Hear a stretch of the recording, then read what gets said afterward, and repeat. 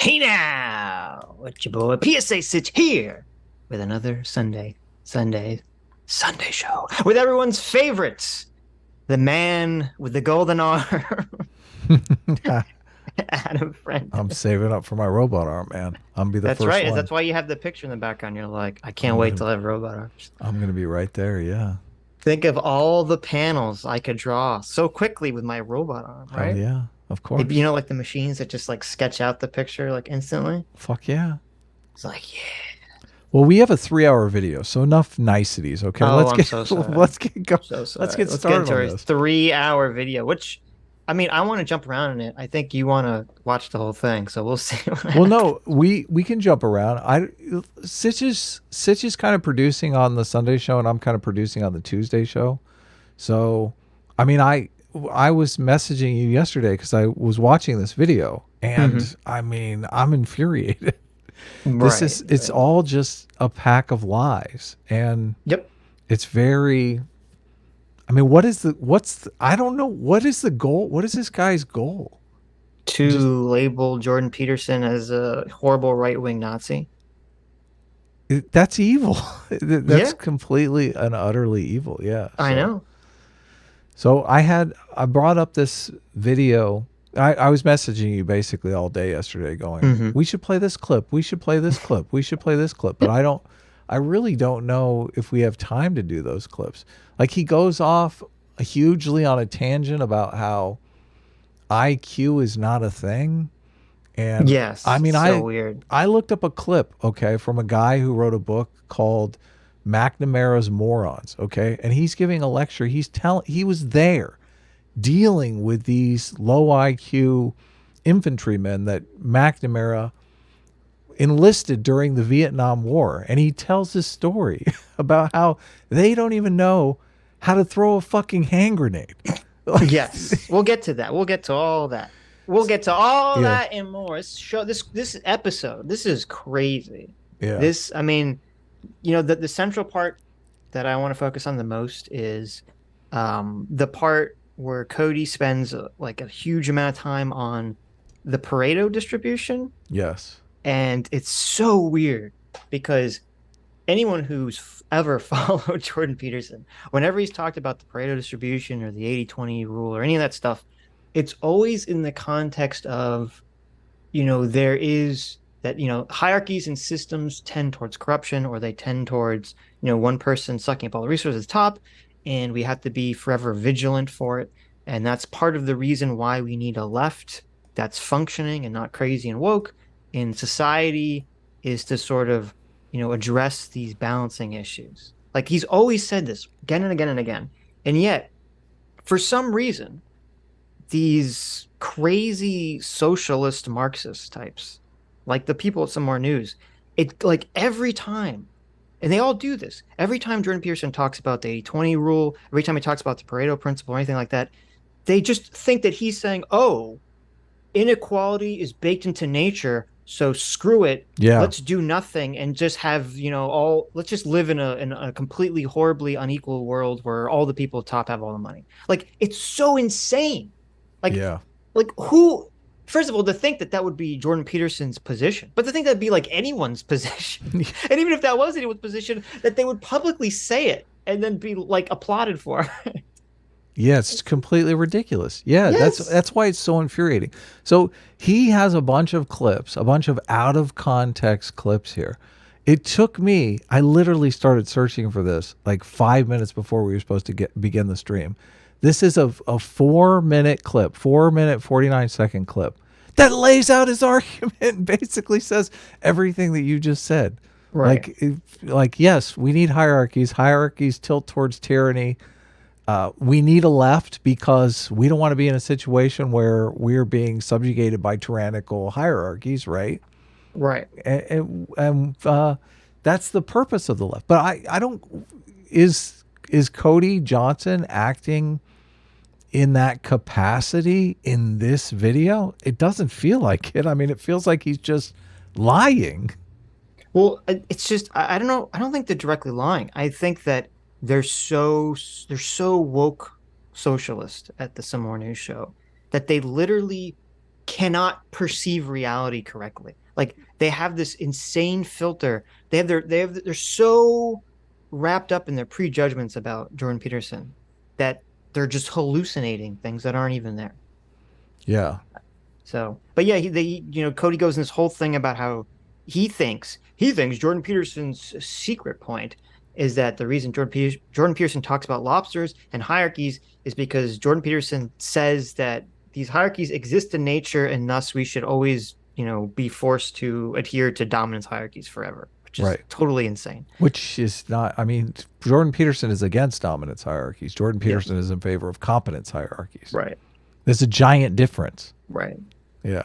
But anyway, so yeah, let's watch this clip real quick first, like 5 minutes, and then we'll watch the some more news Right. program. So this is like the honest version of Jordan Peterson's argument, which Yes. Cody Johnston could have looked up in 5 minutes. Well, it's weird. Like this clip could be in the video. I mean, there's so many clips in the video where like they'll play the clip, and you'll say, "Oh, that doesn't say what Cody just said it said," Yeah. and then he just wildly misinterprets it. Yeah. So. One thing that I've been doing in my tour repeatedly, when I talk about the first chapter of my book, which is Stand Up Straight with Your Shoulders Back, it's a discussion of hierarchies and their eternal nature, right? Because my claim is, and it's not my claim, I think it's mere fact, that organisms that have to cooperate and compete with other organisms of their type inevitably arrange themselves into hierarchies, and that's been going on for so long, which is at least 300 million years, that our nervous systems have adapted to hierarchies as if they're a permanent element of being, right? More permanent than trees, like seriously permanent. So that's a very simple premise, right? Like Right. like hierarchies have always been a part of our external environment, and therefore selection pressure for natural selection to work off of. Right. The most fundamental neurochemical, the one that regulates the entire brain, serotonin, is acutely sensitive to hierarchical distinctions. And so that's part of the proposition. So the reason I laid that proposition forward was to say, whatever pitfalls hierarchies might produce, you cannot lay them at the feet of the West, patriarchy, or capitalism. It's like, that's a non-starter. You're wrong. And not just a little bit wrong. You're so seriously wrong that if you insist upon doing that, you won't even achieve your own aims, because you're actually not grappling with the problem. The problem is, if hierarchies are a problem, which they are, the problem is way more serious than mere capitalism. Now, did I hear this correctly, Sitch? It sounded like he just said that hierarchies were a problem. Oh my gosh! What? I mean, Jordan Peterson said hierarchies are a problem. Oh my god! I know. I mean, that's what Crazy. I'm not high here, right? That's what he said. Wow. And they don't play this whole clip, but they draw clips from this clip. Right. So they've seen this. They've seen this. Yeah. Which it's just they're such big fat liars. It's crazy. They're liars. It's really How crazy. do they sleep at night thinking that they're they're on the good side here when 'Cause they're they're just delusional. lying. They're so delusional. Yeah. Oh, it's so infuriating. It's way deeper. And if you're actually interested in rectifying the negative consequences of hierarchies, then you're going to have to get a lot more sophisticated than your idiot Marxism. So part of the elaboration of that argument is, well, hierarchies are inevitable because we have to solve complex problems, and we have to solve them socially. And when you implement a solution to a complex problem socially, you produce a hierarchy, because some people are better at the implementation than others. So there's a hierarchy of competence, and then there's a hierarchy of distribution of the spoils. Now, I want to point out that he said hierarchy of competence, not dominance. Right. They're completely Right. different, right? A hierarchy of competence is I'm better at something than somebody else. There's a competence hierarchy on the show for reading, perhaps. Sitch is much better at this than I am. Okay, I am better at things like drawing. So I didn't get into a fist fight with Adam to determine who would read the Super yes, Chats. exactly. There was dominance hierarchy. There was no need. We didn't get in a fist fight over who was going to draw the comic. Okay, the whole idea behind, what is great about the West is that we've created a bunch of different competence hierarchies that hopefully there is one that everybody can get to the top of. If you're not good at sports, you work on scholastics. There is some competence hierarchy out there that you can compete in. Now, well, not everyone gets a top, but there's hopefully, except for some people, which will come up later in the stream, everyone will be able to compete well in some kind of competence hierarchy. Well, I mean, in a perfect world, I feel like there's something out there that you can excel. Yeah, in a perfect world, sure, but we're not quite there yet. Okay. You can tell who's at the top of the optimism hierarchy here.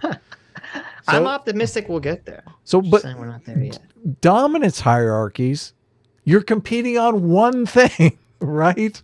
Yes. You're competing on who can subjugate people better, right? Who is the biggest asshole, right? This is the problem in autocracies. They literally are dominance hierarchies. They compete on subjugating everyone around them. So, I would rather live in a competence hierarchy, situation than in a dominance hierarchy. But obviously Cody's going to conflate all of that. And in both of those hierarchies, you get a disproportionate clumping of resources at the top and dispossession at the bottom. It's in the nature of hierarchies. So what's the left for? The left is to remind those who are benefiting from the hierarchies that the hierarchy comes at a cost. And the cost is the clumping of people at the bottom. And that's an eternal cost, and it's not trivial. And so that's what the left should be properly focused on. The left should be providing the Now, did he just said, I swear he said it's not trivial. Like it's something no, you important. hallucinated that. He didn't actually say that. No, I swear he said it's not trivial because no. Sitch. Jordan Peterson said is that hierarchies are built into nature and that we should subjugate the weak and poor because nature and the Bible. That's what he said. It's funny because I swear to God, Cody's entire 3-hour video is aimed at saying, Jordan Peterson is saying that these hierarchies are trivial and that we have to just learn to live with them. Like that's the whole crux of his video. Yep. No, he said the opposite of that. Cody, you're such a lying piece of shit. Voice of those who are dispossessed by hierarchies. And the right should be saying, yeah, but the damn hierarchies are necessary. And they're not only necessary, but they're also productive. Then the left says, yes, but they tilt towards tyranny. And they did he not just say they tilt towards tyranny? He did, yes. Can be occupied inappropriately by people who are playing games of power. People don't know that you're joking. Okay? Oh, okay. They can't tell that you're being sarcastic. It's me, guys. Cody Johnston. He said that that hierarchies and tyranny is good because it says so in the Bible. Now let's go to an ad spot. Oh my God, that's so funny. Do you need shoes? Well, here's some more news. We'll sell you shoes. You're AOC, desperately trying to run away from a mob that's attacking a different building that you're not in. Here's the shoe for you. These are January 6th running shoes. You can outrun any MAGA marcher in these tennies. You can outrun any MAGA marcher. You can even outrun your own scared thoughts of anxiety that have placed you in a dangerous situation. You can't outrun that. There's no way you can outrun that. Yes, you can. These shoes are called safe spaces. Take a safe space with you wherever you go. Oh, that's awesome.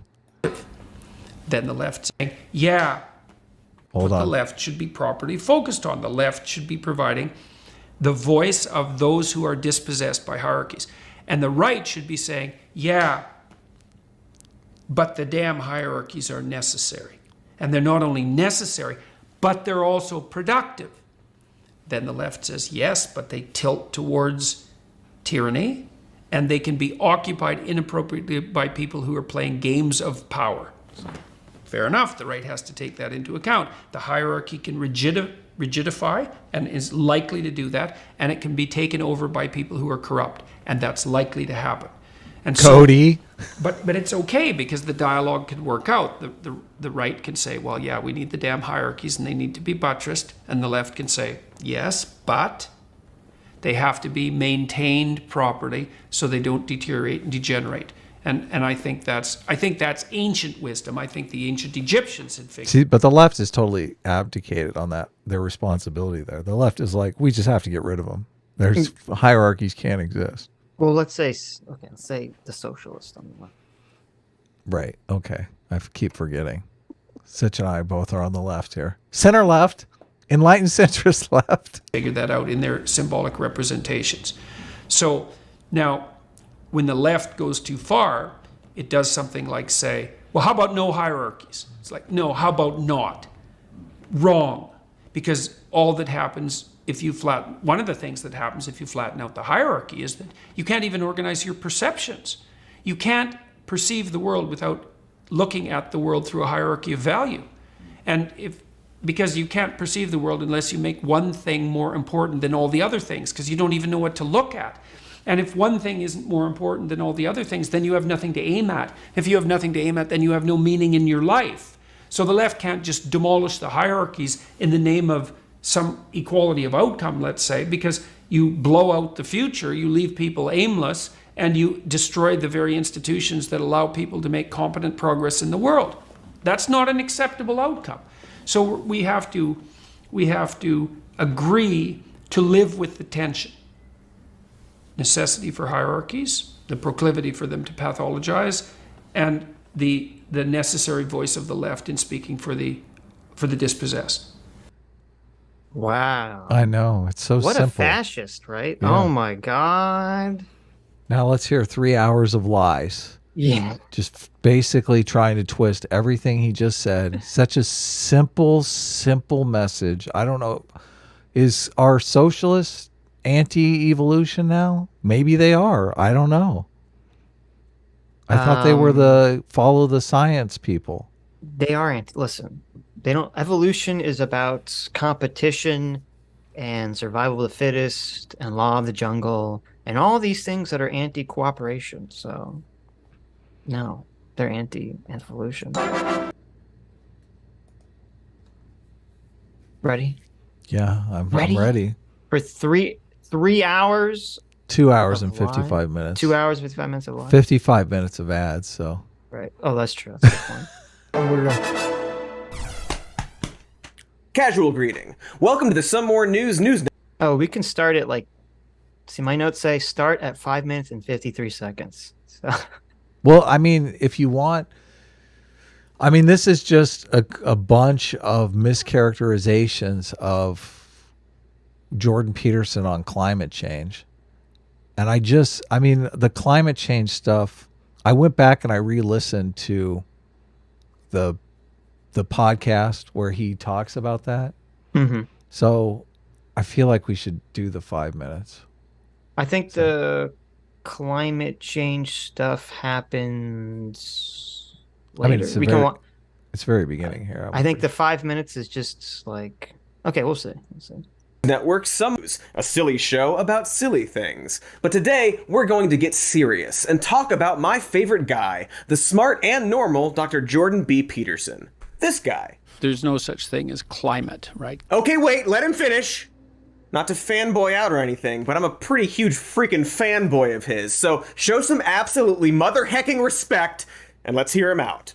Should we say because he completely mischaracterizes what's going on in this conversation here. Mm-hmm. And I feel like we should ahead of time say what is really going on just to show how ridiculous his mischaracterizations are. Well, because I didn't rewatch the Joe Rogan. So I rewatched it, okay. So he makes it talk says like Jordan Peterson goes on for 6 minutes. They talk about climate change for about 25 minutes before the conversation shifts into anti-capitalism.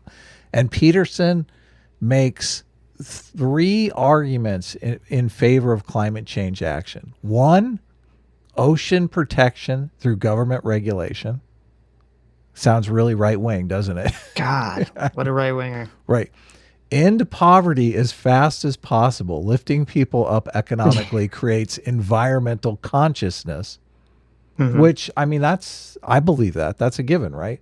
As soon they've done all these studies, as soon as people are lifted out of poverty, all of a sudden they're like, man, the pollution around here sucks. And now that I have some economic power, I'm going to turn that into political power and get some changes around here. Get this mess cleaned up, right?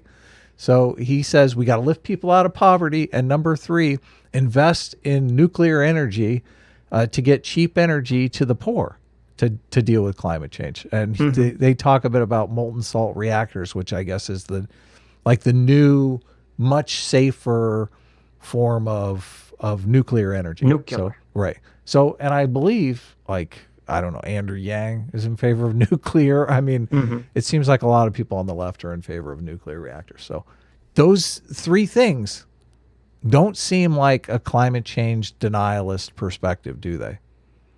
Yeah, but he says, what is climate anyway, though, dog? Yeah, this is why it's so fucking infuriating, because all he's doing is attacking him on out of context clips. It's not even the exchange that took place. Climate and everything are the same word. Shut up, he's not done. Surely he's not done. And that's what bothers me about the climate this change. is why I'm so infuriated by this. Like, I feel like this is why when the right wingers come out and they start calling people like Cody a groomer and start implying that he's like a pedo, I'm like, this guy lies like a fucking rug. Why? Why does he not think people are not going to lie about him? Why is he impervious to these bullshit lies? So bad. Types. Oh, okay. I see what he means. See, you just gotta let him talk more to really understand him. So he's being derisive here, see, as though the climate change types claim that climate is everything, and they want to change everything. I don't really think that's true, but maybe I just don't quite grasp exactly what he's saying. Also, I don't know what he means by everything, but let's give him a little more time. We keep interrupting him. This is something that bothers me about it. Technically, it's like, well, climate is about everything. So, okay, but your models aren't based on everything. Your models are based on a set number of variables. Yeah. So that means you've reduced the variables, which are everything, to that set. Well, how did you decide which set of variables to include in the equation if it's about everything? And that's not just a criticism. That's like, if it's about everything, your models aren't right. Because your models do not and cannot model everything. All right, maybe this isn't the best clip to start with because I hadn't seen it before, but don't worry, I have other clips. He's great. And you know, we're pretty fair and balanced on Cody's Shody, and again, I don't know what he means by everything, so a good question to follow up with would be... What do you mean by everything? Perfect. Thank you, Joe. Great question. Hope this clears things up. What do you mean by everything when you say... Well, but that's what people who talk about the climate apocalypse claim in some sense. We have to change everything. It's like, everything, eh? Okay. Glad he said in some sense, because, yeah, I guess in some sense, people who think climate change is real and something about which we should be concerned do think that we need to change, well, not everything, but a lot. So we're off to a good start. And the same with the word environment. That word doesn't mean...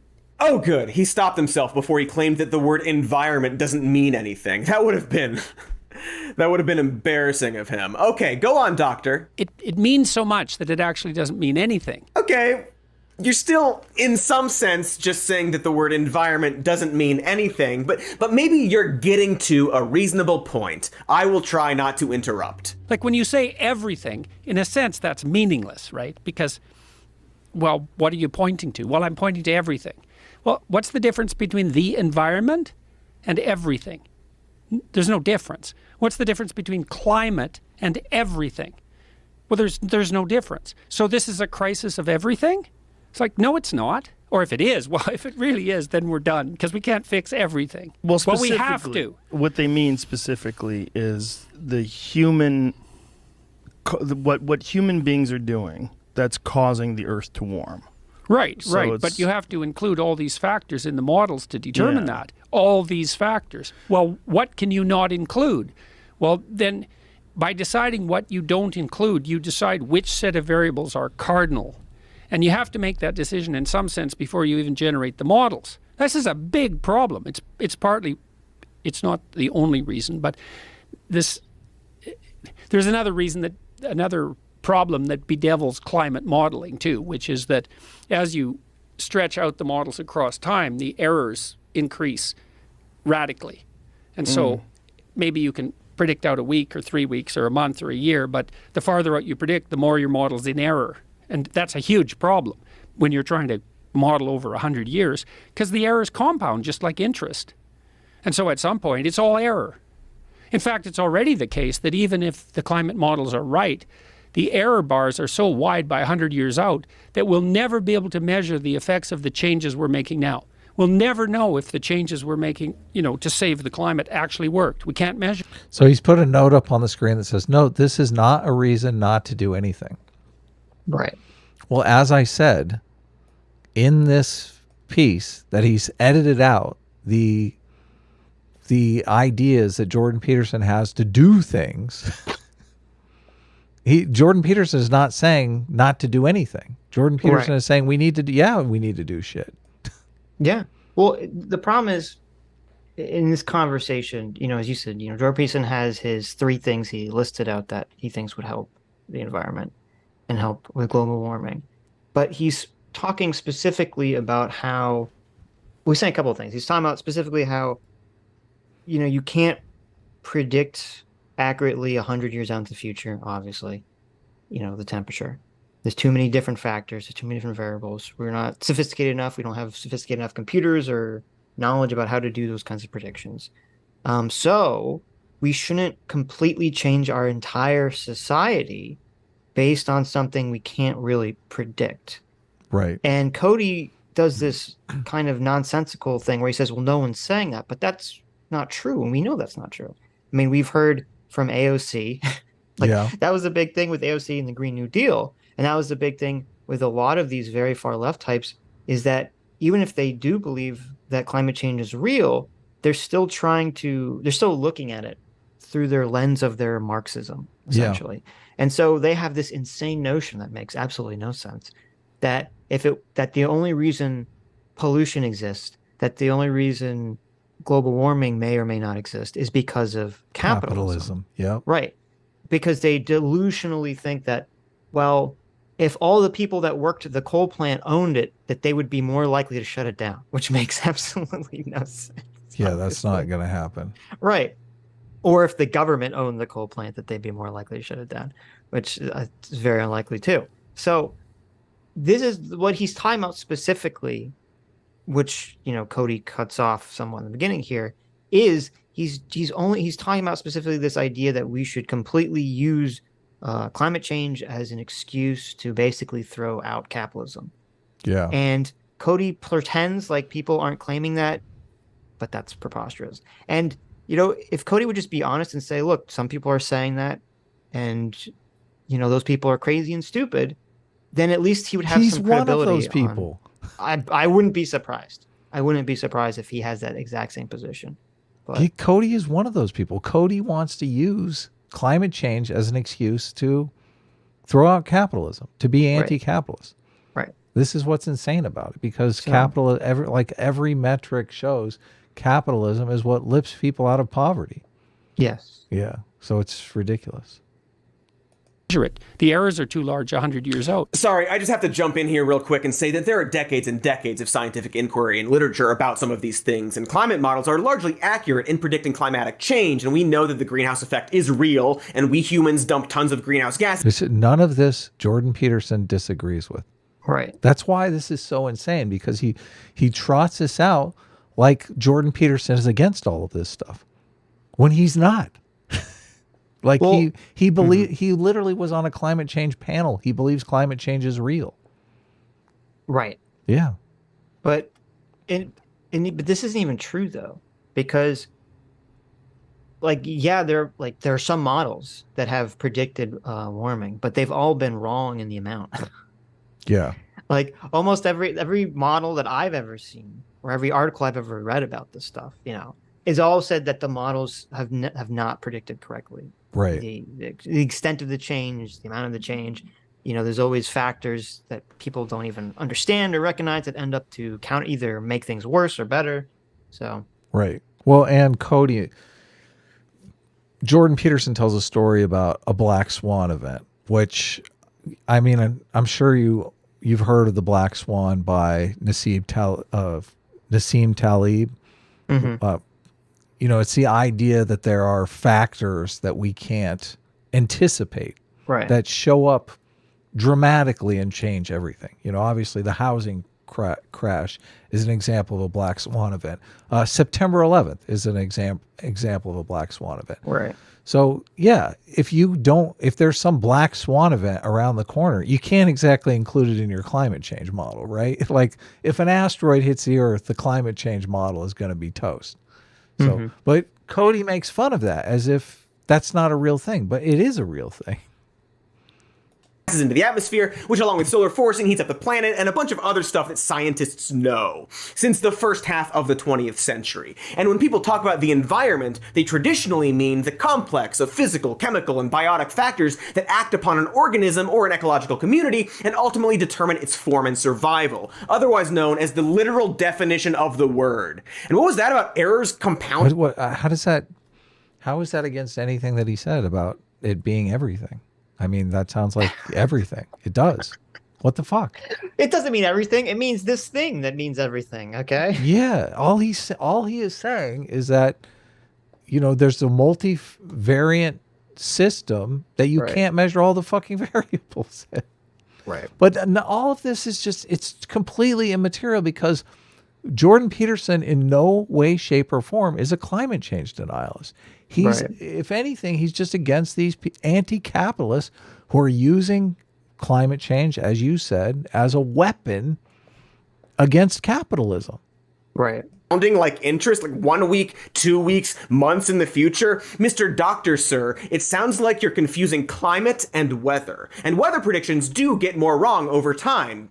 And then he lumps him into like the fucking Republican morons that go on the Senate floor and with a snowball and say, "Listen, look, climate change isn't real. We just got a snowball." Yeah, exactly. Yeah, that's not. Well, yeah, what he says, because Jordan Peterson said that there are errors in the prediction models because the prediction models obviously can't account for everything, and then if you have a prediction model that goes, the reason prediction models fail is exactly what Jordan Peterson said, and it's baffling to me that Cody doesn't even understand this like basic fact of life. If that you're creating long-scale prediction models of the future, one tiny error will create a cascade effect of fucking up all the information down the road. And that's why prediction models like this are so hard to come by. And so he's saying if there are all these little errors in the beginning, or they're for things that aren't accounted for that crop up, 5-10 years down the road, it's going to mess up everything down the line. Not only that, you have the black swan events accumulate over time. Sure. Like 100 years out, how many black swan events are we going to have? It's going to be dozens. Like you, I guess, actually. But climate is conditions over time, takes carbon and solar forcing into account, etc. And is this where you wanted to skip to? Because, I don't need... It was after this, but we're like 20 seconds away from where they okay. Going, so. It's so ironic that this fucking moron is going to sit here and lecture us on the difference between climate change and weather. I know. Listen, Cody, you don't even understand the basic hierarchy argument, okay? Right. The fact that you think you're going to lecture us like you're some fucking big brain intellectual because you read some Democratic talking points on climate change is just ridiculous. It's completely ridiculous. This guy's such a fucking poser. So forth. I wouldn't. This guy probably flunked out of community college. Let's be honest here. This guy has not read anything intellectually higher than sixth grade. Any error is accounted for by providing ranges. I keep cutting you off. Well, no, I was going to say, I mean, he's reading the teleprompter, but you're right. That is not. I'm so fucking infuriated here. Climate It change gets is worse. tough. It gets worse. I Adam, know. Okay? Oh my God. It gets so much worse. I was listening to this yesterday, Yes. and I mean, I hadn't really listened to it, but oh God, it's so painful. I know. And not only that, he's so smug about it, as if, I mean, Yes. you're a fucking liar. I can't stand liars. Like, how does he not know that he's lying? Like, how does he, I guess maybe he's got an attorney perspective here. Like, he just sees himself as, I have to protect my client, the Democratic Party. So I need to go out there and just lie about everything. I don't think that's, no, I think, as I said, you know, him and the writers of the show are obviously very far left, anti-capitalist socialists, and they're super duper woke. And it's like, remember we talked a million years ago, we talked to that journalist who wrote this hit piece on Jordan Peterson. I do remember that. We talked to a journalist a million years ago who literally wrote a hit piece on Jordan Peterson and barely watched any actual like firsthand clips or accounts of Jordan Peterson. They were drawing so much of their information from reading other articles. Okay. Which is insane to me. And so it's very clear that with Cody and all these people, it's like they just believe that Jordan Peterson is secretly a Nazi and that it's their job to connect the dots for you, to flip around the conspiracy theory corkboard with all the lines on it and prove to you that even though Jordan Peterson's hiding his power level, he's the secret ultra super duper Nazi. Right, yeah. And so he's going to twist everything through that lens. You know, Cody looks like a pedophile to me. He really does. He looks like someone who diddles kids. I mean, that's the whole aesthetic that he has going here. Is that the aesthetic? But if somebody came out and like lied about Cody and tried to make it seem like he diddled kids when he really didn't, I think that would be wrong. I don't think people should do that kind of shit. Right. I feel like Cody needs to turn his fucking brain on and think, oh, falsely accusing people is kind of bullshit. Right. It's kind of wrong. It's kind of really wrong. There's so many. But that doesn't make for a good video. Listen, a good friend of the show, Stephen Michael Davis, did a video highly critical of Jordan Peterson of his recent Ukraine video. Okay? Yes. It's an honest video. It's an honest take. Steve, I think, goes a little too far in being mean where he doesn't need to be. I might have been guilty of that in the past too. Yeah. So glass houses, like, but there's so much that you can criticize Jordan Peterson on from an honest perspective. Why are these people coming out here and just making up positions that the guy doesn't even hold? Yep. That's what's so infuriating. It's just, it's insane to me. And the fact that they think that they're doing good in the world by lying about people, like, just how do you think, oh, we're the good guys because we're the fucking liars? Because it's like what's her name? Anita Sarkeesian. She's like, a million years ago, remember, she said everything is sexist, everything is racist, and it's our job to point it out. Okay? That's what they think. Yeah.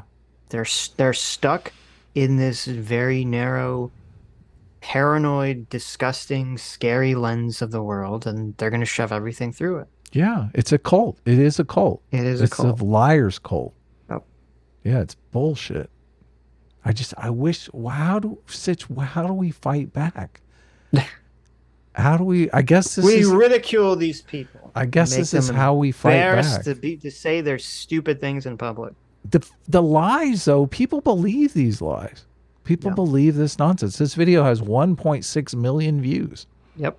And I mean, if I was Jordan Peterson, I would drop a defamation lawsuit on this guy I'd be like, listen, you have so many false statements of fact in this video that we're going to tie you up in court until you shut the fuck up. And I wouldn't take any settlement outside. I'd be like, no, this is going in front of a jury. Fuck you.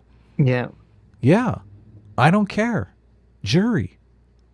based on the amount of CO2 we pump into the atmosphere. But then again, atmosphere is everything, so it's really nothing, right? Why is he being so purposefully obtuse and being like, well, what's... Everything is really nothing. You're a fucking moron. How do you, like, this is just basics, right? How do you get from everything is equals nothing? Like, who did the math on that one? Everything is so complex that we can't account for everything doesn't mean nothing.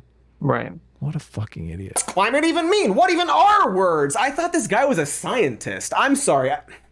I know I said I was a huge Jordan Peterson fan, but maybe I'm thinking of a different guy. I said I had other clips. Can I see one? Yeah. You're thinking of Jeffrey Dahmer. That's the fan that you're... That's the guy that you're a huge fan of. Right. Yeah, the guy who sexually assaulted people and ate them.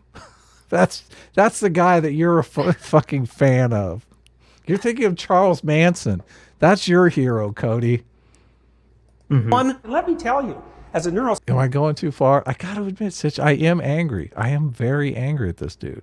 No, you should be, but it's gonna get worse. What a fucking liar. Well, he's about to lie again 2 times right in the beginning. You dirty fucking liar. It's crazy because they lie and then he explains that he understands like the other side of it, but then doubles down anyway. Doubles down on the lie. Sitch. Yeah, well, it's very impressive. Watch. Scientist. I'm sorry. I know I said I was a huge Jordan Peterson fan, but maybe I'm thinking of a different guy. I said I had other clips. Can I see one? Let me tell you, as a neuroscientist... Okay, so wait, he's a neuroscientist? I mean, that explains the tuxedo, but that has nothing to do with climate science. Explain yourself or interrupt me with another clip. I'm an evolutionary biologist, by the way, not a political philosopher. All right, hold up. So he's an evolutionary Okay, so we have 2 out of context clips that appear to be Jordan Peterson, and one of them saying that he's a neuroscientist, and the other one saying he's an evolutionary biologist. Okay, if you actually watch these clips in a larger context, you see that he's not actually saying. Okay, the first clip, if you listened, there's a reason he says neuroscientist. He says neuroscientists as plural. Here, let me go back. I'll show you. That has nothing to do with climate. Can I see one? Let me tell you, as a neuroscientist. Okay, so he says as a neuroscientist plural, then pauses, then says neuroscientist. Okay, because he's making an argument. He's saying as from the perspective of neuroscientist, and then he misspeaks. Exactly. That's why he pauses. Okay, because he's in the middle of having a debate with this guy. Right. And so it's very clear what he means. And then in the second clip, which basically what happens is that Jordan Peterson's talking to an interviewer who's being very hostile to him. He's doing, this is like, I don't know if this is pre or post Kathy Newman, but he's doing the Kathy Newman thing, where he's just like strawmanning everything Jordan Peterson says. And he reads some crazy strawman criticism from some other Canadian philosopher who's claiming that Jordan Peterson only cares about looking back to ancient biblical times to answer questions about human ethics and morality, and doesn't care about the humanistic principles of ethics derived from the Enlightenment era that have worked for a long time, about 200 years. To which Jordan Peterson responds, first of all, I do care about the Enlightenment principles and doctrines, and it's really stupid to say that I don't. I'm paraphrasing. He didn't say stupid, but that's the implication. And then second, he says, 200 years, thinking 200 years is a long time is foolish. I'm not a political philosopher. I'm an evolutionary biologist, so my time scale is thousands of years, not hundreds of years. Okay? Right. So it's very clear that in both these clips, he's talking about from the perspective of these 2 disciplines. Right. The idea that Jordan Peterson, who's one of the most cited psychologists in the world, which is funny because if you check Cody Johnston's sources for this video, they even have an article that talks about Jordan Peterson being one of the most cited psychologists in the entire world. Yeah. And the person in the article says that he has the amount of citations that you would expect from someone who's going to get a Nobel Peace Prize. Oh, shit. I know he's close. He's close to the same citation number as all of the Nobel Peace Prize people are. Yeah. Well, I don't know about that, but he has a lot. And so the idea that Jordan Peterson's running around here, like lying about his background is just totally, totally insane. But you'll see that directly after this, Cody Johnston explains that he understands that Jordan Peterson's not actually saying that these are his qualifications. that he's talking from the perspective of those fields, and then he still doubles down about it. He says, I just lied to you. I understand it was a lie, but I don't care. It's incredible. Yeah. It's amazing. I've never seen anything like it. Not a political philosopher. All right, hold up. So he's an evolutionary biologist and a neuroscientist, neither of which have anything to do with climate science. Still, that is a lot of degrees, so he must be smart, right? I wonder where he went to school. Wish I could look that up. Oh, you know what? I just remembered that thanks to the miracle of tiny rectangles, I can. Fake typing, and... Oh, okay, so it looks like he completed his undergraduate degree at Grand Prairie College and the University of Alberta and got a PhD in psychology and... Dude, this fucking sanctimonious bullshit is so infuriating. Like, you smug piece of shit. We all know what you're trying to do here. Yes. This is like... That's it.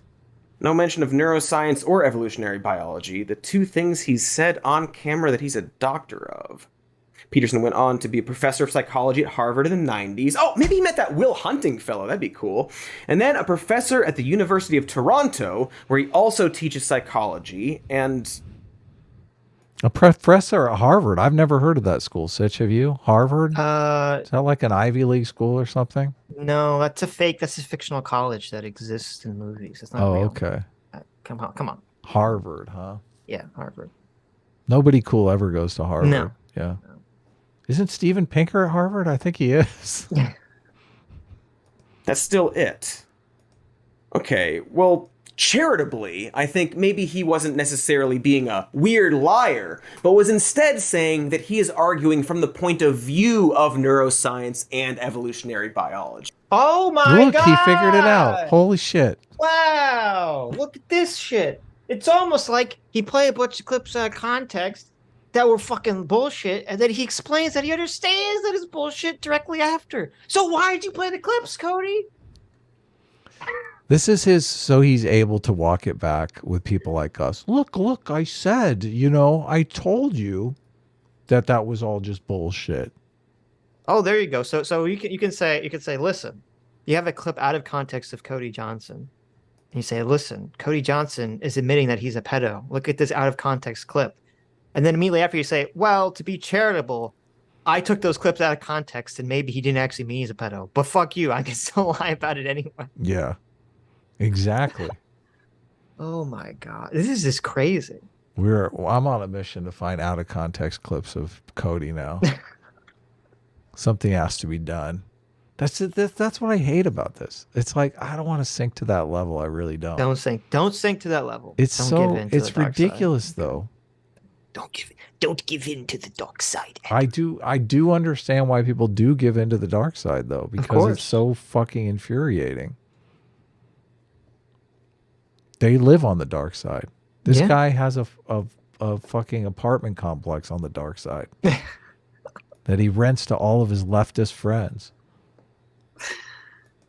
That's a generous interpretation. Also, Will Hunting went to MIT and not Harvard, so they probably didn't meet at all. Also, that was a fictional film. Still, considering there's a D and an octor before his name, it seems easy to assume he's like an expert in those things. Like, if you were a professor, a doctor of psychology, and let's say one of your rules to follow for life is to be precise in your speech, a serious scientist wouldn't flippantly say, let me tell you as a neuroscientist, or I'm an evolutionary biologist.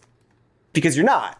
You're a psychologist. So there you go. Listen, I can take out of context clips where if you watch the context, it's clear what he's talking about. You follow Jordan Peterson, it's very clear what his degree is in and what he's talking about. One of them even, I think, says, like, there's a little thing under him that says, like, Dr. Jordan Peterson of psychology or something. So it's just like, but no, he has a rule in his book, Adam, that says be precise in your speech. Right. And since he wasn't 100% precise in his speech, I can clip him out of context and claim that he's lying, even though I understand the context. It's amazing how that works. It's not really imprecise in his speech when you clip him out of context, though. That's not really fair. I don't think you can.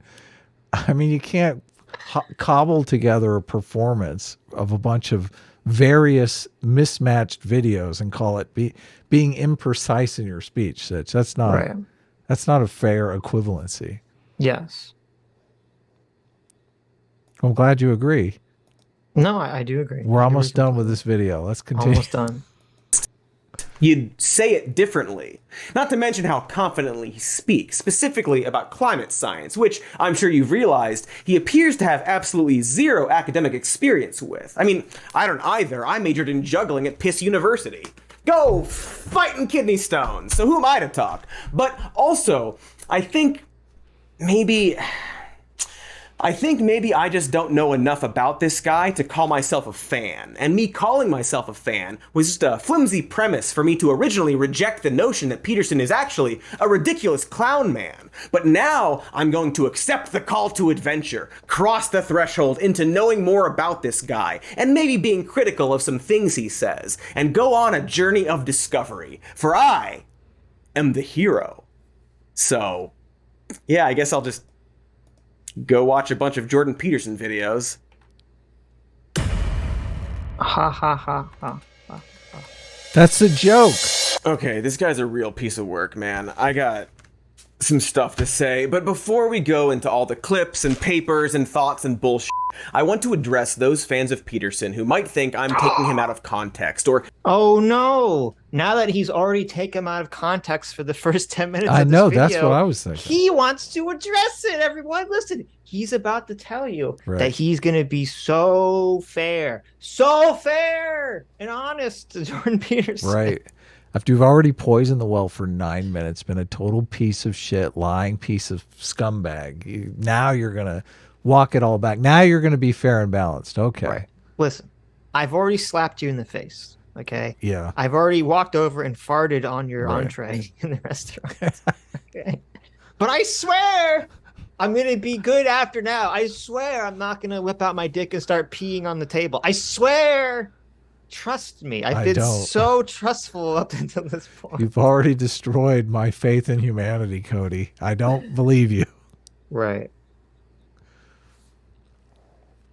Being uncharitable, or as Peterson notes here, dismissing everything he says because of one weird statement here and there. But then it's necessary to separate the wheat from the chaff. You know, one of the things I see with readers who are unsophisticated and intellectually arrogant is they'll read someone great. Maybe they'll read Nietzsche, for example, and they'll find the odd thing that Nietzsche said that grates against their current moral sensibilities, whether they do that in context or out. And then they'll throw away the whole book. It's like, you don't throw away the whole book. It was Nietzsche. You don't throw away the book. He's like 1 in a billion. You read it carefully and you think, well, okay, no to that, but yes to this. And so we're going to try to do that. No to that, yes to this, etc. Because that's what he would want. And we will try to be as fair and balanced as we can be with this allegedly reasonable man. And we'll try not to nitpick or straw man or take things out of context. Which you've already done 6 times.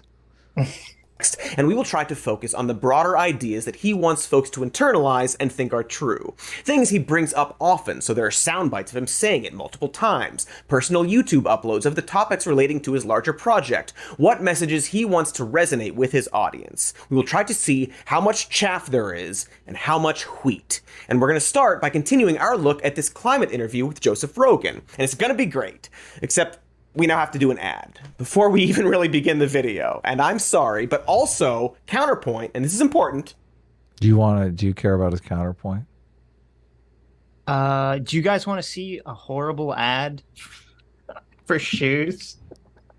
Well, I want to see if I can get I was going to see if I could get the magic screenshot up, obviously. Okay. We'll see. We'll watch the ad for a couple seconds. Look, I just screenshot it so we don't actually have to. You misogynist. How dare you? I cannot believe this. I apologize to all the women in the world right now. Why? What's going on? What? You didn't put up the screenshot? I did put it up the screenshot. There it is. Yeah. Wow. How dare you? How dare you? Look, you filthmonger. So I'm curious how these ads come to be because yes.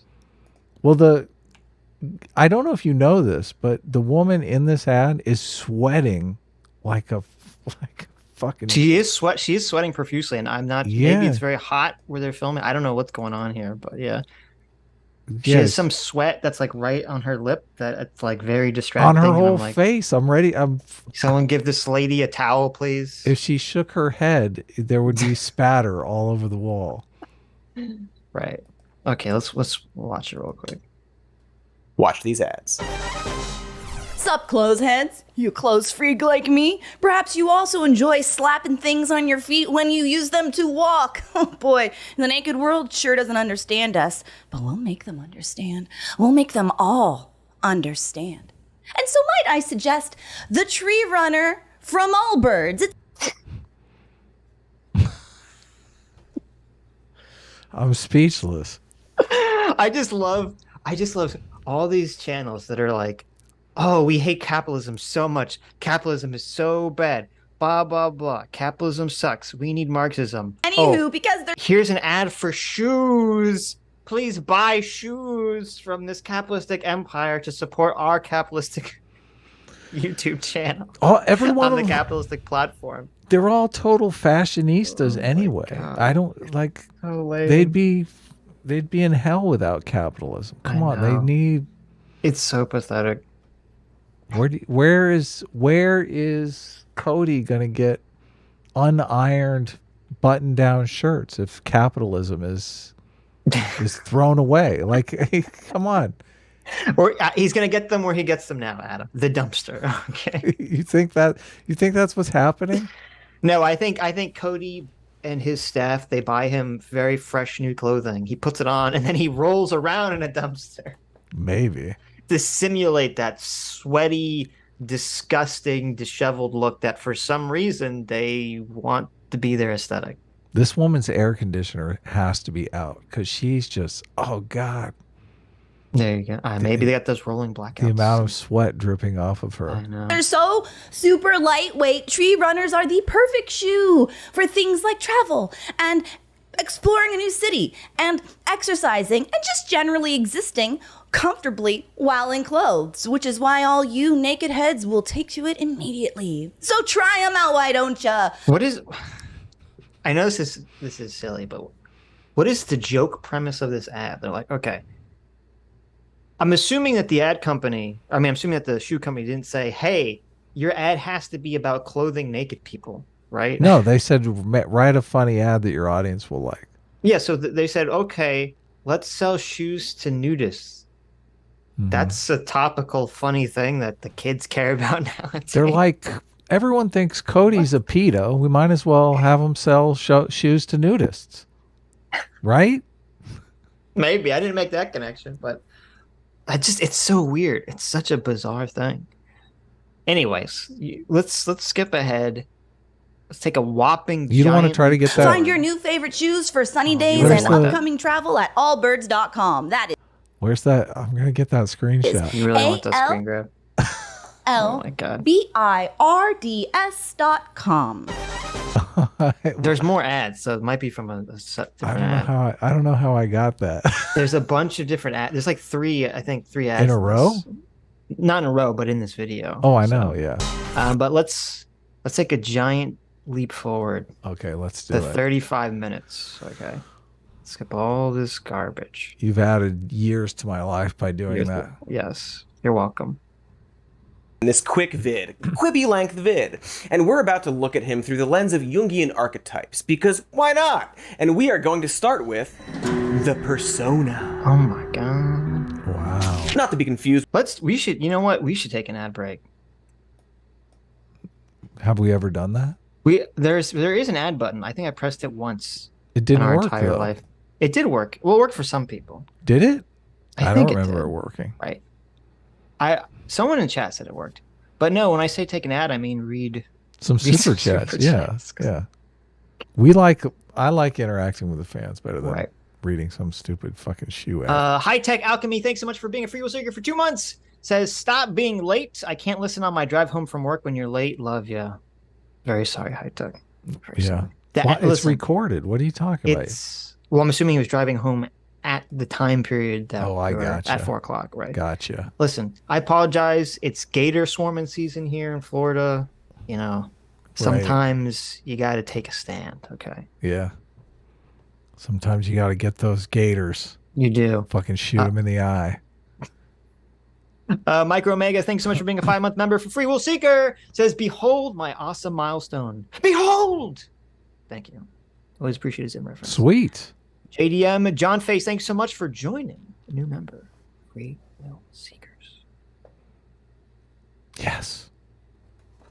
Tater Pictures, thanks so much for being a 2-month Free Will Seeker. Says, hope this late is worth the wait. Oh, it always is. I know we're going to be here till like midnight. This is going to be a very long stream. Jack of Space, thanks so much for being a 5-month Free Will Seeker. Says, they asked me what I knew about critical race theory. I told them I have some theories that are critical of people's race. They said, welcome aboard. What? Nice. I like it. Sketch, thank you so much for joining the Free Will Seekers. JDM John Face. Wait. Oh, that's weird. It says that it says welcome to the Free Will Seekers, and then it says you're 2-month Free Will Seeker. I don't know what that means, but okay. It says A-Team is too scared to go into the belly of the whale and rescue their dad and come back with something of value, bucko. S-Class is the best class. I've been in the belly of the whale. It ain't. Man, we were hotboxing it in there. It ain't no thing. It ain't no thing. Become the Knight, thanks so much for the $20. Says, can't watch the stream today, but please wish my parents a happy 50th anniversary. Looking forward to catching the VOD. Oh, well, happy anniversary. Yeah, that's awesome. that's great. 50 years. 50 wow. years. Impressive. Very impressive. There's your enforced monogamy right there. Yeah. Travelus Arcane, thanks so much for the $20. Says, the alligators are clearly the better sidekick. At least they're never late. A-Train runs on time and has the best jazz standard.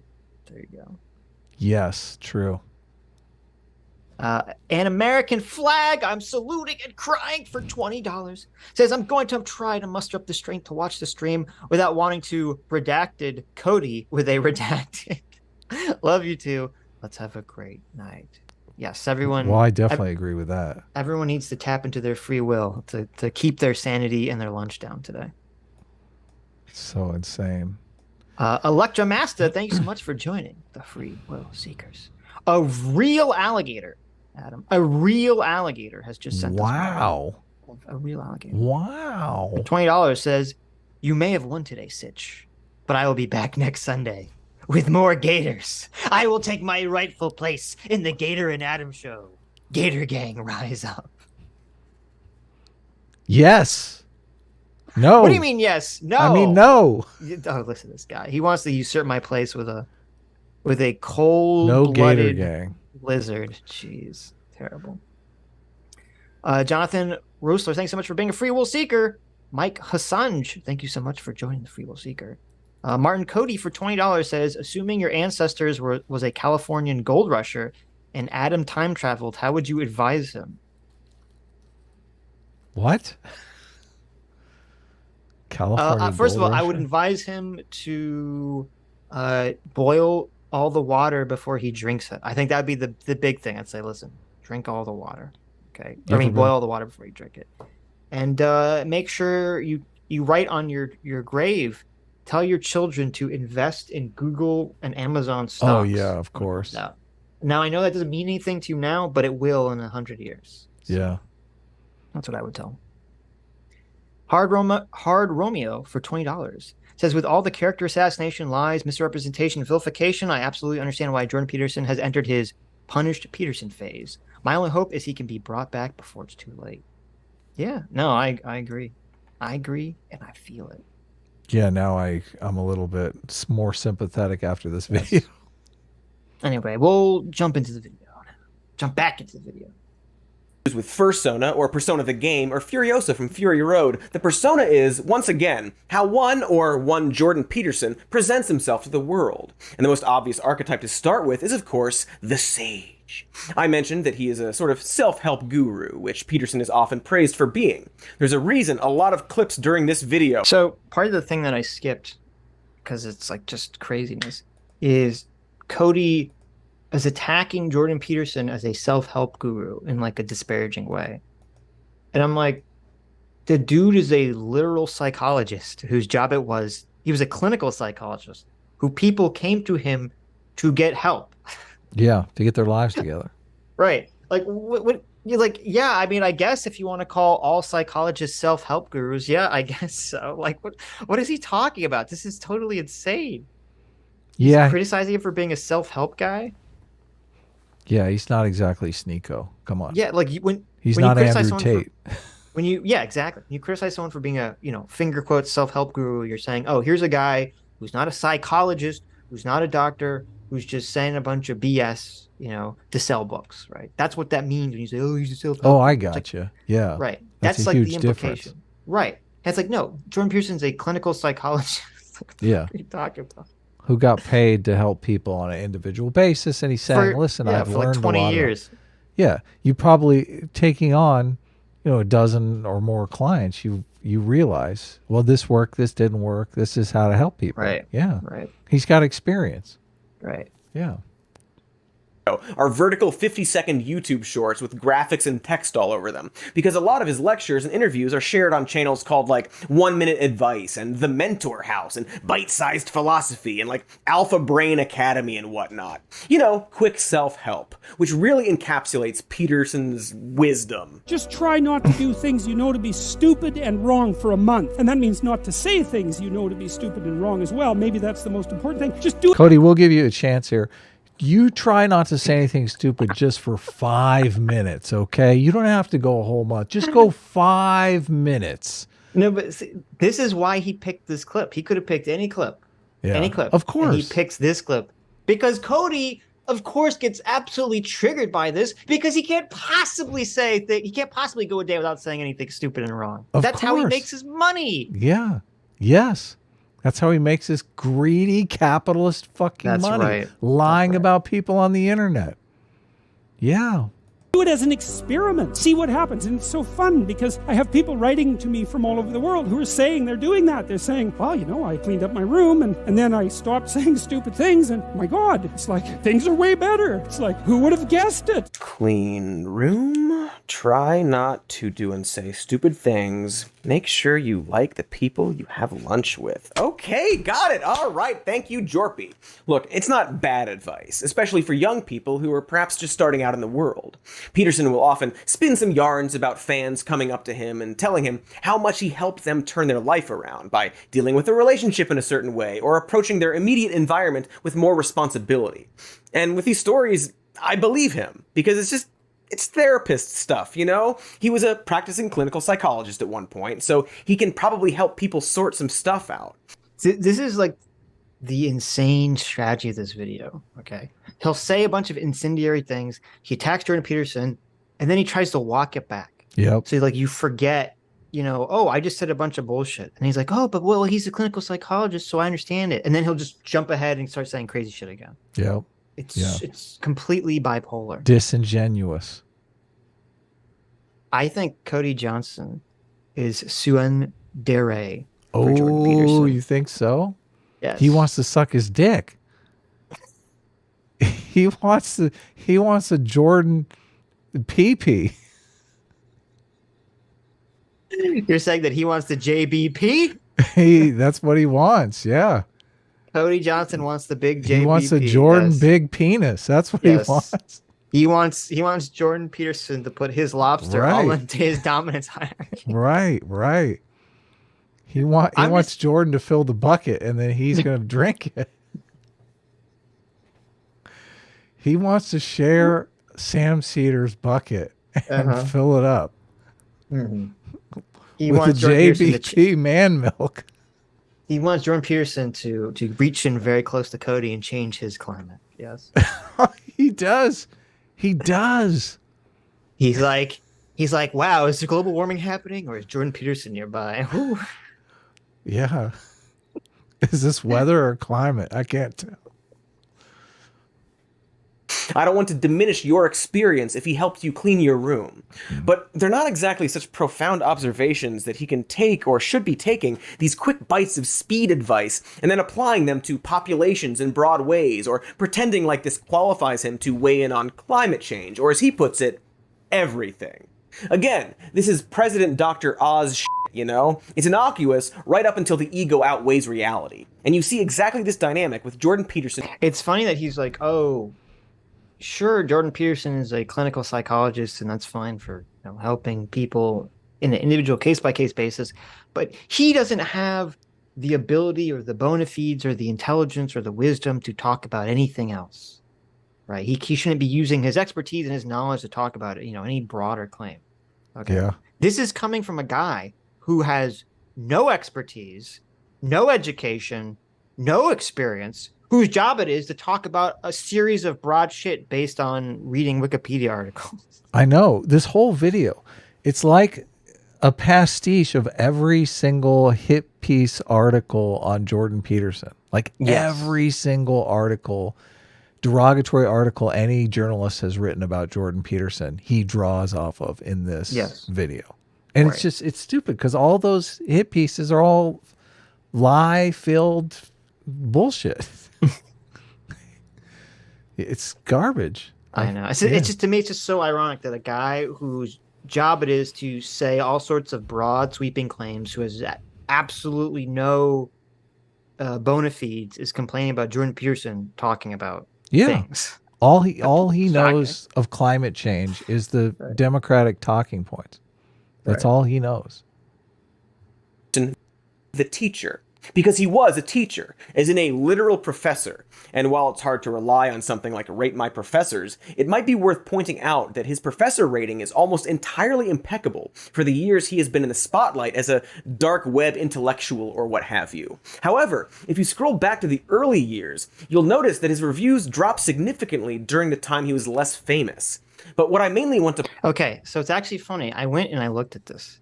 Wow. Nice. This isn't true. This is completely untrue. I was thinking about trying to add them all up to get an average, but it was just, there was way too many reviews to get it work to do that. But if you go back and you look at his reviews, before 2016 or 2015, they're almost the exact same reviews that he gets now. They're all, oh wow, Jordan Peterson, this is like the best teacher I ever had. He changed my life. Like, it's the amount of overwhelming positive reviews of people saying that Jordan Peterson changed their life before he was famous. These are just random students who took his class. Is like 80% of the comments. Yeah, is that, and then every so often there's one comment that's like, I don't like Jordan Peterson, and it's very obvious they don't like him for political reasons. Right. Like, oh, I don't like Jordan Peterson because either A, I don't agree with his politics, and he seems to be. There's someone who's actually complaining about him being not politically correct before wokeness was a thing.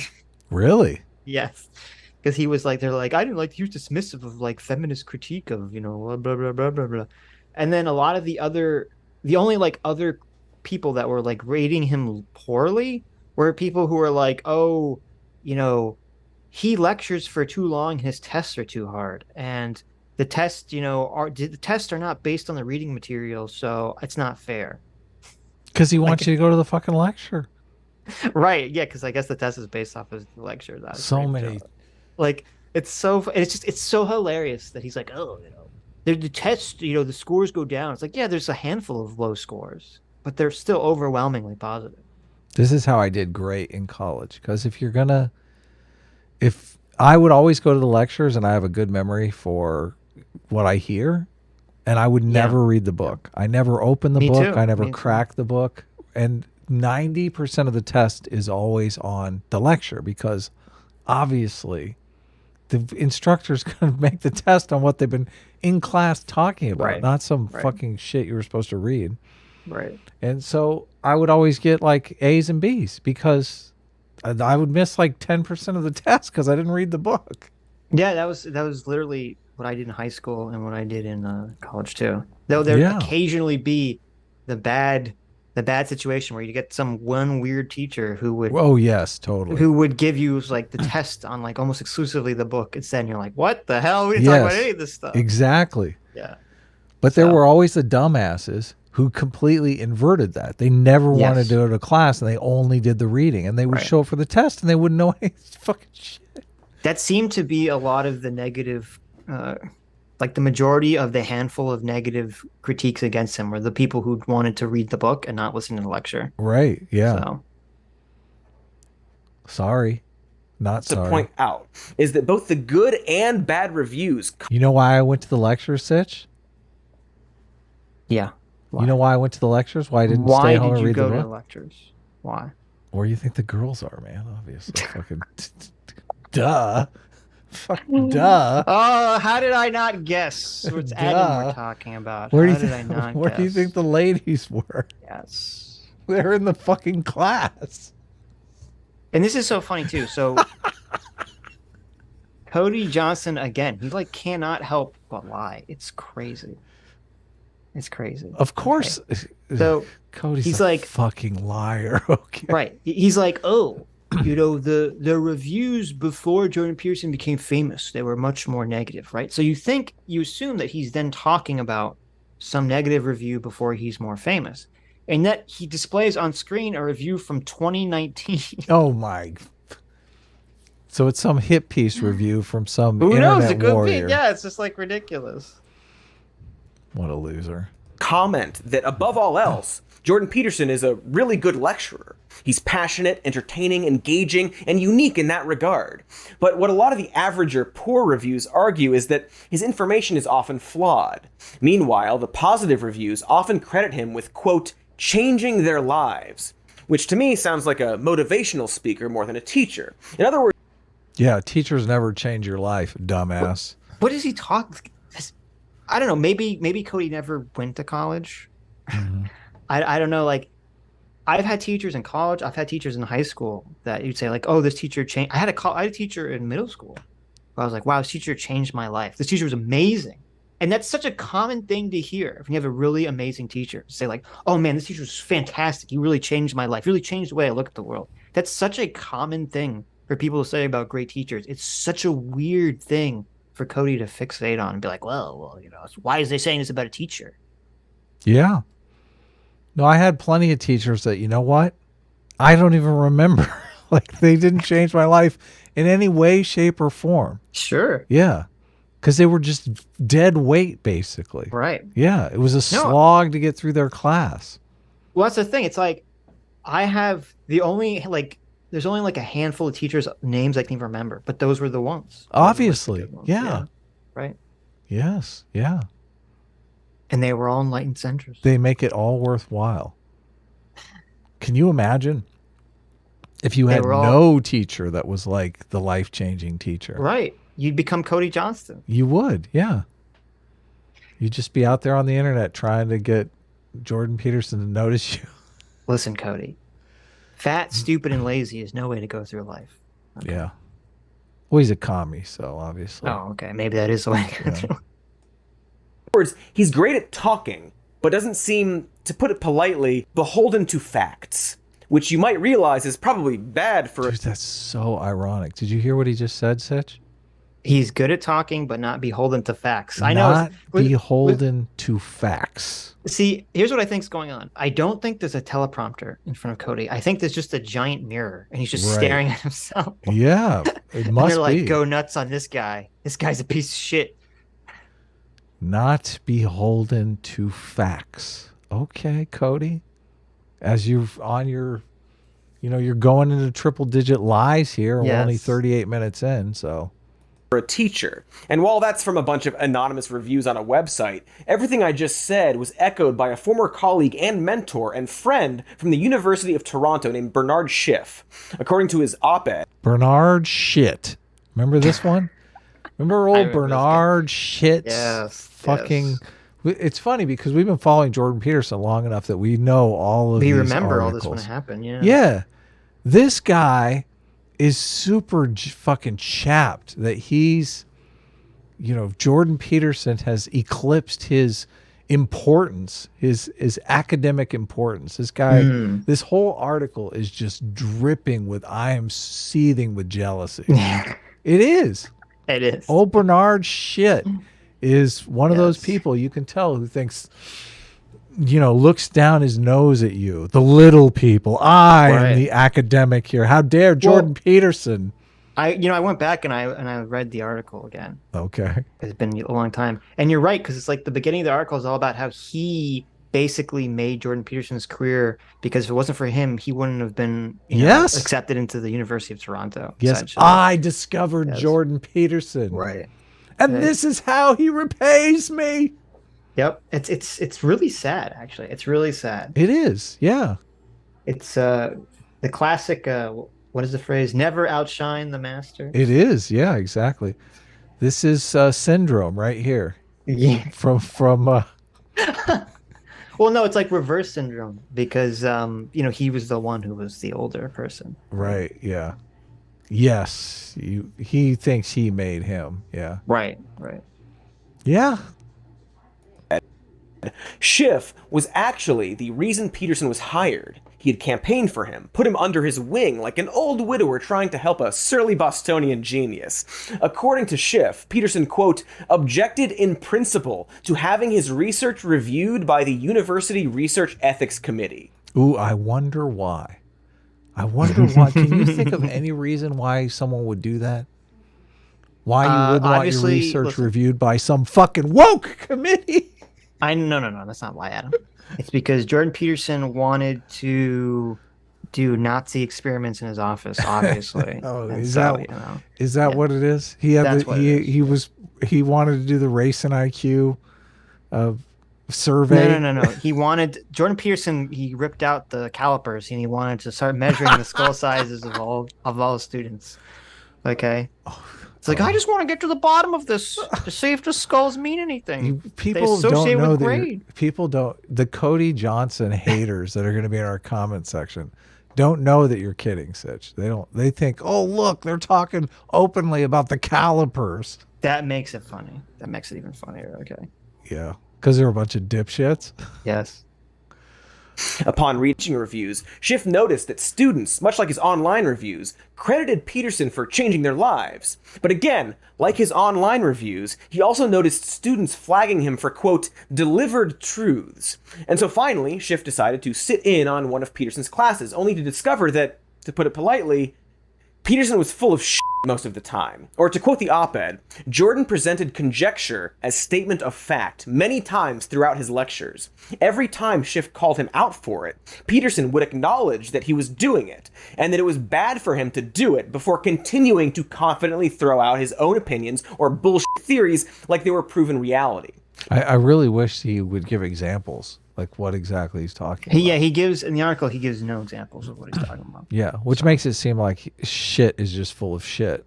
Yeah. To quote the op-ed again, he was a preacher more than a teacher. And then in the end of the article, he does that weird thing about how he wants to buy a church or something. Yeah, and of course Cody brings it up. Well, it's very, when you read the article, it's very obvious that A, as you said, he's super jealous, and B, like, it's disgusting because you feel like he could just talk to Jordan Peterson if he's really his friend. Yeah. Which it sounded like he was from the article, at least at some point in his life, that he could just sit down and have a conversation with Jordan Peterson. But instead, it's like he read a bunch of the hit pieces about him and he just assumed that the hit pieces were true because they're in a fucking newspaper. It said, oh, he must have gone crazy now. Yeah. It's disgusting. How dare he get more famous than me? Here, let me see if I can get some coattail clicks out of this guy. Right. There's he was even in an interview too. So he got his coattail clicks. Oh, he did get his coattail clicks. Huh? Yeah. Phrasing that I'm sure will not come up again. But it seems like what made Peterson a beloved teacher is directly related to his ability to state complete hogwash with a level of confidence only an old white guy could get away with. See, none of this. Yeah. He throws the race stuff in for no reason. Yeah, of course. Yeah. If Jordan Peterson was black, well, no one would have liked him then. Cody hates himself. That's Cody hates his skin color every time he looks in the mirror. He's like, he feels, oh God, why did I have to be born this color? That's right. There's a mirror in front of him that he's staring at, and there's a big sign next to it that says remember your guilt. None There's of a bottle this. of bleach under it. None of this is based in any evidence. I like to look at evidence when I don't like to just talk a bunch of nonsense bullshit, okay? Right. Nobody gave an example of anything that he said or did, or nobody called a witness. You just used anonymous fucking posters online. And you're just, this accusation, Jordan Peterson confidently spouts bullshit in the classroom, is fallacious. I mean, what's it based on? Right. And then he even twists it further than that, because all the guy in the article said was that he said Jordan Peterson was a great lecturer. He was very captivating, you know, but sometimes he would say his personal conjectures as if they're facts. And then Cody turns that into Jordan Peterson was a good speaker because he lied all the time. It's like, that's not even what the article said. Yeah. Like, he's making it sound like Jordan Peterson went up there and he's like some kind of like used car salesman. And he's just saying whatever he thinks people want to hear. And that's what makes him a good, you know, that's why the students liked him. Well, the personal conjecture could be actually correct. That's why it would be nice to look at the claims that were being made. Right. Yeah. Sure. Maybe he said something like capitalism lifts people out of poverty, and this leftist, communist, jealous instructor who's sitting in on his classes, that's not correct. I read Marx last week and he said that was a lie. Like, we don't know until we actually look at one of the claims. We don't know if they're factually correct or not. I mean, I got no problems with Jordan Peterson saying what I just said because it's true. Yep. It's true. And it's based on the best clinical research. The only example I think that Cody, I don't think he even brings up here, I think it's later in the video, is that the one that everyone attacked Jordan Peterson for, the snake's DNA thing. Oh, I know. Yeah. And it's like, if that's really the only thing you're going to go after, it's like, okay, that's it. You know, the fact that Jordan Peterson said, I feel, he didn't even say it was a fact. He said, I feel that, you know, somehow this is that this ancient drawing of the snakes twisted together is a representation of, you know, the double helix or something. If that's like, really, that's it, you're going to throw him under the bus because he said one thing about that. Well, I disagree with that. This is ridiculous. And I went and marked the clip because Richard Dawkins fucking goes after him hard on that clip. And it's, I don't know if have you even listened to that? Yeah, but see, it doesn't, if Jordan Peterson has some belief in like a collective unconscious or something, you know, that would conform to why he would make a claim like that. But it's like, okay, so what? Well, his response to Richard Dawkins is, I mean, it's out of this world. It's like, really? Yeah, it's amazing. It's, I mean, I don't buy it. Like, I'm a rationalist, materialist, whatever you like. I'm not down with supernatural. I mean, you know, maybe it's real. Yeah, but I mean, I've been telling, this is why I've been telling you for ages. People, you know, you said, so maybe are you conceding here? Because you said you thought Jordan Peterson was a secret atheist. And I always said, no, he's a secret New Ager. No, he keeps it. This is why it's insane what he says, because he keeps it in the materialist frame. Like I always say, like Jordan Peterson never jumps to the supernatural. And even when he's talking to Richard Dawkins, he says, you know, I think our consciousness can go down to, I think he says like the microscopic level or something, where you could actually see the structure of DNA. And Dawkins is like, fuck. He's like, the fuck. I'm telling you, Jordan Peterson's a secret New Ager. He's like, dog, what? It's like, but this is, I'm telling you, that's the thing. Oh God, I can't believe you've never listened to the interview with Richard Dawkins, because it's so good. It's so good because Dawkins is like having none of it. Of course. And Peterson doesn't believe any of that stuff. Peterson starts talking and talking and talking. And Dawkins is like, I mean, where are we going with this? Dawkins is like, we're kind of getting off subject here. Right. You were busy telling me about this snake bullshit. But it is the one thing that everybody turns to, everybody goes to, and I get it. As a materialist, I guess, It's weird because sometimes people use that. A lot of Christians use the term materialist as a pejorative, but I mean, I don't feel it as a pejorative. I don't feel insulted by it. Maybe I should feel insulted by it, but I don't believe in the supernatural. Okay. My cards are on the table. As a person who doesn't believe in the supernatural, I look at that clip of Jordan Peterson and I think that's bullshit too, but it's one thing. It's one tiny thing. Right. And not only that, like Cody was saying, he says like for 5 seconds. Yeah, in some class. It's not even in like a public lecture or something. It's in one of his recorded classes that they dug up in his millions of lectures that are online. So, and he's never like repeated it. It's not one of his go-to things that he says every time he gets on stage. Right. And with Dawkins drilling him on top of it, you can tell he's like, yeah, I know this seems new agey bullshit. Like he knows where he stands on that. Right. Yet they march out. Cody here, disingenuous piece of shit, marches out here like this is in every other lecture. Well, there's a tactic that everyone has probably noticed when someone is like, when they're trying to do a hit piece on someone or a bunch of people are attacking someone, well, they'll say like, oh, this person always does X, whatever the claim will be. And then you'll notice, you say, oh, they always do X. Well, can you give an example of this? And every single person will always give you the same one example.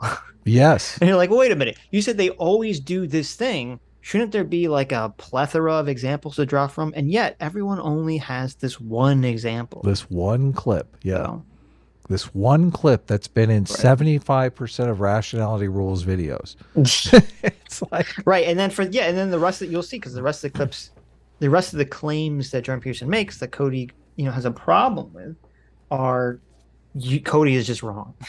Cody's just wrong.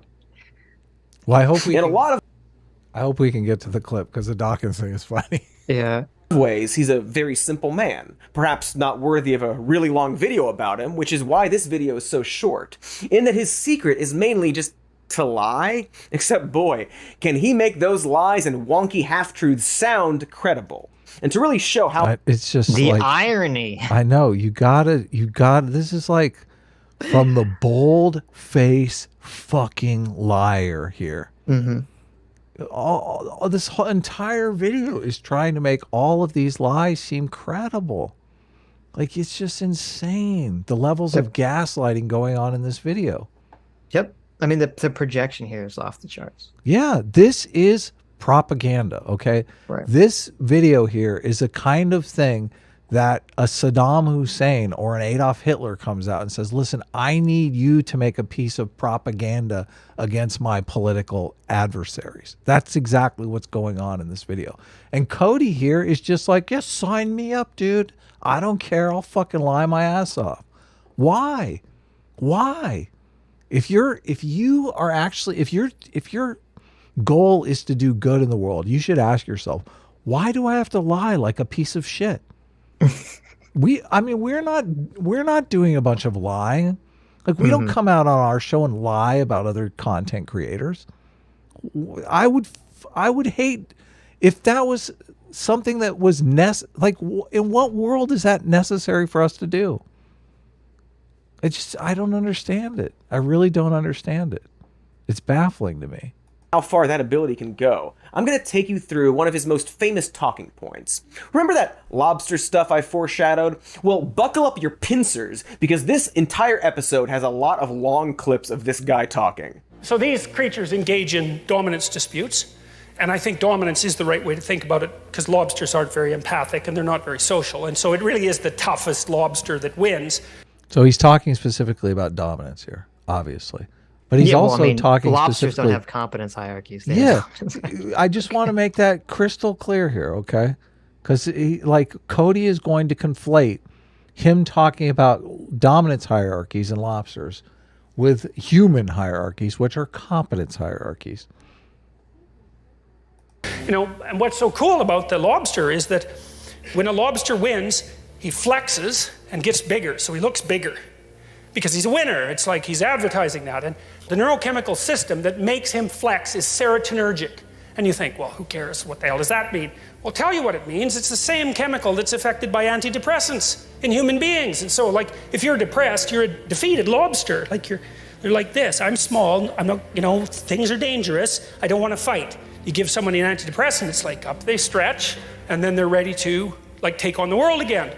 Well, if you give lobsters who just got defeated in a fight serotonin, then they stretch out and they'll fight again. And that's, like, we separated from those creatures on the evolutionary timescale somewhere between 350 and 600 million years ago, and the damn neurochemistry is the same. And so that's another indication of just how important hierarchies of authority are. I mean, they've been conserved since the time of lobsters, right? There weren't trees around when lobsters first manifested themselves on the planet. And so what that means is these hierarchies that I've been talking about, those things are older than trees. Okay, so first... So before we give Cody's insane spin, okay, this is so weird. Like, Jordan Peterson has a handful of talking points or positions that he's said a million times. Right. And yet every time, like, insane, bad faith, socialists, Marxist types like Cody, just can't understand it, okay?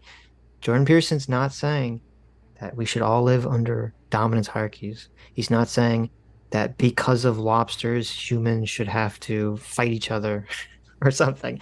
All he's saying is that when it comes to this specifically Marxist idea that we can flatten all hierarchies, because the concept of hierarchies is purely a human creation, is BS. Is bullshit. And that hierarchies, and that the idea of animals organizing themselves into hierarchies has been an old as dirt, ancient thing that humans basically evolved to participate in and be in.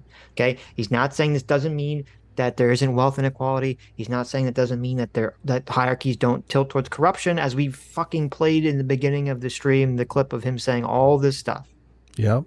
That's exactly right. Yeah, the socialists come out and they say, listen, hierarchies, we don't need them. They're a social construct. Human beings created hierarchies. We can just get rid of them. And Peterson comes out and says, well, then how come there were hierarchies before human beings even evolved? Before culture even evolved. He's basically saying, yes, it's a feature of the biological record. It's a feature of the environment. Right. And that, we've had specific neurochemistry that's evolved alongside of participating in these hierarchies. And that when you try to go on this quest to flatten hierarchies, it's always going to lead to disaster. Right. Yeah, exactly. So I have the clip too. I timestamped it because Helen Lewis, and they argue in here about this. I think Cody, in his spew of utter nonsense here, is going to say, that Peterson gets it wrong because in human beings, serotonin makes them less aggressive. Jordan Peterson literally says that in the interview with Helen Lewis, because Helen Lewis says serotonin makes lobsters more aggressive and more dominant, and Jordan Peterson says yes, but it makes human beings less aggressive and more confident, as in dominant. Yeah. Yes. Yeah. Because if you're a human being, you don't need to be aggressive if you're confident. It's funny because, and we'll play Cody's saying this. Cody's criticism of this actually completely proves Jordan Peterson's point. Yes, it does. Perfectly. Yes, it does. First off, neat video. I don't know who made that, but good work. I felt like I was right there in the lobsters. So Jordan's argument, also described in his second book, is that when you give a loser lobster serotonin, they become puffed up and gain the will to fight again. And that appears similar to what happens when you give a depressed human serotonin. And so the mechanisms in these... See, he already got that wrong. He got that wrong. What did he say? I was reading something. Well, he says when you give serotonin to a lobster, it makes lobsters more aggressive. And that's similar to what it does to humans. No, that's incorrect. What it does in humans is it makes humans less aggressive, more confident. Primitive species are the same as us, enforcing the idea that hierarchies, like a battle for dominance, is somehow a natural occurrence that is built into our DNA and the fabric of the universe. And he's so sure of this. But you see how he's added so much? He's saying, Jordan Peterson is saying that the battle for dominance on the hierarchy is built into our DNA. He didn't say that. He said the concept of hierarchies and the fact that we try to sort ourselves according to hierarchies is inherent. Not we have to battle each other for power and kill each other to rise to the top. I mean, he's used the example. I'm sure we've all heard this a million times. He's used the example of, you can't have a tyrannical chimpanzee. You can have a tyrannical male chimpanzee who tries to rule the chimpanzee troop, but what will happen is if he does that, a bunch of the other chimpanzees will gang up and they'll murder him. Yeah. Because he's tyrannical. And so you have to have the chimpanzee who is, politically who has authority, savvy. Yeah. but isn't tyrannical, who will actually, work with, the fellow chimpanzees of the tribe and won't be like a bastard. Competence and cooperation. Times. Yeah, it's like just, oh my God. It takes competence to know how to cooperate. Right. Effectively. Yeah. Right. It's He's completely mischaracterized. He's straw manning Jordan Peterson's position because obviously that straw man is easy for him to defeat. He can't defeat Jordan Peterson's actual position. So, well, I wouldn't be surprised if Cody, like a lot of Marxists, are these blank slater types. So if you say anything like against the blank slate, they just are like, oh, he's a fascist. Like their brain just turns off at that point. Right. You're a biological determinist. Right. He has built a lot of his around this and even sells lobster-themed merchandise. But here's the thing. It turns out that if you like... Oh, and it's so funny, like, because they always give him this... They always hassle him for the lobsters, okay? Do you remember why the lobsters thing even blew up? It wasn't him. It was like... It was Kathy Newman saying that stupid-ass fucking... You want us to run society like the lobsters. It was like, yeah, he had one like talking point, one lecture, one video where he's kind of using the lobsters as an example. And all of the fake news hit pieces swarmed on that because they said, Jordan Peterson's comparing humans to lobsters. What a kook. What a crazy person. So they they completely blew up and mischaracterized everything he said about lobsters. It was literally the media blowing up the lobster thing. And Jordan Peterson fans, instead of shying away from it, they said, embraced we're going to it. lean it. Yeah, we're going to embrace this. We're going to lean into it. And that's what made the lobsters thing popular in the first place. Yeah. It wasn't Jordan Peterson who was running out there saying, let's talk about lobsters all the time. Yeah. It was a fucking communist wouldn't shut up about the lobsters. Yeah. Ask science about this. People who study lobsters and junk like that. The reason why... Ask a bunch of dipshits that I found on Wikipedia. God, Sitch, I'm so infuriated by this video. Like, and for him to... This liar, this fucking dirty little liar wants to sit here and talk like, oh, I'm standing under the banner of science here. Right. I have science. Right. Science on my side. Dude, you're a fucking lying piece of shit. You don't have any science on your side. Jordan Peterson is the one that's using science. You're the one that's using fucking propaganda. God, it's so infuriating, Sitch. This is not a good video for me. Injecting a lobster with serotonin makes them puff up is because serotonin actually causes aggression in invertebrate species. To quote a study from 1997 that Peterson is citing in his book, in vertebrates, lowered levels of 5-HT, endogenous or experimentally induced, or changes in amine neuron function that lower the effectiveness of serotonergic neurons generally correlate with increased levels of aggression, whereas in invertebrates, the converse is believed to be true, meaning that lobsters, aka invertebrates, react aggressively to increased serotonin levels, while the opposite is true for humans. The same goes for other boneless animals like fruit flies. The only real takeaway is that serotonin affects aggression levels somewhat across the board, but affects species differently. In other words, Jordan's starting off point is just kind of wrong here. And should we bring up the clip where he says like exactly the opposite of what he's trying to rook him into? Hold on one sec. Let's just It's the study that says he is wrong. Lobsters don't participate in an aggressive hierarchy because they're given antidepressants. They participate because serotonin chemically roids them up. It's not puffing up like a human stretching because they're not depressed anymore. It's going, Grah! But Peterson is basing an entire string of philosophy off of this very incorrect starting. Okay, so everything Cody Johnston just said is wrong. Yeah, of course. Like literally everything.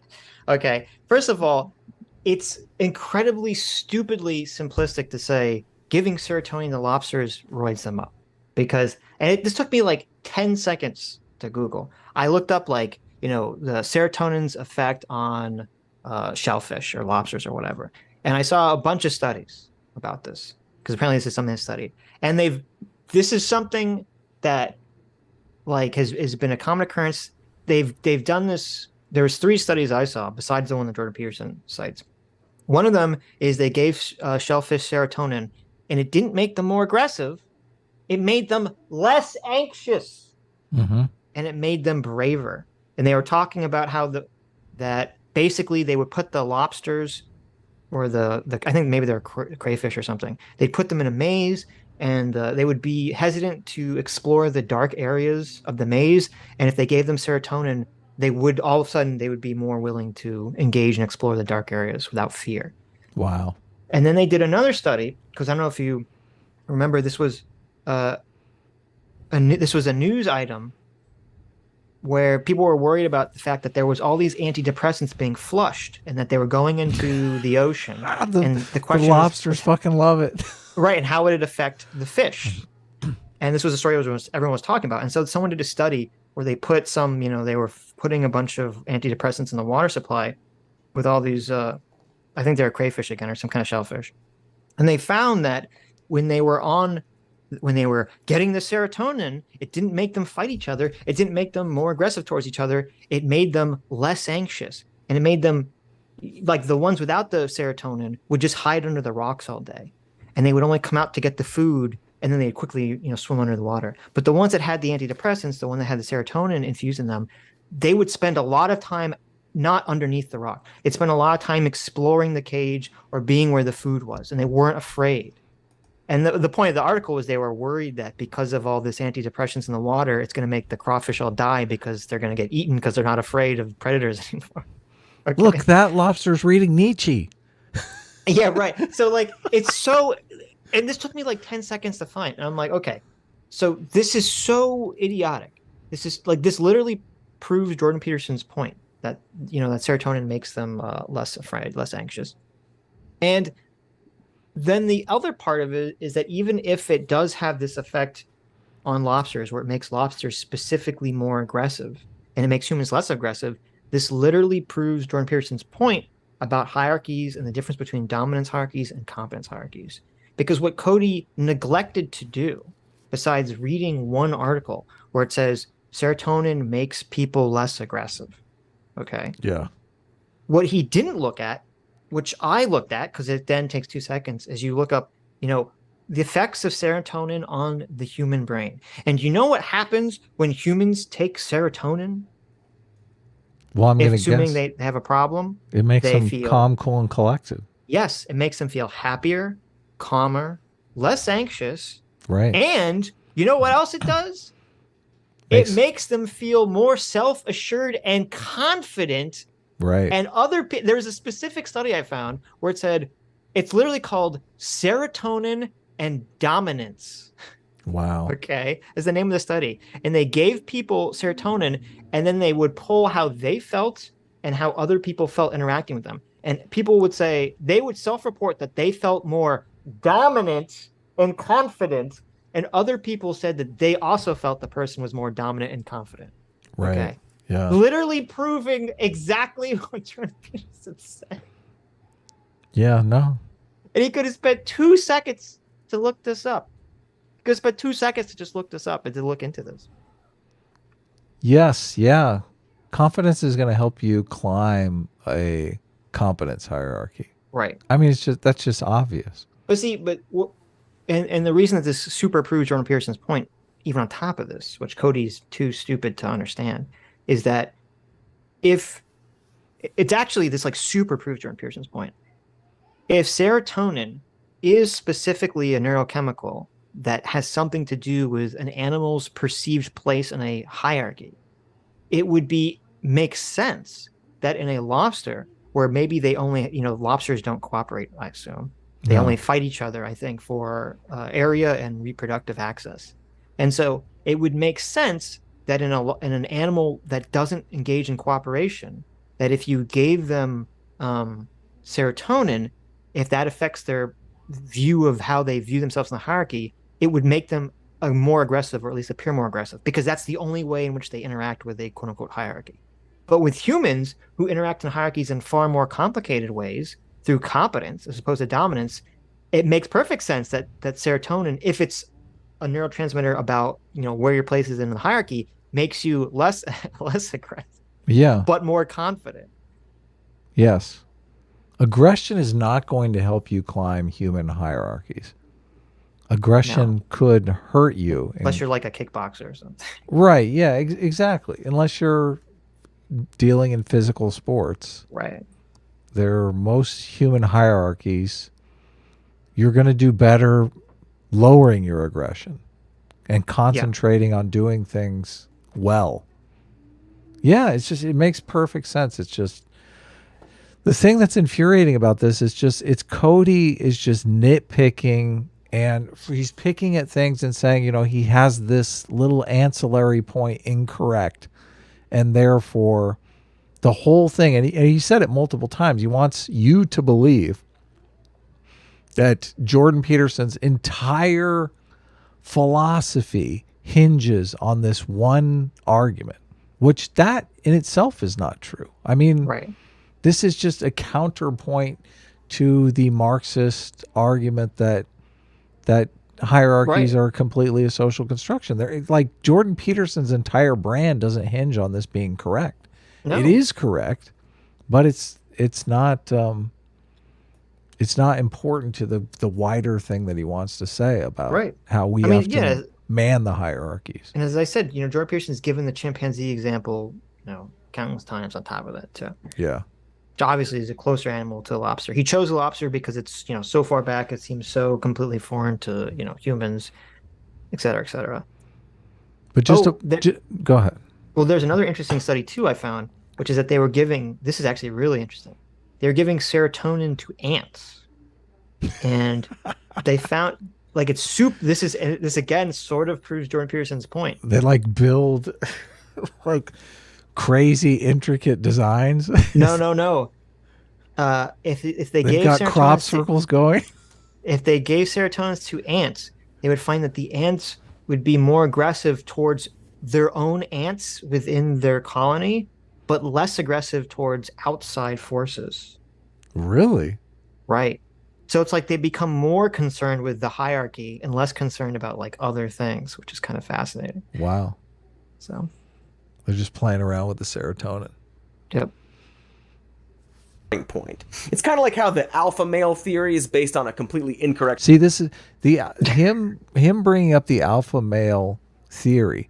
I mean, the straw man argument that Cody is putting forward here is, and Helen Lewis was too in the interview with, was it GQ, I think? Why the fuck does GQ have some rabid feminist interviewing Jordan Peterson? Does that make any sense to you? A men's magazine can't even get away from feminism. If you can't flush feminism down the toilet in your fucking men's magazine, what does the world come to? Listen, you can't flush it down the toilet. I'm getting the water supply and I'll make all the fish gay. That's true. That's not a good idea. You gotta, you have to bury a hole. You have to dig a hole in your yard. And you have to go to where they dispose of, they put nuclear waste in those concrete bunkers. Perfect. That can't leak out. So he thinks, he literally thinks Jordan Peterson's point of bringing up lobsters is that Jordan Peterson believes it's a dog-eat-dog world, and some humans are going to subjugate other humans, and the little people just need to learn to live with that. That's what he thinks Jordan Peterson's argument is, and why he's bringing up lobsters is as evidence that, humans and lobsters, it's not much different. It's like, what a fucking joke. That's not remotely his argument. Yeah. Oh, and there's another key part of the argument too that Cody omits from this, which is that it's in the, I don't know if he goes back to it or not, but it's in the clip, right after the clip ends, or Cody stops playing the clip, is that Jordan Peterson talks about how with the lobsters, when they would lose battles, it would literally change their brain. It would make like their brain become less serotonin, efficient, less dominant. And so he was saying that's kind of the problem with humans is that when humans, are traumatized or get knocked on their ass or suffer something like PTSD, it literally changes their brain to make it more likely that they'll become more anxious in the future. Right. And this completely fits together with everything Jordan Peterson talks about when he talks about the Pareto principle and about how there is a problem or an issue or a fact of nature where if you're winning, it's easier to continually win. And if you're losing, it's easier to continually just lose. And it's crazy to me that someone who points that out all the time would be labeled as some sort of like super Nazi fascist. Yeah. It's the opposite. Yes. Like he's concerned for people. Right, right. Study has been debunked for years. And generally speaking, trying to make any observation about humans based on fucking sea bugs is... Oh, and also the alpha wolf study was not debunked. Okay. And this is true for a lot of animals. They find that when you put the animals in captivity, because they're anxious, surprise, surprise, they become more aggressive. Okay. And so they have noticed that there is still the same alpha, alpha wolf, alpha male, whatever it is, alpha female. There's still the same kind of like pack hierarchy in wolves in the wild, except that it's like far calmer. Like it's far less, aggressive. It's far less tyrannical to use the word. So cool. Silly. As one marine biologist points out, even if this information was accurate, Jordan's selection of the lobster is completely arbitrary, especially as it relates to humans. If you were to link these two species, you have to do it by going back to their most common recent ancestor, as in the point in which a species branched off to create humans and lobsters. In this case, that would be a fucking worm called the A-seal. They're the size of a grain of rice, typically hermaphroditic, I'm so sorry, Jordan, and engage in zero social or aggressive hierarchy because they are worms. I'm not sure why I need to explain this, but... See, I so hate this guy, because, I mean, the whole point of him making the worm is half hermaphroditic joke is to act like Jordan Peterson is some, gender, like... conservative, some strict gender norm conservative, when that is the furthest thing from Jordan Peterson. Jordan Peterson himself says, I'm like 50% soy. Like I cry all the time. I'm like, I wear my slippers before I get into bed. Like Jordan Peterson is not the manly man. And he's talked openly about all this. So yeah, it's just ridiculous. He was saying that in the, was it when he signed the Ben Shapiro? And he's like, I have a lot of, feminine quote, traits. Feminine traits, yeah. Yes. Yeah, he admitted gender fluid is a thing. And Ben Shapiro was looking at him like, Jordan, what are we talking about here? Well, and first of all, if the common ancestor between lobsters and humans didn't have quote unquote hierarchies, okay, it's funny because this would just show that hierarchies evolved independently in both of the species. It's sort of like, that doesn't disprove the point. That actually just proves the fact that there seems to be some evolutionary advantage for animals to arrange themselves in hierarchies, obviously. I feel... That completely doesn't disprove the point. I feel like we should give credit to one of our fans sent you a document. Yes. And I read that entire document. And I mean, they really did their homework here. A lot of the stuff I had already known about, but specifically on the worm thing, I got this right from that document. This worm that they're talking about, what Cody fails to mention is that the worms are cannibalistic. So if one of the worms is big enough to eat a smaller worm, he's going to eat the smaller worm. Okay. So I don't know how is that not a dominance hierarchy if I'm literally saying you get in my fucking belly? Like here's the hierarchy, my mouth open, your body inside me. Like, yeah, I'll link. Go ahead. Yeah. John Paul Jones on Twitter. That's his Twitter account name. I'll link. He wrote a Reddit post on the Sitch and Adam subreddit. Okay, is that where it came from? And he also wrote a Word document. Oh no, I'm sorry, not John Paul Jones. Let me find, where's my Yeah. Twitter message here? I have too many Twitter messages. That's okay. Do you want me? Do you want me to bring? I guess it doesn't matter. We don't have to bring up Peterson saying. Here you go. I'm sorry. Correcting the record. I'm sorry. Lilac Catkins. Lilac Catkins. Right. Is the person who sent this to me on Twitter. And they made a huge It's Twitter. like 50 pages. I mean, yeah, they made like a huge Word document, sort of, debunking all this stuff. So I'm gonna link it right now in the description and the Reddit post. If anyone wants to check it out, I would highly suggest checking it out. It's right. really Yeah. good. Calling out all of Cody's big fat lies. Right. So But my point here is that hold no, on. we are not like lobsters. There's another thing too, beyond the fact that these worms were cannibals.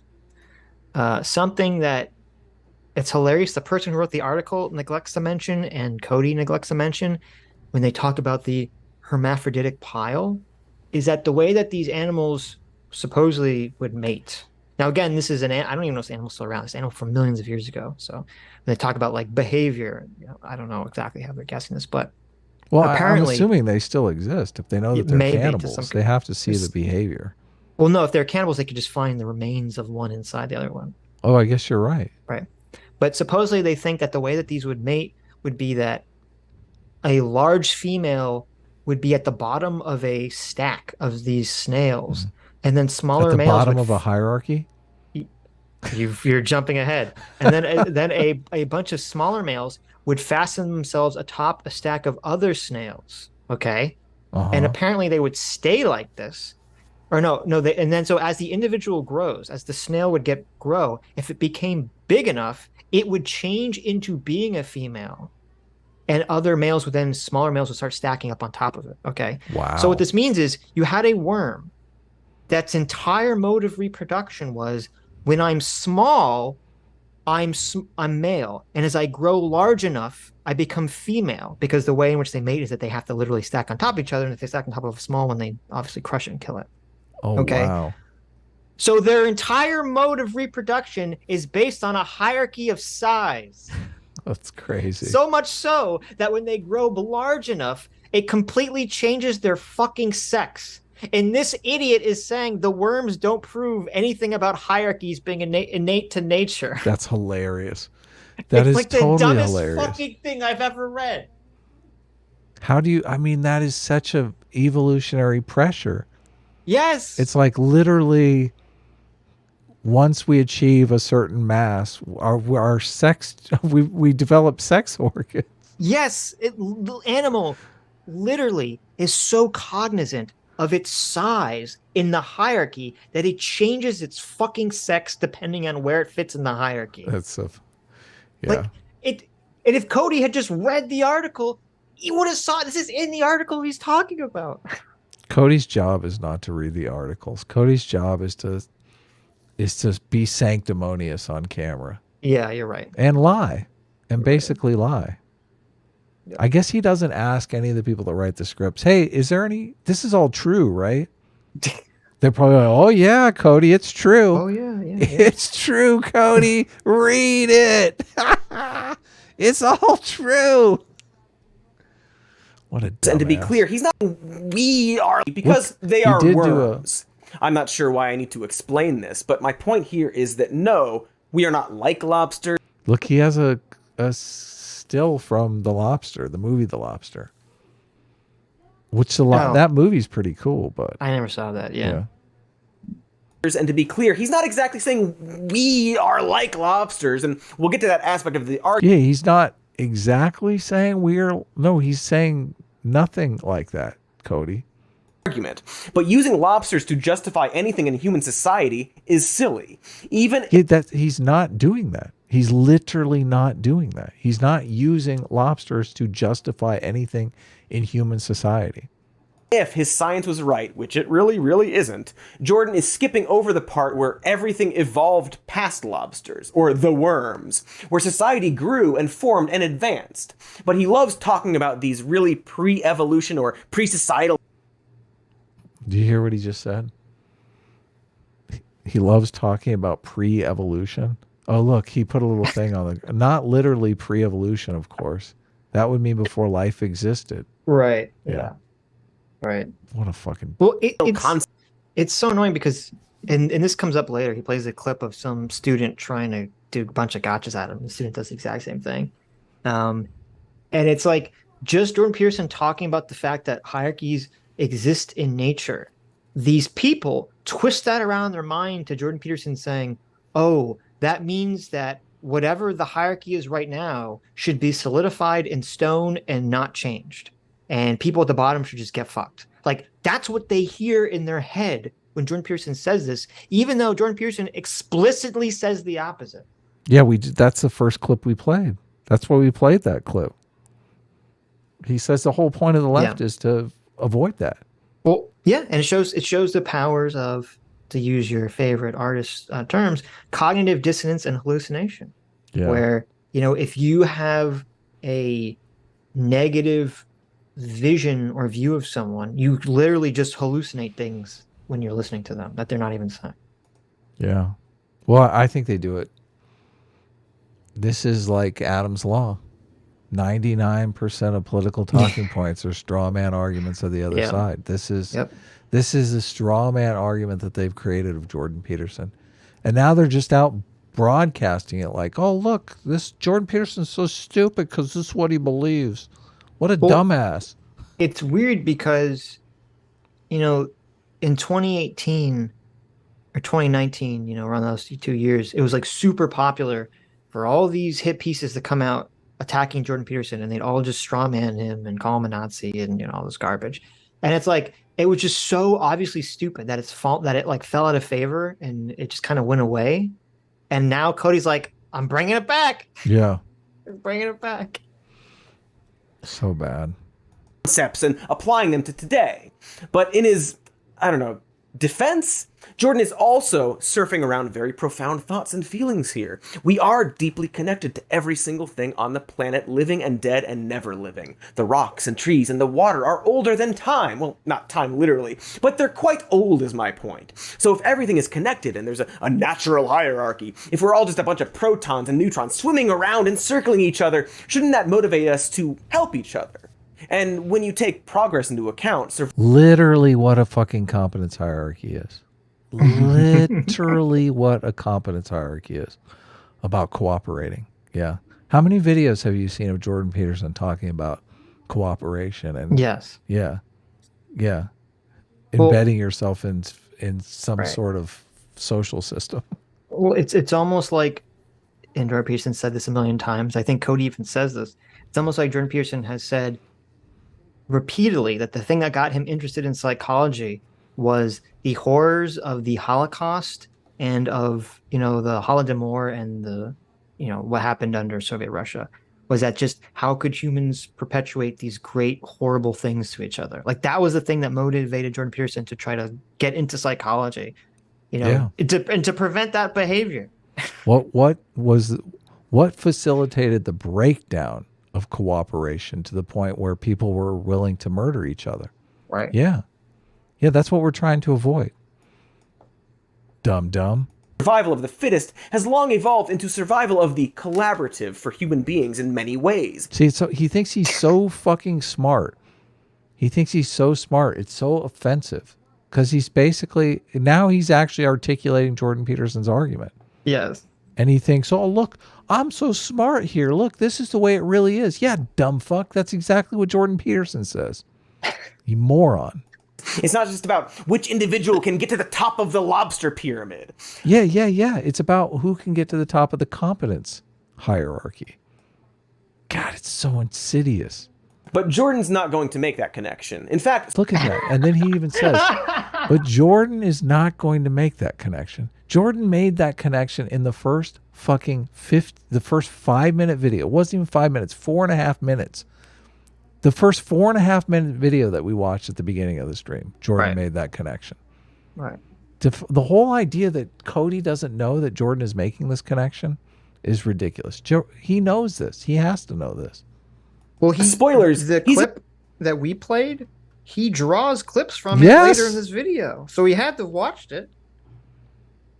I guess it's just over his head. Like he's just too big a dumb shit to realize there's this difference. They just think it is insidious in what they do to themselves. They think whenever Jordan Peterson, they think he's just hiding his power level. So if he ever says anything that goes against the narrative that he is advocating for biological determinism or dominance hierarchies, they think that's just like a cover. That's not real. Right. And so then Cody thinks, well, that's my job over. I'm not lying. I'm telling the secret truth about Jordan Peterson. That's what he probably thinks. Who wants to subjugate people? It's such a fucking pain in the ass. Nobody wants to do that.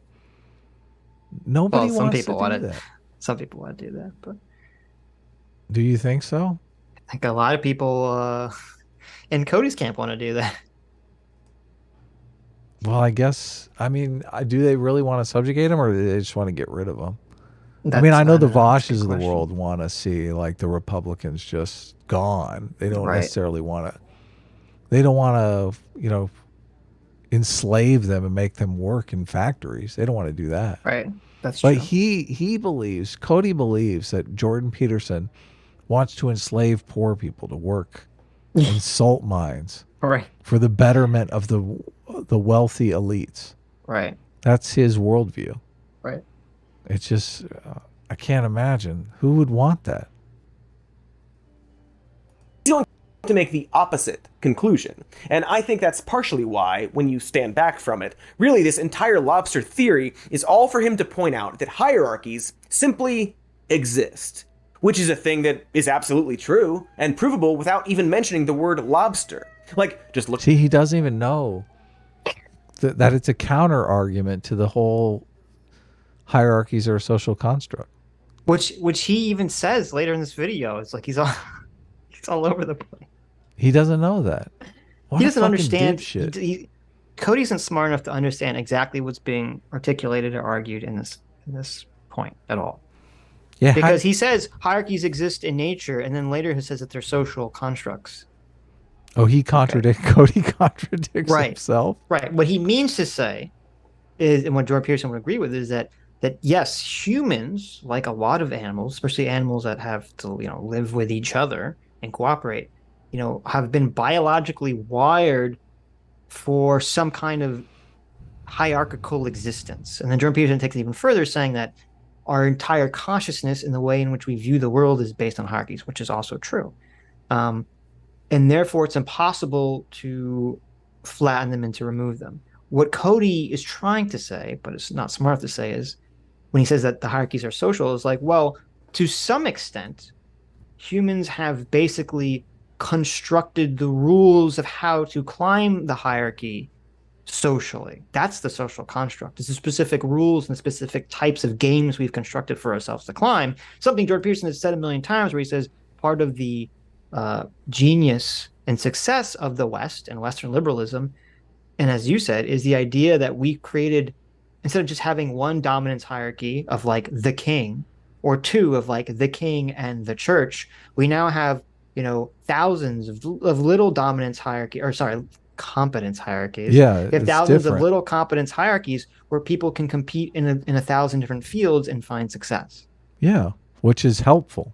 Right. Because there are, a lot of different ways that you can be successful, and people's ultimate goal in life is to be successful. And I think we should encourage that, obviously. Right. But Cody believes in a world where there is only dominance hierarchies. Like he thinks even competence hierarchies are corrupt, and really people are just pretending to be competent.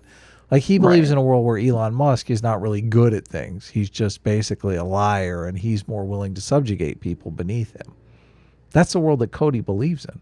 And maybe that's why Cody is such a lying piece of shit, is because he just thinks, yeah, this is the way you get ahead. You got to lie and fucking cheat and steal. Otherwise, you're not going to become successful. It's so sad because that's not, Jordan Peterson believes in a world where you can become successful by not lying. Remember a little rule called tell the truth or at least don't lie? That's in book 1. Right. You can be successful without being a lying piece of shit. Sure, you can be successful and be a lying piece of shit. But I would argue that we've kind of made one of the rules of climbing a competence hierarchy is that lying is off limits. Lying kind of bumps you down the hierarchy. Lying makes you into lowers your status. Well, it does once it's found out. I mean, it will help you climb until you're found out, essentially. Right, exactly. Yeah. Look at monkeys, man. Not sure if you realize this, but primates are like closer to humans than lobsters. And if the point of lobsters is to Ha ha ha. One of the clips that so I had to bring it so up. Funny. One of the clips that Cody draws from, Jordan Peterson literally talks about the chimpanzee hierarchies. So he knows that Jordan Peterson's talked about this. This is just... Yeah, he's a lying piece of shit. Yeah. show how hierarchies... Jordan Peterson has talked to Franz DeWaal on his channel. Franz DeWaal is the guy who... Didn't he write the book Hierarchy in the Jungle or something? I believe he did. About ape hierarchies. These are super old or whatever, then just look at studies that point that out. Heck, we know that human hierarchies have been around for at least 7,000 years. Why is he bringing up lobster serotonin into this? Well, if I were a betting man, which I am, I would wager that Peterson likes lobsters because it implies human hierarchy of a specific shape is somehow built into the foundation of our DNA. Fuck you, liar. It's Hierarchy in the Forest, and it's actually Christopher Boehm. So I got that. Just there you go. Correction here. Thank you, Ed. This is why. So Jordan Peterson is using lobsters because he wants us to know that society is dog eat dog, and fuck you. You got to, nut up and learn to live with it. His Cody's whole argument is that the world is a wasteland, and that Jordan Peterson loves that world. Listen, the world is a vampire, Adam. Mm-hmm. Sent to drain. Okay. And Jordan Peterson wants that world to drain you up. Yeah. And toss you out. Okay. Right? Jordan Peterson, noted clinical psychologist who's been helping people for years, for decades. He's been trying to get people to, better themselves. Obviously wants the world to step all over people, right? Because he's an evil right winger. Yeah. Who wants this world? I mean, I'm trying to think who is in favor of this? Like, the world, we need elite people in the world that are just going to step on people and right. Yeah. Well, it's like Cody literally thinks that Jordan Peterson is an Ayn Rand character or something. Like, I guess it is Ayn Rand, isn't it? Yeah, that's what Cody thinks, that Jordan Peterson is really an Ayn Rand character brought to life. Okay, That's how detached from reality Cody is. Selfishness is, and it's one of the main things of Jordan Peterson is really about selflessness, right? Of course, take on as much responsibility as you can. Yes, yeah, for you, for your family, for your community. And this is what's so disgusting. This is why people like Cody are such, pieces of shit. It's like you have actual pieces of human trash groomers. You have actual groomers like Andrew Tate out there. People like Sneeko and all these other quote unquote red pill manosphere shitheads who basically are trying to tell boys, hey, use and abuse as many people as possible to get whatever you want in life. Just view people as resources to basically suck them dry and then discard them when you're done with them. And yet, then you have someone like Jordan Peterson who's literally saying the exact fucking opposite thing, who's saying, no, to be a man is the opposite of that. That's what a child does. Okay, what a man does is a man is responsible for himself, responsible for his family, responsible for his community. They take and they shoulder as much responsibility as they possibly can carry, and they try to make the world better. Yeah. Okay. Yeah. And yet they attack Jordan Peterson relentlessly for it. It's like there's so many better targets for them to go after who are actually causing damage, and yet they just relentlessly attack Jordan Peterson because he's anti-woke. That's really the only reason why. Super sad. One of the truisms for what constitutes real from a Darwinian perspective is that which has been around the longest period of time, right? Because it's had the longest period of time to exert selection pressure. Well, we know we evolved and lived in trees, something on the order of 60 million years ago. We're talking 10 times as far back as that for the hierarchy. And so the idea that human beings, that the hierarchy is something that has exerted selection pressure on human beings is, I don't think that's not a disputable issue. See how he makes that triangle with his hands when he says hierarchy? That shape is, of course, what we commonly associate with the hierarchy, as in a system where people or groups are ranked with few or one at the top, but that's not exclusive to what a hierarchy can look like. Lionesses and female mongooses communally take care of their young, for example. They're all communists. The fucking mongooses. They still, wait, this is like, they still have a fucking hierarchy, though. Yeah. There's one male in the lion. That's the hierarchy. It chases off and kills the other males. Yeah. Even Joe Peterson's talked about this. Joe Rogan's talked about this. If a male lion tries to take another, to use the phrase, harem of female lions, they'll not only kill the male lion, they'll kill the babies. Yeah. Okay? That's the hierarchy, Cody, you fuck. Yeah. What is he talking about? Lionesses and female mongooses. This is, and this point comes up again and again and again. And he knows it's bullshit. He's like, I think Jordan Peterson's using the triangle shape because he wants one person at the top to control everything. Jordan Peterson's a secret fucking fascist, secret authoritarian. It's like, and yet the first thing out of Cody's mouth is, it's what the most common shape that we associate with hierarchies is a fucking triangle. That's why Jordan Peterson did it, you stupid asshole. Because he's explaining a concept to a group of people, and he uses the word hierarchy, and people think, oh, like a triangle.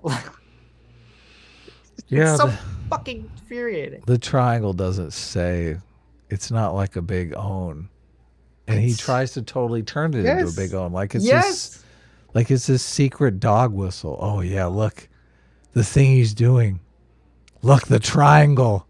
Nazis all like triangles, okay? That's why do you think they use why do you think Sitch and Adam use the triangle with the eye? Because it's obvious that they're trying to say that they're at the top of the dominance hierarchy. Because it's fucking badass. Come on, I know about the iconography. I picked that iconography for us.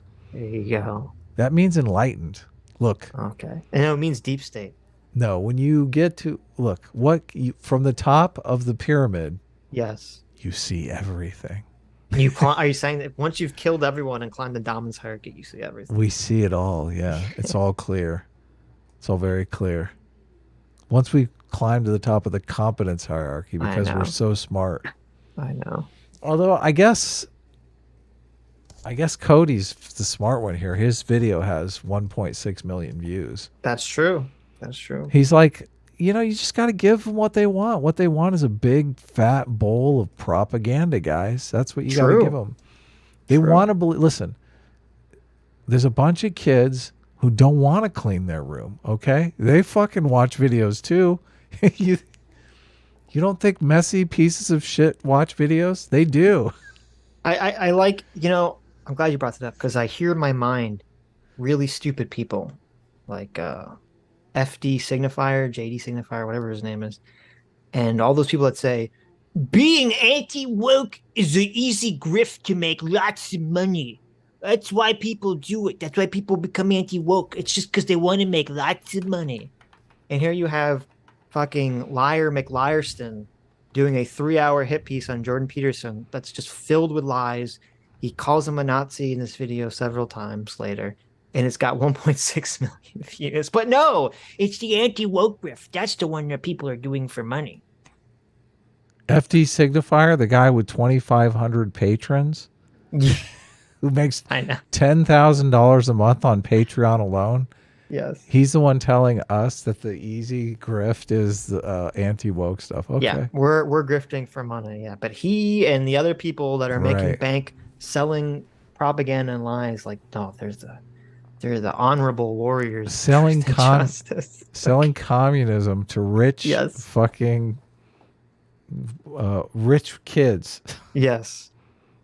Yeah, okay. How honorable. African yes. wild dogs will have a dominant pair in each hunting pack, but are largely social and don't have an aggressive hierarchy beyond that. Dogs do not have an aggressive hierarchy, Sitch. What the fuck? What the fuck? You go over, Cody, and you try to take away their roadkill and tell me how they're not aggressive, okay? I want you to show this to me. Right. That's just so patently lies. And it's funny because I guess he hasn't seen, CGP Gray's famous video about, domesticated animals and how part of the reason why we could domesticate horses but not zebras, part of the reason was because zebras don't have a hierarchical structure like horses do. Where all the domesticated animals that humans have domesticated, we basically take advantage of the fact that they live and they have some kind of hierarchical structure because then they perceive the human or the farmer as the top of the hierarchy, yeah. Right, as the top of the hierarchy, right? It's like, oh, this is a weird, CGP Grey says it's like, this is a weird looking take charge horse that tells you what to do, essentially. What the fuck? Where is this article from? That look, every hunting pack has a dominant pair. He's got that highlighted. I know. They're usually the only pair that remains. So they chase everyone off? I mean, what is the context of this fucking story? He's like saying that because there's two at the top of the hierarchy instead of one, this disproves Jordan Peterson, I guess. Because Jordan Peterson made a triangle shape. What the fuck? Come on. They're a power couple. There you go. Sitch and Adam know how power couples work. Come on. Oh, yeah, baby. Fucking, we're climbing the hierarchy, bitch. And even take care of their own sick and wounded. The point being that hierarchies... We're not going to take care of our sick and wounded.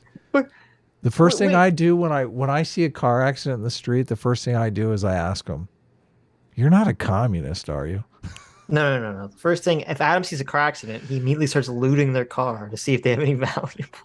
No, I don't do that. Come on. But that was such a weird thing that he said. Like, I don't want to give CPR to a communist, though. Yeah, there you go. But that's such a weird thing he said. He's like, oh, they take care of their sick and wounded. Like, okay. I mean, no one's saying that if you have a hierarchy, that means you kill your sick and wounded. Like, what is that? What the fuck is he talking about?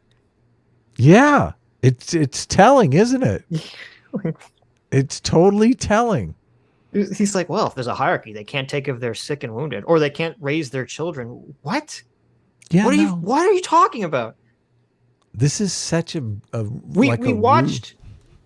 it Tuesday? We watched a couple weeks ago that video the about hyenas? The hyena hierarchy and how it was like totally like screwed over all the males, the male hyenas. Yeah. Yeah, no.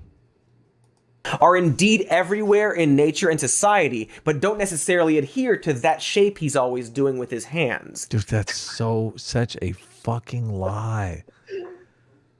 This What species does not have a hierarchy? No, but like this is the lamest argument. This would be like if Neil deGrasse Tyson's talking and he's like, well, there's a planet, and whenever he talks about a planet, he makes like a sphere shape with his hands. Right. And Cody's like, well, technically, the planets are not an exact sphere like that, okay? They're like an oblongated, round spheroid shape.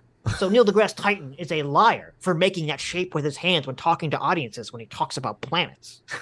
I know. Like, okay, idiot, calm down. It's so disingenuous. Right. What species?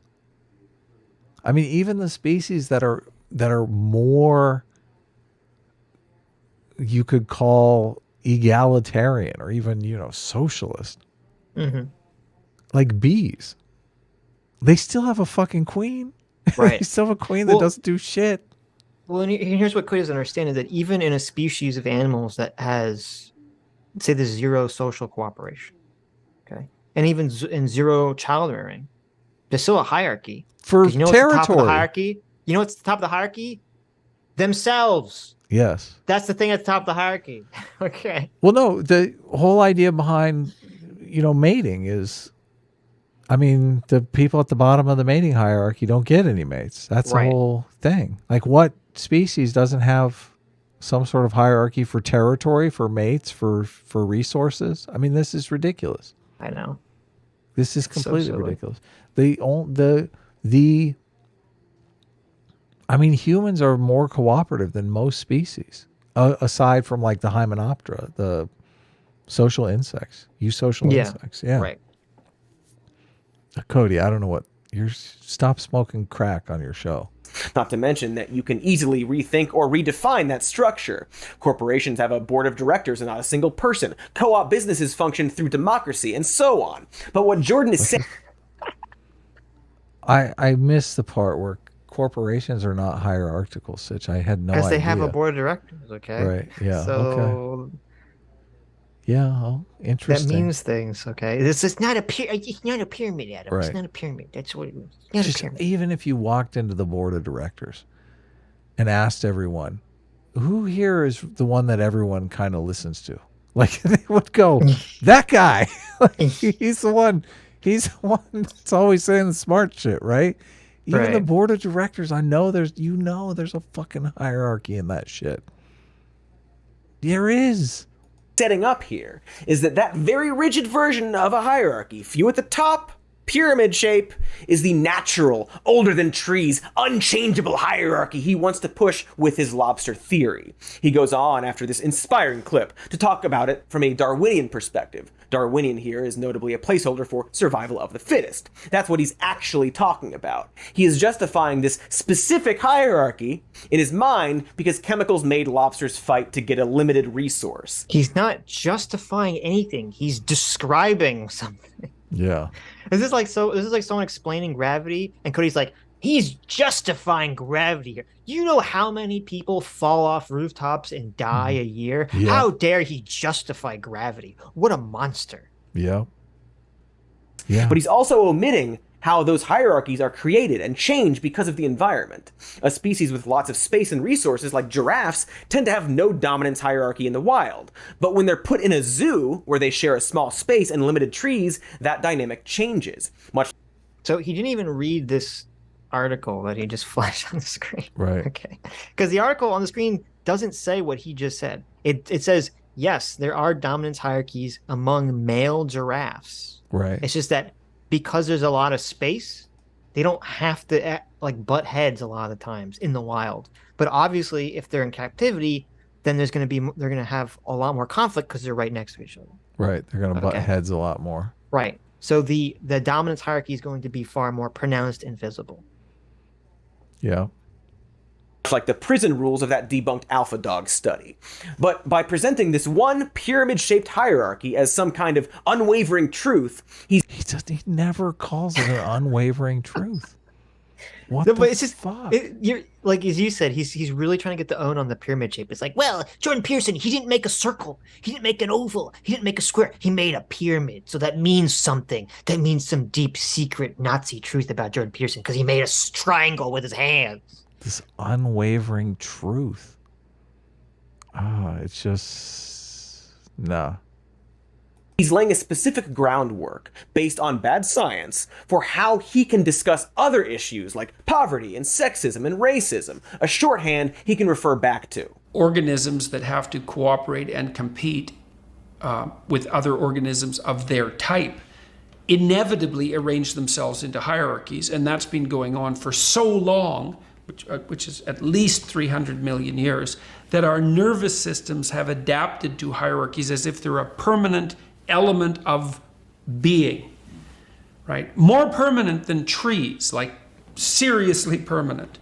The most fundamental neurochemical, the one that regulates the entire brain, serotonin, is acutely sensitive to hierarchical distinctions. And so that's part of the proposition. So the reason I laid that proposition forward was to say, whatever pitfalls hierarchies might produce, you cannot lay them at the feet of the West, patriarchy, or capitalism. It's like, that's a non-starter. You're wrong. See, Okay. That's So if that's you're- the clip we listened to at the beginning. Right. So if you're not delusional, okay, and you're not like existing in the realm of cognitive, dissonance hallucinations, it's very clear that what Jordan Peterson said is that hierarchies are an inevitable part of nature. And so if there's a problem with hierarchies, it's not the fault of, the patriarchy or Western liberalism, they didn't create the concept of arranging humans according to hierarchies. That's a deep-seated natural issue. And it's a far deeper thing. So the solution to these problems is not to say we need to abolish, Western liberalism and abolish hierarchies. Capitalism, yeah. And capitalism, right? That's the context of what he's saying every time he says this. And yet that is just totally lost on people like Cody. Yeah. 100% lost to them. If you abolish capitalism, you're still going to have hierarchies. Is exactly what he's saying. And why would you lose hierarchies if you abolish capitalism? We had there was this thing called feudalism, I've heard from Dr. Richard Wolff. That was more hierarchical, right? Right. Yeah. Right. Yeah. I mean, there's a reason, and even Cody said this, and he skipped over it. There's a reason why, like, it seemed like humans were the theory is humans were more egalitarian when they were hunter-gatherers. And then as soon as property and farming enters into the equation, suddenly the hierarchy becomes all out of whack and becomes tilted far more towards corruption, which is something Jordan Peterson has said like a million times. We have to look out for. Okay. And the fact that happened shows that this is like a natural way in which things tend towards that direction. And that's why you have to be vigilant against them. Something Jordan Peterson has said a million times, and Cody will even play clips of after this. If you accumulate more resources, you have a larger power base, which makes sense how power would accumulate in fewer and fewer hands. Yeah. Right. That's logic. He's circling real studies about how the chemicals in our brains will react to our social status, but the conclusion he's drawing is absurd. So he even lists one of the studies that shows about how serotonin affects, how you feel in a hierarchy. So he had someone on his staff look that up, and they neglect to mention it and act like Jordan Peterson was lying about the lobster thing. Yeah. Mainly because he's equating stuff like the patriarchy or capitalism with natural hierarchies. And so again, I think that's why he's using the lobster comparison. No, you stupid idiot. He's saying the Marxists are the ones that are conflating capitalism and patriarchy with hierarchies. And socially constructed hierarchies. Right. And he's saying, no, sir. Those hierarchies existed far before, capitalism or patriarchy or anything of that nature. Right. Yeah. That's so to cover up dumb. He's so fucking dumb. I know. The reality that today's human hierarchies, as in very few at the top, are absolutely artificial and, more importantly, malleable. See, look at this. Look at what he's done here. So Jordan Peterson is saying hierarchies are a part of nature. They aren't socially constructed. Now he's basically saying that no, they are. He's literally saying what Jordan Peterson is actually saying. He's saying that hierarchies are socially constructed, purely socially constructed. The rules of cooperation that humans have created is a social construction. That's part of the benefit of Western liberal capitalism. Sure. Yes. Right. But I would argue that we've taken the natural feature of hierarchy and we have turned it from something tyrannical, a dominance hierarchy, into something that's beneficial for most people in society, a competence hierarchy. We instead of people competing on who can subjugate the most people, they're competing on who can serve the most people and get them to voluntarily purchase goods and services from them. How is that not enormously better? I know. Sad. Yeah. Do you want rich elites competing on how many people they can lie, cheat, and steal from? Or do you want them literally gaining status from doing things that are helpful for people? Right. Cody? I'll be right back. Which would you prefer? In fact, scientists generally believe that our ancestors were largely egalitarian, as in considered those within their tribes as equals, before agriculture created a more rigid and unfair hierarchy. That isn't to say that hierarchies didn't exist before that. Lobsters prove that they did. But the reason why those hierarchies were more egalitarian was because nobody had anything. They were all basically just poor nomadic wanderers, hunter gatherers, anything that they hunted, would spoil. They didn't have refrigeration, so there was no need to become dominant. But even in those situations, they did have people who were like the big man of the tribe or whatever. So they were more egalitarian, but they certainly weren't completely socialist. But this information really seems to imply that the concept of a really rigid hierarchy, the pyramid he's making with his hands, or... God, it infuriates me so much every time he talks about the rigid hierarchy. Because what he really means is that a hierarchy, he's basically using the word rigid to imply that there's no upward mobility in the hierarchy, which is a complete lie. The whole idea behind capitalism is that we create these competence hierarchies, and we want to make them so people can move up the hierarchy. We want to establish a situation where there's upward mobility up the hierarchy, because that means people are inevitably improving their competence, improving their skills at doing things, improving their skills at providing goods and services to people. Cody improving his skills of lying like a piece of shit and gaslighting the public into believing people Cody doesn't like, or his political partners don't like, convincing people that they're bad people. God, it's so infuriating. Literal pyramids started with our first big industry. Agriculture on a large scale creates the need for distribution and supervision and leads to fewer people at the very top.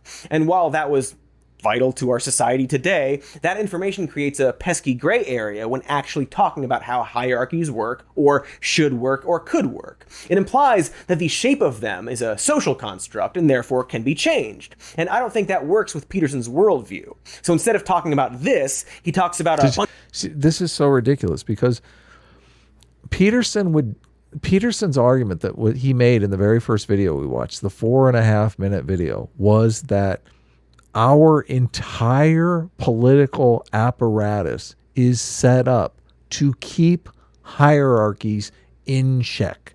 He says that the right's purpose is to keep the left at bay, because the left will tend to push too far in destroying hierarchies. The right's goal is to say hierarchies are necessary because they are the thing that produces Western society.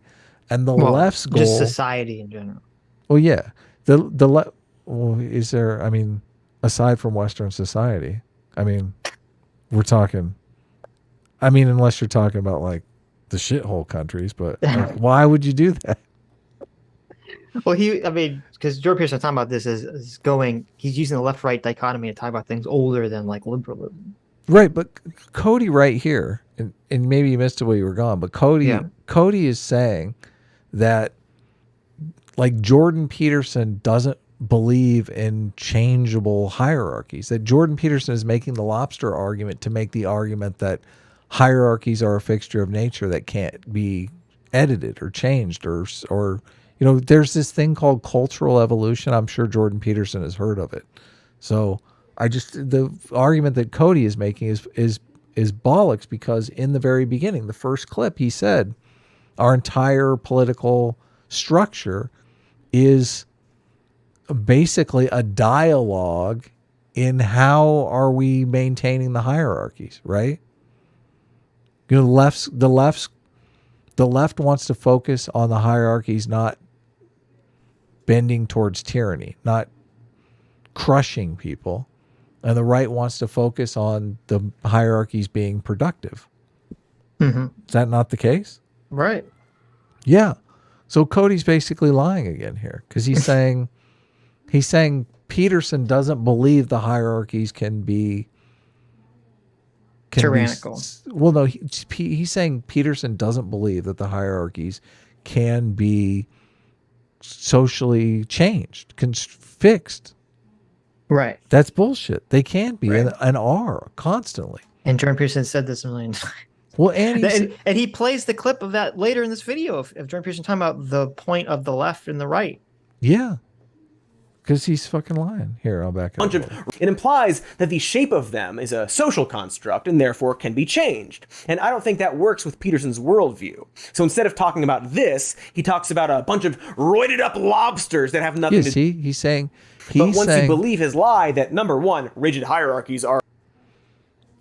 He's saying that Jordan Peterson doesn't believe the hierarchies Can change, yeah. can change. Yeah. Right. Something Jordan Peterson has explicitly said the opposite of. Explicitly said the opposite of. And not only that, made a point in the first video that we have this political apparatus, that a lot of people are on the right, a lot of people are on the left. The left tends to worry about the hierarchies getting out of control and crushing people. The right tends to worry about the left destroying the hierarchies altogether and making society unproductive and useless. Right. Yeah. I mean, what does Cody think Jordan Peterson thinks elections are, if not a changing of hierarchies? Yes. Like, this is so ridiculous. Are in our nature. And number two, concepts like capitalism are synonymous with natural hierarchies. You can then be taken... See, and what the fuck? When did he say that? I don't know. He didn't say that. Yeah. He's saying...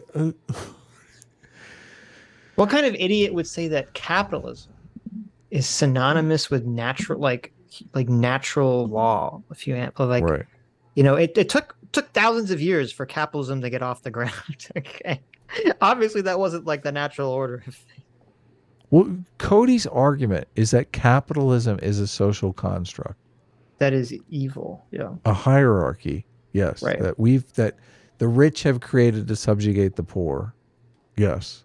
And he says we need to get rid of that social construct. Right. That social construct is bad. Well, this is like in the social construct of what book that I always reference. The guy brings up such a good point, which is that whenever the Marxist types, when they say something is a social construct, that's really a code word for this is bad and should be changed. That's really what they're saying whenever they say something's a social construct. Really? Yes.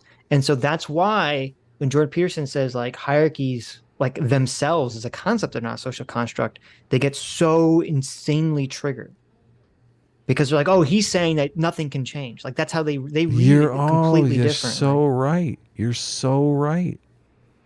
Yeah. And so that's why he gets so triggered. He's like, Jordan Peterson, by saying that hierarchies are not social constructs, is saying that, we can't change hierarchies, which of course is not what Jordan Peterson said. But yeah. Yes, we can change. There's this thing called cultural evolution. We change. Right. It's how we structure society all the time. On a much more insidious journey. And when you implement a solution to a complex problem There's the socially... It's a clip. Yeah, it's a clip. He cuts all around the part. All around the fucking part that we played in the very beginning of the video. That's why I was like, we got to play this. Yes. Because it's like the central point of the whole video. You produce a hierarchy because some people are better at the implementation than others. So there's a hierarchy of competence, and then there's a hierarchy of distribution of the spoils. And in both of those hierarchies, you get a disproportionate clumping of resources at the top and dispossession at the bottom. It's in the nature of hierarchies. So what's the left for?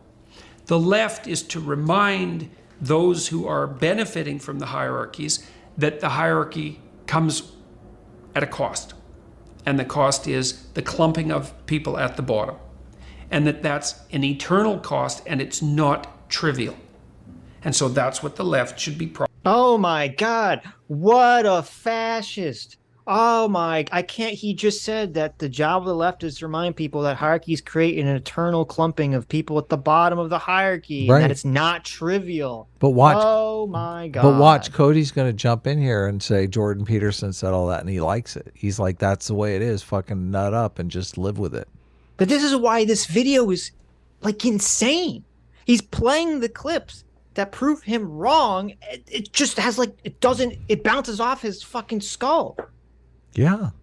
It's like a magic trick.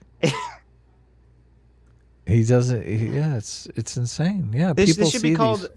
They should rename the channel to Some More Gaslighting, because that's what it is. It is. Let's show you the clip that disproves the very thing I've been saying, and then I'm going to gaslight you and use some magic to show. Like, oh no, that's not actually what he said. Yeah. properly focused on. The left should be providing the voice of those who are dispossessed by hierarchies. And the right should be saying, yeah, but the damn hierarchies are necessary. And they're not only necessary, but they're also productive. Then the left says, yes, but they tilt towards tyranny, and they can be occupied inappropriately by people who are playing games of power. Fair enough, the right has to take that into account. The hierarchy can rigidify and is likely to do that, and it can be taken over by people who are corrupt, and that's likely to happen. And how much better would our political discourse in America and the entire world be if the left and the right could literally just talk to each other like that? You do it. Yeah, exactly. Okay. Exactly. No, and I mean, both sides are guilty of this, just like not trusting one another. Oh, of course. But no, I'm Yeah. saying, like, right now, so often, and this is why this is so, Cody's like interpretation of this is so insane and insipid, is because generally what happens is that political conversations do not form this way that Jordan Peterson's kind of laying out here. It's the left saying all of our society is horribly oppressive and everything's wrong with it, and the people on the right saying there's literally nothing wrong with our society and everything's fine. Yeah. In terms of these hierarchical structures. Okay. And this is sort of like the idiot, like, and then we have a bunch of NPCs on both sides just kind of like slapping their heads together, making these like kind of idiot points, Right. because they're not really fixated on what is true or even what the point is being argued. They're just fixated on, like, I have to beat the other team, essentially. Well, and it's to the point where they don't even want to see reality as it actually is, because it could give points to the other side, and they're more interested in winning this culture battle, this political battle, than they are in actually finding out the truth. Right. Which that bugs me a lot. I want to know what's real. And so, but it's okay, because the dialogue can work out. The right can say, well, yeah, we need the damn hierarchies and they need to be buttressed. And the left can say, yes, but they have to be maintained properly so they don't deteriorate and degenerate. And I think that's ancient wisdom. I think the ancient Egyptians had figured that out in their symbolic representations. Ah yes, ancient Egyptians, famously known for taking care of the people at the bottom. This is where we get back around. So, first of all, he said in his symbology, okay, but I like that from that entire thing that he lays out that completely destroys Cody's argument, that's what he fixates on. Yeah. He said Egypt. Yeah, he didn't address any of the substance at all. Around to Jordan's teaching style and why I think he seems reasonable to some people. He's speaking from a centrist perspective and pointing out flaws from the right and the left, but mostly the left, which makes him seem unbiased and logical and an intellectual and all of that. See, Adam, we're just being tricked. It's just a trick. He's tricking us because he's pointing out flaws on both sides and explaining things in a calm, cool, collected, objective manner. Oh my God, he's tricking us. I don't feel tricked. Of course, he's also stating a lot of personal opinions like they are facts, which his students and fans might not pick up on. But putting aside the fact that this is all based on a flawed perception of what a hierarchy is, or his weird conclusion that every hierarchy is the same shape, or that every hierarchy... He draws a triangle once on stage, like the universal sign, to make people like a fucking hierarchy, and then he's like, Jordan Peterson thinks hierarchies are only one shape, it can only be in one capacity. This is like insane. This whole video is Cody stating his opinions as if they're facts. So yes, what the fuck are you even talking about? Right. And it's just Jordan Peterson debunked everything Cody just said about his own opinion, and Cody's not addressing a single point of it. No. At all. Yeah, none of the substance. Cody He's is just ignoring it like it didn't happen. Yeah. He not only necessitates, but also reflects competency. Here's how Jordan finishes his thought. So the left can't just demolish the hierarchies in the name of some equality of outcome, let's say, because you blow out the future, you leave people aimless, and you destroy the very institutions that allow people to make competent progress in the world. That's not an acceptable outcome. So we have to agree to live with the tension. Necessity for hierarchies, the proclivity for them to pathologize, and the necessary voice of the left in speaking for the dispossessed. So his conclusion to all of this hierarchy talk is that we should do nothing. It's all just fine. What the fuck? What the fuck? What the fuck? Oh no! How do you watch that whole thing and go, yeah? And the answer is we absolutely do nothing. How do you walk away and say that? By being insane? I don't know. How does all that add up to? I mean, I picture it as, a dialogue, like we talked about, like a dialogue between the left and the right, pointing out, societal problems and saying this needs to be addressed. Right. Yeah. He Jordan Peterson lays out something that would be horrendously difficult for people in society to accomplish. Right. Which would be to accept and acknowledge the fact that the right needs the left and the left needs the right. Yes. That there's no end game where one defeats the other, and it's just right. conservatives winning elections from here to eternity, or progressives winning elections from right. here. Yeah. And that the conversation should be sort of about like which direction is the balance on right now. Yeah. And most people seem to, and I don't would agree, or this is where I would agree. I'd say that right now socially we're too far on the left, and economically we're too far on the neoliberal right side of things. Right. And it seems like that was kind of what Trump rose to power on and ran his presidency on and won on, was that very concept. Yes, true. And yet we can't, Cody translates that in his mind to nothing. That means nothing. Because Jordan Peterson didn't lay out like a policy prescription where he said, okay, I want to raise taxes by X amount, and I want to take X amount of money away from rich people and give X amount of money to poor people. And because Jordan Peterson didn't lay out a fucking like platform that he's running his candidacy on, that translates into nothing. Yeah, it's so ridiculous. How do you get that? Unless you're a moron. Well, the way it well,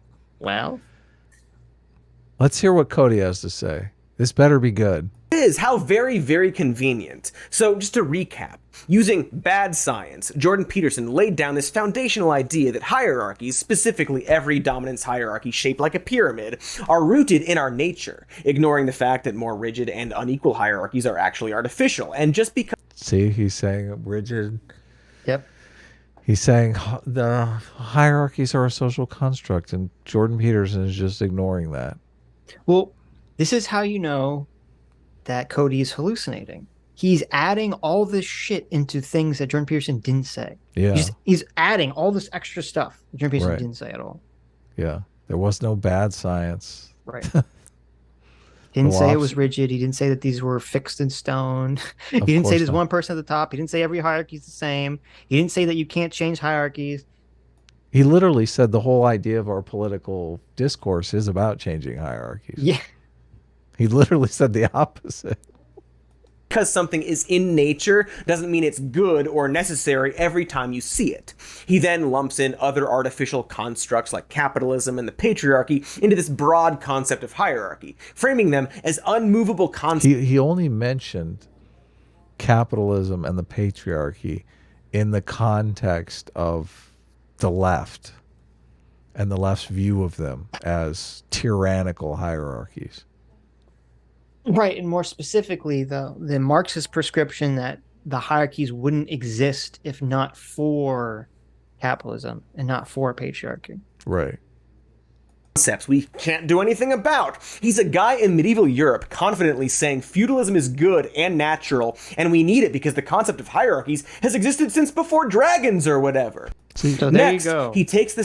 Yeah. Jordan Peterson is in favor of monarchy, or would have been thousands of years ago. What a fucking dipshit, because they never put forward an argument that is, I mean, if you want to make an argument, an anti-capitalist argument, like make that argument. Why does Jordan Peterson have to be a part of this? Yes. I don't get it. Make your fucking argument. Mm-hmm. I'm happy to respond to your actual argument. Why you think we can just do away with capitalism? It's got to be laughable, right? I mean, that's like lol cow city. Like, fucking make that argument. the stance of an unbiased academic, stepping outside of politics to ponder what this all means, and then concludes that ultimately there isn't anything to be done, and that the people... He never said that. I know. He never said that. So, well, and also it doesn't even make sense even from Cody's strawman position, because Jordan Peterson's whole point is that right now the woke left is going too far and fucking everything up. Right. He's saying we have to fight he's saying them. that something does have to be done. That he's like the whole point of he's like the left needs to regain its sanity again. Yeah. Because the right needs the left to check it. That's why he just said what he said, Cody. That's literally doing something. There's plenty to be done. We got to get those ocean protection regulations going. Yeah. Come on. We got to get those low-cost nuclear reactors started. Well, this is why it's so like this video should be shown in psychology classes Oh, yeah. as an example of Gaslighting. gaslighting, of how bias completely colors your view, because it's so insane that he shows clips after clip of Jordan Peterson saying the opposite, and then Cody like cannot perceive reality and he twists it around, and it gets even worse because right after this, as you'll see, he goes into the whole Pareto distribution thing, where Jordan Peterson is just warning about how people stack up at zero in economic games. And you're like, you're telling me this is the guy that says nothing needs to be done, Cody? I don't know what the fuck you're on. I don't know what you're smoking. Yeah. Definitely something has to be done. We need a middle class. How do you build a middle class without capitalism? That's my question. Cody, this is the video I want to see. That's never been done. I want to see a strong middle class without capitalism. I want to see how in your mind that happens. That's your capitalistic thinking framework, Adam. If it wasn't for capitalism, we wouldn't have a strong middle class because we'd all be kings. I think the world is a fucked up place. It really is. It's so sad, but there are people who are just workaholics, and there are people who just don't want to do a fucking thing. Like it seems like most of the world falls into one of those two categories, right? Mm-hmm. I mean, it's not. I guess there are people who just want to work a reasonable amount. I don't know. What do you think, Sitch? Do you think? No, there is. I mean, it's exact. And this Jordan Peterson's talked about this a million times. He's like, the highest indicator of success is your intelligence and how high you score in conscientiousness. Yeah. Well, and you like drive and determination, grit, I think is. Well, that falls under conscientiousness, I guess. But you can't become wealthy unless you've got grit. You can have grit and not become wealthy because, things can be set against you. You can make mistakes. Yeah. So it's so weird. I can't, maybe it's me. it's you, Adam. Well, how this whole idea of like worker co-ops is it's a fucking pipe dream. It's a ridiculous, it doesn't change anything. And the thing that they really seem to be upset about, that, you go to work and make money and you have to sell things, you have to do ads in your videos and stuff like that. That worker co-ops doesn't change any of that. It doesn't get rid of the thing that they're most chapped about. Yeah, I know. Yep. Like it seems like the commies they want to be able to like sit around and just have sex all day. I mean, who doesn't? Yeah, exactly. But that world doesn't exist. I mean, that's not yet. It doesn't. Well, we're working towards it, but the only There thing you getting go. us closer to that world is what? Capitalism. Capitalism. Yeah. Yes. I mean, even Marx knew, like, his whole premise was capitalism was going to deliver superabundance. Like, capitalism was going to make all of the resource problems moot because it produced so much. But yet you have these dipshits talking about like, oh, we got to get rid of capitalism because it's bad. It's like, okay, well, I mean, let's get rid of health and prosperity while we're at it too. I mean, why not, right? And it's funny because I don't know if Cody plays the clip. I think it's in a part of a clip that he plays part of the clip, but he doesn't play this part. And Jordan Peterson says, that he thinks, in his estimation, that the entirety of human history, the only time that it seemed like wealth, that humans figured out what to do about wealth redistribution fairly, was in that tiny window of post World War II, post World War II to like up to the 80s. What? Which, Really? yeah, Because and it's so like FDR. well, that's the sort of the the Keynesian, workers had strong paychecks, people got paid a lot, strong middle class was created in that time period, blah blah blah blah. And I'm Yeah. just thinking, like, imagine someone saying that and then you calling them like a far right conservative. Oh my God, I know. Jordan Peterson insane. says that? Yes. Wow. Okay. It's just baffling to me. Yeah. People on the left pushing for change are incorrect to do that. And to make it seem centrist and logical, he says it's the duty of... He said the opposite of that, dude. Dude. Remember in that clip where Jordan Peterson said the left needs to stop advocating for change. Change is bad. Remember when Jordan Peterson said that in that clip that we just saw? In the clip, he literally says the whole purpose of the left is to advocate for the dispossessed, the people who stack up at the bottom of the hierarchy, to make sure that they don't get fucked. Yep. This is like, I feel like I'm taking crazy pills here. It's like you just played the fucking clip, Cody. I guess he didn't play the clip because they shoot this in a studio. And he doesn't see the clip. He just records his part of it, and they edit it together. There you go. Maybe Cody's never seen these clips. He's just reading off a prompts. I think he is. Yeah, he's like their moron. They're a useful idiot. Yeah. Of the right to recognize the injustice that comes with what he's spun into a natural occurrence. Except that's very conveniently a conservative view, isn't it? Because the truth he's laid out, while pretending it's an impartial idea, actually... It's a conservative view that the left is necessary to prevent the right from turning everything into, tyranny. Really, that's a conservative view. No, it's a conservative view that the left is a bunch of commie fucking child groomers who want to fucking turn your kids into trans. Oh, okay. That's the conservative view. Yeah. Okay. Gotcha. I just... He supports right... I mean, that's closer, right? Right-wing beliefs by pretending the very concept of capitalism or whatever the current system is natural because it involves hierarchies. And then he's... Remember in the clip when Jordan Peterson said that capitalism is natural? Oh, wait. I don't remember that because he didn't fucking say that and Cody just made that up. Capitalism is not natural. And yeah. Jordan Peterson has said some foolish things recently. So he never said anything like that. I know nothing. And he didn't say anything in that clip. But I was like, I can't imagine Jordan Peterson saying anything that foolish. But then I had to stop myself. I was like, please, Jordan, don't say that.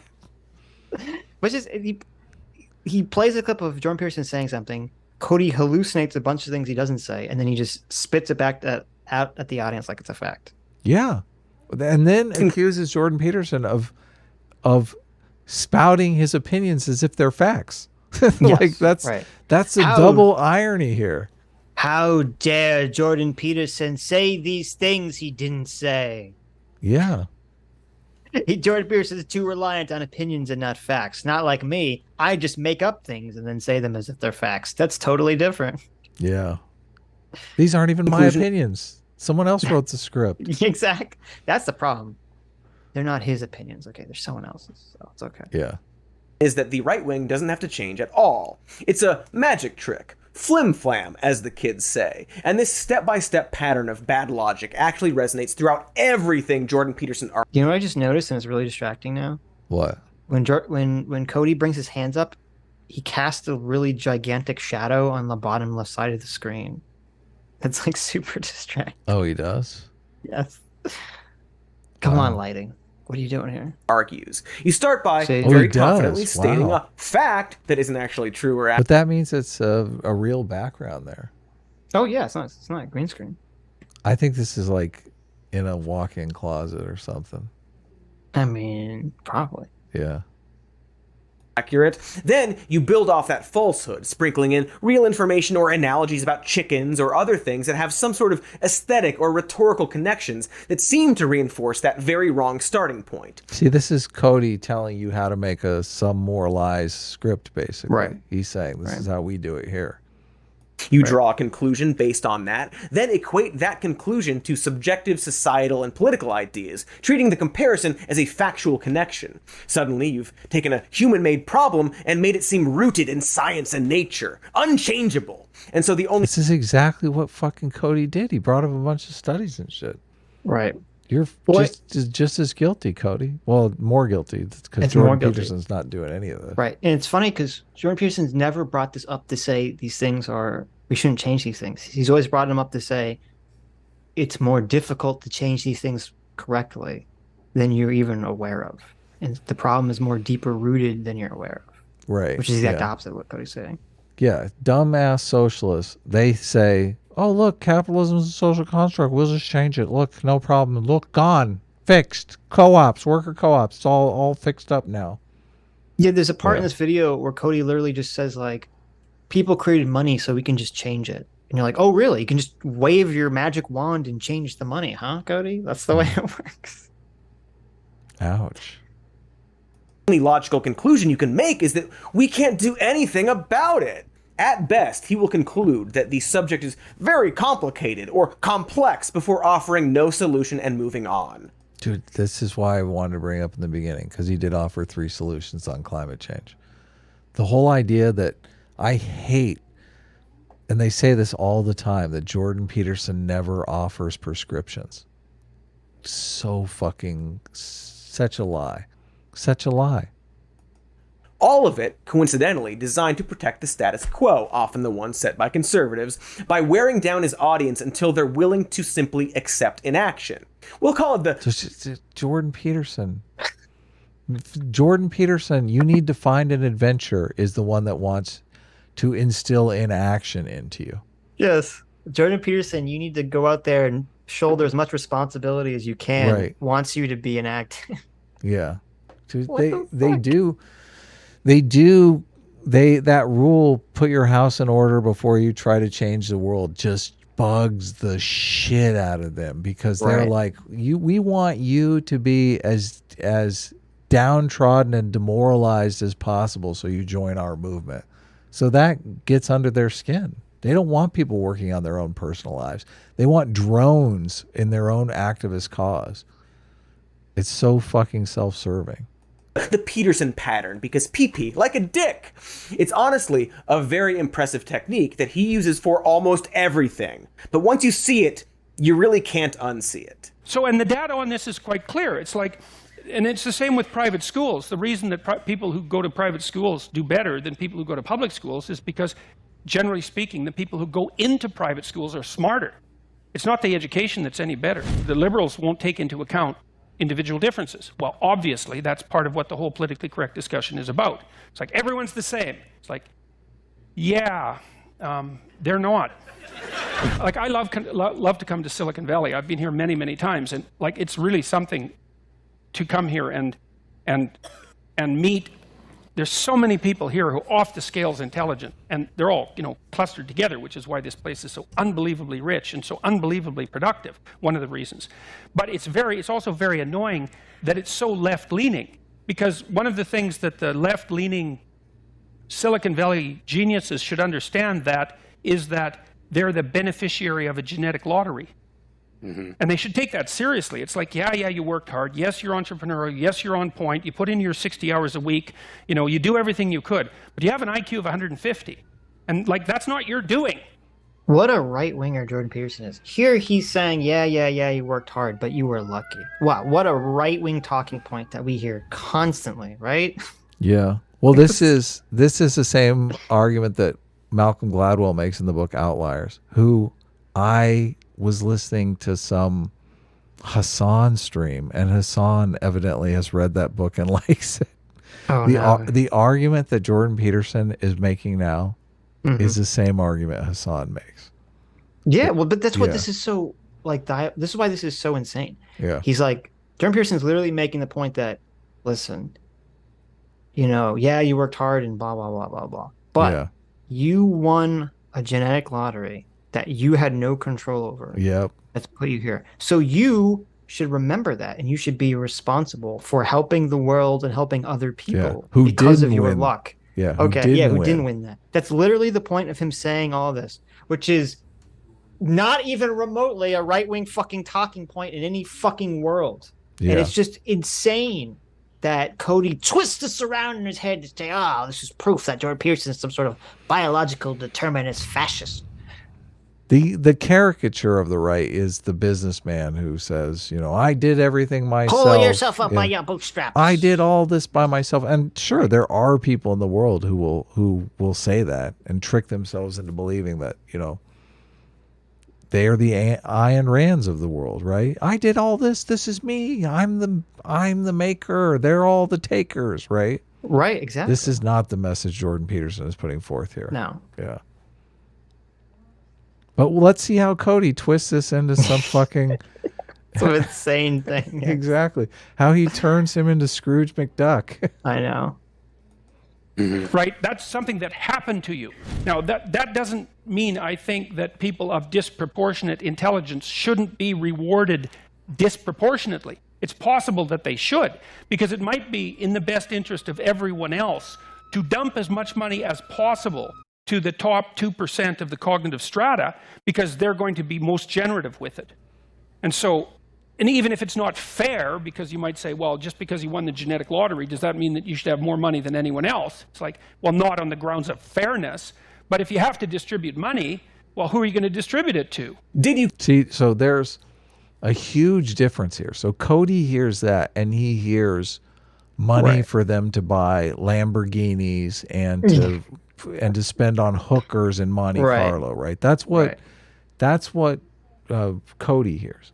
Yes. But I hear that, and I mean, we talked about this briefly with Kyle Kalinske. I don't think we talked about it while we were on the podcast, but I really think we need to start thinking in terms of, rent seekers and innovators, because, I mean, I've read Elon Musk sleeps on the floor in his office like 4 nights a week, which is not exactly the hookers in Monte Carlo lifestyle, right? And this is exactly what Jordan Peterson is saying. He's saying, if we're going to direct money to a cognitive elite that is going to develop the products and services of the future that are inevitably going to lead to that thing, to something along the lines of maybe a 3-day work week, 4 days a week to spend with your family, the super abundance that we all want, right? that we all crave and want. I think obviously that's a trade-off I'm willing to make, and if it just so happens that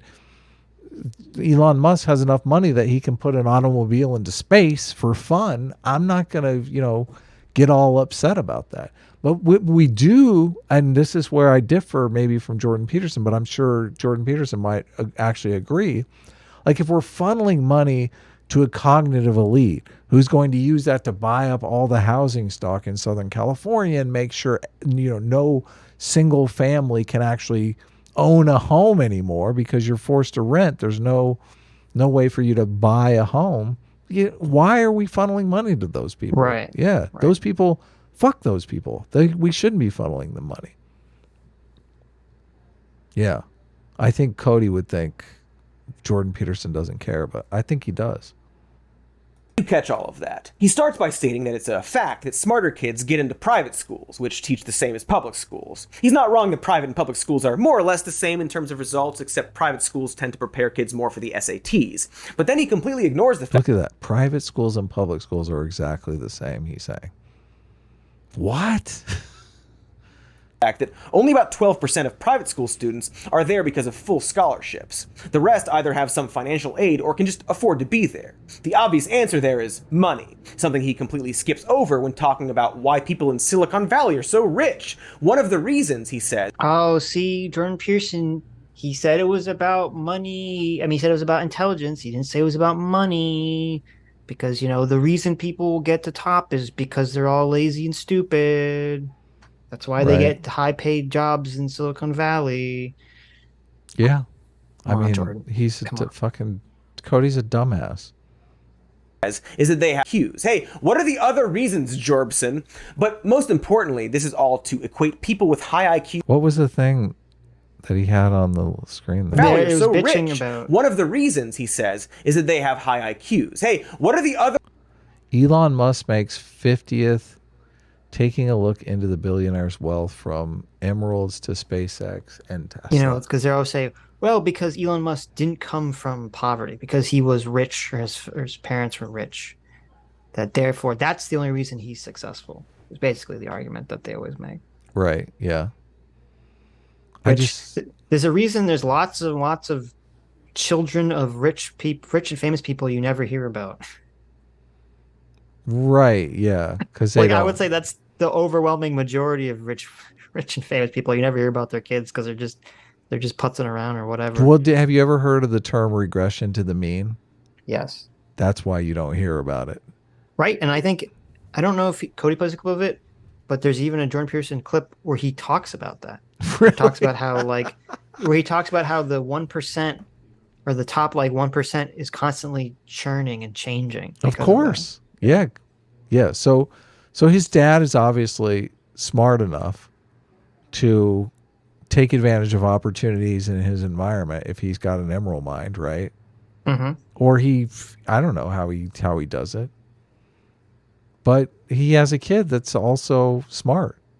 Most rich people who are very smart and have got their wealth because of their intelligence, they don't have a kid that's smart. They're like, they're like, listen, this is how you do it. Okay, Dad. That's called regression to the mean. They have a Cody kid. This is, short bus Cody here. Well, no, reasons, Jorbson. It's not even that. It's also obviously, intelligent people are going to have intelligent children, but the part of the fact of life, unfortunately, is that sort of the way humans have been wired by evolution and biology, which I know Cody doesn't like, is that for a lot of people, we're sort of wired to only push ourselves as much as we have to. So unless you pass on that super conscientious hard work ethic, which I think a lot of it is biological, to your child, if they grow up super wealthy, they're not going to have that same psychological motivation to, push themselves. Yeah, they're going to end up socialist. Yeah. Because they're going to be lazy piece of shit that want the state to do everything for them. Well, that's not untrue. I know. Yeah, exactly. But most importantly, this is all to equate people with high IQs with being wealthy. Doesn't seem to stop to think if it's high IQs that produce wealth or wealth that produces high IQs, despite him stating how important nutrition and education... How the fuck is he really making an argument that it's wealth that produces high IQs?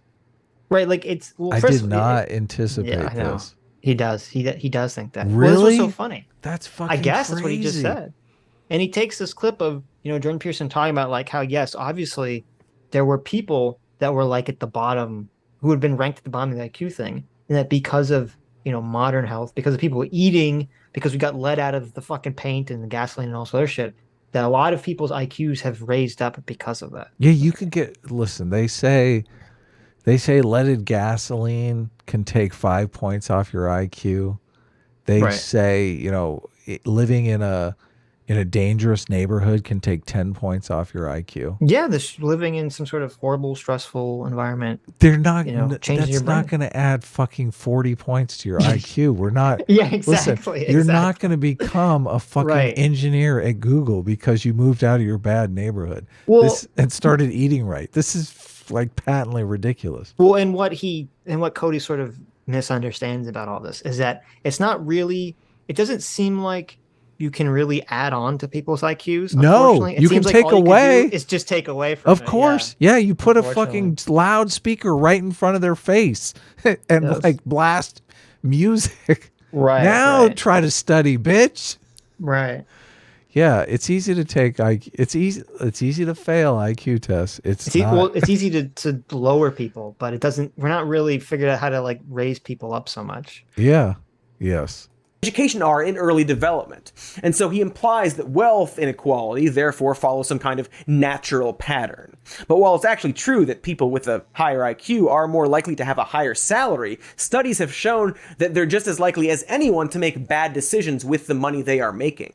It's so funny he uses this, literally doesn't contradict anything that Jordan Peterson just said. And it doesn't contradict, it's not relevant. It's completely irrelevant. Yeah, because the study says, oh, rich people, first of all, it actually completely disproves Cody's point. The actual study itself says that there is a per IQ point increase, a per increase in salary on average. Right. That's measurable. Right. It was like, I forget what the exact number was like. For every IQ point increase, it's like $1,000 extra on your salary or so whatever the number is. Okay. So it literally disproves what Cody's saying. And then the only thing that he's clinging on to is it's like, well, even though these people are making lots of money, that doesn't necessarily mean that they're going to invest it well. They're not going to piss it away on some bullshit. Well, yeah, because some charlatan can come along and give you the investment of a lifetime, kid, and next thing you know, you're broke. Right. Or just, it's so stupid. Yeah. A lot of people know how to make money, but they don't know how to invest money, which is part of the problem, yeah. But it's a completely different problem. Way IQ works is that it's a measure of certain mental facilities that often mesh well with a very specific school system, but don't necessarily. The very specific school system, no, it kind of meshes well with like a very specific society that we currently live in right now. But whatever. All the leftist narratives inside Cody's head are just competing for dominance right now. It's like it's a leftist dominance hierarchy going on.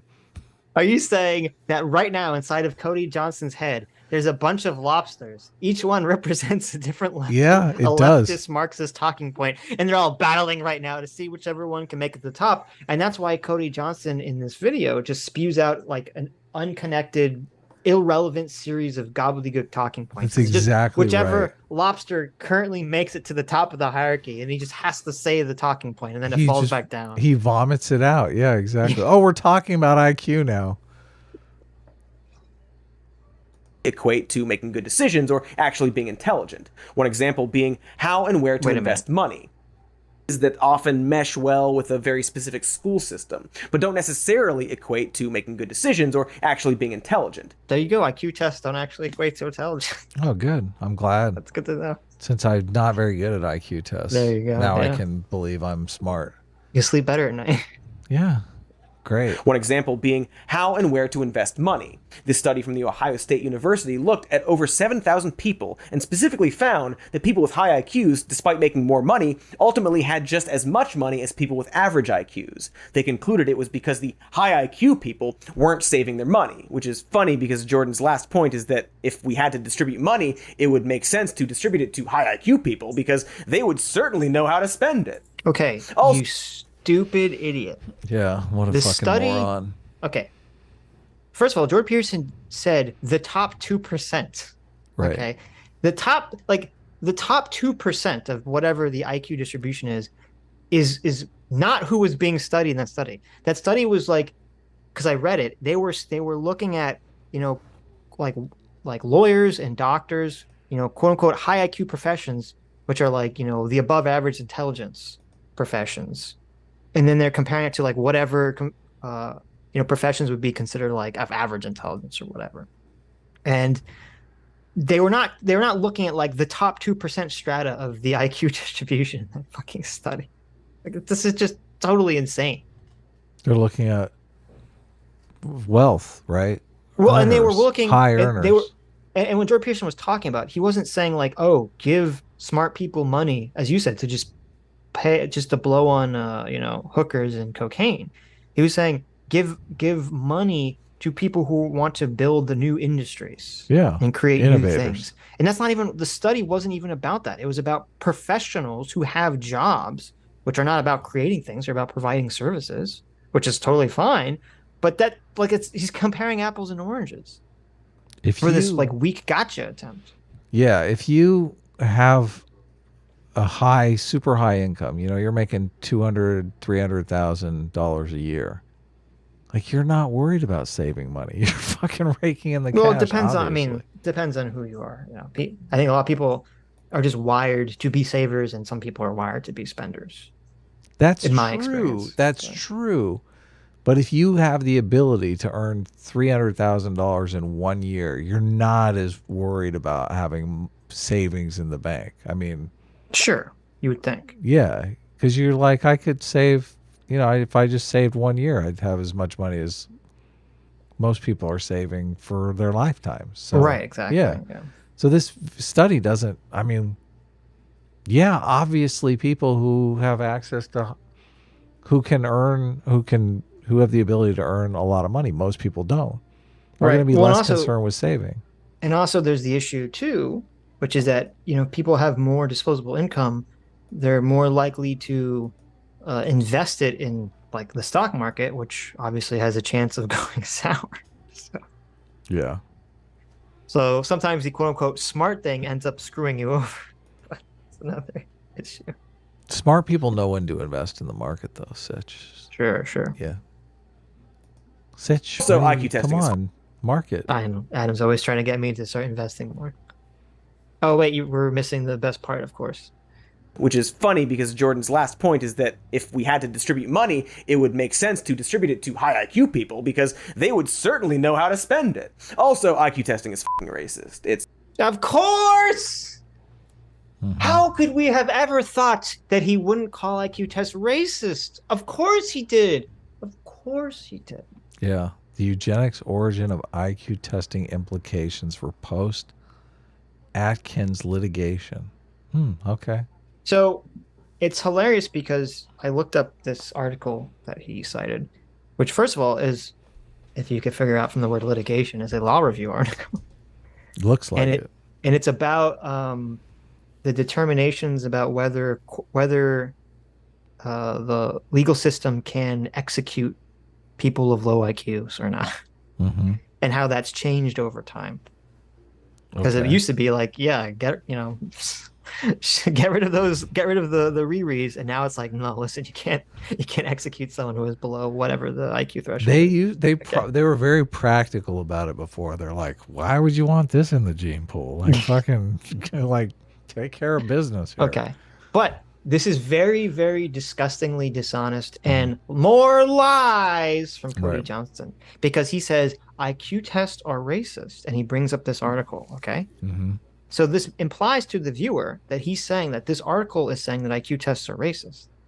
That's not what this article is saying. Really? This article is saying that IQ tests, like in the 1920s, maybe were racist. It doesn't say anything about modern IQ tests at all. Well, SAT is an IQ test. Are SATs racist? I mean, I think some people would say they are, but I guess so. But so that's why, like, it's just so dishonest. He couldn't even find some article that he could point to that says IQ tests are racist. He has to point to another article that doesn't even fucking say that. Yeah. Typical eugenics, especially when proposing to give more resources to those with higher IQs. Okay, that's why he pointed to it. He said IQ tests are racist and eugenicists. And he found this article that has the word eugenicist and IQ test together, even though it's talking about IQ tests from like 80 years ago. Or 100 years ago, almost, I guess, technically. 100 years ago IQ tests, and he thinks that has some relevance on what's going on right now. See, this is why I would just, if I was Jordan Peterson, I'd just drop a giant lawsuit on him, because he's basically trying to paint Jordan Peterson as a eugenicist. Yes. It's very clear what's going on here. Yes. And it's sadistic. It really is. Yep. Yeah. Not only that, it's so insidious because I would not have anything to do with Jordan Peterson if he was remotely a eugenicist or a fucking racist or I know. One of these race realist fucking race and IQ people. Like it paints all of his fans in a bad light, which is just, I guess that's the point. They want to separate Jordan Peterson from his fans. They want to make it toxic for you to be a Jordan Peterson fan, because they've completely destroyed his reputation. You've entirely hit the nail on the head. This is pro-felicity. We have to destroy his profile so that if you're associated with him, you get labeled a Nazi. Yeah, this is why. Like, I'm having a very difficult time, Sitch. I am. If people want to go after Cody Johnston and paint him as a pedophile. How? Why? I'm not going to What defend is? him. Yeah, what is wrong with that? I'm literally questioning. I'm like, how is this just not tit for tat? Like if that's his goal, why? Like the gloves are off. What the fuck? You can't live in a civil society with this kind of situation going on. That's why something has to give. Like they need to drop a giant fucking lawsuit on this guy, and just what are they always calling it? What does Ricada call it? Lawfare, like warfare. Right. I mean, that's just something has to give here because this is ridiculous. Shouldn't be taken seriously at all, and doesn't have any place in any advanced society. And boy, we will circle back around to that. IQ tests have no place in any modern society. Okay, good. Yeah, what the fuck? And when he circles back around to it, it's the most hilarious thing because literally everything he says about this, it comes up with whether the military allows people with low IQ in the military or not. Everything he says about that is factually wrong. Incorrect. Yeah, I know. Yes. A lot of video that's very short. So once again, he laid down a bad foundation, equating wealthy schools and students with wealth and high IQs, then extended it to Silicon Valley, and makes the conclusion that it must mean high IQ people are not only rich, but should have all the money based on this Just he never fucking said that, you lying fucking piece of shit. I know. He clearly said, if high IQ people are going to be producers for society and produce the luxuries of tomorrow, maybe it's better to let resources fall into their lap. Well, he's saying, yeah, and he's saying even more specific than that. Society has to make a determination how money is, like the direction of money and where's it's going. It's a human resources problem, basically. And this comes up later too, and Cody clips it very conveniently for the conversation, is that Jordan Peterson says, if you just take all the money from the top and shovel it to the bottom, all that's going to happen is that very quickly, it's just going to move all the way back up to the top again. Yeah. And now the top could be different. Maybe the people at the bottom are now at the top, but it's going to the exact same Pareto distribution is just going to manifest again, where the top 1% has all the money, and again and again and again. And that's the context of what Jordan Peterson is talking about. He's like, well, if that thing's going to happen, you have to make sure that at least it's going to the hands of productive people. At least our society has to be structured so it's going towards people that are doing pro-socially good things. Yeah, that's what I'm saying. Like, yeah, Right. You want pro-social, you want that money to be doing good for society. You don't want it to be, subjugating people. You don't want it to be a situation where it's preventing people from accomplishing their goals. Right. Yeah. Purple Brain, thank you so much for being a free will seeker for 2 months, says, why isn't there a, quote, green right? Lots of money in selling renewable energy. Drop the genocide argument. Use independence from oil, cleaner air instead. Well, that's a good question. I mean, it used to be, was it Teddy Roosevelt was the big, one of the big first original conservationists. And it would conform with a lot of right-wing small rural farms and open spaces and, get away from the big cities and the pollution. To answer the question, honestly, I think it's literally just only sadly because of tribalism, because the left, for whatever reason, latched on to the environmental argument in the 60s or 70s. And then so reflexively people on the right pushed away from it. Some people on the right pushed away from it. So I think it's just literally tribalism. It's super sad too, because you see this all the time. Like if somebody said, I'm going to start a company that's, a conservationist company. Right. People on the right will be like, you sound like a leftist. It's like. Right. Well, then Joe Rogan brings up this a lot. Some of the biggest conservationists are hunters, who are generally considered on the right. Yeah. So it's like, there is a lot of space to be pro-environmental on the right. It's just unfortunately, because of sort of the way tribal politics works, that space has been completely dominated by the left. I hate that. I know, it's sad. When people do you sound like an SJW, what you're doing that sounds like an SJW. It's like, but it's a completely different context, and it's a totally valid thing that you're doing. And just because there's that like pattern recognition there, it's like, you shouldn't be doing that. Yeah, exactly. That happens with the conservationist stuff too. But I agree. They should take that. It's free money. Free money. Well, some of them have been smart taking it with nuclear. So we'll see if that continues. Yeah. Thomas Harrington, thanks so much for being a free will seeker for 4 months. Says, just came in on Adam when he talked about pedo. Seems like a base stream. 18 reigns supreme. Sitch is cool too, but he doesn't have a wife. Sad. What do you mean? I have a wife. A work wife. I'm talking to him right now. Talking to him right now. That is sad though. Are you? Wait. Why are you disparaging yourself, Adam? Why are you saying it's sad if you're my wife? Adam, you're worth it. Okay. Think better of yourself. But I get to go home to my wife, and I want my buddy to have a wife too. Okay. It's good. Listen, there's no better feeling than having a woman that you can beat legally. You homophobe. What do you mean? Well, I guess what if I don't want a woman? What if I want a Zer, Adam? How does that work? I mean, do you if you're in a homosexual relationship, do you get to beat your significant other legally? Is that allowed? There you go. Actually, yes. I lived in a house with 2 roommates that were lesbians, and they fought more than any other couple that I've ever lived with. Of course, they're 2 women. What do you mean? Yeah,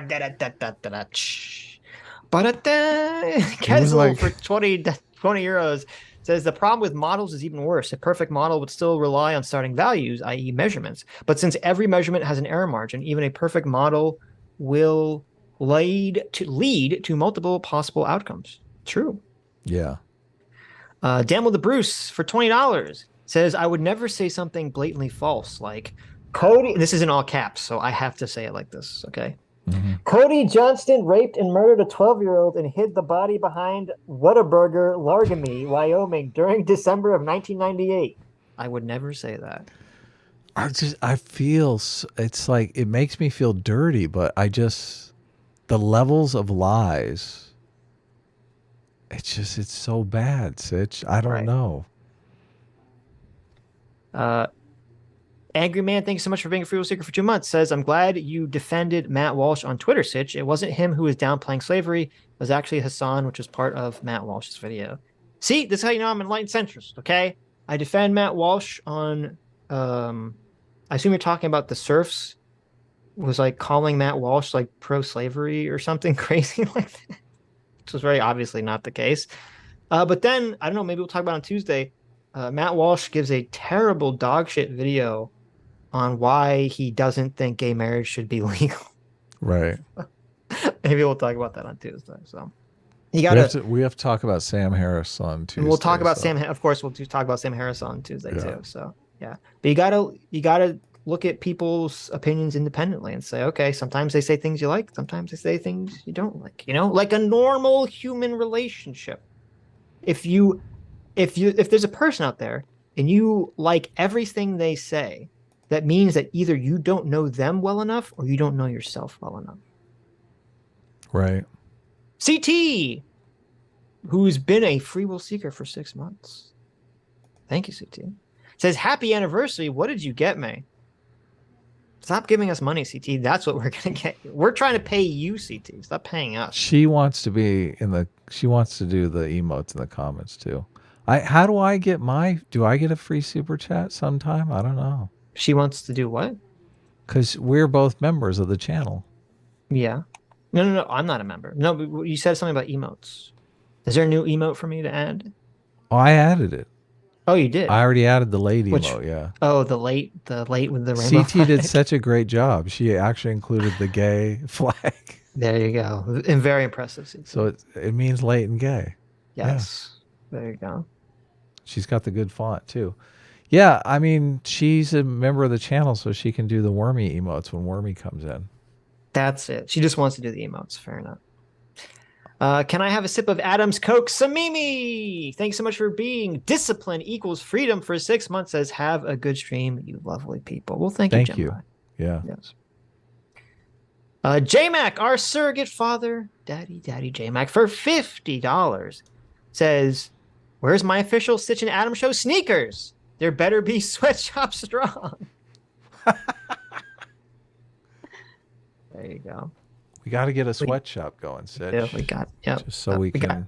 Got to get some Asian children working in a factory to make Stitch and Adam shoes. Well, no, I'm thinking. We'll call them free willers. Oh, that's it. Yeah. I'm thinking we can do an ad on Cody's show and be sure to let him know that he's endorsing sweatshop labor. Like we have very young children working. That's funny. Very dangerous conditions to bring you these shoes, Cody. That would be cool. Like, it says free on one side and will on the other side, and the logo, and like like the Air Jordan logo, it's like the I logo instead.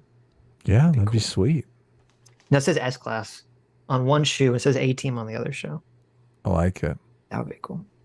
Axe Karras, thank you so much for the $20. Says nerds. Also, hi Milkman Dan Koff. S Class is baller. Thank you, Alex. And true. Nicholas Schoen for 2 months. Being a free will seeker says, what is the worst fast food chain and why is it Hardee's? Well, I don't know if I've ever eaten at Hardee's, so I can't comment on that. Or if I have, it's been so infrequent because I don't think there are any Hardee's near me. So the worst fast food chain, it's kind of the halfway point between fast food and not fast food, is Chipotle. Chipotle is the worst somewhat fast food chain. Chipotle! I mean, it just makes you shit blood and diarrhea. What? Why would you go to Chipotle? That's why you don't go there, because that's what it does. It makes you shit blood and diarrhea. Oh, that's awful. Do you agree? What's your worst fast food chain? Chipotle? I don't know that I've ever eaten at Chipotle. Oh, okay. Yeah, maybe I've avoided I just realized you're corn. Adam is corn facing right now. It was requested in the chat, so. You have the wormy cam still up, so it's like, how's that work? You gotta get that wormy cam out of there.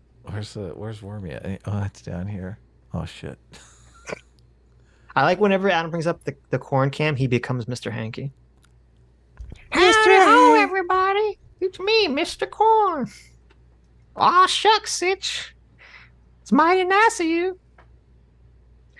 Tristan Verhecki, thanks so much for being a discipline equals freedom for 6 months. Says 6 months, baby. Thank you for the free will. Thank you so much, Tristan. Tom Luke, thanks so much for being a free will seeker for 2 months. Says I cannot possibly imagine how filthy Cody's room is. You don't have to imagine it. Look at his face. Poor Cody. He's a piece of shit. That's the most horrifying thing I've ever seen in my life. Poor Cody is a piece of shit. Human garbage. I could have lived my whole life without seeing that zoom in corn face. Human garbage. Hardee's is also called Carl's Jr. I feel like I've been to one like once in North Carolina. I don't remember what it tasted like. Honestly. Delicious Chipotle. It was when I went to the really weird Orson Scott Card writing conference, and I didn't know he was Mormon, and the town was apparently taken over by Mormons, and all the townspeople we talked to were very upset by this fact. And they're like, "You're not one of them Mormons, are you?" I'm like, "What? No, I don't. What are you talking about? Why are you asking me this question?" Like, I saw you coming out of that college, and I was like, "Oh no, I'm just taking like a little writers conference for writer of Ender's Game." They're like, "Oh, okay. We don't have to burn you now." I'm like, "Oh, it's good. I'm Jewish. Do you have a problem with that?" They're like, "No, we love the Jews here." I'm like, "Oh, great." Mormons are very popular, very good in business and politics. The people we were talking to were upset because apparently once the Mormons came into this North Carolina town, I think it was North Carolina, yeah. They gained enough political power to like change a lot of the laws, like when you could sell liquor and things of that nature, which bothered the townspeople. So they like to drink their beer. They do on Sunday. They do, and late at night. They do, and early in the morning. It's North Carolina. I mean, what else are you gonna do? 9 a.m. beer time. Sketch, thank you so much for the $20. Says the difference is, unlike JBP, no one will ever come up to Cody and tell him all of his content helped him turn his life around. True. Very true. Cody's just jealous. I was wondering if that does happen though, but I'm sure like little clout-seeking leftists do go up to Cody and be like, "Oh my God, you totally got you. I was going down the all right rabbit hole, and I found your You content. saved me from being a Nazi. Right. Now I'm trans. Oh God. They become a trans corn. That's My right. life is better now." There you go. Derek Drummond, thanks so much for being a discipline equals freedom for 4 months. Says, with all the bad takes JP has had lately, I thought the JP Defense Force would be disbanded. Good to know people like Cody are keeping the task force strong. True. Thanks so much, Cody, for bringing back the JP Defense Force. Yeah. JMac, our surrogate father, thanks so much for the 20 gifted memberships. Painting the chat green. That's great. Cyborg, thanks so much for being a free will seeker for 6 months. Says, happy to have used my free will to help convert Christian Baller from S-class to true centrist like I have. Sitch's bad media takes have to stop. Wow. Sitch does have a lot of really bad takes. First of all, my takes on media are impeccable. Okay. Secondly, Christian has a bad media take. Very bad media take. Christian, I'm gonna leak some DMs. Okay, Christian was telling me that he thought Peacemaker was James Gunn's best thing ever made. The best thing James Gunn ever made was the Peacemaker TV show. Okay, I'm sorry, Christian. That's a bad media take. Okay, Peacemaker was okay. Wait, it wasn't better than like the Guardians of the Galaxy. Guardians movies. of the Galaxy? Yeah. What are you talking? No. Yeah, obviously. No. Guardians of the Galaxy are the best. Is the best thing that James Gunn has ever done. Yeah. Like hands down. Yes. I like the second Guardians of the Galaxy a lot too. I mean, it wasn't as good as the first, but it was definitely a close second. Yeah. And they're working on another one now. We're going to find out where Rocket Raccoon was. Right. His backstory we investigate more. Which Rocket is, I mean, he's like one of the most likable characters in the MCU. Who doesn't like Rocket Raccoon? That's a bad media take. You need to take that back, Christian Baller. What the fuck? That's fucking bullshit. Potato, thank you so much for giving 50 gifted memberships. Our surrogate uncle, Potato. Potato! Look, we're in the same family. Thanks so much, Potato. I apologize to the chat that I'll have to put up with Adam's recent corniness. Bill Bunny's bag of donuts. Thanks so much for being a free will seeker for 6 months. I think the 6 months is a new color logo, right? Yeah. Really? Oh, wow. New color, I think. Says, I say we put Cody, Hassan, Voosh, No Thought, Quackademic Agent, and Thought Crime into a Hunger Games scenario. Jordan Peterson has flaws, but fuck Cody, hail Lobster. True. Yeah. Weekend Jail, thank you so much for the $20. Says, Sitch, in Michigan, we don't have gators, just bears. What caliber do you Florida men use to shoot alligators? P.S. What demographics even watch this Cody guy? I don't understand. Well, the demographics that watch Cody are people that have sub 80 IQ, which is why Cody's so defensive of and so upset by IQ tests. Yeah. Obviously. As for the caliber that I shoot alligators with, I don't shoot them with a gun. I either use my bare hands, my mitts, baller, as Merv would say, or you have to wrestle the alligator with your mitts. My mitts. Or I use the cattle prod if there's a bunch of them, right? Because they'll gang up on you. Or if I want a projectile, that's when you pull out the Rambo style bow and you just hit him right in the eyeball with an arrow. That's good. That's what I do. I just use a slingshot. Oh, okay. I think that's kind of lame. I use a slingshot and a little pebble. I see. Tiny little pebble. You don't use a slingshot. You use a sling. You go all the way back to the biblical era. Wrist rocket. There you go. That's what I use, a wrist rocket. God, use a 12 gauge when you're hunting wolverines. Gosh. Guy for $20 says, I love listening to people that use the woke concept of privilege to complain about hierarchy. The whole idea of privilege is to create a hierarchy of ineptness they sit firmly atop of, enforced by an army of, quote, marginalized groups. That's an interesting point. And I don't necessarily disagree with it. Blaine's Escape Corner for $20 says they have a combo of delusions of grandeur and think the top has ill-gotten gains. They've never seen a business owner's son run the business. Also, I do an anime talk show if you need to refer any degenerates my way. Well, there you go. If you guys want to check out Blaine's Escape Corner. Wow. I do an anime talk show. Check it Didn't out. we have someone ask about that? Nice. We did, yeah. We did. X Hunter 00 for $20 says this video is full of lies. Would it be censored under TJ Kirk's Utopia? A team reigns supreme. That's an excellent question. No, because they're leftist lies, and obviously That's TJ's okay. cool with leftist lies. So That's true. TJ was very nice, and we'd like to get him back on the show again. So even though we disagree vociferously, is that a word? Am I pronouncing that correctly? You're pronouncing it correctly, yes. You're not obfuscating. It's still nice. You know, it's nice to have shows are much more fun when we have people we disagree with. All Who right. wants to agree with everyone? Yeah, true. We did. HB left. Was it last week that we sparked we had like a civil war with V over Iraq or something? There you go. I think it was from last week. It was. It right? was. Wow. HB Lefty, thanks so much for the $20. Says, glad to see you guys hitting this pack of lies. I have friends who somehow eat up videos like Cody's, which amazes me because the video is the mind reading Olympics. True. Yeah. Yeah. Anyways, Mind reading and ventriloquism, because he's putting all these arguments in Jordan's mouth that Jordan would never make. True. Now, Look, Cody, we if you want ask to put your kindly- hand up another guy's butt, okay, at least get an actual ventriloquist dummy. Well, Don't no, use a listen, real at human least being. give him a reach round, okay? Don't, be courteous. Now, please, we're gonna get back to the video right now, so lend us your ears as we continue watching the horrible corniness of Cody Johnston. Are you saying you want me to take the filter off? It sounds like it. That might be what I'm suggesting. Do you want a different filter? I guess I could just go back to my killer sunglasses. You can go back to being normal or with your I'll sunglasses. just be normal, right? Okay. For a little bit.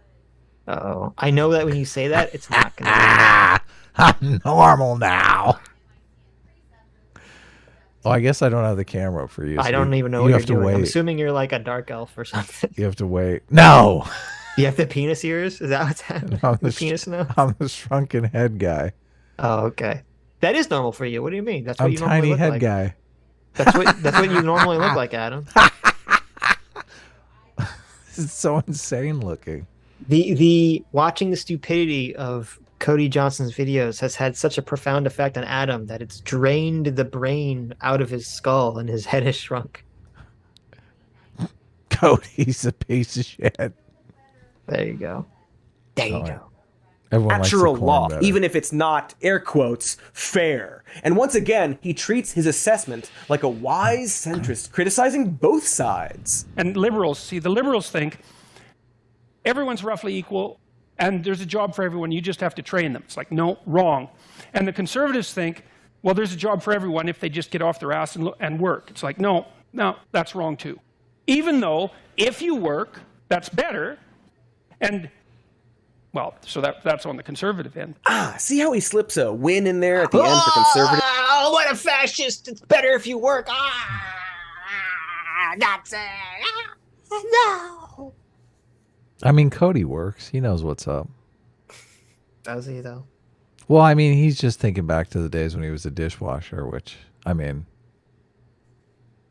that sucks. So he's once again linked bad science about how IQs work with societal constructs like wealth and schools as if they are forces of nature. He completely ignored any other factor like inherited wealth, race, gender, your fucking zip code, and instead concludes... Wait, so... Right. Jordan Peterson is literally saying, like... Wait. He completely ignored any other factor like inherited wealth. Okay.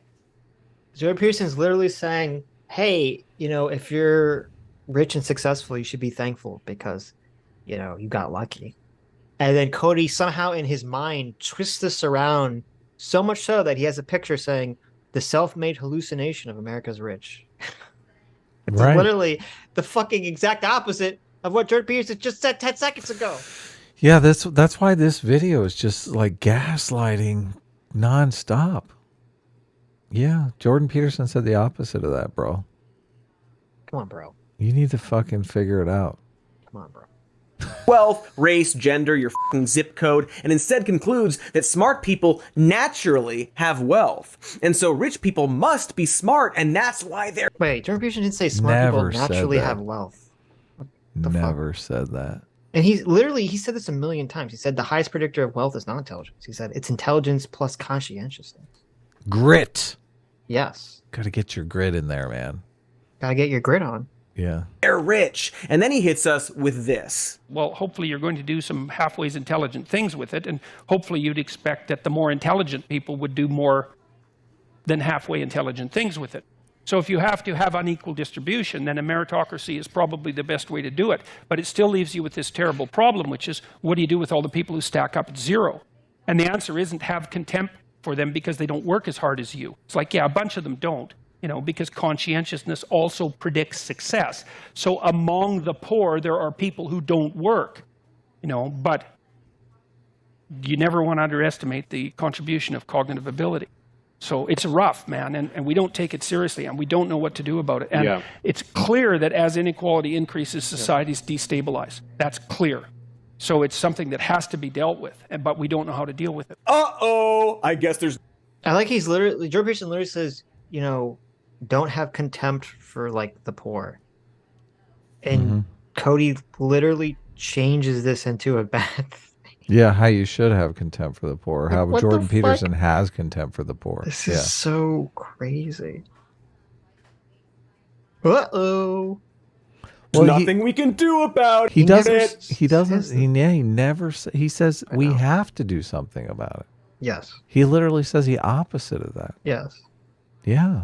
What a. Yeah, he says if you don't do anything about it, too many people are going to stack up to zero, and everything's going to fall apart. Yeah, society becomes unstable. If there's one thing I know about conservatives, they're for stability in society. Right. This is very reminiscent of the Blair White situation, which I'm trying to remember who it was. I think it was Vosh, actually.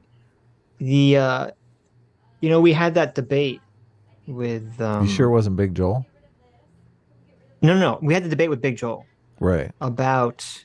Big Joel had this really weird take, and a lot of leftists had this really weird take, where we covered the debate between Blair White and Karlin Borchenko versus Jonathan Doyle and Lauren... Witzke. Right. Yeah. The drug mule. The drug mule. And Lauren Witzke and John, or Lauren specifically, John's really has shit opinions, but Lauren had shit opinions and was being horribly crazy in the conversation, at least the way she was acting, and outwardly crazy.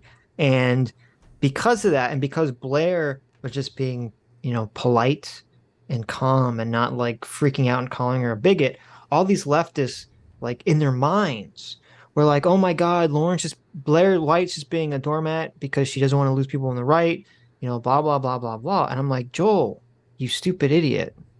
I said it in nicer terms. I said, Joel, listen, Blair is trying to win people on the right.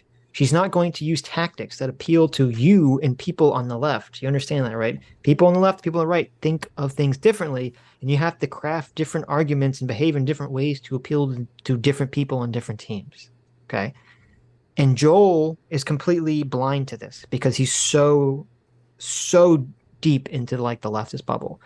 And I think that's exactly, and what I was saying is Vosh watched this video recently and was commenting on it, and he, like Joel, had the exact same take. Did he really? He watched that old video?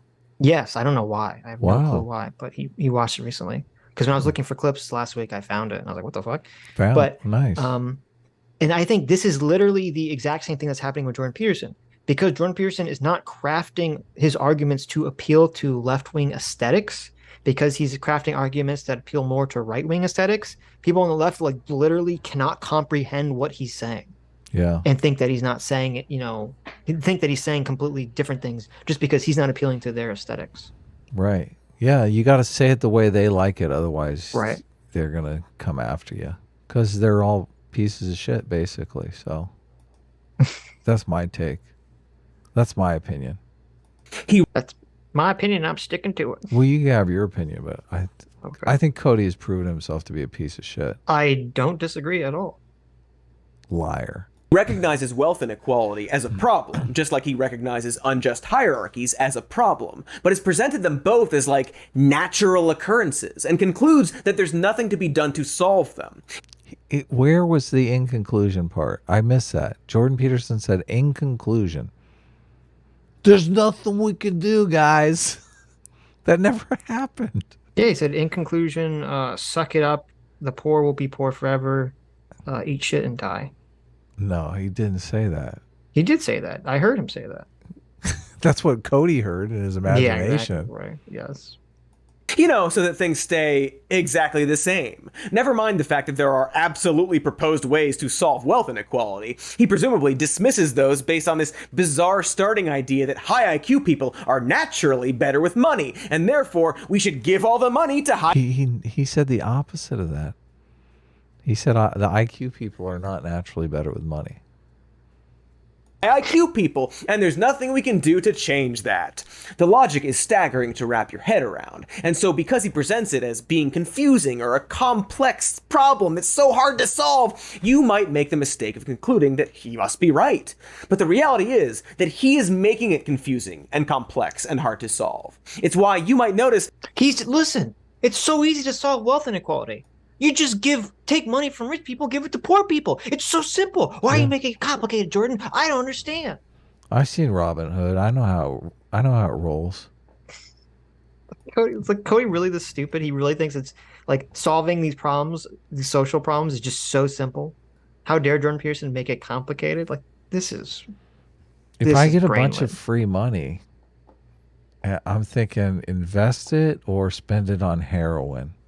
I mean, I'm leaning towards the heroin myself. I mean, what do I know about investing? And it's so funny because Jordan, like, he keeps painting Jordan Peterson like he doesn't care about poor people at all. And in a bunch of the clips, that I was looking through in preparation for this, it's Jordan Peterson talking about all of his time he spent helping poor people in his practice. Of course. Like being a clinical psychologist for 20 years. And he talked about so much. And one of the things was in one of his clips that Cody pulls from, though he doesn't pull from this clip, Jordan Peterson says, like, a lot of the poor people that he's helping all have drug addiction problems. Yeah. And if you just gave them money, it would be worse for them because then they just kill themselves. Yeah, exactly. Yeah, they kill themselves on doing drugs. Yeah.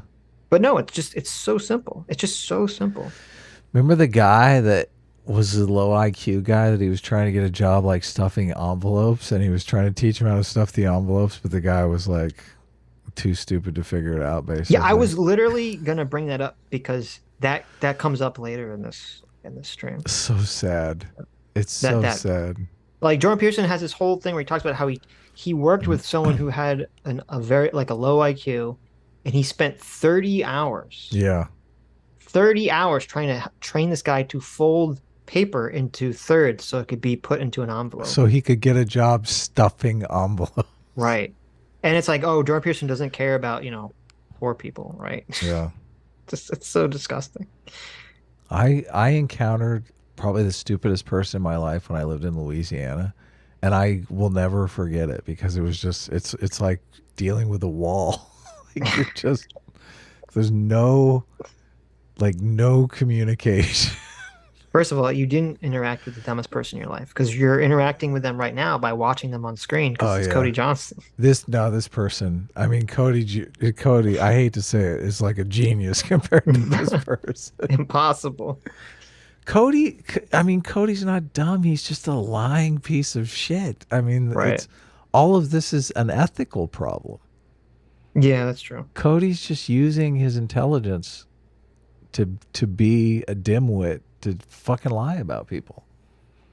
Yeah. I don't know if Cody was smarter, he might actually feel guilty for what he's doing, though. So I would feel bad if I was doing this. Mm-hmm. I don't like lying about people. I don't like lying.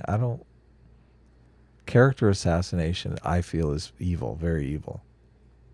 That one of his favorite things to say is, well, it's complicated. And he often does this by referring to a lot of intellectual sounding concepts. He likes to mix and match, all with the goal. Intellectual sounding. Notice how they aren't intellectual at all. They aren't, the Pareto distribution just sounds intellectual, Mm-hmm.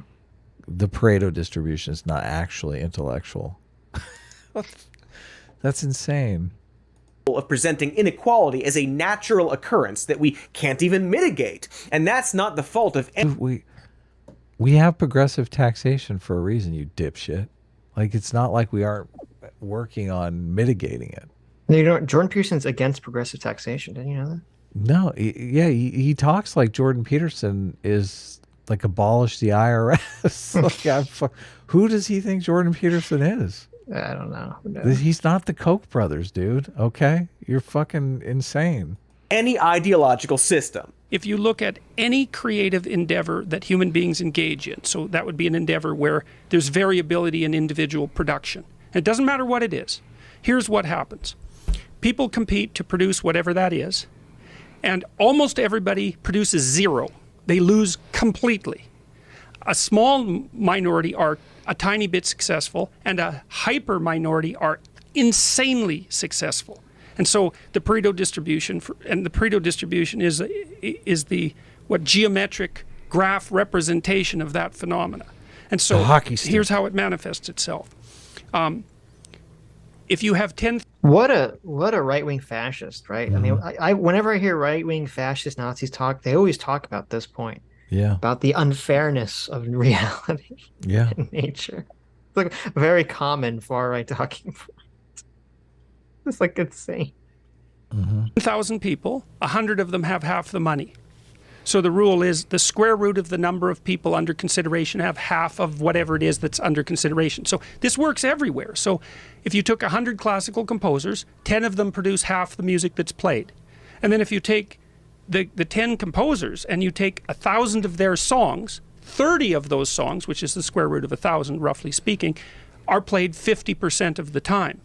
And so there's this underlying natural law, which is, it's expressed as the Matthew principle, which is from a New Testament statement. The statement is, to those who have everything, more will be given, and from those who have nothing, everything will be taken.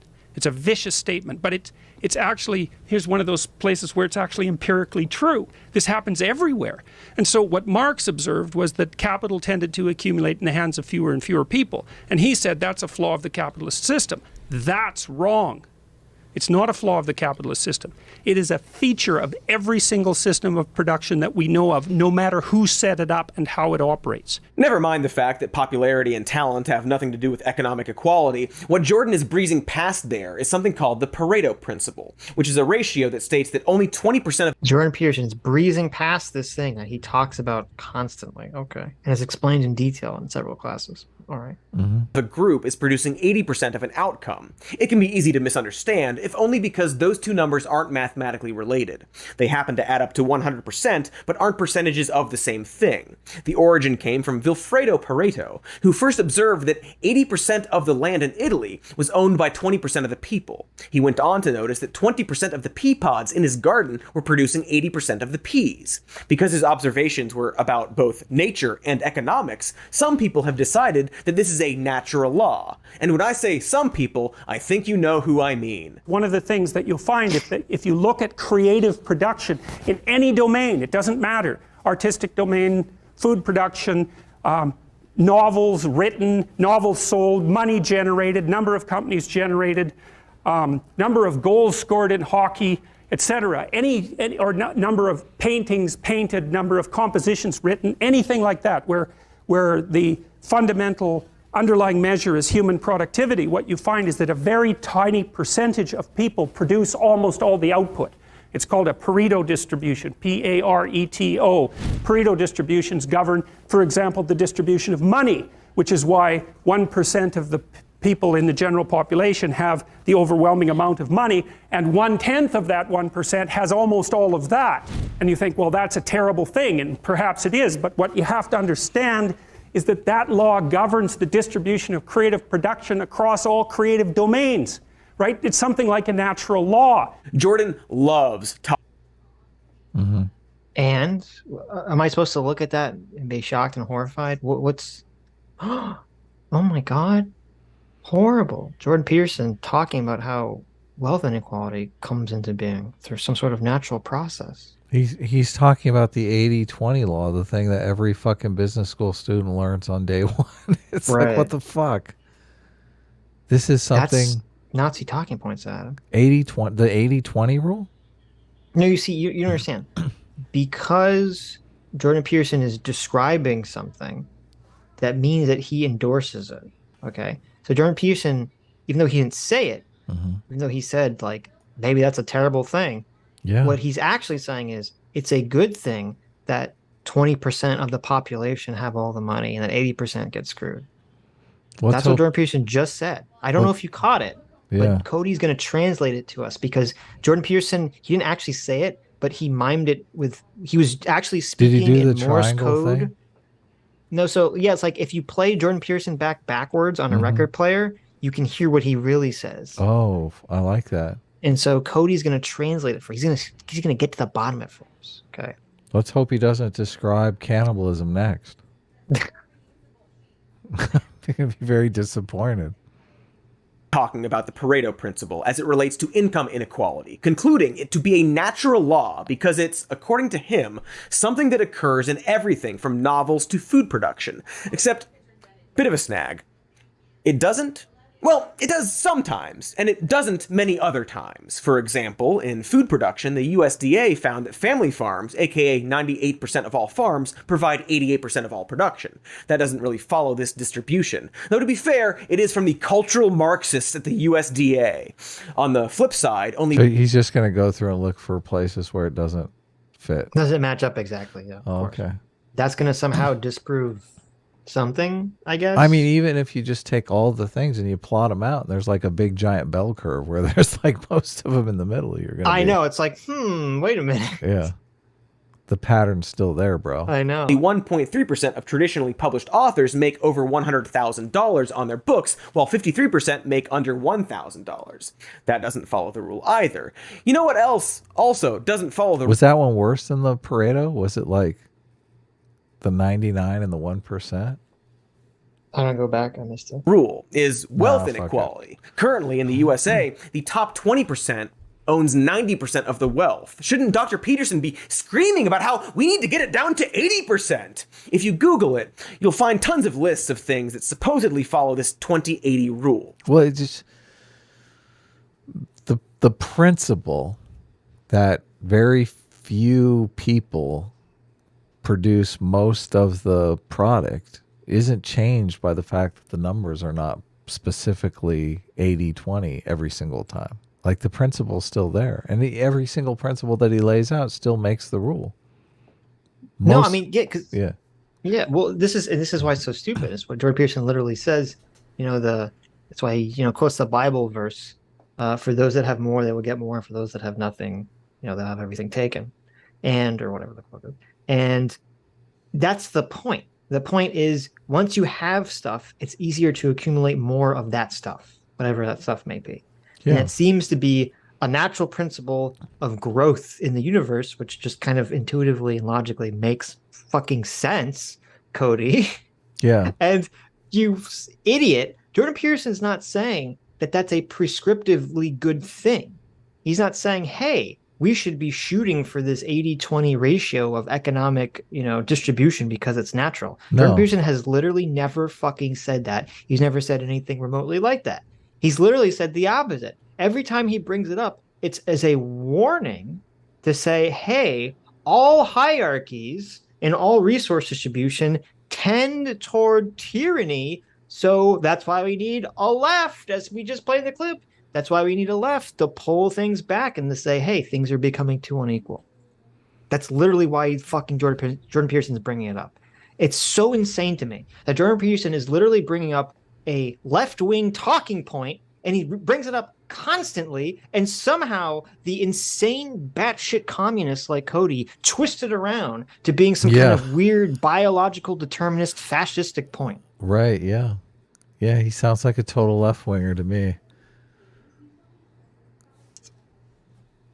You piece of shit. Everything from social media to city traffic to how disease spreads. The problem is that almost all of these lists are impossible to actually find data to back them up, because generally speaking, this 20/80 ratio is just a rule of thumb people apply to things like marketing and management.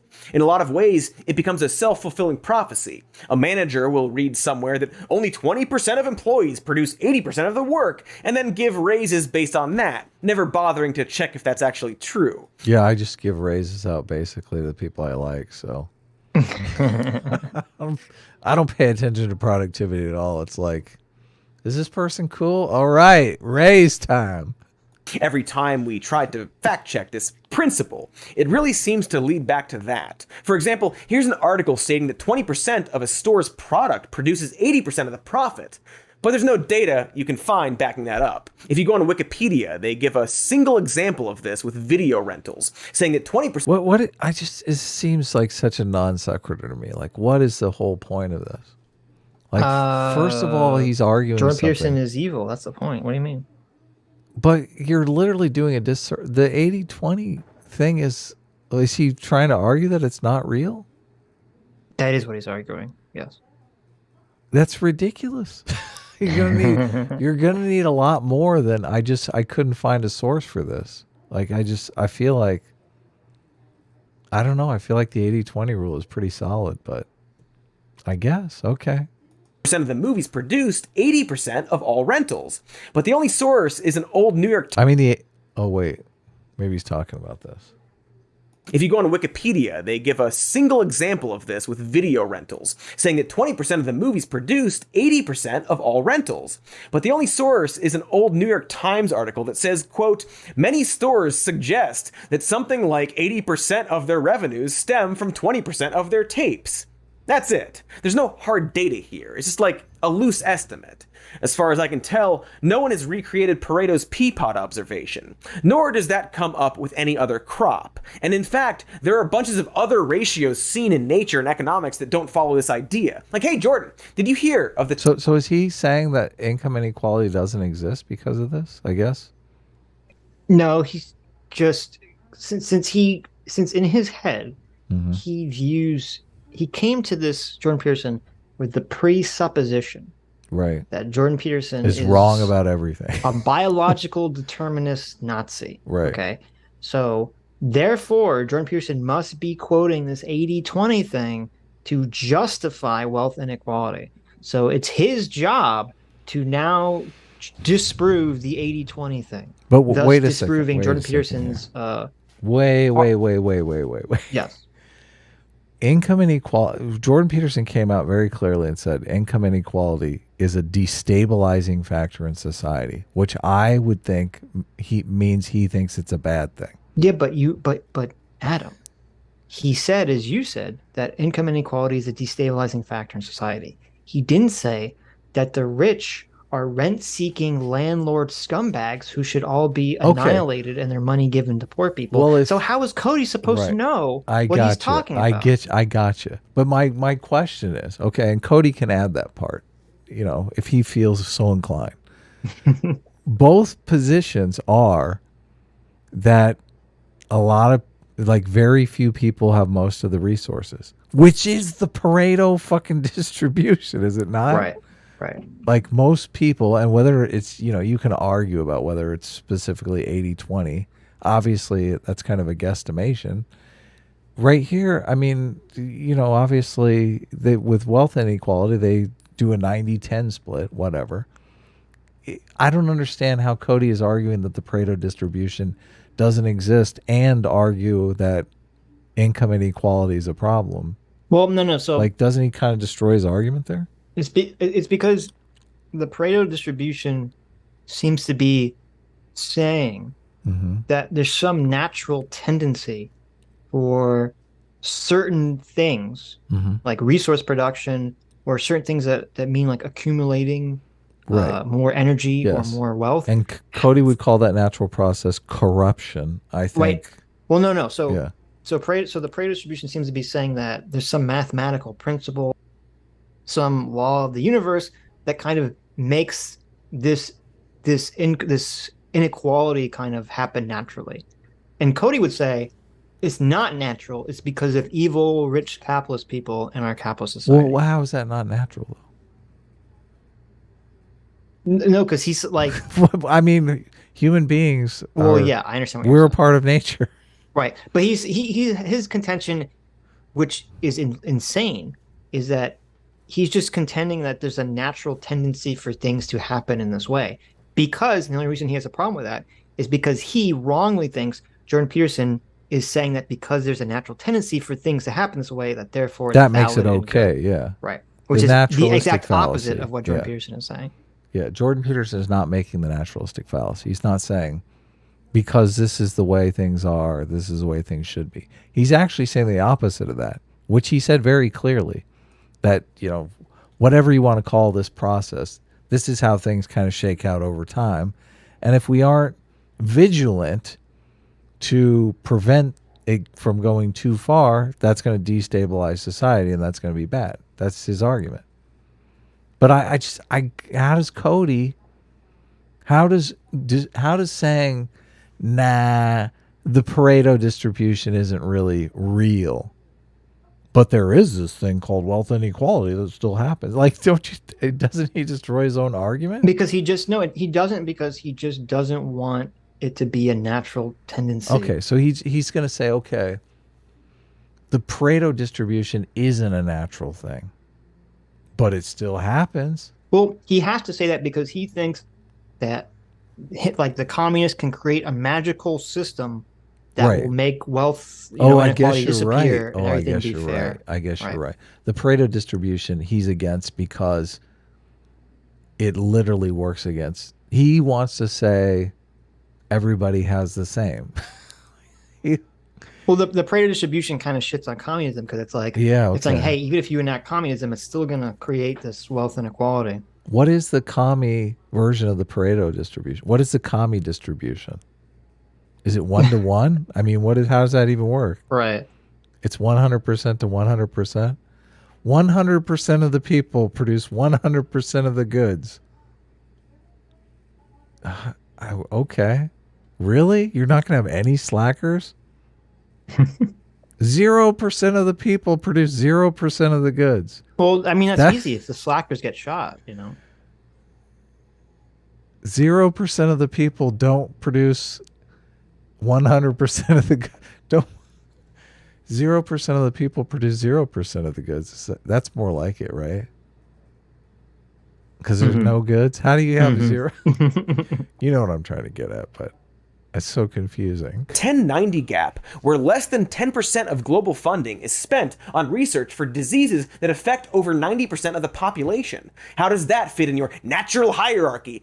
Dude, he's totally pulling a Bosch here. He's like, if all these crazy facts don't fit in your thesis, then your thesis is bad. No, you're right. He is pulling a Vosh. He's literally doing the, in Mexico, they call water agua, right? Yeah, he is.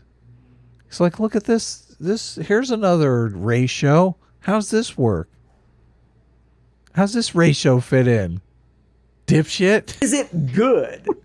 In other words, the Pareto principle is just, it's kind of a saying, like, don't put all your eggs in one basket, or a dick in the toaster makes jizz even roastier, where people will use the 20-80 rule to make decisions. Others argue that it's not a good rule at all. Peterson uses the rule to claim that as you expand your company, competence at the top is linear, and incompetence increases exponentially because you can't, hire different people. If you replace the where is this coming from?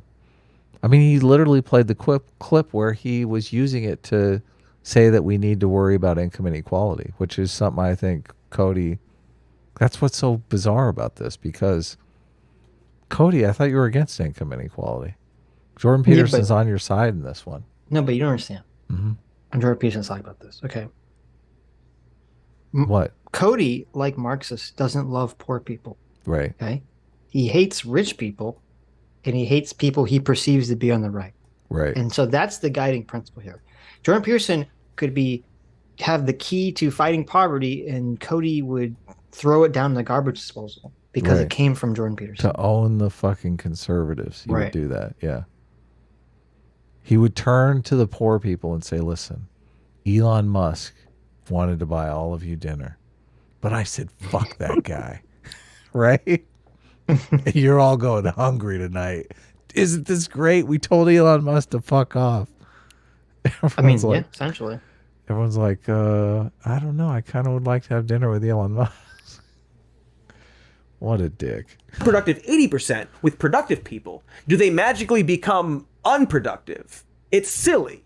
Now, this isn't all to say it's wrong or right, but rather subjective, and not any kind of harsh truth or cosmic force that binds everything together. Although there is something with data Nobody said it was a cosmic force that binds everything together, you nitwit. backing it up called Pareto distribution in some sense. More specifically, the double Pareto log normal distribution. Here's a paper laying out the math I'm sure Peterson will admittedly not understand, and some examples and graphs displaying the distribution, which can be more or less wiki described as a situation where an equilibrium is found in the distribution of the small to the large. It's this shape.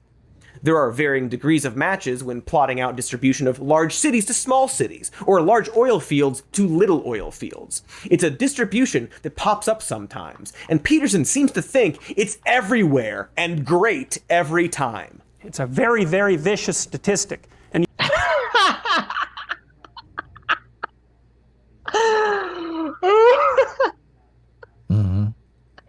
This is a perfect comedy timing. Look at this. He's like, Jordan Peterson thinks it's great. It's a distribution that pops up sometimes, and Peterson seems to think it's everywhere and great every time. it's a very, very vicious statistic. And then it got to him saying, this is terrible. That It's is like a scene from Arrested Development. Or that something. is fucking comedy gold. Yeah, he Like- says the exact opposite. You're right. What? How did this get into editing? Is the editor fucking with Cody? It's What's very happening? vicious. Yeah. Yes. Jordan Peterson loves this. This is terrible. Yeah, you're what? Yeah, this is so What the fuck? bizarre. This He is looks like insane. such a moron in this video. Yes. Everything he's arguing against all his own positions. Why would you do that, dumbass? 1.6 million idiots watch this video. We're like, oh, this is a good debunking of Jordan Peterson. Yeah, exactly. I guess most people are just watching it with their brains shut off anyway. Yeah. Didn't Pareto win a Nobel Prize? I have no idea. I thought he did. Apparently, he was pro-fascist or something, is what Cody says. So I don't know. I thought I could have sworn Pareto won a prize. So, Pareto Nobel Prize. Let's see. I did. I'm trying to look it up now. Wilford Fritz. No, I don't think so. Pareto. I don't see no Nobels. Well, he is French, so that's a little disheartening. That's a point against but- him. He's not French. Oh, no, Isn't wait, he he's Italian. Yeah, Okay. that's a little better, right? Slightly, not super better, but I Hey, mean, how dare you, Adam? You piece of shit. look at that thing got his signature there. There you go. I wonder if we could get a signature by him. Oh no, wait! Holy shit! He went to the Italian school of elitism. Oh no! Oh no! Anyway, It seems like he's like AA, I think, worships this guy. probably. It's a distribution that pops up sometimes, and Peterson seems to think it's everywhere and great every time. It's a very, very vicious statistic. And you won't learn about that in psychology for reasons I have no idea about. Oh yeah, no idea why this random ratio that shows up sometimes but also often doesn't isn't taught in psychology classes. You might notice that in these videos, Jordan will also mention the Matthew effect, or talk about ratios that aren't just 20. How did? They didn't even let him finish his sentence. If I'm Cody Johnston, okay, someone hands me a script. Say he's not involved in the production of the script whatsoever, which is very possible. Someone hands me a script, and I'm reading it, and I say, Jordan Peterson loves this. And then it says, cut to clip. And I assume it says in the thing what the clip says because Cody's directly reacting to it, Right. or at least seems to be. And I'd say, wait a minute. You immediately cut to the clip of him saying it's vicious right after I say he said it was good. Maybe we shouldn't do that. Maybe we shouldn't edit it that way. Nah. But no. Cody Johnston, is he too high on blow? Like, what's happening here in this situation? How does he miss this? I think he's got duping delay. I think this is like a psychopath maneuver here. Oh, He's like, you know watch what? You this. could I'm be going to right. fucking gaslight these people so much. I'm going to have Jordan Peterson totally saying the opposite of everything I'm saying. And people are just going to fucking suck it right up like Sam Cedar in his bucket. You could be right. You could be right. Yeah. Look at Maybe that's it. all these Some More Lies fans eating up this shit.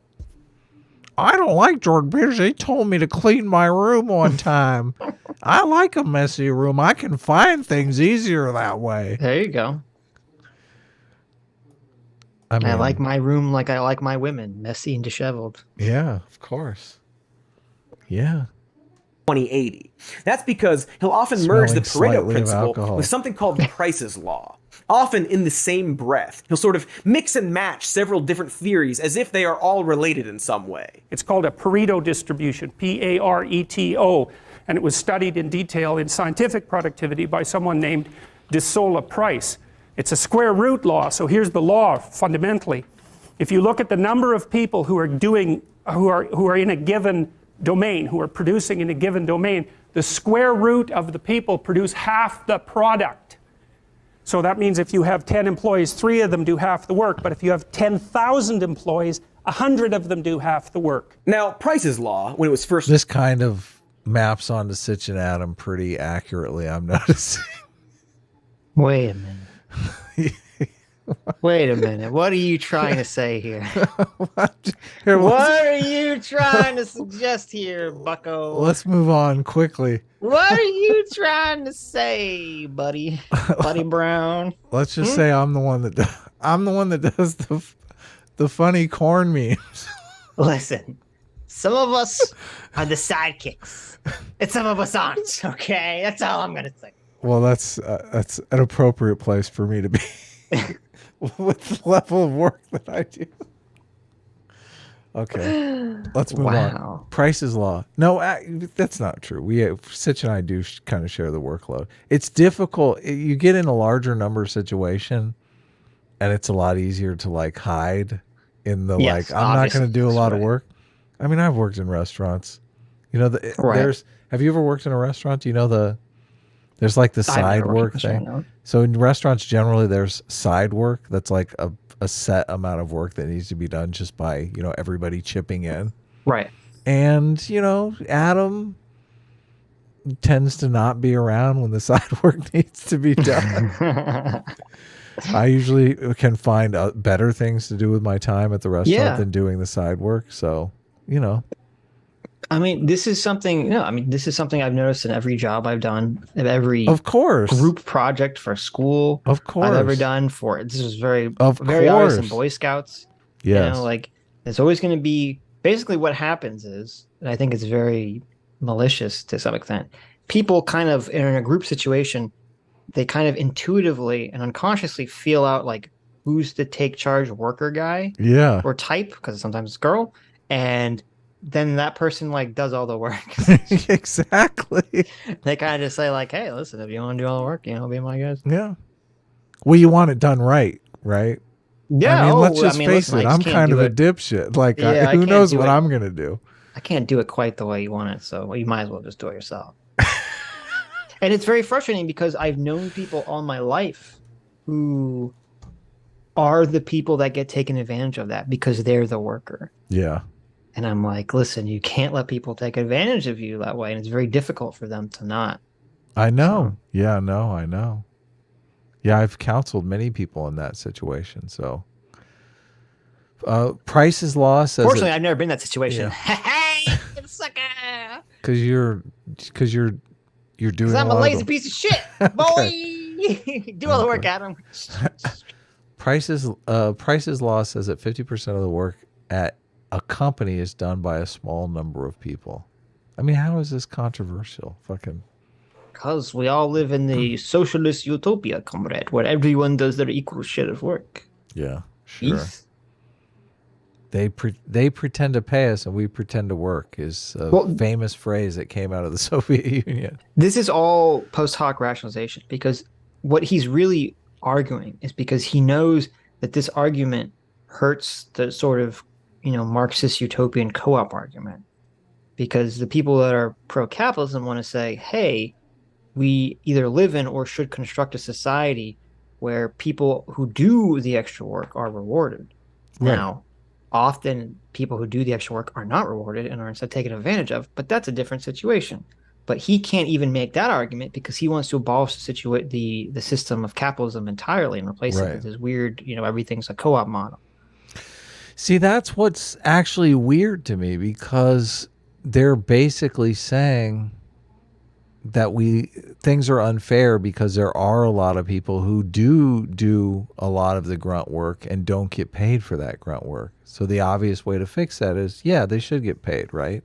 Yeah, but then you're buying into a system that they don't even endorse. But they flip it around, because in their minds, they don't think that 20% do 80% of the work. They think 80% do 80% of the work, and yet 20% takes 80% of the profits. Right.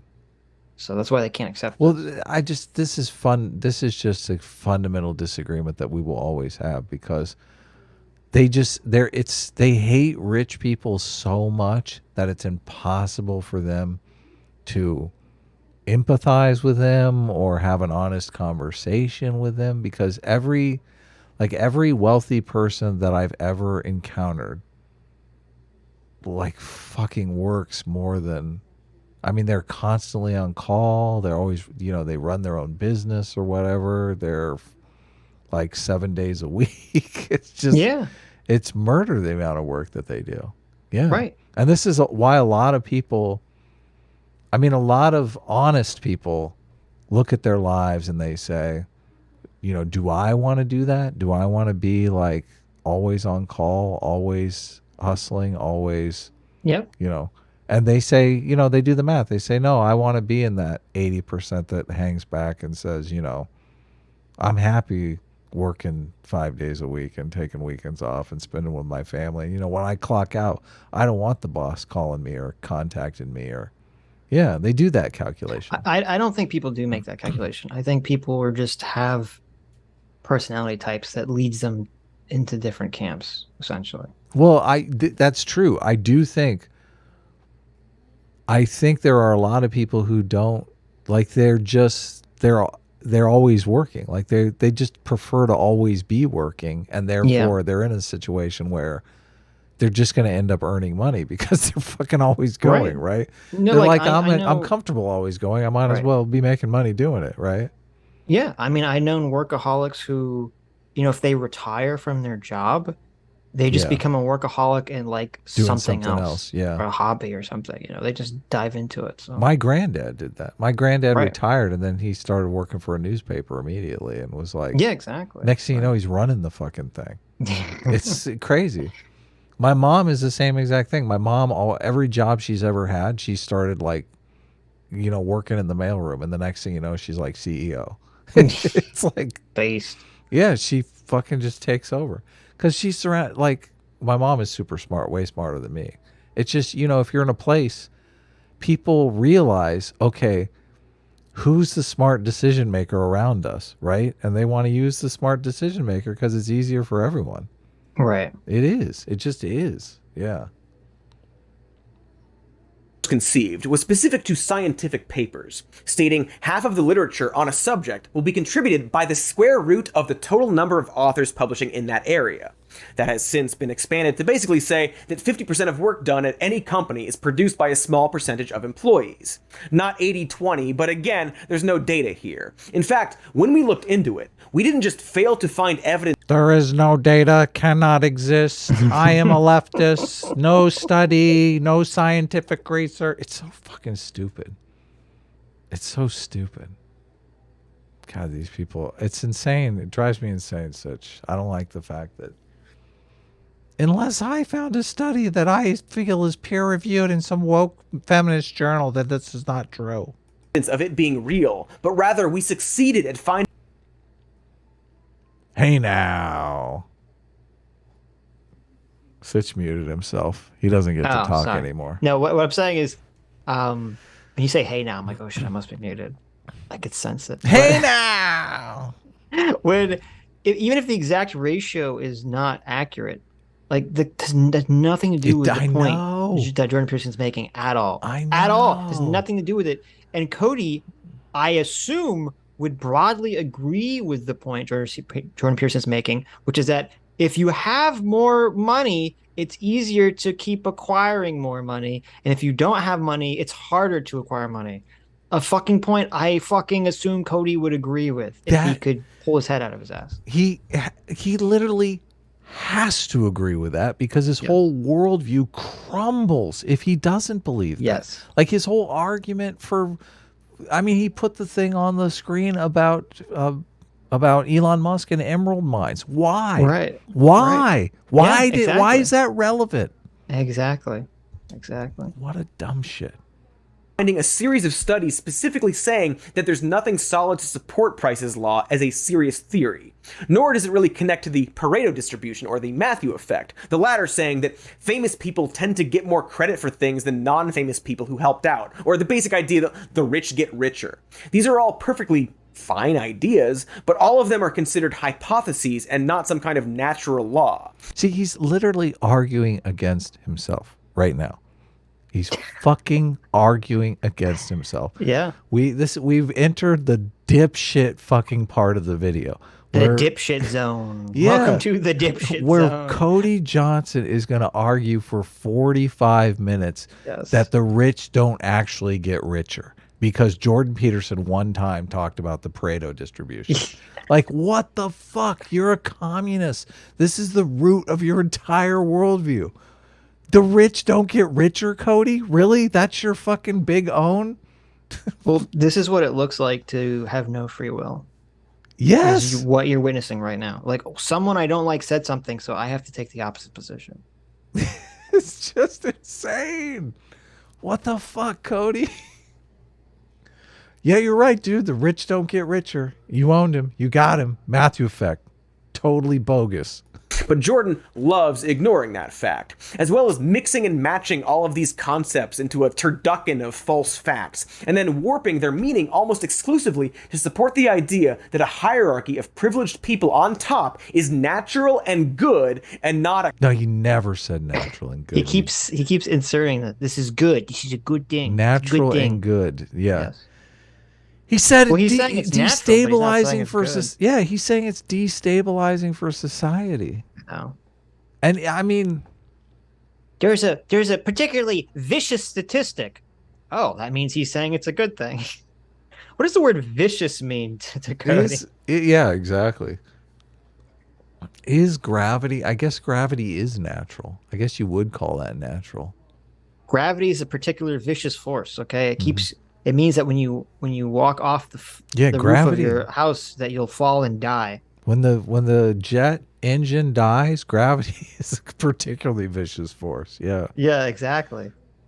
A construct of society. That the rich and powerful are there because they deserve it somehow. Because it's... whenever Cody never Johnston... said any of this shit. Whenever Cody Johnston talks about climate change, he's describing a natural process. Mm-hmm. So therefore, he must be saying that it's natural and good.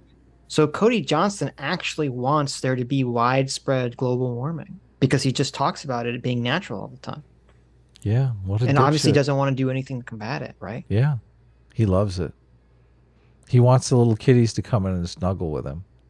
Yeah, well, no. See, Cody's like, he's like, I want beachfront property. Fuck everyone else. I guess that's like backwards on the global warming. Yeah, it was a little backwards. He wants what he wants the kids to take off more clothing because it's right. That's what he wants. Yeah. Much easier to convince someone that something is unchangeable if it seems to follow a mathematical pattern, I guess. Dude loves throwing out numbers this way. He's a big fan of little percentages of something leading to big percentages of something else. But if you haven't noticed yet, it's all kind of gibberish when you look into the things he's talking about and how he's talking about them. They sound informed, but equate to nothing actually intelligent. Nor does it recognize actual data or just how I'm sorry, people... I like zoned out for a second. Is Cody describing himself right now? That's what he's doing, right? He's describing his own show? I was going to say, you're the guy that's literally arguing against your own worldview right now. Why are you calling him stupid? Look, at least his worldview is consistent, okay? Yours is all over the place. Are you in favor of the rich getting richer or not, Cody? Come on, we have to know now. Word, or reality. And so going back to Peterson's persona, him as the sage and his beloved archetypes, well, it really seems like he's closer to the magician, as in someone seeking to use magic, aka lying, for their own purpose. Also, there's the magical way he decides to pronounce Joaquin. Moment of silence for the lying irony. Oh my I know, God. right? This is just all the projection levels here are off the chart. Yeah. Off Just the charts. Big fat fucking liar. Phoenix's name. I just watched Joaquin Phoenix in Joker.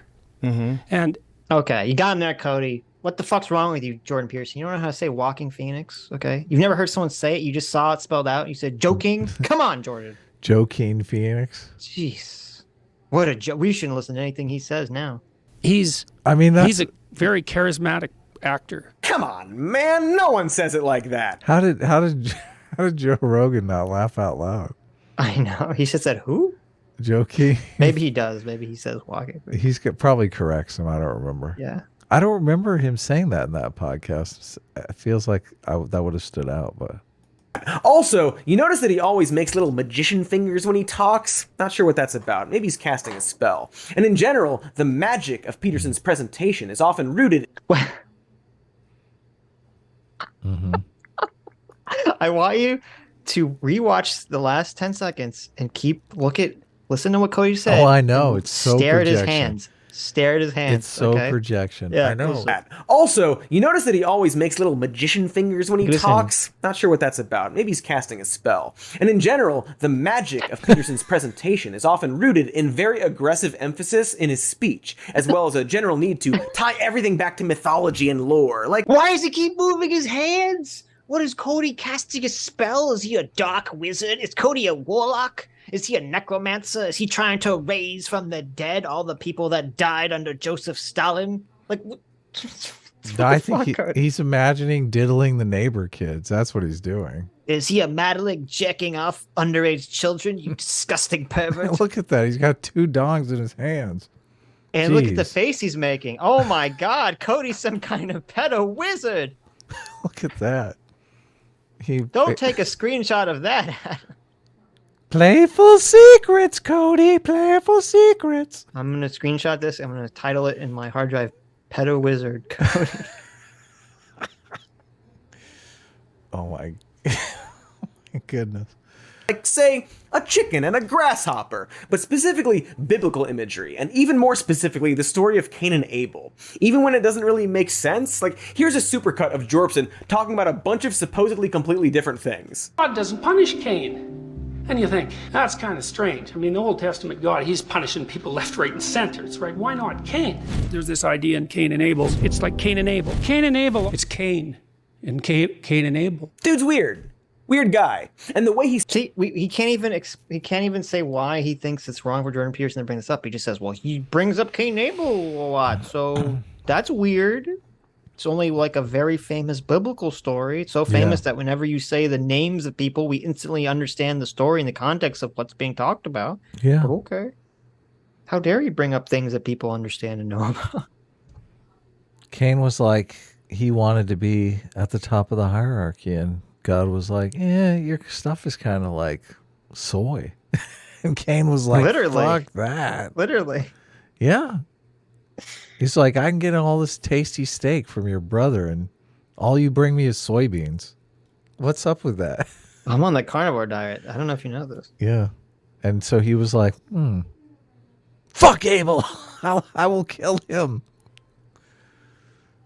speaks really comes across as a sort of quirky Hogwarts professor spinning white-hot ropes of magic to get his point across. But again, in this case, the magic is more often half-truths and outright lies presented with a sort of grandiose confidence. He really wants the world to have a very specific order rooted in our history and mythology, and we'll find that meaning in literally everything he teaches. So this is Foxy and Nuwa. I think I've got that right. But Foxy. Oh, he did a thing. I like that, though. This is Foxy. He's bringing up the snakes. This is the foxy snakes. Bringing up the snakes. I just love that representation. It's so insanely cool, this representation.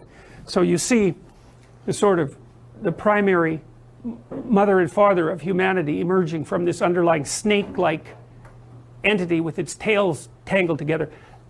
I think that's I really do believe this, although it's very complicated to explain why. I really believe that's a representation of DNA. So, and that representation, that entwined double helix, that is everywhere. You can see it in Australian Aboriginal art, and I'm using the Australians as an example because they were isolated in Australia for like 50,000 years. They're the most archaic people that were ever discovered, and they have clear representations of these double helix structures in their art. So, and those are the two giant serpents out of which the world is made. So sure, perhaps these ancient civilizations drew these snakes intertwined because they represent the structure of DNA, and these people secretly knew that.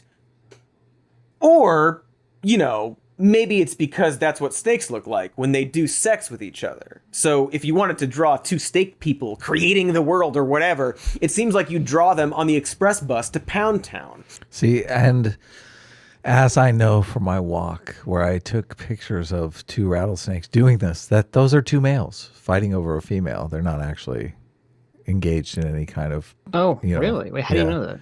Any kind of foreplay. Wait, how do you know that? Did you when you saw the snakes? I told you in real this life, story. Did you pull them apart and checked out their snake genitals? I took a picture exactly like that picture he has up, and I posted on my Facebook page, and I was like, "Look, two snakes fucking," and people came into the comments and were like, "Oh, that's actually two males fighting over a female," and I went and looked it up, and I'm like, "Oh yeah, it is actually, yeah." You had a bunch of what's it called? The snake study people. Everybody knows this. Obviously, Cody doesn't know it because he's a dipshit, but we've already established that throughout this video. I just herpetologists. You had a bunch of herpetologists come in here. Yeah, exactly. They schooled me. Look, you post shit on the internet, you're gonna get schooled. Yeah, but I'm assuming snake sex looks similar. Oh, you think so? I would imagine. You think they've... Come on, no one would lie to me on my Facebook page, Sitch. Don't be... Well, that picture he shows, it's under the Wikipedia Commons of file snakes having sex.jpg. Okay, well, maybe it is snakes having sex. Well, there you go. Maybe because the picture that I posted had two males like up in the air like this. Maybe that's the like fighting for females because it seems like they're kind of down on the ground. So who knows? All right. Well, if I'm wrong, I'm wrong. But if you want to Google snake sex and look at some snake genitals, stuff don't ask for an apology, though, Cody. Fuck you. You don't get an apology. I don't care. Yeah, this is the DNA. Back to the DNA thing. I guess we're not going to dive out to another clip. We're just going to keep going through because the clip on where he's talking to Richard Dawkins about it is pretty fucking hilarious because Richard Dawkins goes way harder at Jordan Peterson over that clip than Cody Johnston ever is even able to do. Well, DNA is kind of like Richard Dawkins' thing, so. Yeah, of course, evolution. He's an evolutionary biologist. It just, I mean, it seems like bullshit. It really does. But Jordan Peterson's response is still amazing. It's completely amazing. There's no way you can't listen to Jordan Peterson's response and just be like, okay, this is fucking crazy. Jordan Peterson comes at Richard Dawkins. Richard Dawkins is basically calling him out saying, you know, what you're saying is bullshit. And Jordan Peterson's response is that I've done a lot of psychedelics.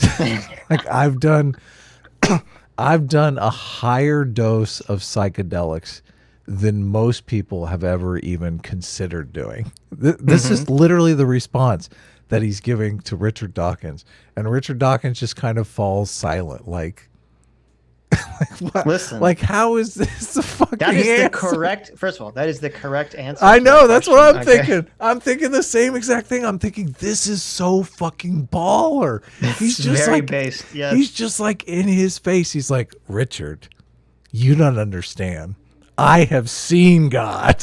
He's like, Richard, how many I swims have you talked done? to him. You don't know what you're talking about. Well, that's the thing, because Richard Dawkins basically says, I've never done psychedelics. And you're like, well, Richard, now you know why you don't understand. Yes, exactly. So, but he comes out and I mean, he sounds insane. He sounds insane when he says this, and you're just along for the ride. But then he's talking for and talking, and you're going, how does this, he says he's going to explain the snakes and the DNA stuff, right? And he even comes back several times. He's like, I'm getting to the snakes. I promise. All this adds up to how the snakes are, how this is meaningful. Mm-hmm. And he's talking and talking. I mean, I'm getting ready to fast forward the video. I'm like, what does this have to do with anything? Okay. You've done a lot of LSD. Okay. We get it. But the resolution is that he thinks you can expand your consciousness to the point where you can see down at the micro level. And I don't even know if he's talking about but there's different levels of reality that it's not exactly clear whether he's talking about, the quantum level or just, some other level of reality that's right. Symbolic.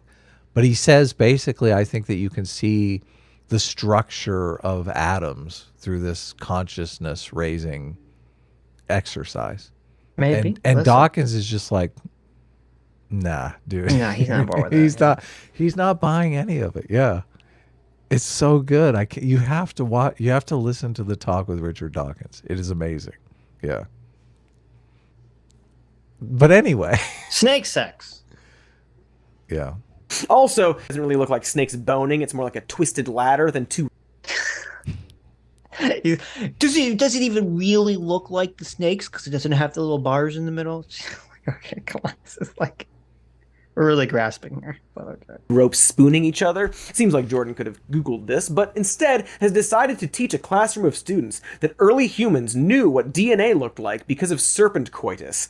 And at least some of those students are going to believe him, and then enter the world with that belief, and then get jobs where they're in charge of others and making important decisions. Now, for the record, I think Jordan Peterson as a teacher has really, neglected his duty. Because he said that he thought, though it would be too difficult to explain how, that he thought that these visual representations relate to DNA, an early man somehow understanding the concept of DNA on some level. Okay. And my God, what's going to happen when students enter the workforce with this knowledge in tow? How many lives will be destroyed for all the poor students that have come out of Jordan Peterson's classes who think that it's possible that ancient people had a visual representation of DNA far before we, modern man, ever understood it? My God, the unfound effects that will be echoing, mirroring through all of society, the butterfly effect of this knowledge going forward. This is going to lead to the end of the world, Adam. I don't think so. I think the 2008 housing crash it off. was because a bunch of assholes thought that the Aboriginals knew what DNA was. Oh, really? That's what caused the 2008 housing crash. Yes. They're like, I've got this idea.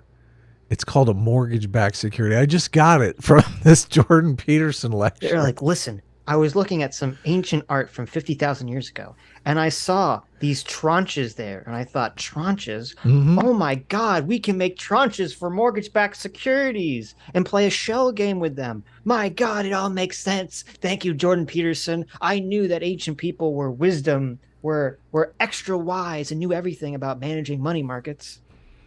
No. You don't think that happened? No, I don't think. I think people in the class probably forgot this shit. I'm going to back it up a little bit because I want to hear what Jordan Peterson said one more time. I don't think people each other in the world or whatever is made. So sure, bus to pass a classroom of students that so DNA doesn't really look like snakes boning. It's What are more you like doing? of serpent coitus. And at least some Doesn't Jordan are going Peterson to say believe another? Googled this, but instead draw them on the, perhaps were ever discovered in Australian Aboriginal art. And I'm using the Australians as an example because they were isolated in Australia. Hold on here. I really do believe this, although it's very complicated to explain why. Okay, that's the part that I wanted to hear again. Yeah. I really do believe this, but it's very complicated to explain why. Right. Yeah. What does that I mean? wonder Okay, why it's very complicated to explain to your classroom full of if students. your teacher says to you, listen to this very carefully too. Yeah, let's talk about social cues. in our history and mythology, and we'll find that meaning in literally everything he teaches. So this is Fuxi and This is Nula. I Foxy. think I've got that right. But I just love that representation. It's so insanely cool, this representation. So you see the sort of the primary mother and father of humanity emerging from this underlying snake-like entity with its tails tangled together. I think that's I really do believe this, although it's very complicated to explain why. Okay, if someone says to you, I really do believe this, what does that mean? Why do they use those words? I really do believe this. Because they're telling you this is ridiculous. It's nobody in their right mind should believe this. Right. They're saying, I understand that what I'm about to say sounds crazy. Yeah, they do. Right. So, listen, if you want to criticize Jordan Peterson for saying this, for believing this, be my guest. But the idea that this is going to have some like dramatic impact on students going forward into the world is just so preposterous. No, my favorite part, though, is him saying, it's very complicated to explain why. Because we know why now. Of course, you're not going to go to your whole classroom full of students and say, oh, by the way, I've done a lot of fucking psychedelics, okay? Well, you don't want to, yeah, exactly. I've done a lot, Listen, kids, I've done a lot of drugs. Exactly. Have you heard the term heroic doses? Okay. This is what Jordan Peterson does on the weekends, all right? This is the real hero's I journey. see things. Yeah. This is the real hero's journey. Yeah. No, it's so great. This is why I'm so glad that Dawkins got it out of him. I'm so glad that Dawkins got it out of him. Yeah, okay. Yeah, we get it.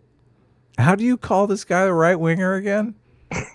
Of students that early humans knew what DNA looked like because of serpent coitus, and at least some of those students are going to believe him and then enter the world with that belief and then get jobs where they're in charge of others and making important decisions. Now, for the record, I don't think Peterson actually knows he's being deceptive for the most part, or maybe he does. Look, he said, I really do believe this. How could he know he's being deceptive? Hell knows, and we will explore that in a bit. But for the most part, I think he's just a guy who really believes he's smarter than most, or all, and therefore has the best opinions that are so good and bestest that he presents them as actual facts. And so as a teacher, that makes him terrible. As a self-help guru, that's fine, I guess. We distort facts all the time to motivate ourselves, and for good reason. I know this because I myself am extremely smart and wise and can do a backflip. More backflips than you. But Peterson is more than just a terrible yet inspiring teacher, obviously. Because Peterson has long graduated from being some random professor from the podunk town of Toronto. As we noted, Jordan rose to fame from becoming a prominent right-wing figure. Those who admire him might characterize him as challenging the status quo of academic and PC culture, which brings us to the second part of his persona, the outlaw. The first story that put J. Pete on the map comes from the fall of 2016, when Peterson began trending for his vocal defiance. He does this, they all on the left do this total disrespect thing. Fucking... like, we should be calling him, knob gobbler this whole way through. Like, why do they feel the need to do that? Oh, you mean we keep saying his name wrong? Yeah. I don't know, because he thinks it's funny, I guess. I mean, it's not even a funny name. Yeah. I think knob gobbler is funny for Yeah. For Cody, yeah. of Canada's Gender Identity Rights Bill C-16. In a series of extremely f***ing long YouTube videos, I wonder what that's like, Peterson claimed that C-16 was an attack on free speech. He claimed that C-16 counted as compelled speech, forcing people like himself to use specific words lest they be put in jail. To quote an interview, Bill C-16 writes social constructionism into the fabric of the law. Social constructionism is the doctrine that all human roles are socially constructed. They're detached from the underlying biology and from the underlying objective world. So Bill C-16 contains an assault on biology and an implicit assault on the idea of objective reality. Hey Jordan, you know what else is a social construct that's an assault on objective reality? Religion. Anyway, when speaking to the Toronto... Oh, it's an own.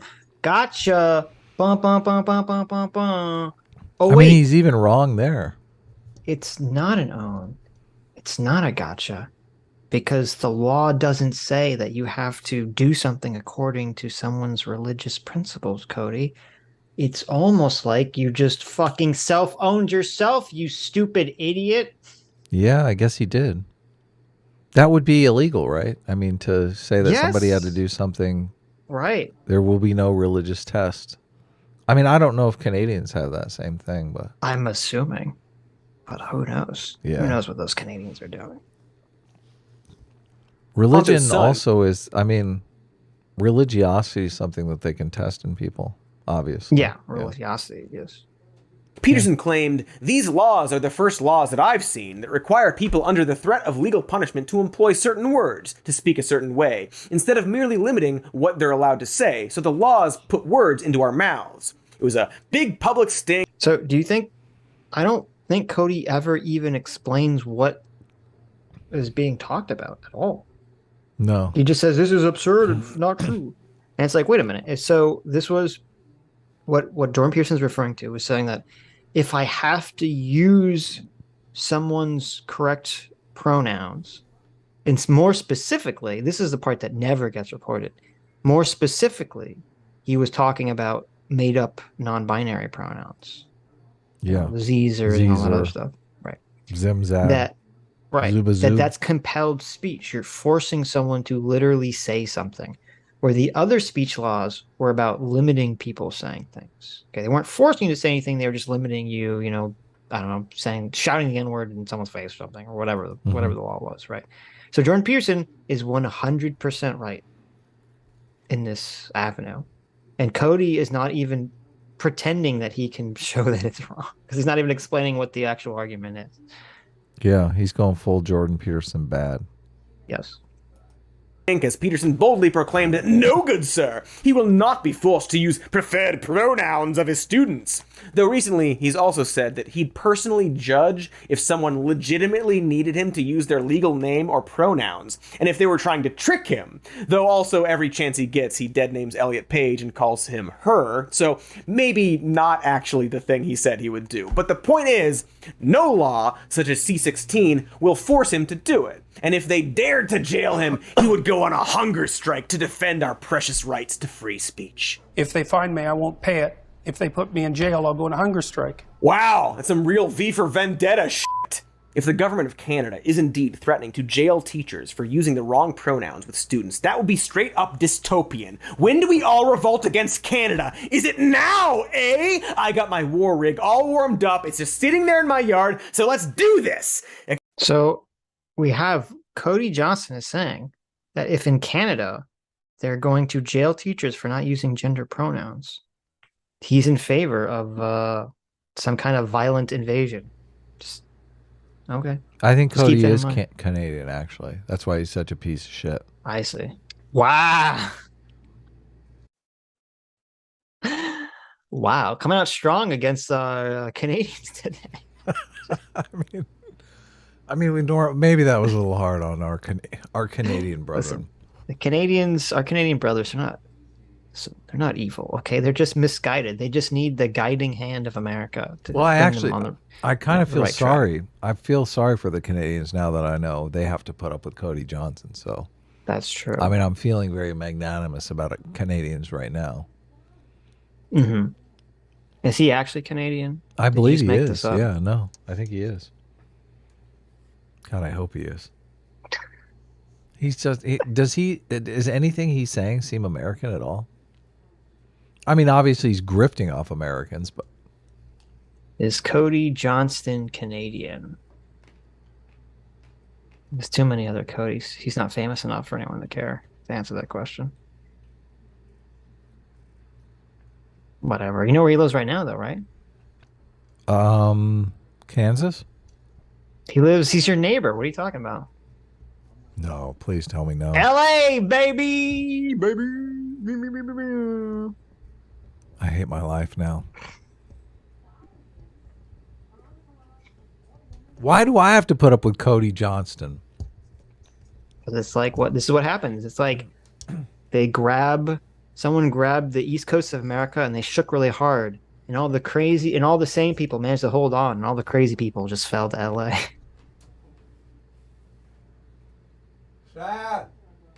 Except wait!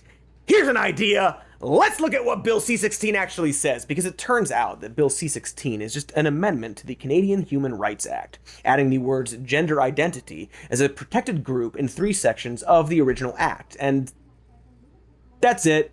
It adds trans folk into the list of groups protected from discrimination along with age, race, sex, disabilities, and religions. And So thank you, Cody, for exactly proving Jordan Peterson's point, which was exactly his point, that he'd be compelled to use people's pronouns, yes, by threat of law. So yes, good job, Cody. it amended the criminal code for hate crimes and hate speech to include gender identity on that list as well. And that's it. It didn't force anyone to use a preferred pronoun lest they be jailed. It's a Wait a minute. If it says that you're not, if it's including gender identity as a protected class, and you don't use someone's gender identity correctly, you're discriminating against them. What does he think it meant? What does he think happened? Yeah, Cody. extreme. What are you doing back there? It's funnier when I'm far away, huh? Yeah, What's happening? Dipshit. What is happening? Stop being a moron, you fuckhead. You fuckhead. Why, when I'm looking at like the stream in the past, you're like still sitting? You're sitting normally. You're just right up. What's happening here? Did you like throw your? Did you like throw your microphone across the room? Suck it, Cody. Okay. Piece of shit. Okay. Extremely innocuous and for like discrimination in housing and employment.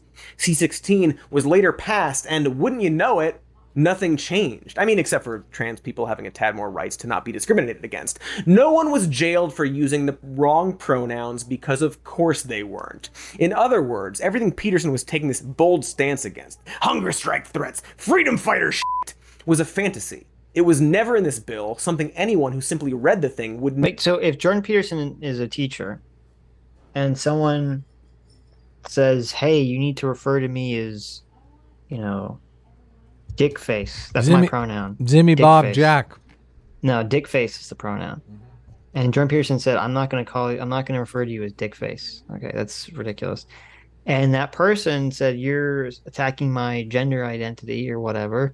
And some Canadian court agreed and said, no. You have to call this person dick face. Okay. And Jordan Peterson says, I'm not going to do it. And they say, well, if you don't do it, they said, well, okay, you didn't do it, so we're going to fine you. And Jordan Peterson says, well, I refuse to pay the fine. What happens? Does the Canadian Mounties just show up and say, oh, you're not going to pay the fine, Nate? Well, I guess that's the end of that. We're just going to go on skedaddle now back to our homes. You have a lovely day, Mr. Peterson. Is that what happens when the government tells you to pay a fine and you don't? They throw your ass in jail, yeah. Right? Like, First they start charging interest payments on the fine until they get it up to, $10,000. Right. Yeah, like it's so baffling to me that so many of the Jordan Peterson haters don't understand this very basic thing about how fines in the government works. They're like, he's lying about going to jail. It's like, well, he's saying that he's not going to pay the fine. If he doesn't pay the fine, then they're going to kick him in jail. Like, this is so stupid. The criminal justice system is totally unfair, Sitch. Except, of course, when it, when it incarcerates right wingers for not saying Caesar. Yeah, right. It's ridiculous. There is the case against the restaurant owner that had an employee that wanted someone at the business to use, I don't know, non-binary pronouns or something, and got all bent out of shape because they kept calling saying, "Oh yeah, babe, sure, hon." Like, anything you say, right, yeah. anything you say, Chiquita. Mm-hmm. And they ended up finding that guy. What was it, like $10,000, $50,000? I'm not sure what it was. So the guy got a huge fine and got some kind of reprimand for his business. There was also there was a guy who ended up in court in a custody battle with his wife and got busted for misgendering his own daughter. I think he got busted for other things on top of that. So. Oh, okay. So you don't count that one? They don't count that one. So here's the article. A non-binary server in British Columbia was fired after asking their workplace to use their pronouns. Refusing to use someone's correct pronouns and firing them when they speak up about it amounts to a human rights violation, according to a ruling issued by the British Columbian Human Rights Tribunal this week in favor of a non-binary restaurant worker who was fired. In the decision, blah, blah, blah. You don't even think non-binary people exist. Now you've got someone at work going, "No, I exist, bitch." And not only that, you're going to call me they, them, or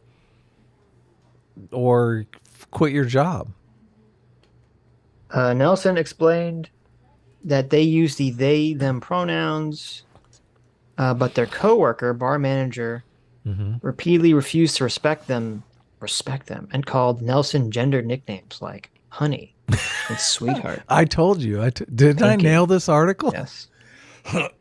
Oh, they also called them she and her. Nelson repeatedly asked them to stop. I like sweetheart. I mean, they did not. Isn't sweetheart kind of gender neutral anyway? Honey is gender neutral. Honey and sweetheart are not gendered. Yeah, that's what's just weird. It says pinky, which I've never even heard of. Who calls someone pinky? Is that like a Canadian thing? Well, I mean, pinky.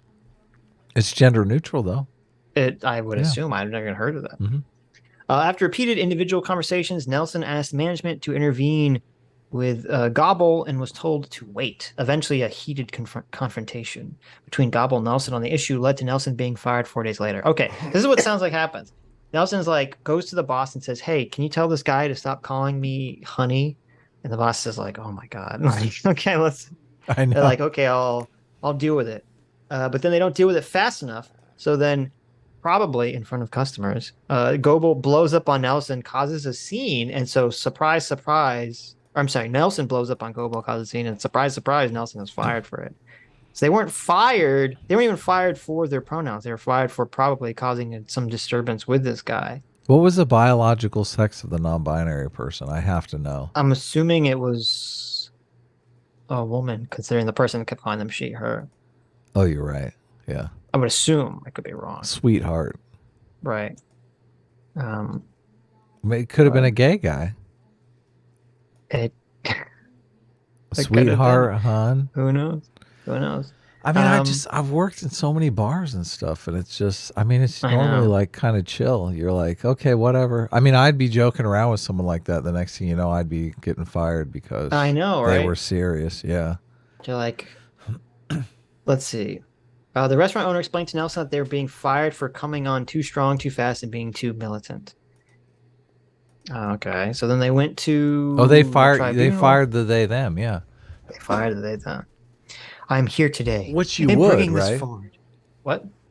Of course, you'd fire the they them. Come on. Right. Who's causing all the drama? The trouble, right. Yeah. The drama. So this is what Nelson said. They said, "I'm here today, in bringing this forward, because it's important for me as a trans person to have my existence respected. I am a human being with a beating heart and a desire to be seen and valued and heard in the world. And I'm also here for every other current and future trans or queer person working in a service or customer-facing setting, so that hopefully this doesn't happen anymore, because it's a lot. It's very draining. Oh my God. And we deserve to live and have joy and be respected for who we are." There you go. Was it? I mean, I feel like she was being disrespected because she was trying to be something she wasn't, but I don't know. So it says the ruling said Goebel's use of female pronouns and gender nicknames demeaned and undermined Nelson's dignity at work.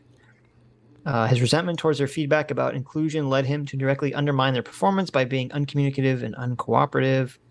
Blah, blah, blah. All this is connected directly to Jesse Nelson's gender identity and expression and constitutes a violation of the Human Rights Code.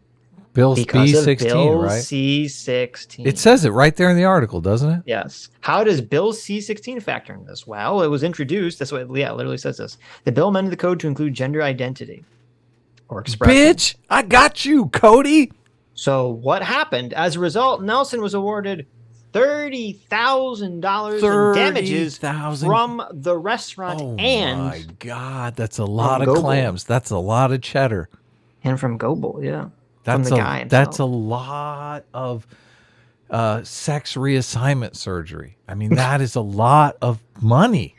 Well, I don't know. They're they, them. I don't know. I don't even know what they want. So. Oh, they don't. You don't think they want? I mean, they might want. You know, sometimes if you're going to be non-binary, I think you should have the surgery. I think it should be like just Ken doll down there. Ken doll, yeah. Maybe. So, but what happens if the restaurant owner and Brian Goebel refuses to pay the fine, the $30,000 fine? What happens then? I don't know. Does the Canadian government just say, well, I guess that's it then? They refuse to pay. What are we going to do, eh? The 30,000? I mean, he owes it to the woman. They're gonna fucking lock him up, incarcerate his ass. They're gonna throw his ass in jail. They're gonna lock him up. Oh, okay. It's I mean, like, you're just. I mean, you're asking stupid questions here. It's sorry. Totally Cody obvious. was telling me. Cody was telling me that if you get fined by the government and you don't pay it, then nothing happens. You don't go to jail. It's just everything's just fine. Look, Cody's a lying piece of shit. He's been lying. Been lying straight for an hour and a half. Sitch. He didn't start telling the truth in the last 5 minutes. Jordan Peterson has said something about snake fucking being DNA, and that's going to shift. That incorrect fact is going to warp my whole world. Look, he did a lot of fucking LSD. Give the guy a break. I've seen shit too. The plethora, the fire hose, the deluge of lies and bullshit that Cody Johnston has been just spouting this entire time, that's going to have a very minimal effect on the world. Okay. Oh, wait a second. Hold on a second here. So he's saying, that's a good comparison. How much gaslighting in this video that reached 1.6 million people is doing more harm in the world than poor Jordan Peterson, not articulating clearly his LSD story in his fucking classroom. Right? At least he had the decency to leave the LSD part out of it. Okay, Cody? What is your excuse? Mm-hmm. Yeah, there's absolutely no decency taking place in this video. God. Look, Bill C-16 affected the people. And I'm sure this isn't the only one. This is the only one that somebody had the nerve to write an article on, because this person who wrote this article probably got canceled. They're probably unemployed right now. Yeah. It's very bad. What the hell is Pinky? Have you heard of this before? Yeah, Pinky and the Brain. That's a great show. You don't watch that shit? Beyond that. I love that stuff. Have you ever heard someone call someone Pinky as like a gendered nickname? Pinky's used to be my nickname. People call me Pinky all the time. How am I supposed to take this ruling seriously? How the fuck is Sweetheart and Honey a gendered nickname? You can call me Sweetheart. I don't care. Call me Sweetheart, Sitch. I don't mind. Women call guys Honey and Sweetheart all the time. Oh yeah, I love it. I've worked with half a dozen girls that have called me Hun and stuff, and I find it endearing. But they're saying it's a gendered nickname. This is insane to me. How is that a gendered nickname? I've been called Hun. Hun. No, you had that person. It's short. Just so you know, it's short for honey. It means that you're sweet. That person that called you Hun, okay, they were misgendering you, Adam. They were horribly misgendering you, and you should have gotten to a fight with them. Okay? You know her first name? They were attacking your masculinity in that moment when they called you Hun. The woman that called me Hun, you know what her first name was? What? I kid you not. It was Gay. I never have met a person named Gay before, but her first name was Gay. Yeah. Uh-huh. Well, there you go. Do you know anyone named Gay? No, I don't. Well, now you do. Okay. Yeah. I'm like, I kind of felt like, well, maybe I should call you Hun. Because I don't feel right calling you Gay. I wish the... She was nice. That woman was the nicest, one of the nicest people I Right. ever worked with, too. So, no hate. I'm curious. I found the ruling. I'm curious if they go into the specifics of the incidents. Read some of it. I gotta go. I have need a bathroom break super bad. You go to the bathroom. I'm like, Well, sitting here like, I gotta go. But this is so funny. We're on a roll here, Sitch. I love it. We are. I'll Just be go right in a back. cup. Just go in a cup. Should I do that? Yeah, just turn off your camera. Well, it can't. My camera's already off because I'm sitting here doing the leg thing. You know, You're doing go to the bathroom, Adam. Go to you know the bathroom. leg Get thing. outta You know what the here. Get leg outta thing here. is? I know the leg thing. When you go, I've seen small children. I know the leg. does thing. it work? It feels like it does. I'm not sure it does. I think it might just be psychological, though. Right. All right. I'll be right back. Okay. Oh, that's right. Wasn't in what was the Ben Stiller movie? Something About Mary. Wasn't his name Gay? Was it his first? His name was Gaylord. Was it his first name or his last name that was Gaylord? It was his first name, right? Because his name was Gaylord Fucker. Yeah. So pull a quartering. Why? Does he just go in no, not a quartering. He's to pull a Gavin McInnes. Okay, you just get the bottle right under the desk there. Just get right up in it. That's what a real man does. Let's see. Did I read these? Kanoje, thanks so much for the 2,000 yen, says Adam. Oh, I'll wait till Adam gets here to say that. Daniel the Bruce 2, Electric Boogaloo. Thank you so much for being a free here for 5 months. Says the only reason I even watch Sitch and Adam is because I too have taken heroic doses of psychedelics. Listen, unless you've taken heroic doses of psychedelics, I don't think you can truly understand, truly comprehend the mountain of wisdom that is coming from the mouth of Sitch. Now, Adam, I think if you just sniff a lot of lead paint and eat a lot of glue sticks, I think then you'll be at the level that you can understand the wisdom of Adam. But for Sitch, you need some high quality psychedelics. Okay.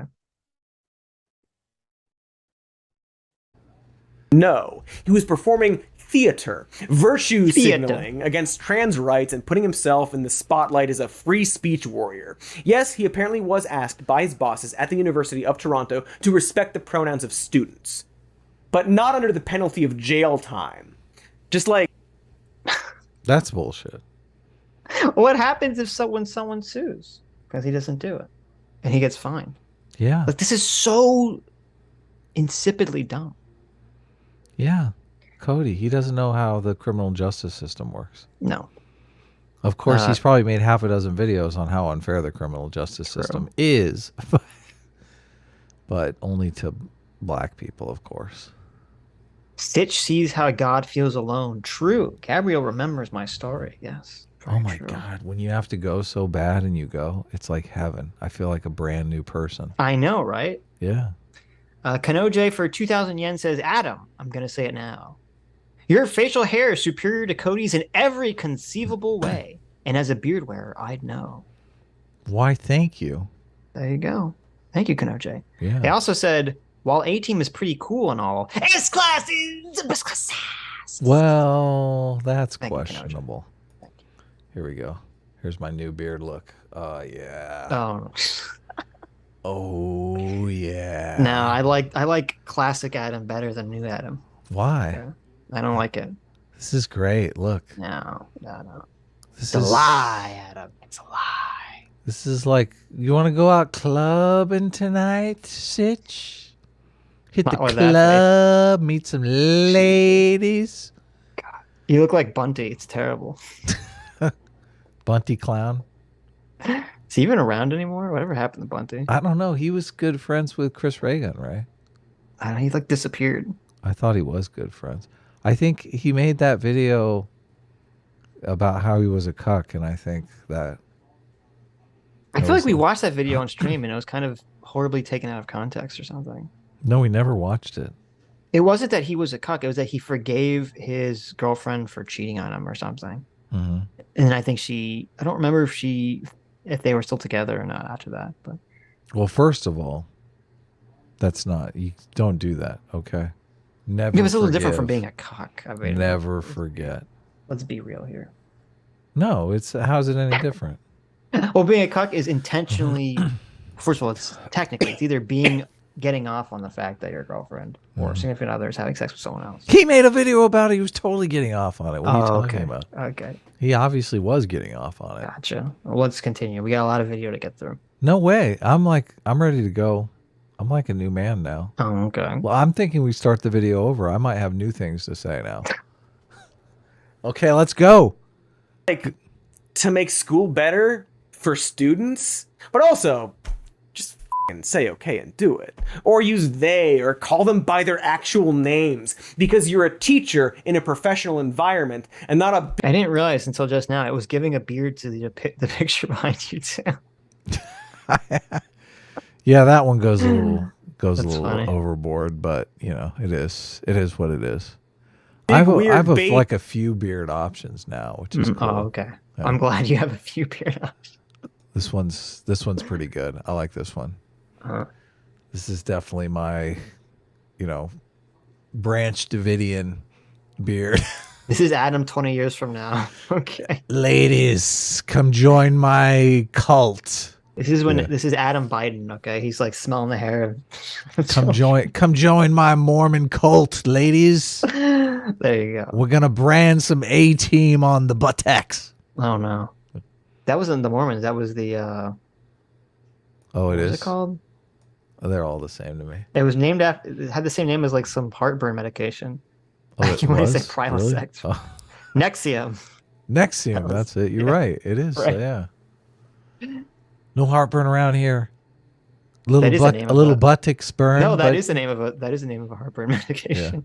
No, it is. I think you're correct.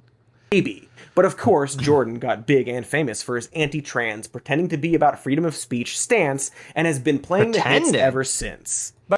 Yeah, that's the... Oh, no. This is why they did it. Oh, shit. Shit! Sitch! Oh, Sitch. They've been waiting for this clip forever. And yeah. They could... Jordan. Yep. I mean...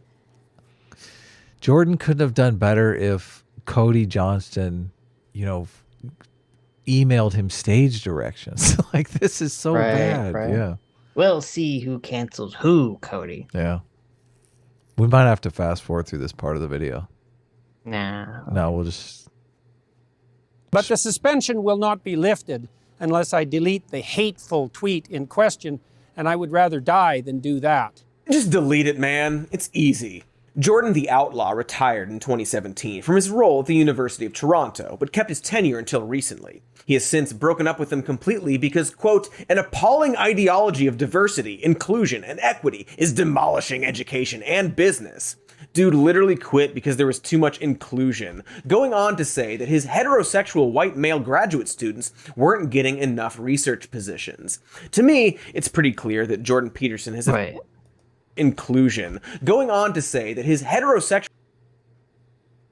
Yeah, so he's saying because, okay, Jordan is saying because he has students who are white and straight, they won't be offered positions. Mm-hmm. Which I thought you were against. I thought you were against bigotry, Cody.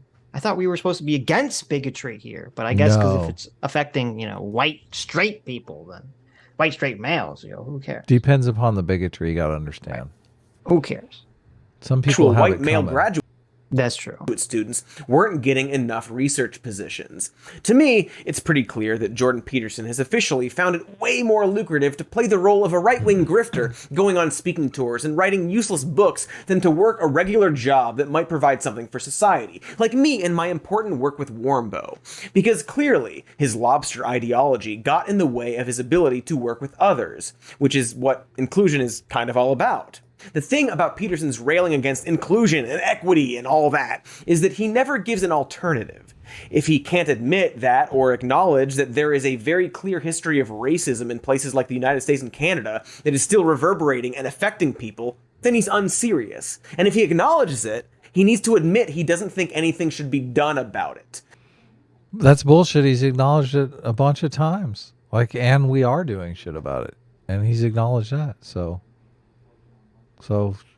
checkmate, Cody. But apparently, he can't seem to accept working with trans or liberal or diverse students, and so he's just gonna be this conservative loudmouth instead. Of course, funny fact, if you were to ask Peterson if he's a right-winger, he would actually disagree with you. Their basic proposition is that, first of all, that I'm a right-winger of some sort, and that's just not the case. So apparently, there's an argument that Jordan Peterson is not a right-winger, and he is one of the only people who makes it. And a lot of others have pointed out that most of what he teaches is about philosophy and apolitical, and his anti-PC culture stuff has been overly highlighted, and doesn't reflect the full spectrum of his opinions. The fact that he frequently attacks the left has attracted some far-right fans, but by at least some accounts, his audience tends to be pretty diverse. So you could argue that calling him a right-wing grifter is a bad strategy, because it paints the left as being against everything he talks about, as if he is not against everything the left talks about. And he is occasionally the subject of... Yeah, see, he's not against everything the left talks about. That's why he talked about wealth inequality so much, the Pareto distribution stuff. Yeah, and you argued against yourself, dumbass. Yeah.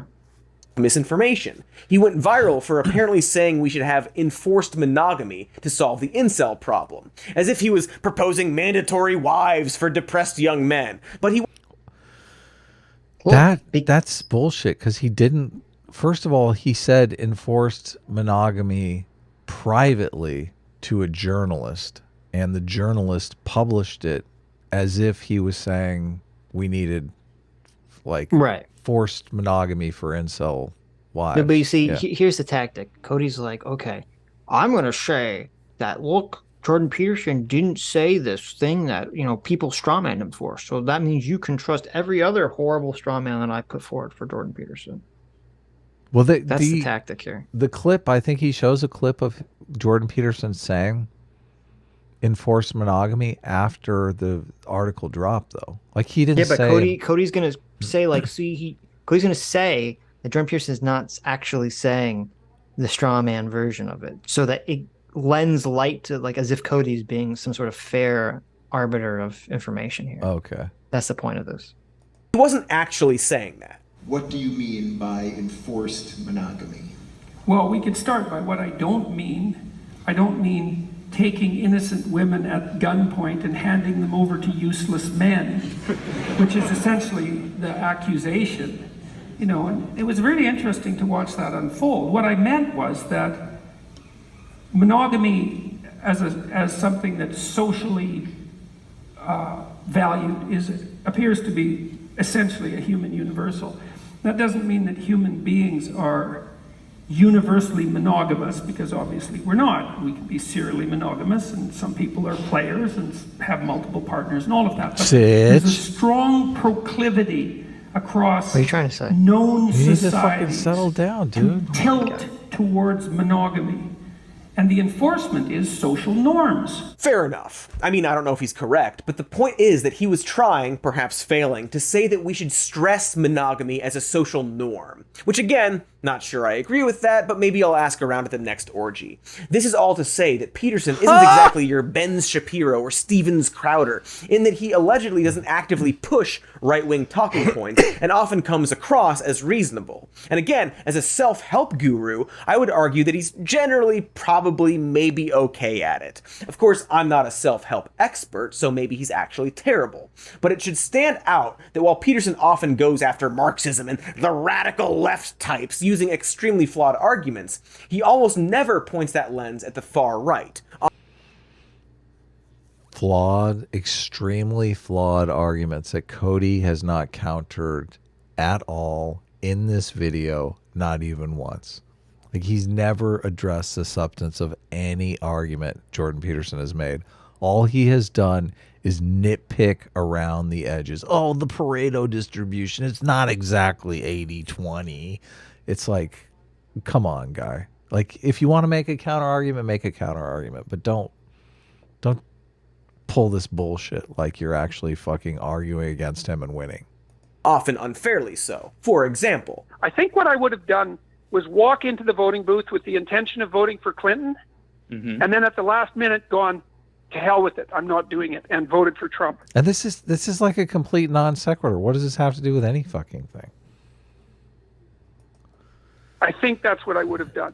And I thought about it a lot afterwards. I mean, for the entire election, virtually, I guess he's trying to make the argument that Jordan Peterson is a conservative hiding the fact that he's a conservative. So that's why he's like, look, obviously someone that voted for Trump couldn't possibly be a Democrat or a liberal or a progressive, even though they have this thing they call them, you know, they're like the Obama Trump voters. What do you think those are? What do you think the Obama Trump voters are, Sitch? I found a funny video by something called Rebel HQ. Oh, I know. Are we gonna watch that? That fucking which is associated with TYT or something. yeah, it's insane. And it's like a very short, it's like a 3-minute video, and it has a 1-minute clip of Jordan Peterson like criticizing Trump. And then the person at the end of it, who's some TYT person, criticizes Jordan Peterson for not criticizing Trump properly. Yeah. That's like the craziest shit ever. Bring it up. Nah. We don't have to, but We don't have time. Let's keep going. I did watch that video and I was like, You saw that video? yeah, they're so dumb. They're like the dumbest people on the planet. And yet it bothers me so much because they walk around like they're smug, like they have it all figured out when they're basically NPCs. They're like, look, I'm Einstein. I know everything. It's like, you're just repeating things that you read in the New York Times, you dipshit. You haven't had a thought in your own head in fucking your entire life. We can bring it up. It's kind of funny. It is funny. It's hilarious. Okay. Yeah. We'll bring it up. We're at 126.35. Oh, shit. Danimal. Trump has many problems. What Danimal say? He did a meme of me with like debating Andrew Tate with me and my what do you call that? What's that look called? The fuckboy face? I don't know what. No, the beard and the that's like the weirdo fuckboy face. You look like a Jersey Shore kid. Jersey Shore. That's exactly what I was trying to think of. It's like a Jersey Shore look. It says Andrew Tate and Adam Friend keeping real about bitches. Oh my God, Danimal, you're hilarious. That's funny. So here's a TYT person complaining that Peterson is not complaining about Trump properly. I was happy. I was happy to see. Okay, this channel has 500,000 subscribers, and their views are just fucking weak. It's very strange. It's very strange. Has many problems. One is he should have never declared that he was illegally defeated after the last election. It's an off-brand claim. Trump is a winner. You're right, Jordan. Trump is a winner. And that's why he lost the popular vote to Hillary Clinton in 2016. That's his brand. Yeah. So I can't even understand what he's saying. He comes out and he says Trump should have never basically, gaslit the public about the January 6th stuff. And she's like, well, he's talking about how if his brand is that he's a winner, he shouldn't come off as like a loser, essentially. Well, I totally agree with what Jordan is saying here. But that she's like, she can't even say like, oh, he's a winner. That's why he lost the popular vote. It's like, okay, but he won the election. What are you talking? Like, so stupid. I mean, it makes it worse. I know. Like if Hillary Clinton won the popular vote and still didn't even become president, oh my God, you're loser city. Fuck. Right. And winners don't have the election stolen from them by losers. And so I think he made a catastrophic strategic mistake. And it's also the case that his claims have really failed to be supported by the relevant evidence. They've been tried in many courts. He's got a bullying tendency that I would diagnose, so to speak, as about 9 to 11 years old. He makes self-aggrandizing. Oh shit, Jordan. Oh my God! What our views have to be plummeting right now. Look at this. What a blind Republican Trump supporter, Cody Johnston. Thank you. Listen, I know we have a lot of Trump fans in our audience. Jordan Peterson this is like a psychological experiment he's doing, okay? He doesn't mean any of this. Fuck them all. Fuck them. Fuck everyone. He doesn't mean this, okay? Look at this. Look at Adam trying to give this you might guys have been safe deceptive. space. This might have been copium. Get that. I'm going to knock that fucking copium spoon right the fuck out of your hand, bitch. You taking your bitter medicine. I had a spoon. Jordan Peterson just called Donald Trump a fucking 9-year-old child, bitch. Swallow it. He said 9 to 11, Sitch. Stop fucking lying, okay? He said 9 to 11. He said 9 to 11? Yes. Oh. 9/11? Oh my God. He's a secret truther. We Jordan found Peterson it out. did 9/11. He just signaled that Trump did 9/11. Oh my God. Jordan Peterson said Donald Trump did 9/11. Oh my God. Bombastic claims that to me are reminiscent of a juvenile bully, and he's a divisive figure. And so, no, I hope the Republicans have enough sense to go with someone who's a more mainstream politician, and that they're guided by a vision of what could be instead of a mere reaction to the idiocies of the woke and progressive left. I'm sorry. Hold on. Based. That was like, this was your argument over the election. This was totally your base argument. take, Jordan Peterson. Yeah. Jordan Peterson with the ultra base take. Now I Thank see you. why you keep simping for Jordan Peterson when I'm like, nah, he's got to get his Ukraine take right before I. Well, his before Ukraine he- take is pretty dog shit. But Before I welcome him back into the A-team fold, he's got to straighten. Well, I didn't- He's got I to didn't- straighten his act up. I only found this yesterday because I was like, I wonder if I just typed in Jordan Peterson Trump on the YouTubes, and this was like one of the first videos that came up. I listened to this podcast. I mean, they've cut it down. I guess they're cutting the spaces out. I don't know what this got weird editing in it, but I remember him. Maybe this was his talk with Kyle Kalinske. I don't feel like remember. I've heard this talk. I don't remember his talk with Kyle being in the void. But Yeah, I don't remember. I didn't see the video though. I can't remember. Who I did did you see just the blame video. for Trump? A mere reaction to the idiocies of the woke. Look at this. She's so fucking. She's like, what? oh my God, Trump he is said our that- fault? Yeah, guess what, bitch? It is your fault. Right. Yes. So he says all this stuff. He shits all over Trump, and then it's like, but he blamed Trump because of wokeness, so I have to attack him now. And It's progressive never left. good enough. I'm Rayvana, and welcome back to Rebel HQ. Former clinical psychologist and current. Okay, whatever. I don't who gives a shit about this lady. Why? Come on, Let's she says it's- dumb shit though. I know, but we have dumb Cody shit to deal Come on, with. cringe, Lord. Come on, we got to cringe out. Okay. No. Well, let's cringe a little. No, Come on, it's we so were cringing cringy. like crazy with Cody, Adam. It's so cringy though. Oh my Just a God. little bit of massive cringe. crybaby Jordan Look at this. She inserts crybaby. Was it his Peterson toxic said some masculinity? things in that video that Look, this woman, I'm sure we can find plenty of videos of her talking about toxic masculinity. Men need to cry, show some emotion. Unless they're Jordan Peterson. Don't be so toxic. And then what does she do with Jordan Peterson first opportunity? She throws in a picture of him crying like a fucking baby. What a fucking, oh God. were true. Donald Trump is juvenile. He is bombastic. But then he ends the video by blaming the left and wokeness for Donald Trump. But that's far and away not the craziest thing Jordan Peterson's ever said. It's not, it's like right on the money. It's not crazy at all. It's like a statement of fact. Okay. We can Let's get we back don't to have the go Cody on, video. yeah. This is just This is garbage, just but- her editing together the most incendiary clips of Jordan Peterson, Right. which I just think it's hilarious that they can't they can't admit any fault whatsoever. They No, just no. can't be like, how dare you? Are we just doing a back button or what? Yeah. Okay. I'll do the back button here. It should be like 126.15.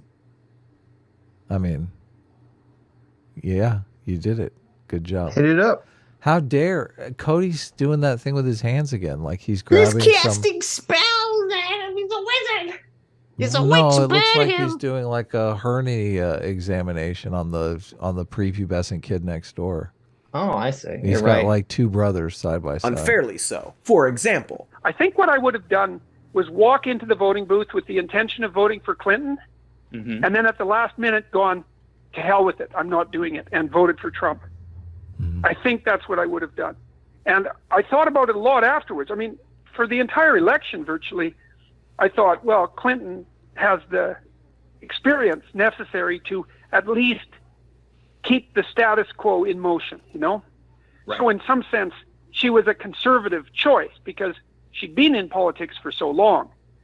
So, but then as the campaign continued and she continued to beat the identity politics drum louder and louder, I became more and more concerned about her political direction or ideological direction. Once again, he takes the centrist position, claiming that he would have voted for Hillary, except noting that it would have been a conservative choice, and then decides that ultimately he would have voted for Trump instead, because Trump doesn't play identity politics. You know, Trump, famous for not politicizing religion or race, social background by waving a Bible around and saying, "I love Christmas," or calling Mexicans rapists, or bragging about how rich he is. Clearly, it was only Clinton who, totally unprompted by her opponent, resorted to identity politics. This what is does he think identity politics is? Well, this is like when we talk to when we talk to Christian of the MMT podcast. And this comes up so often when I talk to people on the left. They're so blind to like the identity politics on the left. They're like, oh, you know, there's a million of these articles that comes out in the Washington Post or New York Times or something that's like, Donald Trump is trying to appeal to like white grievance. Oh my God, he's activating white grievance, you know, blah, blah, blah, blah, blah. They're always complaining about this stuff. And I'm like, yeah, but that's all a response to the identity politics shit of the left. And they're like, what are you talking about? There's no identity politics on the left. And I'm like, where the fuck have you been? You have to like break it down for them. And when you break it down for them, they're like, oh, well, that's all real though. So that's real. So it's not identity politics, right? Those people have faced real discrimination. So it's not identity politics. And it's just like, oh, okay, this is the world we're living in, I guess. Yeah. So, yeah, no. If the left didn't participate in the identity politics the way that they do, there would be no. You couldn't milk white grievance. There would be no white grievance to milk. Yeah, exactly. Yeah. Interesting how all of Jordan's totally centrist beliefs always land on the side of the right wing, even when his reasoning makes zero sense. And in fact, when you look at the things he does believe, he sure seems to be a right-winger who specifically pushes identity politics, as well as strongly supporting the status quo and so-called traditional values. Like, I'm sorry to quote the I mean, how are we defining identity politics here? Who knows? Like, who the fuck knows? Immutable. I'm using immutable characteristics. Right. Yeah, obviously, is identity politics. Like, grouping everybody, like the whole idea that they talk about Latino voters voting as a block or gay people voting as a block is identity politics, and frankly repulsive to me. The idea that, you know, you can't have, you know, gay progressives and gay conservatives is just, I mean, that's bigotry to me. So I think it's fucked up.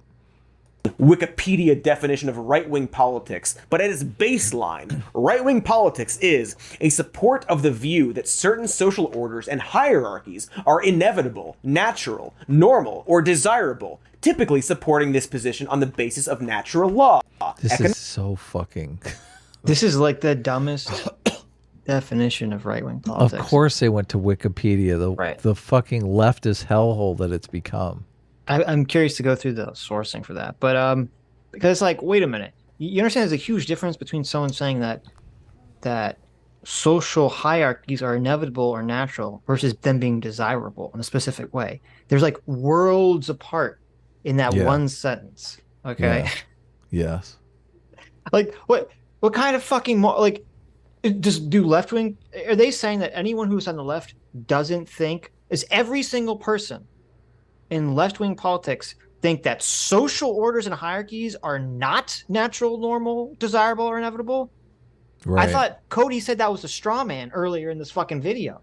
Right. Yeah. Remember when he was all like, the left's not against hierarchy, the left's just about having different hierarchies. And now he has the right-wing definition, which would say that no, the left apparently believes there's no fucking hierarchies, which is insane.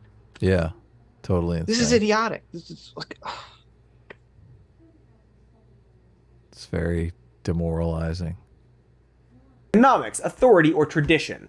Natural law. The only thing I mean, I've said it a million times. Conservatives are about conserving what works. They're about tradition. Right. Yeah. Right. They're skeptical of change. So don't be a dipshit. Yeah. Cody. This is like, I can't believe he's using a Wikipedia definition. I know.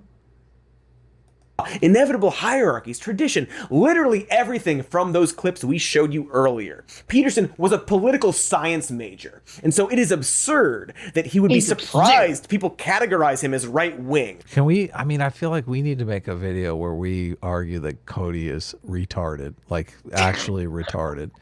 I think that video could be hilarious because it could be. Look at all these clips. Look what he said. Obviously, this is something only a moron would say. Well, this is why Cody gets so triggered by the low IQ stuff later. Oh, because he is low Cody's IQ. Low IQ. Yeah. I mean, he reads good, makes him look smart, but I don't know. That's right. Not much going upstairs. See, I actually had to be smart to. This is my reverse Dunning-Kruger. I had to fake like I could read. I had to actually just memorize the stuff because I could read so bad. Mm-hmm. Yeah. You don't know what it's like being a fucking galaxy brain like me, Sitch. Oh, of course. Of course. Life must be very easy for you. You live a much simpler life. Yeah, I can read good. That's true. You can read good and you don't think much. You just not a lot going on. You're right. It's so good. I know. I know. Okay. I have the weight of this. I have the world on my shoulders. Right. Oh. Their basic proposition is that, first of all, that I'm a right-winger of some sort, and that's just not the case. Like, literally, the thing he's famous for is taking something in nature and using it to promote and defend hierarchies as inevitable, and just the rest of the fucking definition. And to dig more into this, we're going to move out of the persona section of this video. You know what's really gross? So I looked at the right-wing politics article. Mm-hmm. And of course it, delves into like fascism and monarchy and all that stuff. On the Wikipedia if you look at the left page. Yeah. And if you look at the left-wing article on Wikipedia, it doesn't do the counter. It doesn't delve into it doesn't dive into communism and like they bring it up, but it's not like, not to the extent that the right-wing article. The communist utopia has been attempted several times with limited success. Yeah, where's that? Where's that picture? It's not there. Yeah, you mean the actual limited success, like the landfill full of bodies? Yeah. No, of course not. This is the thing too. I like Jordan Peterson laid out that the right wing serves a purpose and the left wing serves a purpose too. It's not like. I mean, I look at it like a fork and a spoon. Are forks better than spoons? Well, it depends. Like, do you have a bowl of soup or do you have a steak, right? Right. It's like, right. One is not going to be very helpful with a bowl of soup, and one is going to be totally useless with a steak. It's like the right tool for the job, and that's the healthy way to look at the left and right. But Cody, so up his own ass with identity politics, he's literally trying to, say this guy is advocating too hard for the right wing for us to not label him an evil right winger. Right. Yeah. It's bullshit. And dive into the Jungian archetype of the shadow. Oh my God. Uh-oh. But not just any old stupid shadow. We're going to talk about Jordan Peterson's shadow, the Alec Baldwin with a fake nose of it all, if you will. This manifests in the stark difference between what Peterson claims he is, a logical, moderate thinker and teacher, with who he actually is, which is a right-leaning self-help celebrity. In fact, considering some of the ideas and people he props up, you could argue that Jordan Peterson is far, far right-leaning. For example, here's a tweet by Jordan Peterson. The guy this video is about, signal boosting what he calls the largest study ever done on the effects of diversity. Diversity being a thing he reflexively hates and probably pretends there's no definition of. And wouldn't you know it, It's a link from the American Conservative and concludes that diverse communities create distrust.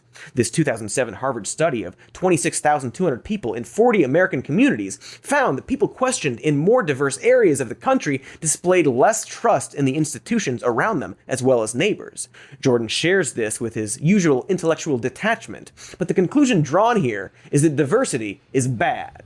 After all, this is a 130-question survey of over 26,000 people, or the largest study ever done. Except, hey, fun fact, this 130-question survey wasn't taken specifically for this Harvard study. It was actually... So first of all, that's irrelevant completely. Whether the study was done, whether the survey was done for the study or not. I don't know if he knows how many studies are done by looking at survey results and other results other people create, but okay, good. But I do think this is a situation where I do think in 2018, when Jordan Peterson flippantly tweeted this one thing out, which Cody is now going to spend the next hour talking about, okay, a single tweet that Jordan Peterson put out, that I don't think Jordan Peterson should have tweeted out this article. I think it's a bad article and a bad study, which we'll get into when he talks about it. Okay. And that's fine. You can say, hey, Jordan, I don't know if you really read this. I don't think you really read this. You probably glanced at it because, the study seems stupid, and the article talking about the study seems even stupider. And the article's written by someone who's kind of sus. And so, fine. If you want to criticize him for tweeting that out, that's fine. But it's like a single tweet from 2018 talking about this that they had to dredge up. This is 2018? Yes, it's from 2018. Holy shit. He tweets this one thing and then never talks about it again that I've ever heard him talk about. I've never heard him reference the study. Because somebody said to him, hey, Jordan, you probably shouldn't have tweeted that. Someone sent him said, hey, look at this study. And he's like, oh, look at this. And then someone said, hey, you shouldn't, tweet that out. And he's like, oh, okay. He's like, well, I shouldn't delete it. Everyone will ask why I deleted it. Right. But no, just let it go. We have to spend 30 minutes talking about how this proves that Jordan Peterson is actually a Nazi now. Right. Okay. Well, we can skip Actually, this data part taken if you from want. a 2000 survey called the Social Capital Community Benchmark Survey, and only 5 of the questions were actually about trust. And when other researchers took a look at the data, they found that this original conclusion was heavily flawed. For example, the survey very loosely defined what a diverse neighborhood is. They're Well, he doesn't actually, because he's an idiot and can't think for himself. So when I looked at the study before I looked at the people criticizing the study first. And basically, when you look at the original study, they asked a series of questions. It was part of, I don't know, some census thing. And the questions were, do you trust your neighbors? Do you trust the larger community or something? Do you what's your general trust levels and, just people in general? And then they asked also questions like, do you trust people of your specific racial in-group? Do you trust people of, who are whites or black or Asian or other? Do you trust every specific other ethnic group? These are the questions that were asked. And I'm dying to take the survey. Right. Let's see, Italians or French? Who is more untrustworthy? They didn't differentiate between the white Europeans, but they didn't? Oh, no. Damn it. But the thing that's stupid about this, and why I think Pakistanis or Indians?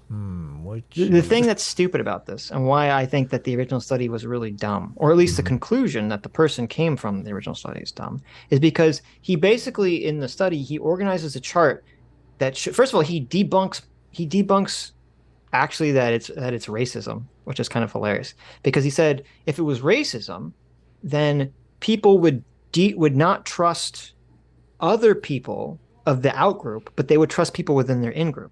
But that's not what he found. He found that the more diverse the area that people lived in, the more they distrusted everyone. Yeah. They didn't have trust within their own racial group. They just had a distrust of everyone. And he created a chart that showed the cities from most trusting to least trusting. And one axis is the trust, and one axis is how heterogeneous the population is. Okay. And so it's as the populations become more diverse, people are less trusting. But let's think about this for a second. Why could it be that in populations and in cities across the country, that have more diverse populations, that people are less trusting of each other. Let's think about this really hard. Why could that possibly be? Well, in general, in cities, people are less trusting of one another because Oh my Yeah. fucking god! it's just a city Holy thing. shit, we're Yeah. magic geniuses here. And that's why this study's so stupid. You look at the chart, and it's basically a chart of small towns becoming big towns or becoming Really? big Oh cities. my God, that's Yes. hilarious. It's Yeah. like, oh, what a shock. All the small rural areas, which have a lot of white people in them, that have like population densities of 10. Right. Yeah, like, and they have literally, like 4 cops for every person. yes, literally, and I'm shit you not, on the study, the city that had the most trusting and the most white people was like rural South Dakota. No way. With a fucking No way. population density of 10. Okay. And No I'm like, are way. you shitting Yeah. me? Yes. And of course the least trusting is like LA or San Francisco or something like shit. I've lived in like small towns where, I mean, I swear to God, there's a cop for every single person. Like the Yes. cops have absolutely nothing to do because Right. there's no crime. Yes. And in the city, they're like completely overworked. There's crime everywhere. Nobody. Right. Yeah. And that's why I'm looking at this study. I'm like, this is so bafflingly stupid. And it's weird because the guy who did the study is he's some like super lefty type. So like, to me, it's just so bafflingly obvious. He's just measuring fucking population density. Like, obviously, when people are in more population dense areas, they become less trusting of other people. What Yeah. a fucking shock. This is like, really? Yeah. We need a study to tell us this? Because you worry about people jacking your shit and sneaking off into the crowd. Well, no, it's because when you're in a small town, you literally know the people around you. Yeah. You're not objectifying them. They're not just like another face in the crowd. That's Jim, that's Bob, that's Sharon, that's Susan. You actually know these people and identify with them. Well, and the cops, I mean, they have more than enough police to deal with any kind of crime. Well, I think it's more just that they just know they know their neighbors. Right. They know the guy who owns the shop, blah, blah, blah. So, Hmm. But anyway, so yeah, I think the study was stupid. Measurement counting communities with 80% whites and 20% blacks as equally diverse. It also didn't ask questions specifically relating to trust as it pertains to community or diversity. What I mean is that different races in general... Actually, that's not even what they said. It literally did ask those questions. It said, how do you rate... I don't even know. Like, Cody can't even do his debunking right. The questions literally were like, how do you rate the trust? Do you trust, people who are white or people who are black or whatever? And then the answers were like, I trust them a lot. I trust them a little.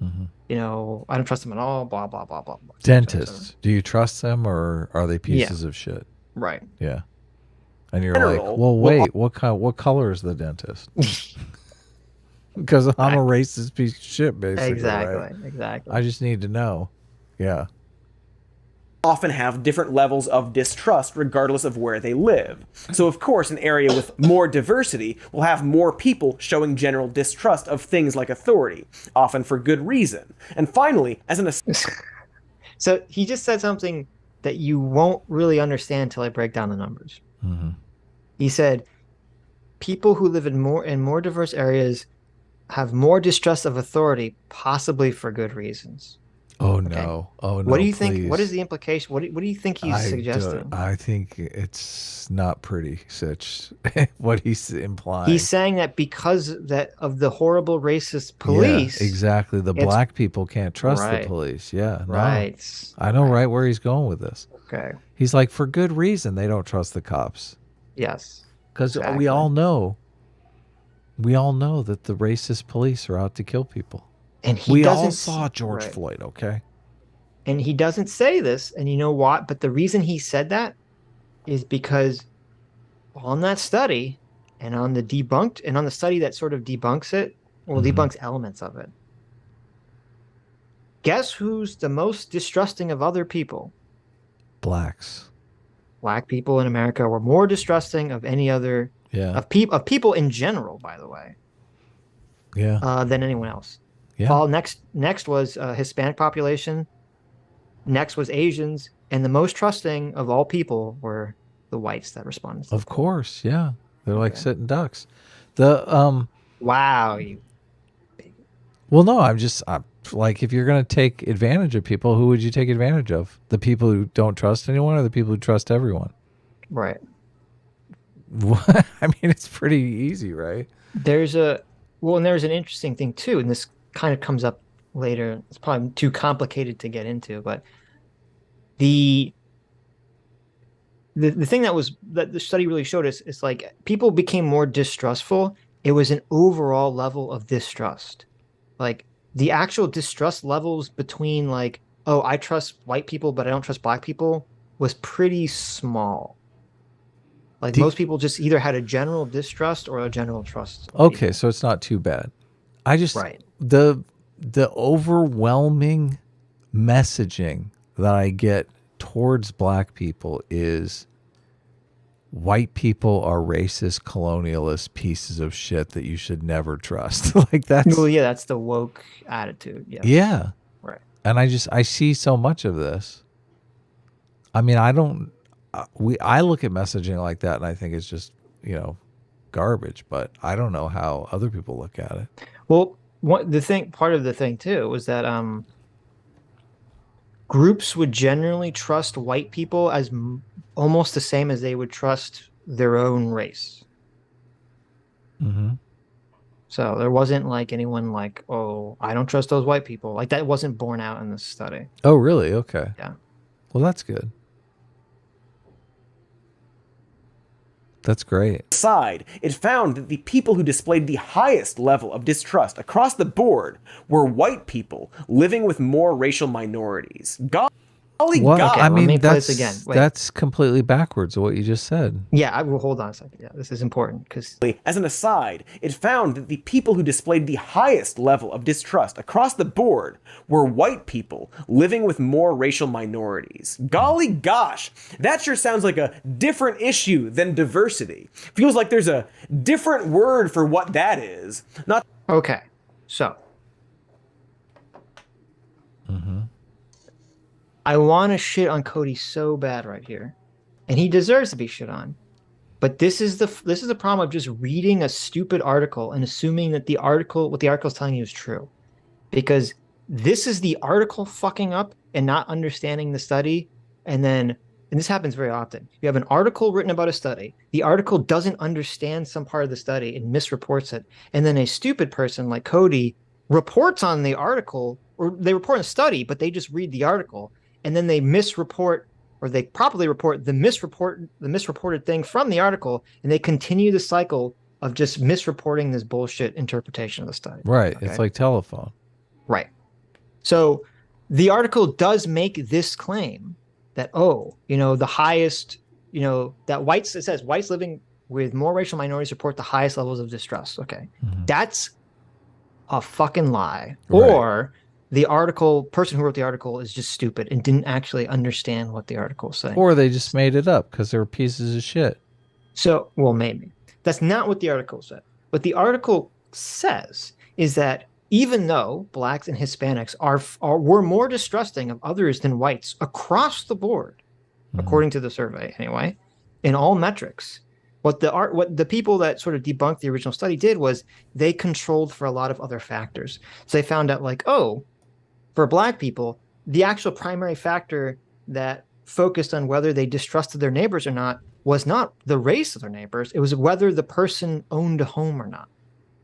Once they owned a home, they were far more likely to trust their neighbors, right? Things of that nature. Yeah. And they did start to talk about population density and economic class and all these other million factors that you think would come into the equation. But what they said was that when they controlled for all these various factors that they controlled for, they found that the biggest influencer on white people's trust value was, whether they were living with non-white people or not. Mm-hmm. So, and this is where your brain, you have to not be an idiot to understand this. Okay. Yeah, I'm confused. Okay. So they said white people overall are the most trusting in general of other people, period. Right. Okay. However, the greatest factor that would be, according to the study, that would be the most likely factor to make white people less trusting of other people was whether they lived in a racially diverse area or not. Mm-hmm. Or they lived, not with other white people. Right. Okay. So they're super trustworthy if they're with other whites. If they're in a diverse neighborhood, not so trustworthy. That's not what no. That's the misconception. Okay. You're not saying that. Okay. So what are you saying then? It's not saying that when white people live with non-white people, they suddenly become super distrusting. They're just saying that the greatest factor that adds distrust was, according to the study, where they lived and what the ethnic breakdown of the people that they lived around was. Okay. They could still be more. This is where the article gets it wrong, and this is where Cody gets it wrong. You could have a white person. Mm-hmm. You could have some hypothetical white person named John who's super trusting, and then he, moves to some area that's ethnically diverse, and I don't know, that makes him less trusting of people in general. But it's like 5%. It's like a little drop. Right, but he could still be more trusting than everyone else around him. Right. Yeah. Okay. So it drops like 5%. Nobody trusts Exactly. John, but John is still trusting everybody. Right. Yeah. Exactly. So the person who reported the study, they confused, as you did originally, which was the perfect example. They confused the study saying that because this was the most influential factor on white people, it must mean that white people were actually the most distrustful of all, when it was literally the inverse of what the study was So they're saying. still the most trustworthy of all, even though that was the most affecting metric. Yeah. Right. Okay. Still sounds like a bunch of bullshit, but. Well, it does sound silly to me. And I couldn't, unfortunately, the way they present the information in the second study, because I was very curious to see, what was the exact number breakdown of, what was the exact, distrust ratio they thought was added for white people by living in, non-white areas. And I couldn't tell because it wasn't written in very normie friendly way. It was written with high level gobbledygook math statistics shit, which is outside my wheelhouse of trying to understand. So I lived in a really bad neighborhood where I didn't trust anyone because I just heard car alarms going off 24/7, which, that means cars are getting broken into, right? Right. Yeah. Anyway. Across the board were white people living with more racial minorities. Right. So of course, this incorrect interpretation leads Cody to believe that this proves that white people are bad. Right. Yeah. Are the bads. Right. Cody is bad though. Some white people are bad. Some white people are evil. They're generally communists or socialists. Yeah. Or Marxist professors. Right. Other than that, white people generally are pretty cool. Golly gosh, that sure sounds like a different issue than diversity. Feels like there's a different word for what that is. Not to mention that the original author of that Harvard study spoke out to say that his research was being twisted to conclude that diversity was bad. Quote, "In the short term," he writes, "there are clearly challenges, but over the long haul, he argues that diversity has a range of benefits for a society, and that the fragmentation and distrust can be overcome." And going back to that specific American conservative article covering it, the one Peterson shared instead of the study itself, it actually mocks the original author's attempt to clarify his study as a weak parody of Bertolt Brecht's parody of communist propaganda after the failed 1953 uprising against the East German puppet regime. And then I assume the word chachi after that. It goes hard into the idea that this flimsy survey proves that diversity is bad, actually. A huge chunk of that article is a personal story about the very white author living in Chicago's uptown district and how little he trusted his neighbors. Hey, like the survey said. And then goes into another personal story about going to Mexico and how diversity there is also bad. It's a really meandering article that spends... Have you been to Chicago? Oh my God. Actually, have I been to Chicago? I don't actually know. It's like crime infested. Holy cow. If I have, it was very temporary, passing through. Oh, it just looks I don't remember. Looks awful. You don't feel safe anywhere you are. Just feels like you're surrounded by wallet thieves. very little time on the actual study that Peterson mentioned in this tweet. The study, whose abstract says, in the long run, however, successful immigrant societies have overcome such fragmentation by creating new, cross-cutting forms of social solidarity and more encompassing identities. Illustrations of becoming comfortable with diversity are drawn from the US military, religious institutions, and earlier waves of American immigration. But the article doesn't mention that. And you kind of have to wonder why Peterson picked this telling of it instead of a straightforward news story that includes the other parts. But he's just like, Peterson is on the shitter, just fucking, he's like, oh, look at this fucking article. I know. Oh, the American conservative, they seem respectable. Here, let me just fucking tweet this out. I mean, that's why this is so ridiculous. Jordan Peterson sends out one tweet about this thing one fucking time. Right. And it's just like, oh. It doesn't even, it's not even really an endorsement. I mean, it's just a statement of fact, the largest study ever done on the effects of diversity. Right. Well, and the article itself is shitty that he is linking to, but like, okay, fine. So it's not the nefarious, isn't this nefarious dog. The reason he's fixating on this one single tweet is because the guy that he wrote the article is sus. And, you know, could be a fucking white nationalist or something. Sure, yeah. And so Cody wants to use this as this smoking gun to say, see, I knew Jordan Peterson was really a Nazi. That's why he tweeted this guy out. Even though Jordan Peterson has explicitly shit on and attacked the alt-right and white nationalist. But, you know. Again and again and again, right. Yeah. But the framing of this specific American conservative article becomes less of a mystery when you consider its author, Steve Saylor, who is a fucking white supremacist. Steve writes for the Unz Review, a site that has, let's say, not so great things to say about the Jews, and sure doesn't think the Holocaust was real. Saylor himself has written way too many articles about how white people have higher IQs. Oh, good, more IQ stuff. And once wrote, in an article about Hurricane Katrina and the supposed looting, what you won't hear, except from me, is that let the good times roll is an especially risky message for African Americans. The plain fact is that they tend to possess poorer native judgment than members of better educated groups. Thus, they need stricter moral guidance from society. Why are we going to even... Do you have a bunch of responses to this stuff? I have no, it's just him saying this guy is sus. So Jordan Peterson tweeted out something he wrote once. So therefore, Jordan Peterson must be also sus. I mean, he makes it sound like this guy, like they're summering together in the Hamptons. It's like he fucking tweeted an article out.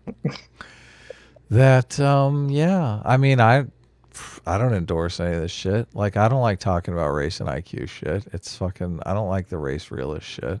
Something Jordan Peterson has explicitly not talked about and attacked himself. Well, Jordan Peterson has talked to some extent about IQ, but not in the racial lens. Yeah, not through the racial lens, not making the arguments that a lot of the white supremacists and race realists are making. So, well, and it's funny because Cody brings it up and then he just kind of like hands waves it away, like, well, Jordan Peterson, denounced it, but whatever.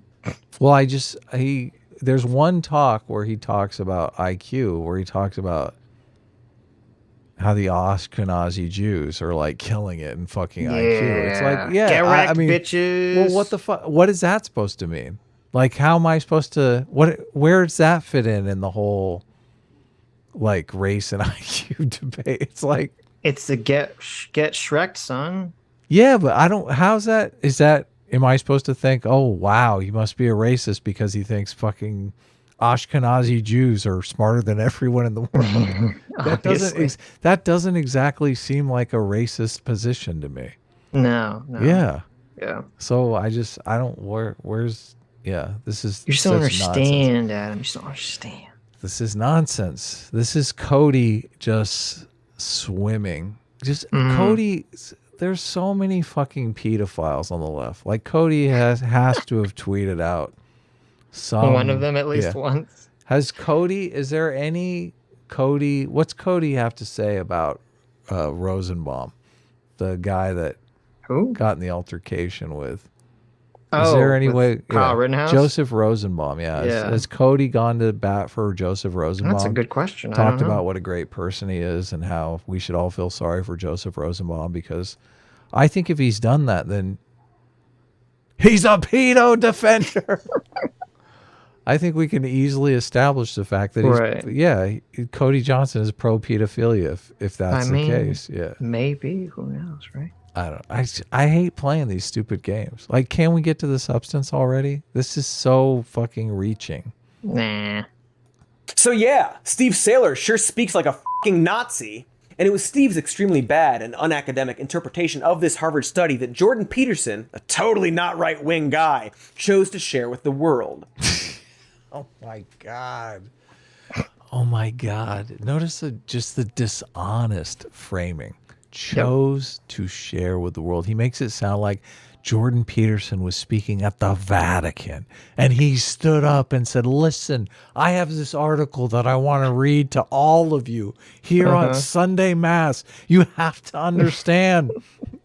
Dude, he fucking tweeted out one time. Oh, I know. One time in 2018. My God. I know. Oh, this is so dishonest.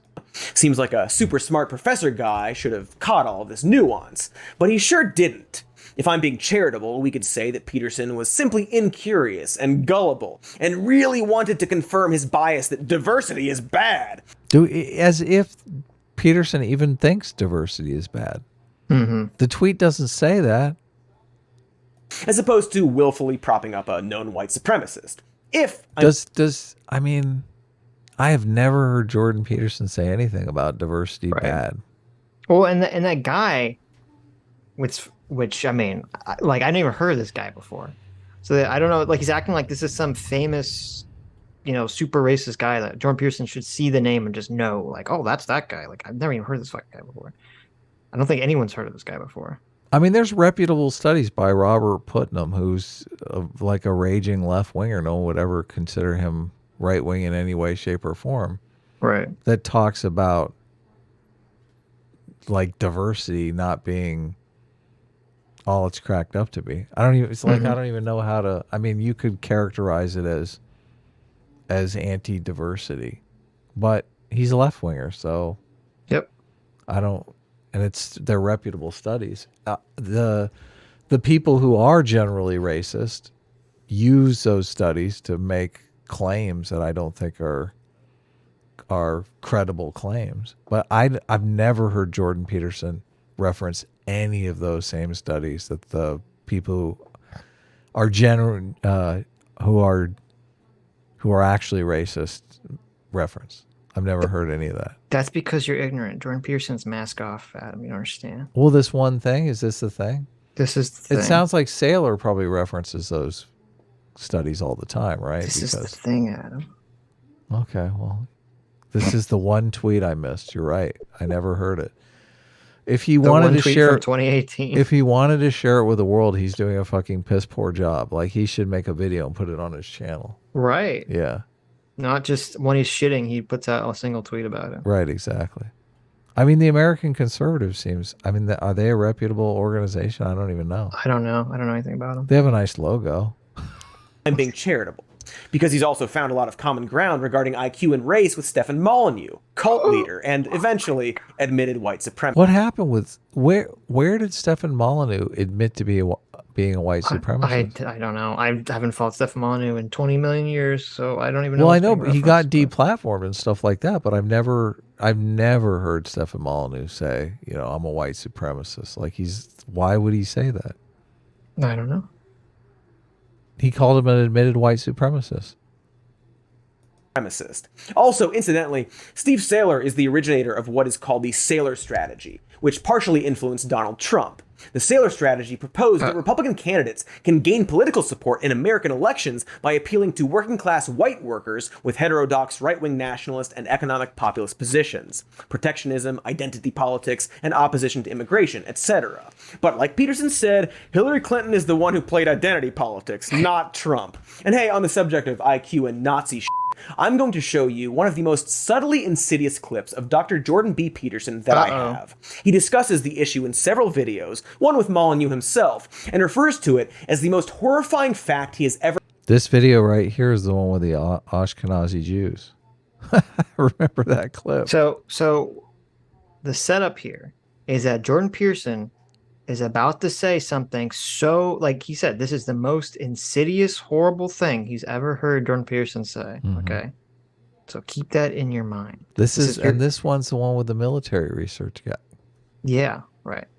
Okay. So get ready. You're going to hear the This most is crazy, insane, insidious thing you've ever heard in your life. Okay. Okay. I'm doubtful. Ever heard. And it's the main reason I've always wanted this video about him to exist. So this one clip spawned this entire process that we've had to sit through. He's going full Biden here. He's like, listen, I was not going to run for president, something that will completely elevate my status into the stratosphere. I wasn't going to do that. I don't care about my status, but Trump praised neo-Nazis one time in Charlottesville. Right. And now Jordan all of a sudden, Peterson. I have to run for leader of the free world. Right. Jordan Peterson. This was Jordan Peterson's fine people moment. Okay. Right. It was. He's like, I wasn't going to make this video. But one time in 2018, Jordan Peterson tweeted out this tweet. Right. Now look, guys. I know we do a comedy show. In finger quotes. Well, I mean, in quotes. Right. Comedy show. Right. So you expect this to be very light. So I want you guys to just brace yourselves. Brace yourselves for how heinous what you're about to hear Jordan Peterson say. Okay. Make sure you're sitting. Make sure any small children or animals have left the room. Make sure if you're wearing any hats to take them off because they'll pop up in comedic shock when you hear what Jordan Peterson's about to say. You might want to put your hands on your head to keep your hair from standing up on end to end. Okay. Just be prepared. I'm just hoping I don't shit my pants. Also make sure that if you're prone to shitting your pants out of shock or fear, that you're either not wearing pants or on the toilet or wearing a diaper. Okay. Here it is. Here we go. One of the most terrifying statistics I ever came across was one detailing out the rationale of the United States Armed Forces for not allowing you can't induct anyone into the armed forces in the U.S. if they have an IQ of less than 83. Okay, so let's just take that apart for a minute because it's a horrifying thing. So the U.S. Armed Forces has been in the forefront of intelligence research since World War I because they were on board early with the idea that, especially during wartime when you're ramping up quickly, that you need to sort people effectively and essentially without prejudice so that you can build up the officer corps so you don't lose the damn war. Okay, so there's real motivation to get it right, because it's a life and death issue. So they used IQ. And they did a lot of the early psychometric work on IQ. Okay, two things. Number one, wait, wow. Wait. Yeah, So- where's the stuff? Did you guys all lose your minds? Did you all shit your brains out your butt? Okay. Did your head fall off out of shock and fear of the heinousness that Jordan Peterson just said in that clip? I mean, I'm still waiting to hear it. This is a clip so bad that Cody had to do this entire 3-hour video because of this one clip. Because they wouldn't Because the military didn't want to have people with less than 80 IQ fucking be in the military. You know, if I'm gonna like parachute into a place with a bunch of guys with guns to try to accomplish something, I kind of don't want any dumb guys with me. I don't know about you, Sitch, but I kind of think leave the dumb guys at home. What is your take?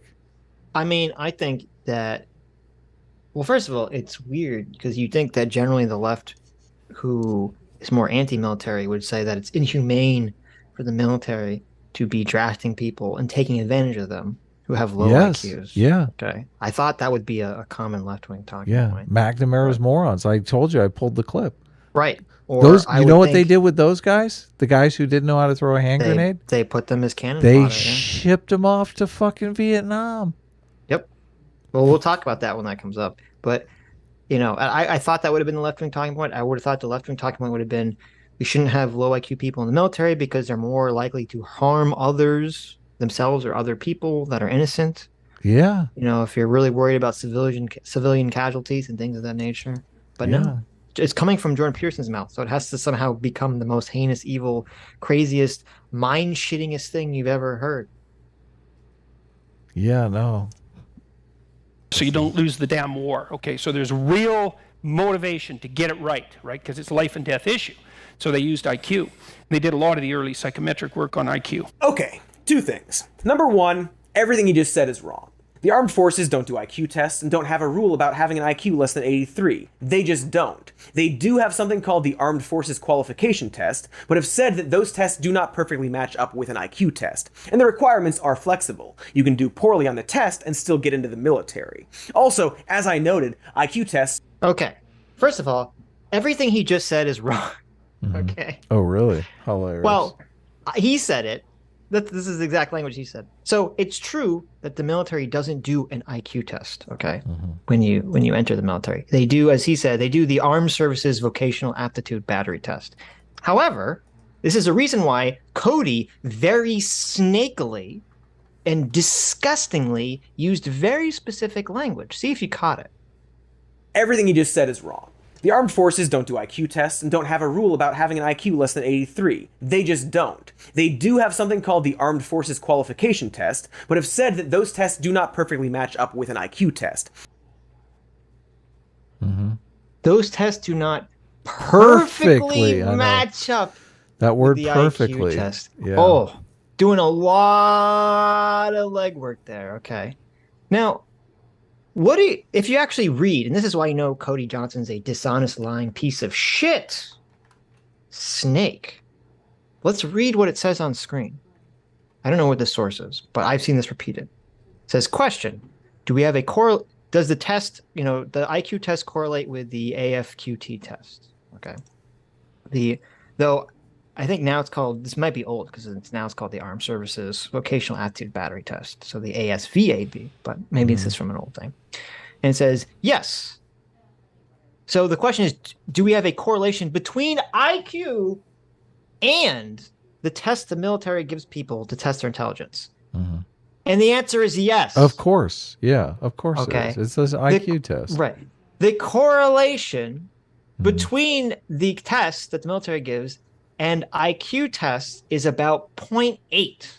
Wow. Okay. Okay. So for those of you who don't know, a perfect correlation is 1. Yes. Yeah. So 0.8 is very close Yeah. to that. That's a very highly correlated 80%. Okay.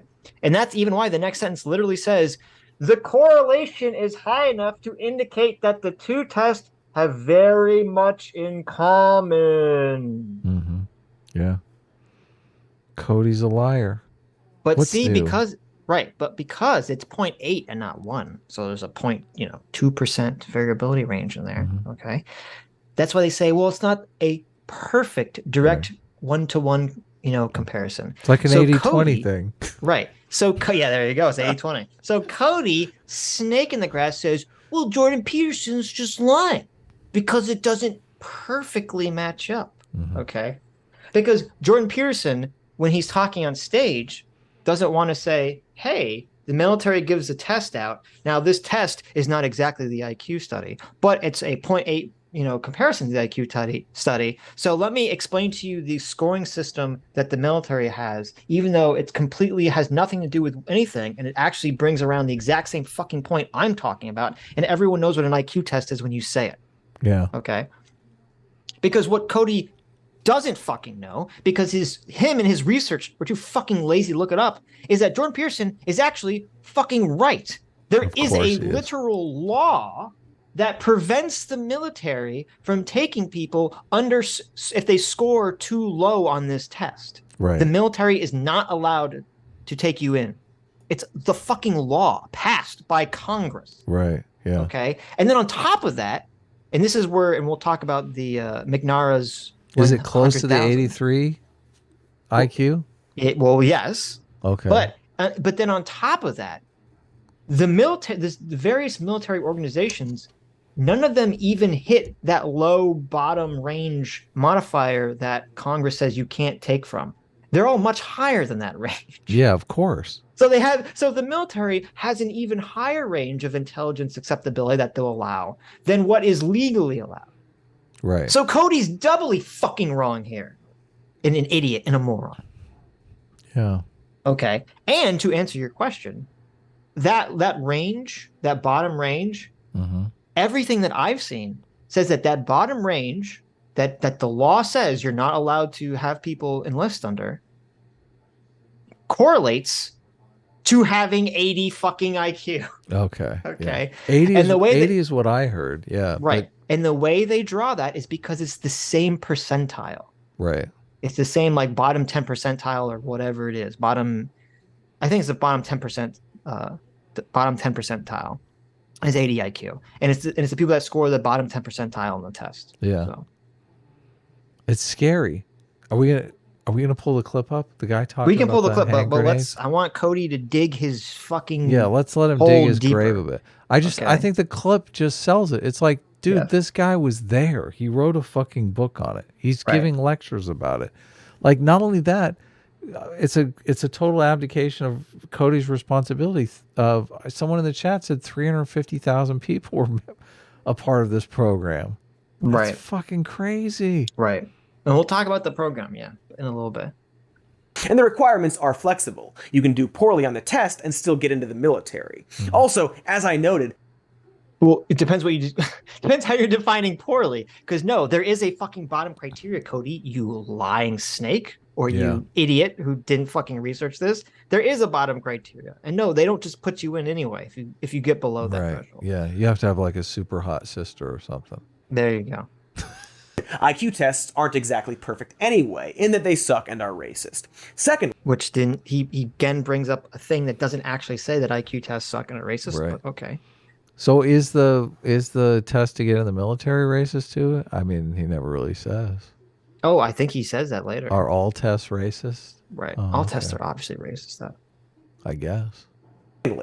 Jordan tries to mitigate that fact by talking up how during World War I, the military took IQ really seriously and therefore conducted really good tests. Except we know that's not true either. In fact, the tests at the time were extremely flawed and mainly focused on familiarity with American culture, as opposed to any universal intelligence. Like, they were specifically and historically seen as bad. Okay. So, I looked into this claim. So, first of all, Cody, again, is being a lying snake. Jordan Peterson never said that in World War I, the U.S. military had the best IQ test. That's not what he said.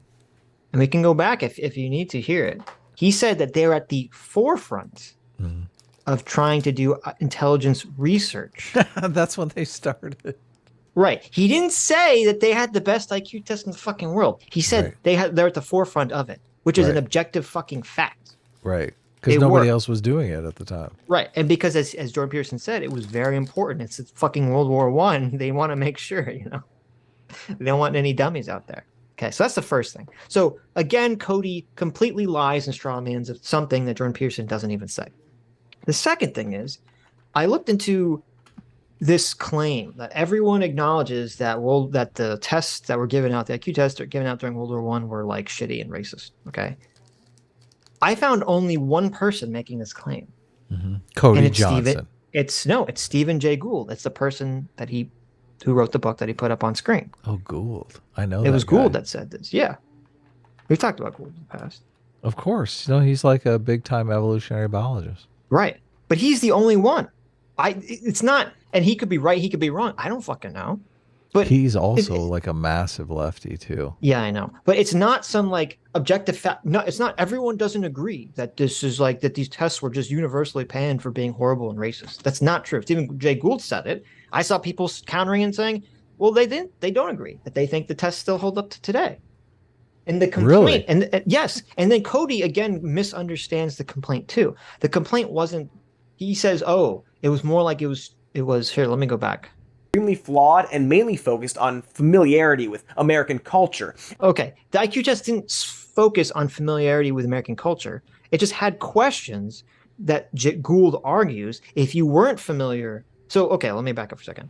Yeah, if you there were two versions of the test. If you weren't familiar with American culture, you wouldn't be able to take the IQ test. But thankfully, they were giving the IQ test like 100 years ago when people were familiar with these things. Right. So, well, hold on. So, this is 1919, right? Or actually, no, I'm sorry. It's World War I, so it's before 1919. It's like I don't even know when World War I was. Whenever the fuck World War I was, okay? In the early 1900s. There were two tests. There was a test for those that could read English. Oh my God, no way.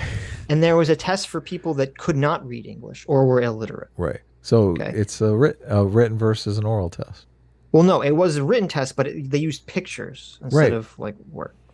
Okay. And so Gould is talking, the part that I saw, Gould is specifically criticizing the picture test. Okay. And Really? He was saying, oh my goodness. Yes, and he was saying that this picture test is supposed to be designed for people that are illiterate, but also for people that were new immigrants in America. Mm-hmm. And so he was saying it was poorly done because the picture test would use, pictures of things that maybe people that were not American would understand or process well enough. And so that was part of the critique. Right. So that's what Cody is referencing when he just mangled that criticism. Well, bottom line is they may have scored a little lower than their actual Right. IQ. That's like Right. the only downside, but Right. yeah, all IQ tests are just pattern recognition tests. So they have like a bunch of different shapes, Right. But it's different types of patterns. Sure, totally. Yeah, no. Well, unless you're doing, I mean, the SAT is not an IQ test, but they have like all the vocab and shit. Yeah. As opposed to any universal too. Right. intelligence. Like, Well, vocab isn't patterns; it's just memorization. Of patterns. Okay, well, they were Words are specifically patterns. and historically Okay. seen as bad. You could just go on Wikipedia and find that out. it's funny because if you go on Wikipedia to find that out, the only criticism they put of it is Stephen J. Gould's criticism. Because I went on the Wikipedia article, it's just Stephen J. Gould's criticism. I didn't see a plethora of criticism about this. So Cody's just drawing this out of his fucking ass. He just made this up. Mm-hmm. He made up a claim. Well, he made up two things. He made up a claim that Jordan Peterson never said, and he made up a consensus about it too. But whatever.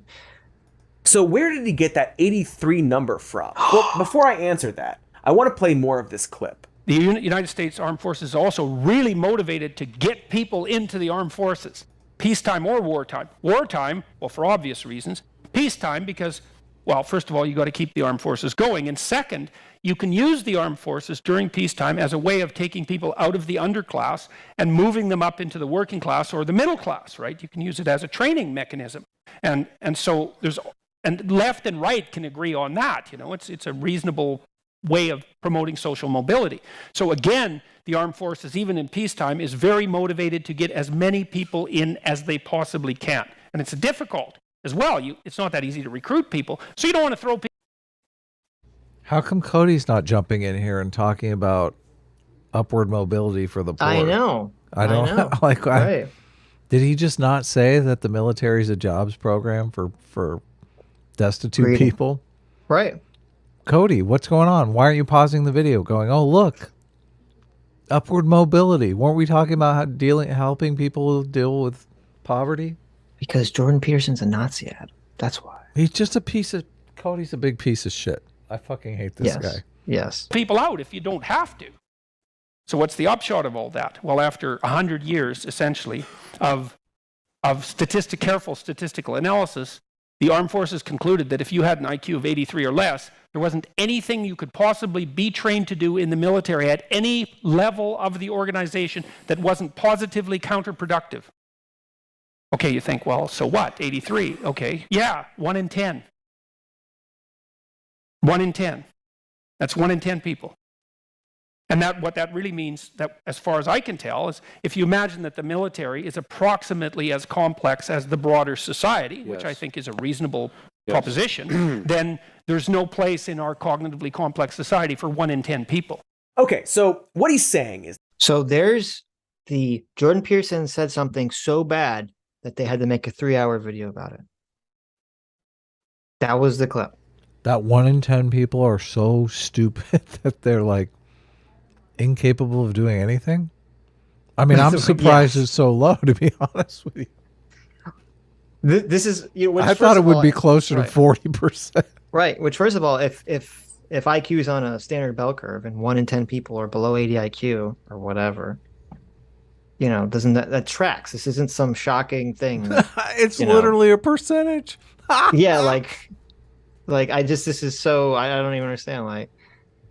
They're the bottom 10% because they're the bottom 10%. I know, it's It's just like That's hilarious. It's like, and Cody's like, this is the most shocking thing I've ever heard in my life. It's like, oh, okay, sure, all right. Shocking that 100% of the people weren't in the top 100%. I know it's so stupid. It's so fucking stupid. How is Cody this stupid? I mean, I guess he's in that low 80% range or something. He's just the guy to talk, the schlubby guy to talk. Right. I can't believe that it's literally in the clip as a jobs program for dealing with income inequality. Like he literally has a clip of Jordan Peterson talking, suggesting, the left and the right can agree on this. So you assume Jordan Peterson agrees on this, right? Right. This is a good way for people to be upperly mobile. And Cody doesn't even stop the video. I know. What a fucking piece of shit. Yeah, it's one in 10 is it's believed that 1 in 10 people are below 80 IQ, according to like the IQ bell curve. Yeah, but I think it's one. Go. It's actually 1 in 8, right? Well, if you use 80, I think it changed. Well, that's what what's his name? That's what Lilac said. If it was 83, it would be 1 in 8. I haven't done the exact calculations or anything, but I remember everything. Good job. Is that by this military standard that, again, doesn't actually exist. Again, does exist. If your IQ is below 83, then there's nothing you can do to better society or contribute to it in any way. In fact, there's nothing at all That's what Jordan Peterson said. For you to do. And that applies to society as a whole, based on, just his opinion. Like, because you can't get into the military, which is desperate for recruits, but also needs to be maximally efficient, you can't do stuff outside of the military. There's just nothing for you to do. You got the bad number on the test, so you're just maybe gonna bring down efficiency, the ultimate sin. So where is he going with this? So what are we going to do about that? The answer is no one knows. You say, well, shovel money down the hierarchy. It's like, the problem isn't lack of money. I mean, sometimes that's the problem, but the problem is rarely absolute poverty. It's rarely that. It is sometimes, but rarely. It's not that easy to move money down the hierarchy. So, first of all, it's not that easy to manage money.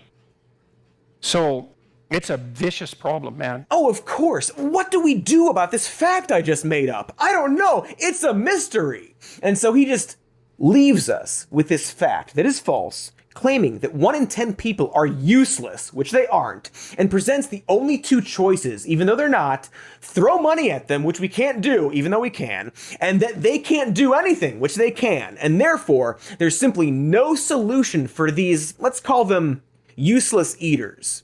But of course, if you're, say, a fascist, you probably have a solution. One that's pretty final. Oh, and my God, no, Cody, no. Why would he say that? There it is, folks. We got him. Play down the balloons. Get the streamers. We got him. Jordan Peterson, secret Nazi confirmed.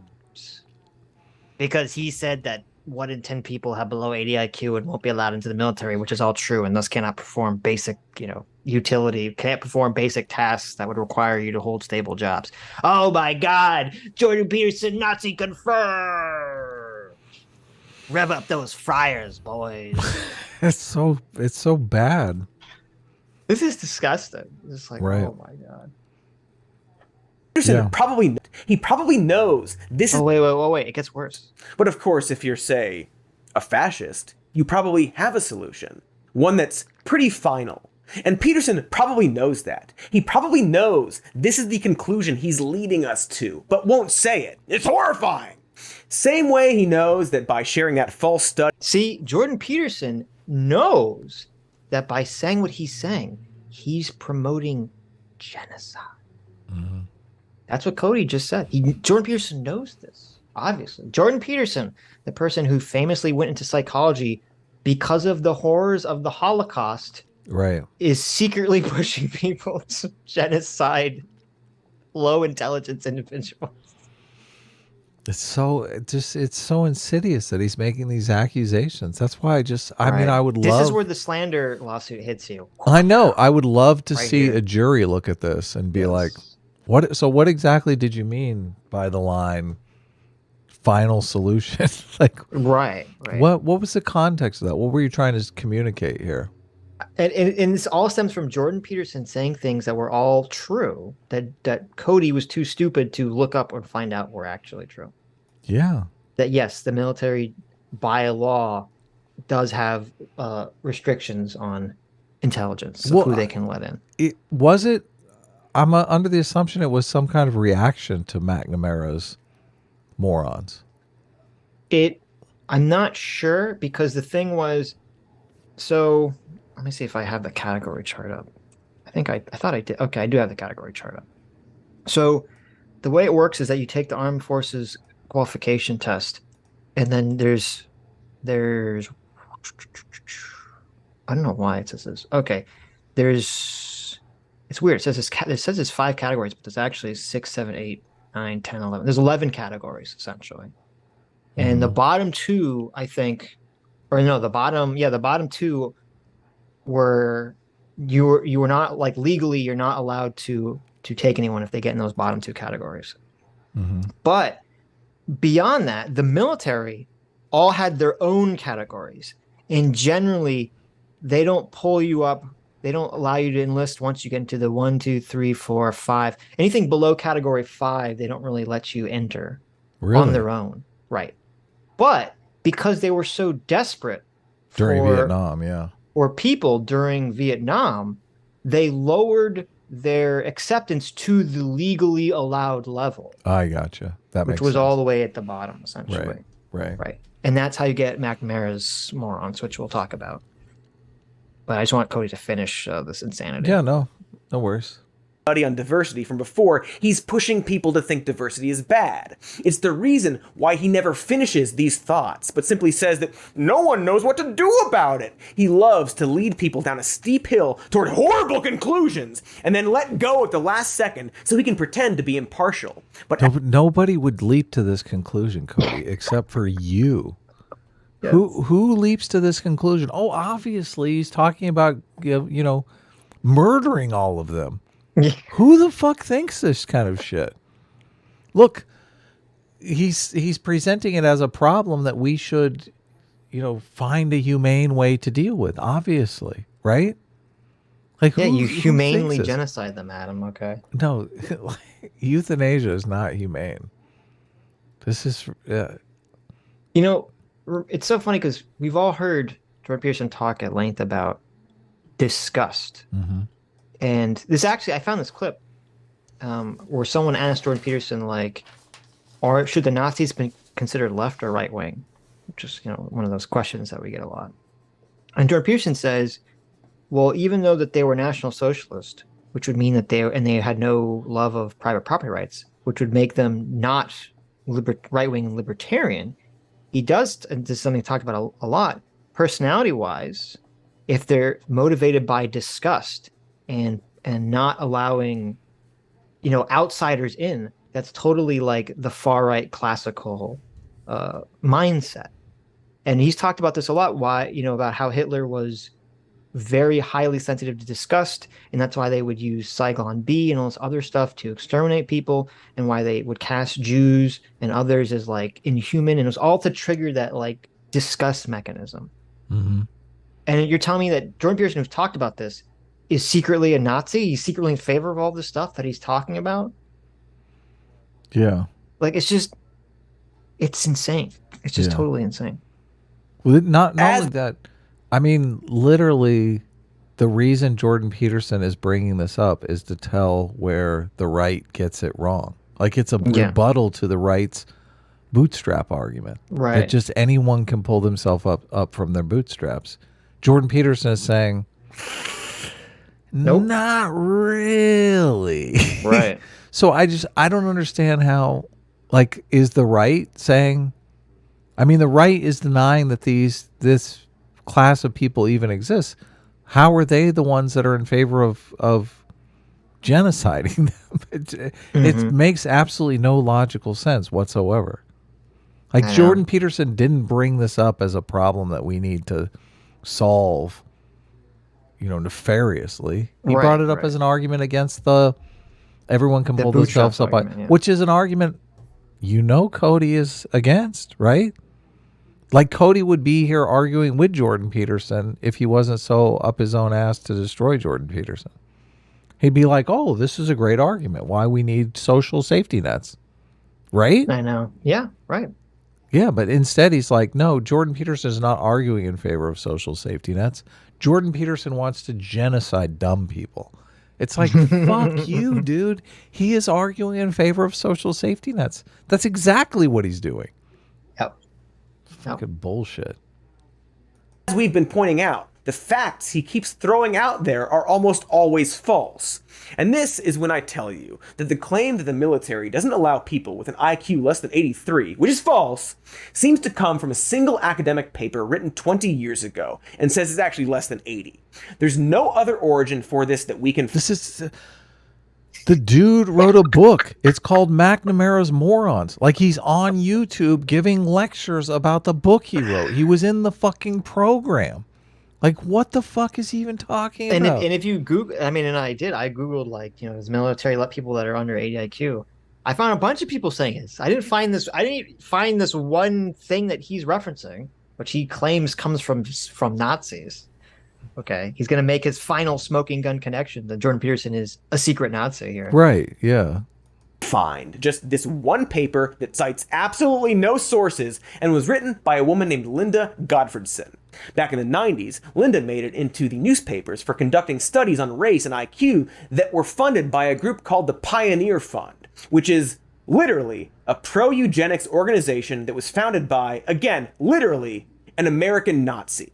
So whether or not he knows it, which he should, Jordan Peterson is basically just relaying Nazi propaganda in this video. And the optimistic, extremely charitable explanation is that he is simply ignorant of that. No, you are the fucking ignorant one, you moron. Although, according to Peterson, I've studied Nazism for 4 decades, and I understand it very well. And I can tell you, there are some awful people lurking in the corners. They're ready to come out. And if the radical left keeps pushing the way it's pushing, they're going to come. So, if you don't stop doing things I and Nazis don't like, then the Nazis from over there are gonna get you. Oh, so maybe he actually does know about how they burned the Sexuality Institute. That's worse? Probably.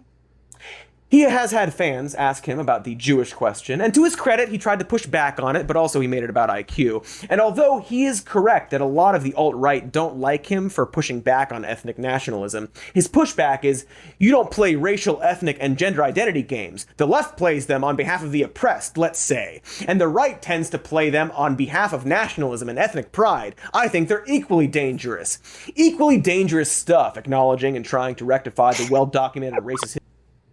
I know he's gonna go off. This is so fucking insane. I know. So Jordan Peterson, secret Nazi, because he said something which is true, which everyone else says is true, but for some reason Cody couldn't find a fucking source on this, except for some random Nazi from 1996, supposedly. Well, and he's just trying to shoehorn that source in. Like, that's obviously what he's doing.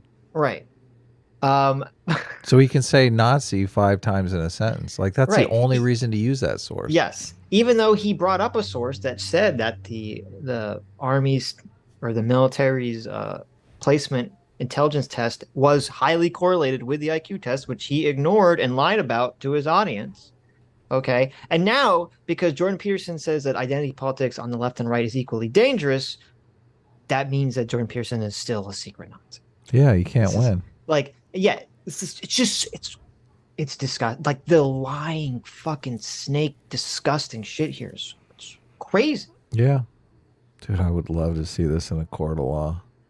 History of a nation and thinking other races are inferior and wanting them to be dead. He's just a moderate thinking regular Jordan Peterson. Anyway, I guess my point is that Dr. Jordan B. Peterson has a lecture called You Probably Would Have Been a Nazi. And it's like a sort of banal point about how your environment and society affects you. And but that's a banal point. That is a fucking leftist argument. It's so funny because this whole time he's saying Jordan Peterson he thinks that there's all these biological deterministic hierarchies, and that determines everything. And then he's like, Jordan Peterson says that your environment and society affects you, and that's banal. Like, what the fuck? You can't win. You cannot fucking win. He's such a dishonest asshole.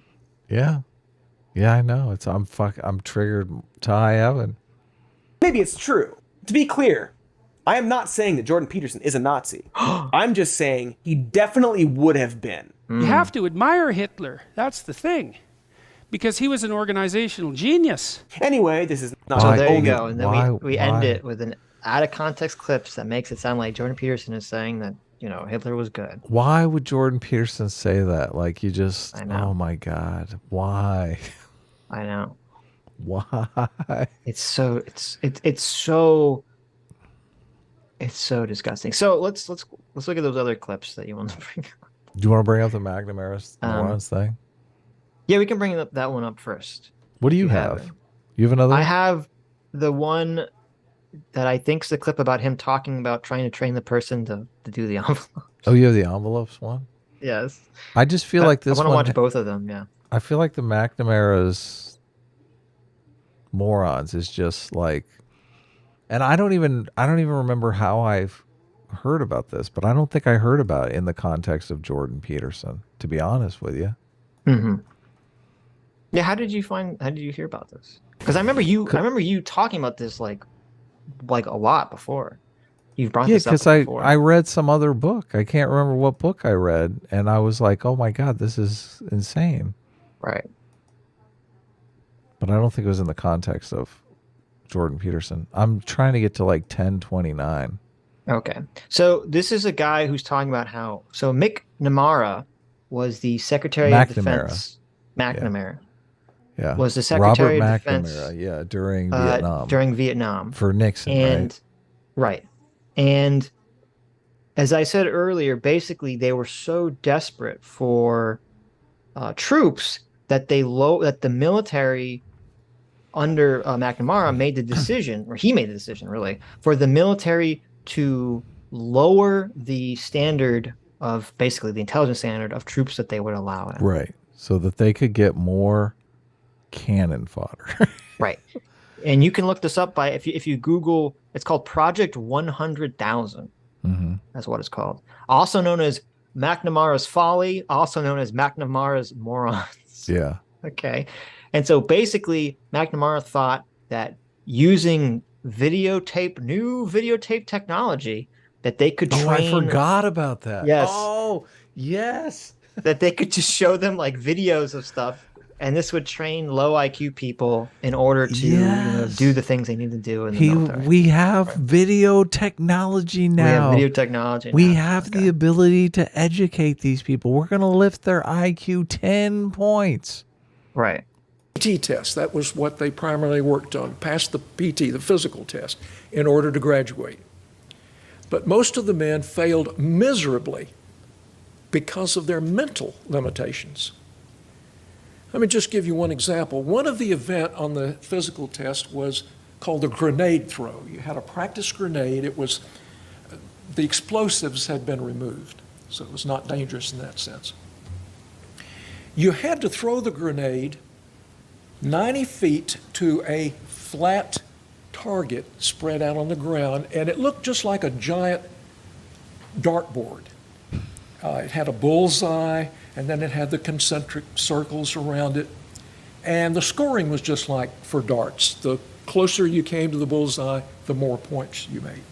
This actually sounds fun. I might join the military after this. Well, you want everyone to be in the military, Sitch? Maybe you've won me over. It's just like you play games with grenades. To simulate combat conditions, the Army required the men to kneel down on one knee. You had to have one knee on the ground because that's the way you would throw in combat if you're behind a barrier. And so the men had to get down on one knee, and in order to reach the target, what they should have done was to throw the grenade in a high arc, the way a center fielder would throw if he's throwing a baseball to home plate, a high arc. But the men couldn't understand that concept, and they would throw in a straight line, like a pitcher throwing a ball to a catcher. The sergeants tried to demonstrate and explain. So I'm curious. Okay, I'm sure we all, we're children at some point. We've all played catch. We've all played 500. We've all thrown balls around. Okay, in all senses. Mm-hmm. You dirty-minded individual. I was like, what? We've all thrown the balls around. I'm not playing with anybody's balls. We've all played with balls. We've all thrown balls. We've all thrown footballs, baseballs. We've all juggled our balls around. We've all touched our own testicles to check for testicular cancer, even the women. No, but okay. But what my point is, when I was like playing sports, I'm pretty sure that no person had to tell me. No, to throw nobody a ball fucking further, I had to lob it up in an arc. I'm pretty sure I just intuitively figured that out as a child. Oh my God, I know. I've totally figured it out on my own too. Nobody taught me this. Right. And so, if people can't even intuitively figure it out, like how the fuck, like to throw a ball, then I don't think they should be in the military, Cody. These guys are 18, 19 years old, man. Yes. How the fuck do you get to be 19 years old and you can't even figure out to throw a fucking ball in the air? Because they have an IQ of 80. I know. It's crazy. It's crazy. But this is what's insane about this, because, I mean, where do you put this guy? I mean, is he going to be able to, is he going to know how cleaning equipment works? I don't know. Mm-hmm. Like, what's the job for this guy? Right. Well, no, there was there was a guy on I talked about it on Howard Stern had the Whack Pack, which was like all these like weird people that would call into the show. And a lot of the people were mentally retarded. Really? And one of the most common people that would call in was named High Pitch Eric. And he had this very high-pitched voice, and he I forget, his IQ was 80 or lower. Mm-hmm. And he like could never hold a job. He had a job where he was like handing out cups to people, and he couldn't even like do that. Oh my God! It's just like it was like this fucking thing. It's so sad. Yeah, it's very sad. And they all can't get jobs talking to Howard Stern, right? Yeah, exactly. So. Yeah. 350,000 of these guys. Yep. That you needed that high arc. The men just, they couldn't understand it. I would take some of them out in the evening and try to show them how to do it by giving them a little mind game. I would say, okay, imagine that there's a bird flying up there in the sky. Throw your grenade and try to hit that bird. It didn't work. They just couldn't understand that concept of throwing in a high arc. So they never even hit the target. Much less the bullseye. The problem was their mental limitation, and the mental limitation was also seen when they went to the rifle range. Now, to qualify with an M14 rifle at that time, the military wanted to simulate combat conditions, so the test involved the trainee standing in front of a hillside, a brushy hillside, and there were pop-up targets at different places. And you never knew when the pop-up target would appear. You might be looking for a target and one pops up over here at 50 meters. And it stays up only 5 seconds. And then it goes down. Oh, wait, here's one at 75 meters. 5 seconds, and then it goes down. Back there's one at 200 meters. Flips up for 5 seconds, then it goes down. The problem the men had was that they weren't quick-witted enough. They weren't quick in their thinking. And if they saw one like over here at 75, they raise their rifle and take aim and fire, but by then it was too late. Oh, wait, here's one at 100 meters over here. They'd have to shift, try to aim at it, and squeeze off a round before it went down. They weren't quick enough. They couldn't do it. So they flunked out on the rifle test, and obviously they were not well suited for firing a rifle in combat. So what happened to these men? Well, it's obvious they should have been sent home. They should have been discharged. In fact, many company commanders tried to get them discharged. They would write memos, call on the phone, try to get these guys to go home, get them out of the Army. But unfortunately, both the Army and the Marine Corps were facing severe manpower shortages in Vietnam, and they were reluctant to discharge anyone. So most of McNamara's boys went to Vietnam. Now remember, we're talking about 354,000 men in Project 100,000. In Project 100,000. 354,000. Yeah, I don't know why it was called that, but well, I think they wanted to raise 100,000, but they're got like, more. holy cow, there's all these stupid people in America. Right. We hit the mother lode. Most of them went to Vietnam, and then half of them who were sent to Vietnam were assigned to combat units. Oh, that's so fucking sad. Yeah. And the death toll was appalling. Yeah, I bet. Here's the number of men, Project 100,000 men who were killed in Vietnam. 5,478. Let me say that again, 5,478. Their fatality rate was 3 times higher than the fatality rate for your average GI.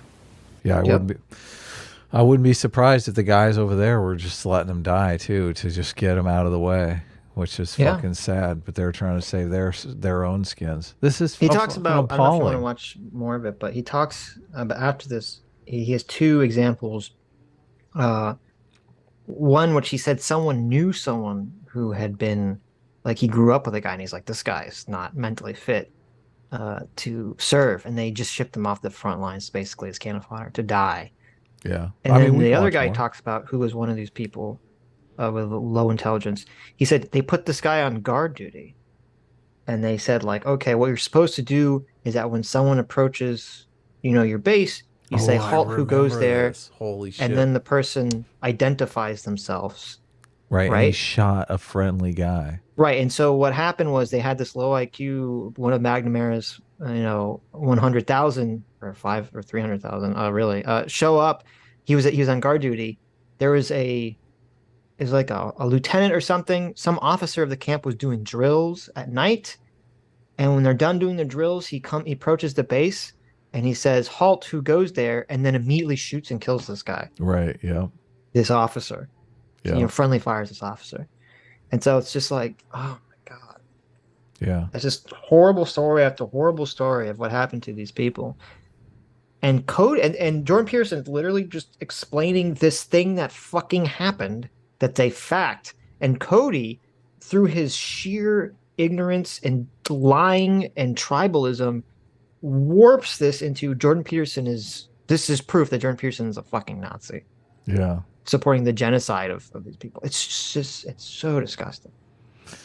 Yeah, Jordan Peterson tried to help these people when he worked in his practice. Yeah. We can watch more of this if you want. I mean, I'm down to continue. Well, I just explained what he's about to say, so well, we can move on. Yeah, I do remember that. I do remember watching that and thinking, didn't they? I think they revenged him, didn't they? The guy who killed the officer. Well, they said they were going to revenge him, and then they were going to kill this guy, but the military managed to ship him out before that happened. Before he got killed by the before he got killed by fellow soldiers. But yeah, it's like friendly fire our friend. Fucking yeah. So. Ouch. In the States, we have about. I just want to show this clip really quick. The audio's kind of shitty. So oh, this is the guy that he had this clip up in the. He had this clip up in. Oh, this is my buddy's channel. Who's the guy who? Oh, really? Dose of Truth. Yeah, this is the guy I was telling you about that I used to always talk to about Jordan Peterson and shit. Oh, cool. Yeah. Okay. So here's Jordan Peterson. Evil right-wing Nazi who wants to genocide low IQ people. Okay. True, and moreover, I would add to this that in life, make it. He probably had an IQ challenge.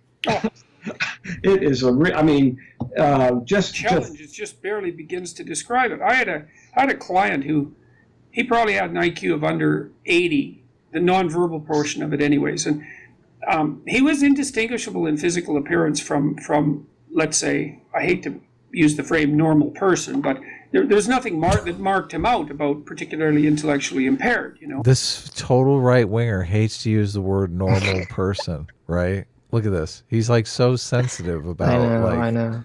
Low IQ people. Yeah, he wants to genocide them all, but you know, he at the same time doesn't want to offend them by, you know, saying that they're not normal. I know, right? And I tried at one point. This was so telling to me.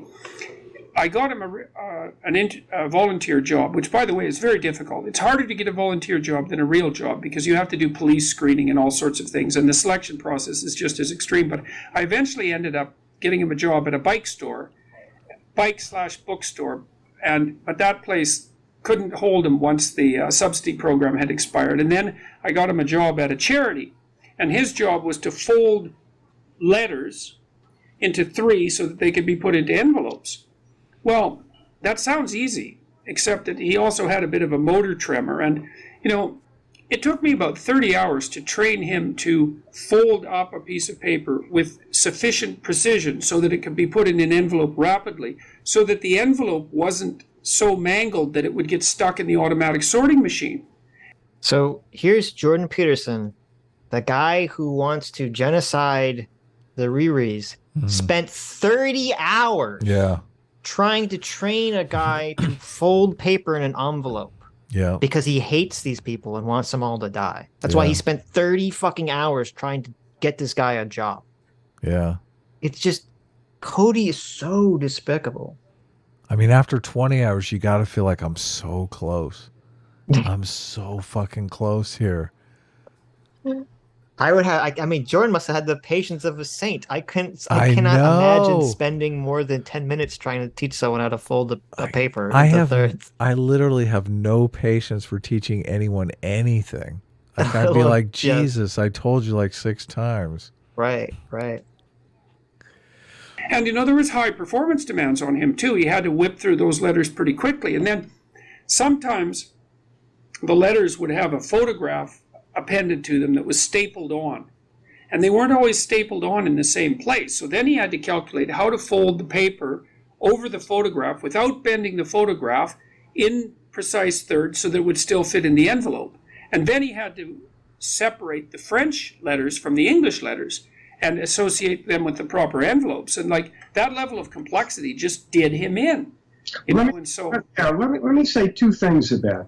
Yeah, so here's Jordan Peterson. He's just explaining how even a job that most people would consider like very tedious, boring, tedious and like meager, I guess, and very like low cognitive load. And you know, here's a guy with 80 IQ range, and he couldn't figure it out. Yeah, and which is it is sad. And Cody over here is just totally disparaging Jordan for talking about this. Yeah, it's super sad. I mean, you gotta put them in some kind of home or subsidize their family members to take care of them. Something has to happen. I mean, that's really the only way a civil society can sustain something like this. Right. It's kind of crazy that there is so many, because I mean, if it's 10%, if it's 8%, I mean, that's millions of people. That's a lot of people. Yeah. So according to they gave on Howard Stern, they gave High Pitch Eric an IQ test and he scored a 66. No way. Holy shit. So, though High Pitch his friend Joey Boots claimed that he thought he was somewhat taking a dive because he thought his IQ was really like 69 or something. But he was trying to hit 69. You're right. He threw the test. Yeah, Hilarious. He got 3 points lower than. Are we up to 350 million Americans? I don't even know. 330 million Americans is always what I'm used to saying. American population times point. It's about, if you round it, that's 329.5 million. So you can say 330. 26 million people. Yeah. 26.4 million people. Yeah. That's how they were. That's how they were able to get 350,000 so easily. Right. Yeah, you're right. Wow. You're totally right. Well, I mean, it was the 60s, so the population was less. Probably significantly less than most population. 1960 population was 180. I count, like, Cody's literally just fucking lying. It's like insane amount of lying to say that none of this exists. I just like it's a rewriting of history. People are going to walk away from Cody's video and think that they're smart or something. Yeah, they're going to think Jordan Peterson is some kind of evil Nazi.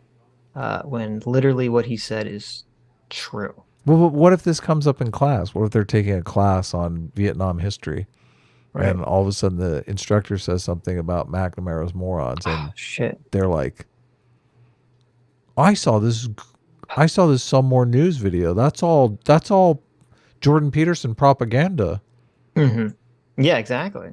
They're completely thrown out of the class. Unfortunately, YouTube, the very terrible YouTube thing, refreshed automatically for some reason the streaming window.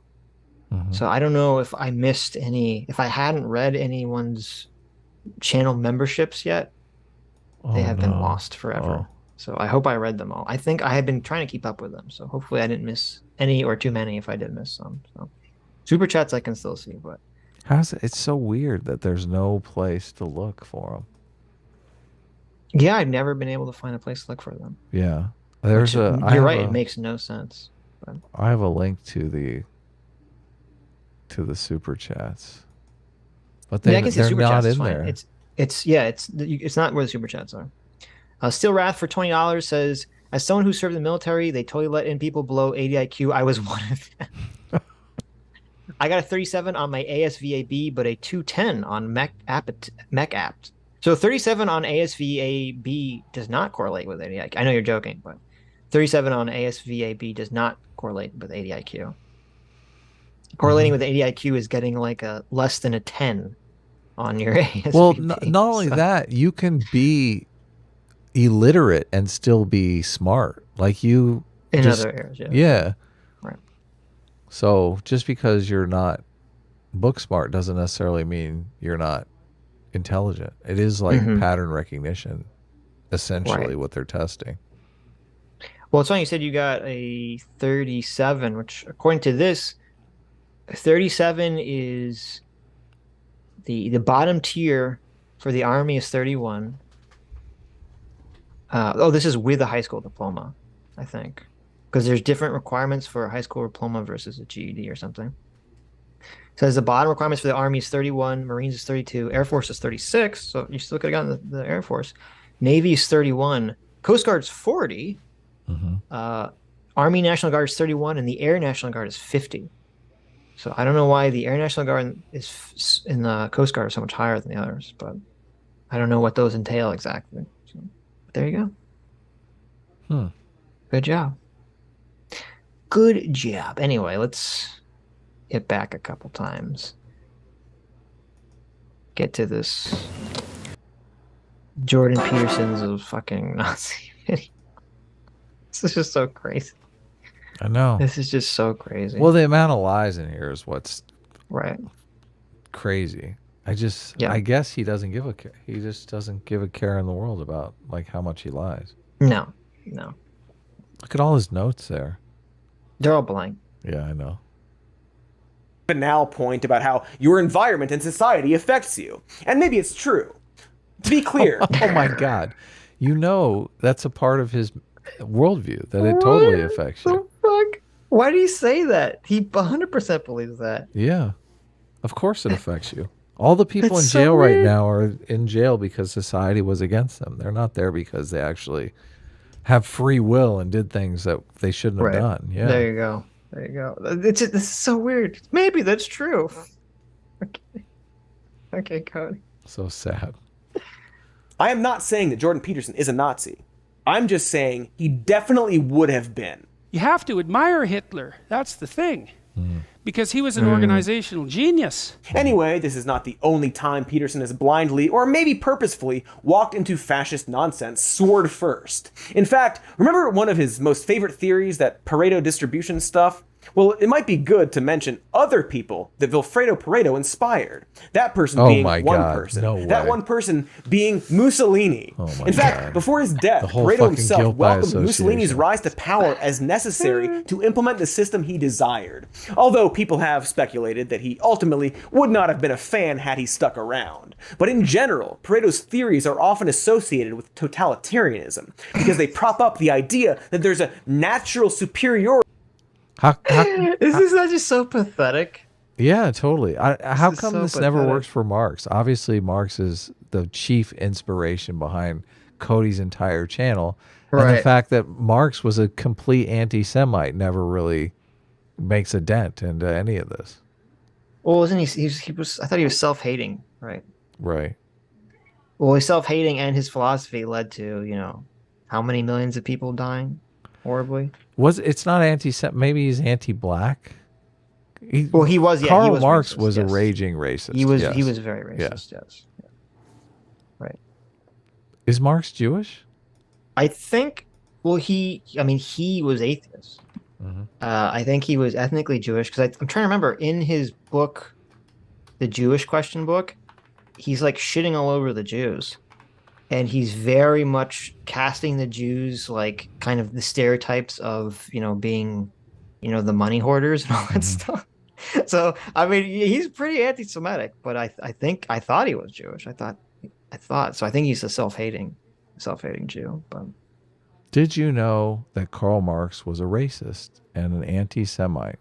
Most people who call themselves Marxists know very little about Marx's life and never have read his 3-volume Das Kapital. Yeah, I can't remember. It might have been Woke Racism, John McWhorter's book, where he started, like, he has a chapter going into all the racist shit that Marx did. And it's just, you're going, my God, this is fucking insane. So let me read you the abstract of the thing that Cody cited, where he said, maybe if he lived long enough, he would have been anti-fascism. This is called "Was Vilfredo Pareto Really a Precursor of Fascism?" by Renato Cirillo. This is the abstract. Pareto has been labeled a fascist and a precursor of fascism, largely because he welcomed the advent of fascism in Italy and was honored by the new regime. Some have seen in his sociological works the foundations for fascism. This is not correct. Even fascist writers did not find much merit in Pareto's works, and definitely condemned his economic theories. As a political thinker, he remained a radical libertarian till the end, and continued to express serious reservations about fascism and to voice opposition to its basic policies. This is evidence from his correspondence with his close friends. There is strong reason to believe that had he lived long enough, Pareto would have revolted against fascism. Wow. Okay. Well, there you go. So he's writing secret letters. I don't know. I'd have to read, though. I'm sure he talks about the letters in the paper, but he's probably, right. How secret can your letters be in fascist Italy? That's true. I would be, yeah. Right. I'd be thinking someone's reading my letters, but Of the elite. In 1909, Pareto developed something called the income curve, a graph based on data he collected from wealth and income from a bunch of different countries from a bunch of different eras. The results didn't resemble a bell curve or normal distribution, but rather a very large number of poor people at the bottom rung and a few at the top. And so based on this, Pareto concluded that democracy was a lie, and that this unjust distribution where the very few got all the spoils was in the nature of man.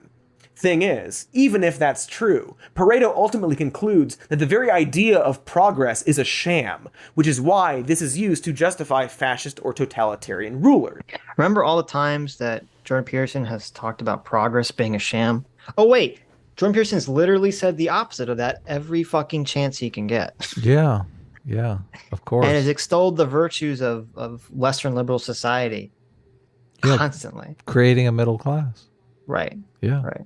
You know what creates that middle class? It's this little thing I like to call capitalism. Oh, okay. Yeah. How can capitalism create a middle class if you don't have a large population to buy the shit that you're actually making? Yeah. It doesn't work, right? That's part of the genius element of capitalism, is to incentivize the need and desire for a middle class. Yes. It's to basically force it that you need to have people buy your stuff. Yes. Yeah, you got to lift people out of poverty so they can work and create stuff, have the desire to work and create stuff, and consume stuff, buy stuff. Yeah. Yep. It's also an incredibly nihilistic way of thinking to claim that inequality is a natural law that we can't do anything about. After all, gravity is a natural law too, but we constantly defy it with airplanes and rockets and killer kickflips. It's also... Did Pareto say that we can't? I mean, I thought this video was about Peterson. I think he's claiming Jordan Peterson's saying we can't do anything about inequality, which is not what Peterson's ever said.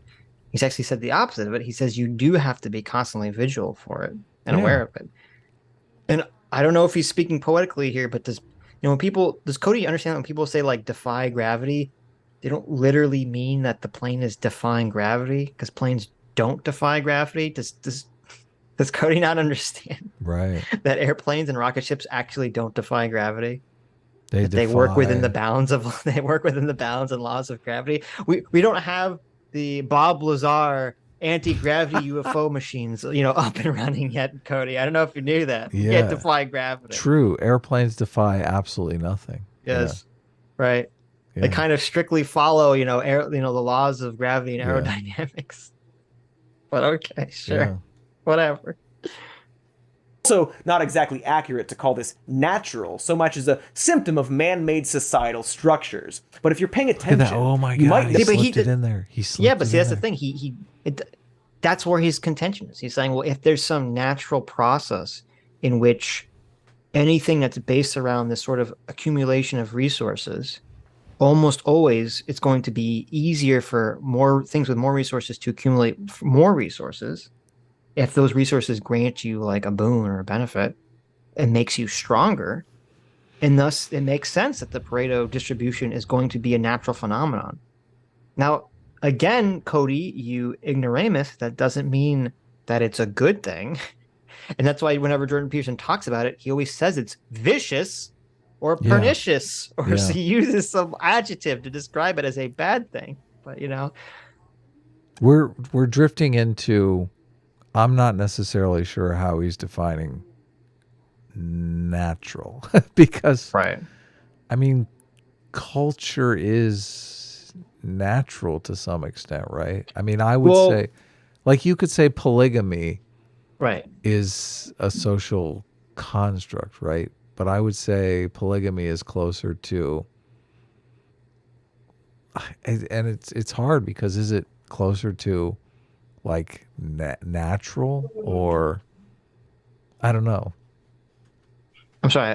You said polygamy was natural? Well, I don't think polygamy is natural at all. We have certain cultural adaptations that we've developed over time that facilitate a society that we consider more productive. Right. I would say, you can have a society that's based on polygyny, but it's not going to be as productive as a society based on monogamy. So, if productivity is one of your metrics, then... Well, let's make it simple. Okay, what we mean when we say natural. Well, which one of those is natural? Yeah. Well, we'll remove it. One of the examples Jordan Peterson brings up for quote-unquote natural Pareto distribution, he says, in terms of like the amount of sun that trees in a forest get. Yeah, that's completely natural. Okay. So say something like, there's about, an approximately, 20% of the tallest trees in the forest will get 80% of the sun. Right. Okay. So that's obviously a natural process. And the idea behind that is when you have all these trees growing, the tallest ones will naturally get the sunlight. Mm-hmm. And because they're able to get more sunlight, they're able to grow taller and become healthier. Complete Matthew effect. The Matthew effect, right. So just, and Jordan Peterson talks about this a lot. if you're accruing a resource, very often accruing that resource makes it easier to accrue more and more resources. Yeah. Okay. And wealth works the same way. It does. Yeah, generally. exactly. The same way as the tree growing up taller. Right. Okay. That's the natural principle.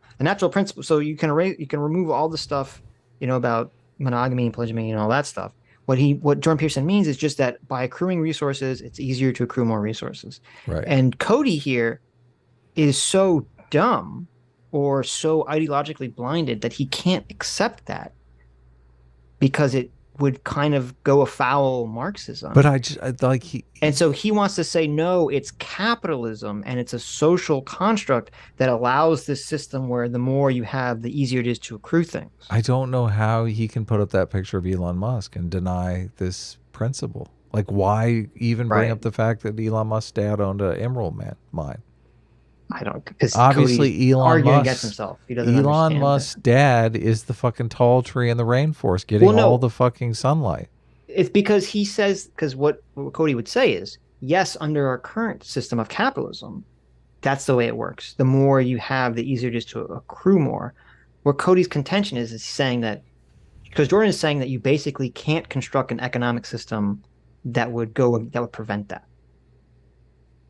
And that's where Cody's pissed off about, because Cody believes you could construct Marxism that would go against that. Well, first of all, Cody's an idiot. So taking any kind of system from him is going to be ridiculous. Right. But we do, this is the whole purpose of progressive taxation. This is but that's not the economic system. That's our government makes a decision. I don't know how can you say the tax system is not part of the economic system? Well, I'm just saying that's ridiculous.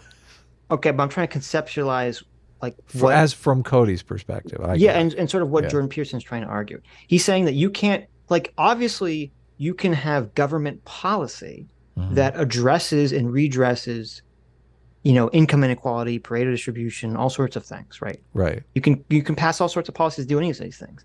Okay, but you can't. What Jordan Peterson is saying is that you can't construct the perfect economic system like Marxism that's going to answer, it's going to somehow on its own figure out how to completely distribute wealth without having, some sort of government, regulation or oversight. But that's for me, that's just part of capitalism. Of course it is, but Cody's a fucking moron. I know, but when you say we can't construct the perfect system, I feel like, we kind of are honing in on the perfect system. It's called capitalism. Right. Cody just doesn't like the system because he's super chapped. He's super jealous that people are, big and important and doing interesting things, and it's not him. It's all jealousy. It's completely driven by jealousy. I don't know if that's what's going on, but I can't read. It is. Listen, I can't read Cody's mind. His mental ability. I can't read the mind of someone with a subpar 80 IQ. Okay, it's just it's too alien, too foreign to me. I know I can do it. Look, he's You're the idiot whisperer. I'm telling you, he's basically saying to himself, if my dad owned an emerald mine, I could be Tom Cruise. I could be I could be the next big action hero. That's what Cody's telling himself. I don't think that's what's happening. You don't think so? No. I think he just has his moral intuitions that are very much in the care harm, classically left-wing area. And he's probably never, had a lot of interactions with people that create businesses or run businesses or things of that nature and doesn't understand what goes into that.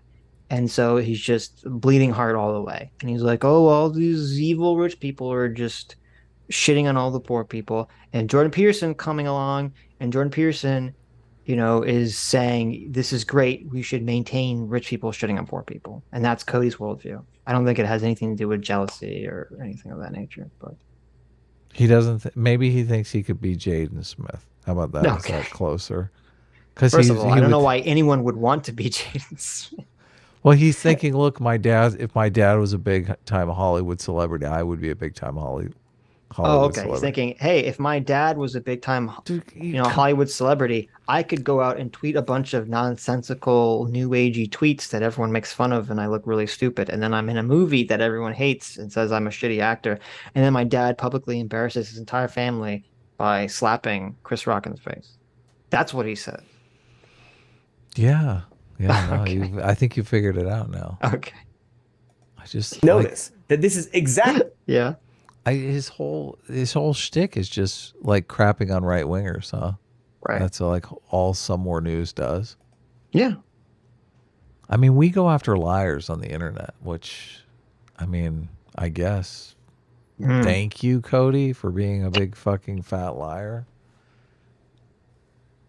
exactly what Jordan is pushing with all that lobster hogwash, as well as his weird stance that high IQ people should have all the money and how low IQ people should be, well, who can say?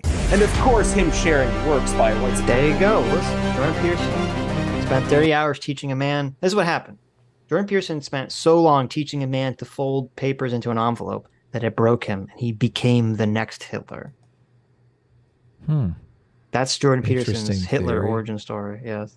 Interesting theory. So it was he was like Tom Cruise with his Rain Man friend, and he just broke him.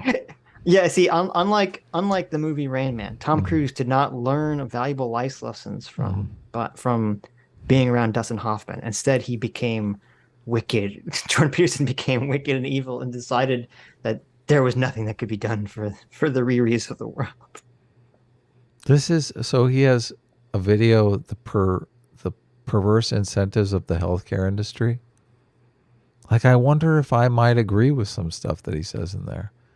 The perverse incentives of the private prison industry. Somehow I just think the fact that he's an anti-capitalist probably makes him go too far.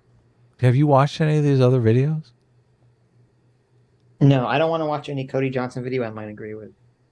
Well, I'm first of all, it's obvious that the world we live in is a little dark because all of his videos, I mean, this last one was 4 days ago, and it has like 250,000 views, right?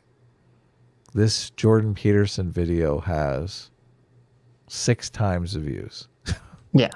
1.6 million views. Yeah, 1.6 million views. So it's obvious people, they don't want to care about how to fix the healthcare system. No, they care about shitting on Jordan Peterson. Perceived right wingers, yeah. Right. Perceived right wingers. Yeah. I mean, he's got one, it looks like he's shitting on Sarah Palin. I mean, she's a little old news, but it's like old news, right. Yeah, it's 500,000 views, so. And Why he is he talking shits about on Sarah Palin? Jesus. He shits on Ron DeSantis here. GOP sure hates queer people. It looks like I might have watched that one. Yeah. I thought about covering that, or did we cover that? I don't. Maybe we covered that one. Maybe we covered it on a Tuesday stream. I don't remember. So that's up over 500,000 views. So yeah, it really is people just embroiled in a culture war. And I guess, I mean, we're sort of part of that, I guess. I mean, we're part of the problem, Matt. Are we? I mean, I feel like we're at least working for the good guys, No, right? We're not. We're working for the good guys. We're trying to bring enlightenment. At least some honesty, right? Honesty. Yeah. Integrity. All right, where are we at? He's back to the American Conservative article. Yeah. What happened here? That Jordan Peterson tweeted one thing out, and then this has led to a 30-minute Jordan Peterson's a Nazi tirade. This is the whole segment? Okay. Yeah. Oh, look, he's got an Elon Musk. Yeah. An anti-Elon Musk video. 500,000 views. Of course he does. To claim that white people are the smartest people. And also, the game Monopoly? Well, imagine what happens when you play Monopoly. Wait a minute. What did you just say? Pushing with all that lobster hogwash, as well as his weird stance that high IQ people should have all the money and how low IQ people should be, well, who can say? This is so bad. Sitch. I know. So bad. Right. High And IQ of people should have all the money, and we should genocide low IQ people. Remember when Jordan Peterson totally said that in those clips that he played where he didn't say that at all? Well, but he's saying he's like hiding his power level and shit. But it's just, this is like, I so wish Like, if you were a billionaire, I understand why you would just drop lawsuits on people all the time, because this is just such bullshit. Yeah. Listen, Cody Johnston, you guys don't know this. Cody Johnston was born the amazing ability to read people's minds and see their deepest inner thoughts. And so, it's, you know, he can see into Jordan Peterson's soul.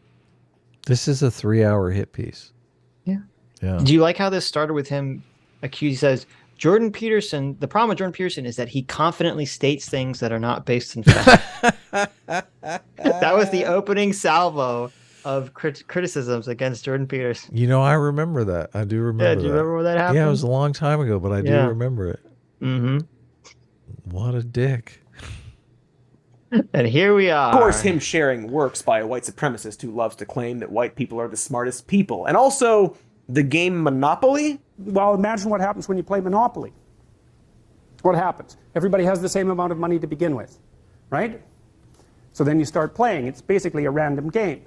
Well, some people start to win a bit, and some people start to lose a bit. And then if you win, the probability that you'll keep winning starts to increase. And if you lose, your vulnerability increases as you lose. And then maybe you've got, say, 6 people playing Monopoly. Soon one person has 0. What happens when they have 0? They're out of the game. So 0 is a weird number, because when you hit 0, you're out of the game. So then if you keep playing, people start to stack up at 0, right? What happens at the end of the game? One person has all the property and all the money, and everyone else has none. Right, that's what happens if you play an iterated trading game to its final conclusion. And that's part of the law, in a sense, that's underlying this kind of distribution. So it's not a consequence necessarily of structural inequality. It's built into the system at a deeper level than that. So,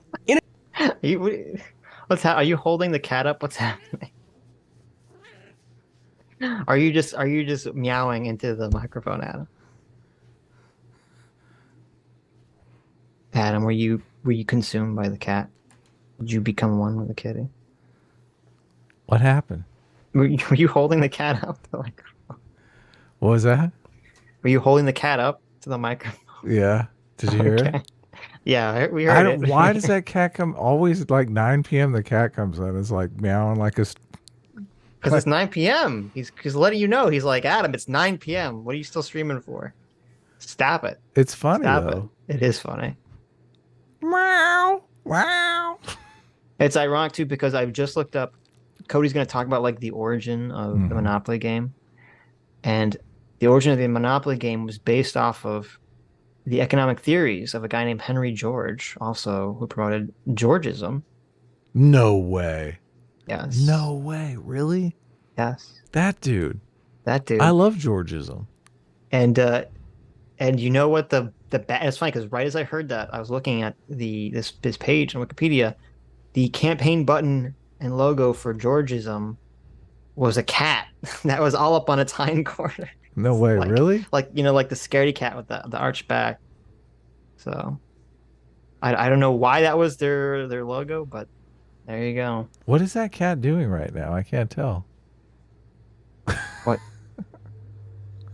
I don't know. You tell me. You're in the room with a cat. Okay. Well, it looks. I mean, it looks like it might be pleasuring itself. Adam, you can't have a cat pleasuring itself on stream. Okay. That's not my fault. It kind of is your fault. Look, it's your cat. That one's a female cat. Wormy's a male. So I don't think it's pleasuring itself. I think it's just cleaning itself. Yeah. Okay. Yeah. You're saying, wait, if it's a female, okay, there you go. You pointed at it, now it feels self-conscious. It does, yeah. But But that's good. It cleaned up its act. It's funny that Wormy just sits there like the whole stream, like fucking like a log. Wormy is an old cat. Right. Wormy's very old. He's very old and tired, so he has to like chill. Yes. That other cat is young and spry. So what's the name of the other cat? You don't remember? I always forget. How embarrassing. It's like some stupid name. It is, like, totally. Like Brunswick or something. I remember when my wife asked me. Purdue, the cat. Can we name the cat Ragamuffin? Ragamuffin, there you go. And I thought, yeah, what the fuck? I don't care. It's a terrible name for a cat. I don't care what we name the cat. You're right. Well, it's Ragamuffin? It's technically the neighbor's cat. It's not even really our cat, but it kind of like moved in. So that's why ragamuffin makes sense, because it is. Well, it is a ragamuffin. Do you call him rag or muffin for short? I call him ragamuffin. I mean, You don't call him. That's too much to say. It's 3 syllables. Call him no, wait, rags. muffin. I should 4 call him syllables. rags. Okay. Yeah, there you go. You're missing the perfect opportunity to call him rags. Rags. Hold on. Oh, next week. Remember, next Saturday. Is it next Saturday? I think so. Next Saturday is Mhm. EFAP 200.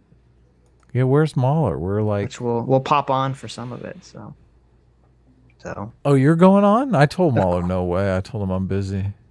No, you didn't. I didn't know. Of course not. Of course Come not. on, he came on our 200 show. I couldn't tell him Yeah, that. he's been on our show like 9 times. So. Yeah, of course. Right. I mean, I expect him to show up in the. We're kind of in the Mahler time zone right now. We're not talking about Vosh though. So. Oh, he doesn't like Vosh. He doesn't. Because Vosh is so horribly inconsistent. Oh my God, you're kidding me. No, think about it. You're kidding me. You didn't realize it? You didn't put that together in your mind? Holy shit. Now, see, if he knew about Cody, if he had not, he would be totally, because this whole video is Cody being horribly inconsistent. Okay, this is bad cinema. Cody is horribly inconsistent. Yeah, Mahler, what's up?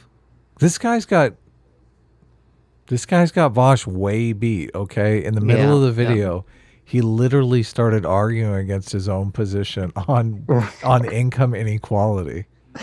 Like, he tried to argue for half the video that income inequality didn't even exist. Oh, they're doing a House of Dragon stream? I gotta watch that. Oh, are they? Right now? Maybe. Someone said that in the chat. You gotta shout out Mystery Guest. Holy shit, he just gave us like a $500 super chat. Holy shit. Mystery Guest 01. Thank you so much. He was $500. Thank you so much, Mystery Guest. Mystery Guest gave us like $100 last week. He did, yeah. He has $500 this week. Thank you so much, Mystery Guest. Wow. Thank you so much. I wonder if it is Mystery Guest. Mystery Guest 01. I wonder if it's Jordan Peterson. He's the mystery guest. Jordan. There you go. He's like, I really want to kill the low IQs. Here's $500 to start the genocide. Evidently, Mystery Guest is a Jordan Peterson fan, but thank you for the super chat. That's super nice of you. Thank you so much. Yes, it was incredibly generous. The main character in House of Dragon is derpy looking. Oh, okay. Why? Check it out. Anyway, we're not gonna finish this whole video, by the way. But bullshit. I didn't even want to. Like the last part of it's just, I don't know, it's even boring and stupid. But there you go. Inequality is built deep into the system and not structural or man-made because it occurs naturally. In a 100-year-old game literally called Monopoly that simulates a structural system we made. Or did the first Monopoly grow from a plant? If Monopoly actually grows from a plant, then somebody please let me know and I will apologize for pointing out how hilariously bad this argument is and how it in fact proves literally the opposite of what he's saying. Okay, so because Cody has 80 IQ and is a moron, okay, he doesn't understand. If you go back and we listen to Jordan Peterson saying that you have a game of Monopoly, which is a game of chance. Okay, it's not really a lot of skill in Monopoly, besides buy everything you can. that is the algorithm running in Monopoly. Right. Monopoly, to win Monopoly, you have to A, get lucky with the rolling, and B, buy whatever you land on. Right, and you have to get lucky with the rolling in the first 2 or 3 go rounds before everything's spot up. Yes, you're like the tree in the rainforest. You got to get up above that other canopy trees, right? Right, exactly. And so Jordan Peterson's point is that in Monopoly, you have this game of chance, okay? And as he said, I forget the exact language Jordan Peterson used, but he said when you have an economic game, and if 0 is a possible place that you can end up, people will stack up at 0. Yeah. Which is, first of all, it's fucking insane to me that Cody's arguing against this. You would think that leftist Cody would be cheerleading this point, because the reason Jordan Peterson's bringing up this point is because he's talking about how income inequality comes into being. Right, yeah. Okay. But no, that's not good enough for Cody, because everything Jordan Peterson says has to be framed as Jordan Peterson is evil and bad. When I play Monopoly, I always try to keep people in the game longer. Like I win basically everything, but I'm like, come on, look, just play longer. Look, I'll give you UBI. Right. Look, I'll give you extra money. You pass go. In fact, Monopoly was originally called the Landlord game and was specifically designed to illustrate how the quest to amass large sums of money results in fucking over everyone else and, well, monopolies. So literally the fucking point Jordan Peterson just said, you stupid, dumb idiot. Like, am I insane? No. Like, that's literally what Jordan Peterson just fucking said. He's insane. Yeah. This is like, what the fuck, Cody? Gaslighting on. How are you this stupid? On fire. That's why you can become a railroad baron and people arbitrarily go to jail and are punished for existing on a physical space. So Peterson could have probably looked that up before acting like it's proof of a natural order, but I feel like he doesn't actually care. And like bad jazz, you gotta listen to what he's maybe trying to say. He's pointing to the random elements of the game as proof that inequality is inevitable. If money is exchanged randomly, if everything is random. Money isn't exchanged randomly in Monopoly. No. What are you talking about?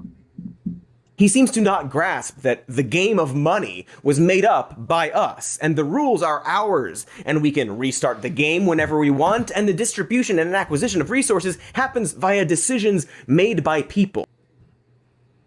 That's a little scary.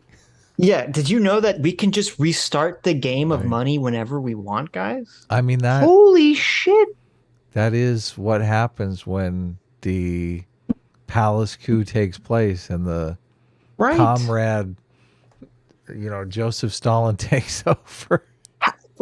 Cody's does he understand what the fuck he just said? That's so destabilizing. You can just restart the game of money whenever we want, guys. Let's look at Sri Lanka, right? Just look at what was the African country that had like the $1 trillion bill that everyone points to. Yeah. Right, like Zimbabwe. You can't just this is so idiotic. You can't just restart the game of money whenever the fuck you want, Cody. There's a reason that the rest of the world uses the US dollar as the foreign currency. Because it's viewed as being stable. Right, which means not restarting the game. Yes. Yeah. I mean, I guess Cody's technically right. You can restart the game whenever you want. It just leads to millions of people fucking dying. Yeah. But, whatever. We can just start it whenever we want, right? We just restart it. Just who cares if millions of people die? Yeah. Who cares if Cody loses everything he owns? Right. Let me pull Cody.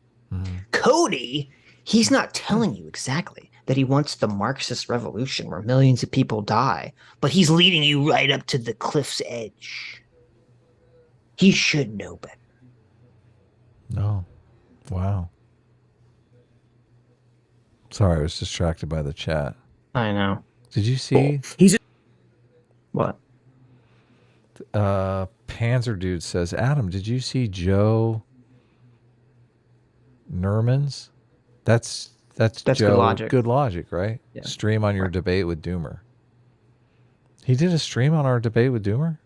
No. Joe. What was our debate on Doomer about? We had two debates. We debated gender and we debated the death penalty. But I didn't see it, and I will check it out for sure. Yeah. We should have Joe on sometime. Yeah.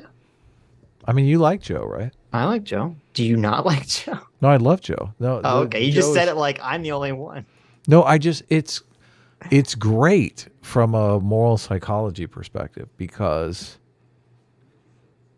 I mean, Joe, both of us like Joe as a person, but we kind of really disagree with him on Trump and all the things that he's into.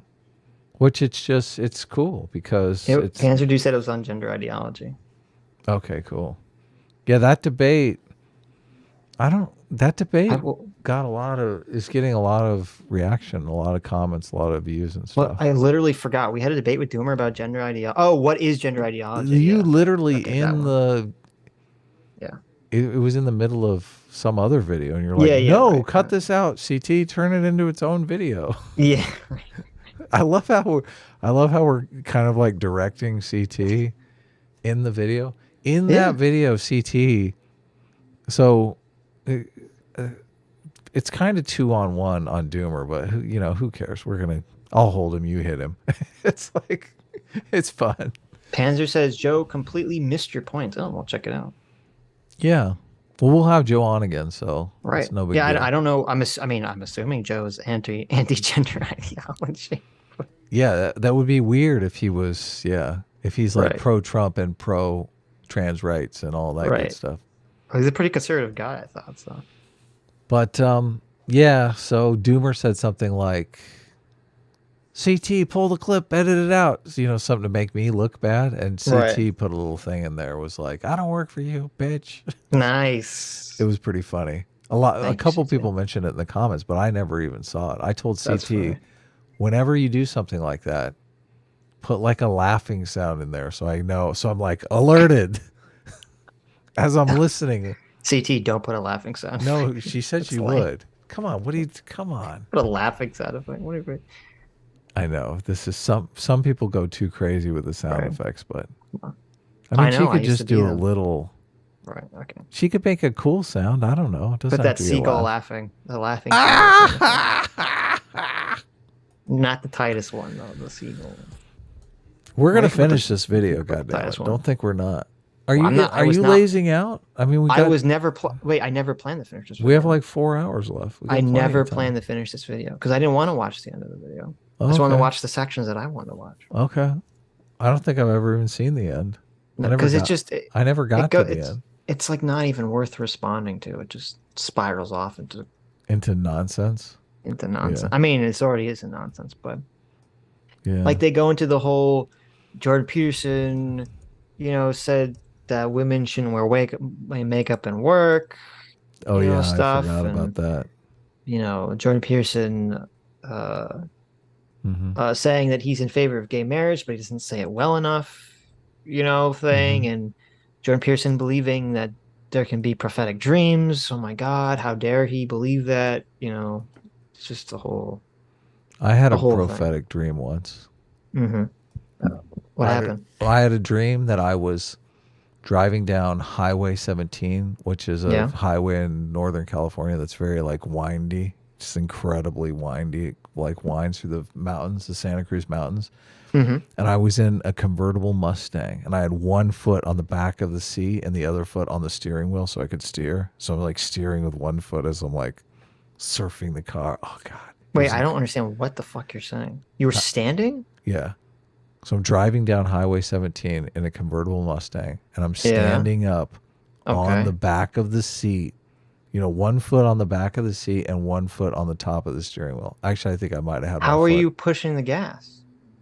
I must have had a brick on there. Come on, it's a dream. Let me dream, Sitch. Well, you said it was prophetic, so I thought it is prophetic. It is prophetic because I woke up from that dream and I'm like, I have to own a convertible Mustang. I have to own one. It's my lifelong goal. Because of that dream. Convertible Mustang. Right. Exactly. So you made it come true is what you're saying. I did, yeah. I got myself a convertible Mustang. Well, I hope you didn't actually attempt to do this. The surfing thing? The surfing. I mean, I did a little bit, but only on a side street. Okay. No, of course not. Come on, it's crazy. Well, you're going to put a brick on the fucking gas. I don't know. I was like, but I remember that dream to this day. Oh God, it was so beautiful. I was like Superman. Right. I'm like, look at me. I'm the king. I'm the king of the world. And this was long before that movie even came out. Right. So that was the real prophetic. It was dream. prophetic. You said, I'm the king of the world, quoting a movie that didn't come out yet. So have you ever had a dream like that where you're like, okay, have I not talked about that? I thought I could swear I've talked about this on stream, but like several times. I used to dream of the future constantly. Oh, really? No, you never really talked about it. I used to have a lot of prophetic dreams, but here's the kicker. Mm-hmm. They would always be of incredibly mundane, unimportant incidences or events. Why are you even bringing it up?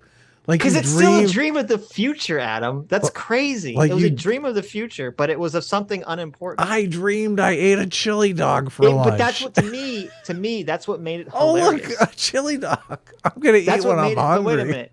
To me, that's what made it like hilarious. It was like the universe was laughing at me. It's like, here, you're gonna have like prophetic dreams, but it's gonna be of bullshit. It's gonna be of like That's so of completely sad. trivial. There was literally a sketch on SNL a million years ago with Christopher Walken, because he was in the Dead Zone, and like the bit in SNL was that, you know, when he would touch someone and he would see their future, but it would be of something completely inconsequential, like, oh my God, your son, he's gonna, I remember that. Your maid has just mopped the floor, and your son is gonna come in from outside, and he's gonna run across that freshly mopped floor with his dirty shoes, and it's just gonna be dirt everywhere and mud everywhere. You have to stop him, right? Like that was literally me. That was my dreams. Oh, so sad. Though I'll tell you one of them, because I had a bunch of them. I could have swore I've talked about this on stream before,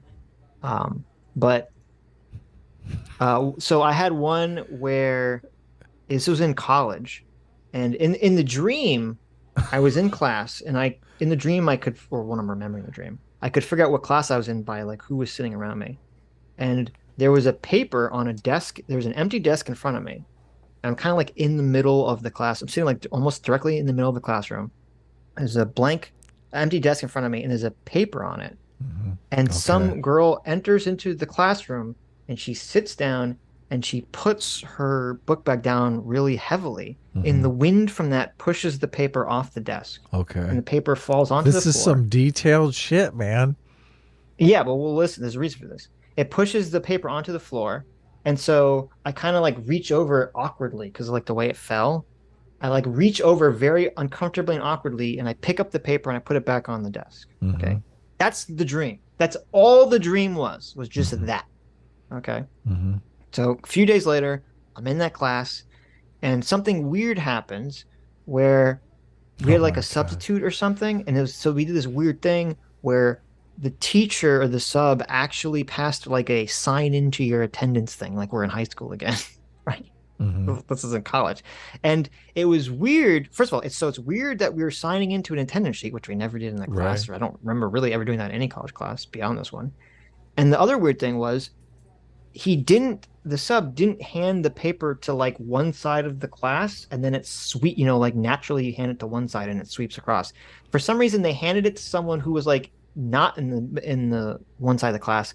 So instead of the paper going through like a natural progression from one side to the other, it ends up doing this weird spiral thing, ending on me in the middle of the classroom, right, with the attendance sheet.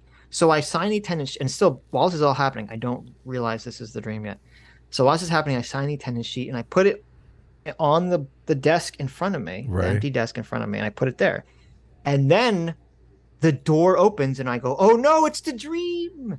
And the girl comes in from the dream, and she puts her bag down, and exactly like in the dream, the wind blows the paper off the desk. No way. And in the dream, I realized, oh, the reason I reached over is because in the dream I didn't know what it was, but now I realize, oh, it's because it was the attendance sheet. It's important. Okay. Yeah. So, but wait a minute. So I thought to myself, I said, I'm not going to do it. I'm not going to pick it up. You're like, fuck you, Dream World. I'm like, yes, I'm like, suck my dick for Dream future. World. I'm going to buck the system. I'm going to change the future. I'm going to change the future, bitches. I ain't picking up that piece of paper. So I didn't pick up that piece of paper. Oh my God. What happened? Said, let the attendance stay on the floor. I don't care what happens to it. I'm a rebel. Okay. So a few minutes later, I'm like doing other things, and I look up, and the paper is on the desk. No way. No way. And I'm like, no way. I'm like, no holy way. Shit. It never fell, dude. You were hallucinating. And I'm like, wait a minute. How the fuck did this happen? What the fuck is happening? Holy shit. Like, is the Terminator real? No. It doesn't matter that I didn't do anything. That the future just stabilizes itself somehow magically. What the fuck? And I'm like freaking out here. And then my friend he's sitting like diagonally. He He's like picked to my it up. right, but like diagonally. So he's like one desk up. He's like, what are you doing? And I'm like, did you see that paper on this desk? And he said, oh yeah, it fell on the floor and I put it there. Yeah, he picked it up. That's what I thought. I just didn't see him do it. Oh, that's so sad. I was like, oh, that's funny. And I told him, I was like, I had a dream about this and I thought I was like bucking the system and then it reappeared. Right. So, but there you go. There's one of Sitch's prophetically useless dreams. Yeah, more importantly, inconsequential, I should say. I mean, what did the girl look like? She was reasonably attractive. Okay. She was reasonably attractive. You got to include that in your story, okay? Well, it's funny that you mentioned that. The first ever prophetic dream I ever had was literally about that. Mm-hmm. About it was in having middle sex school. with a reasonably attractive girl. No, it was in middle school, and in the dream, I didn't understand what was happening in the dream. In the dream, I'm sitting on the floor of a classroom for some reason, and all around me, the desks and chairs are piled up, and I'm like in a dark corner, and I'm like, what the fuck is happening? And I see people from my class, and I hear someone say, "It's your dream, Michael."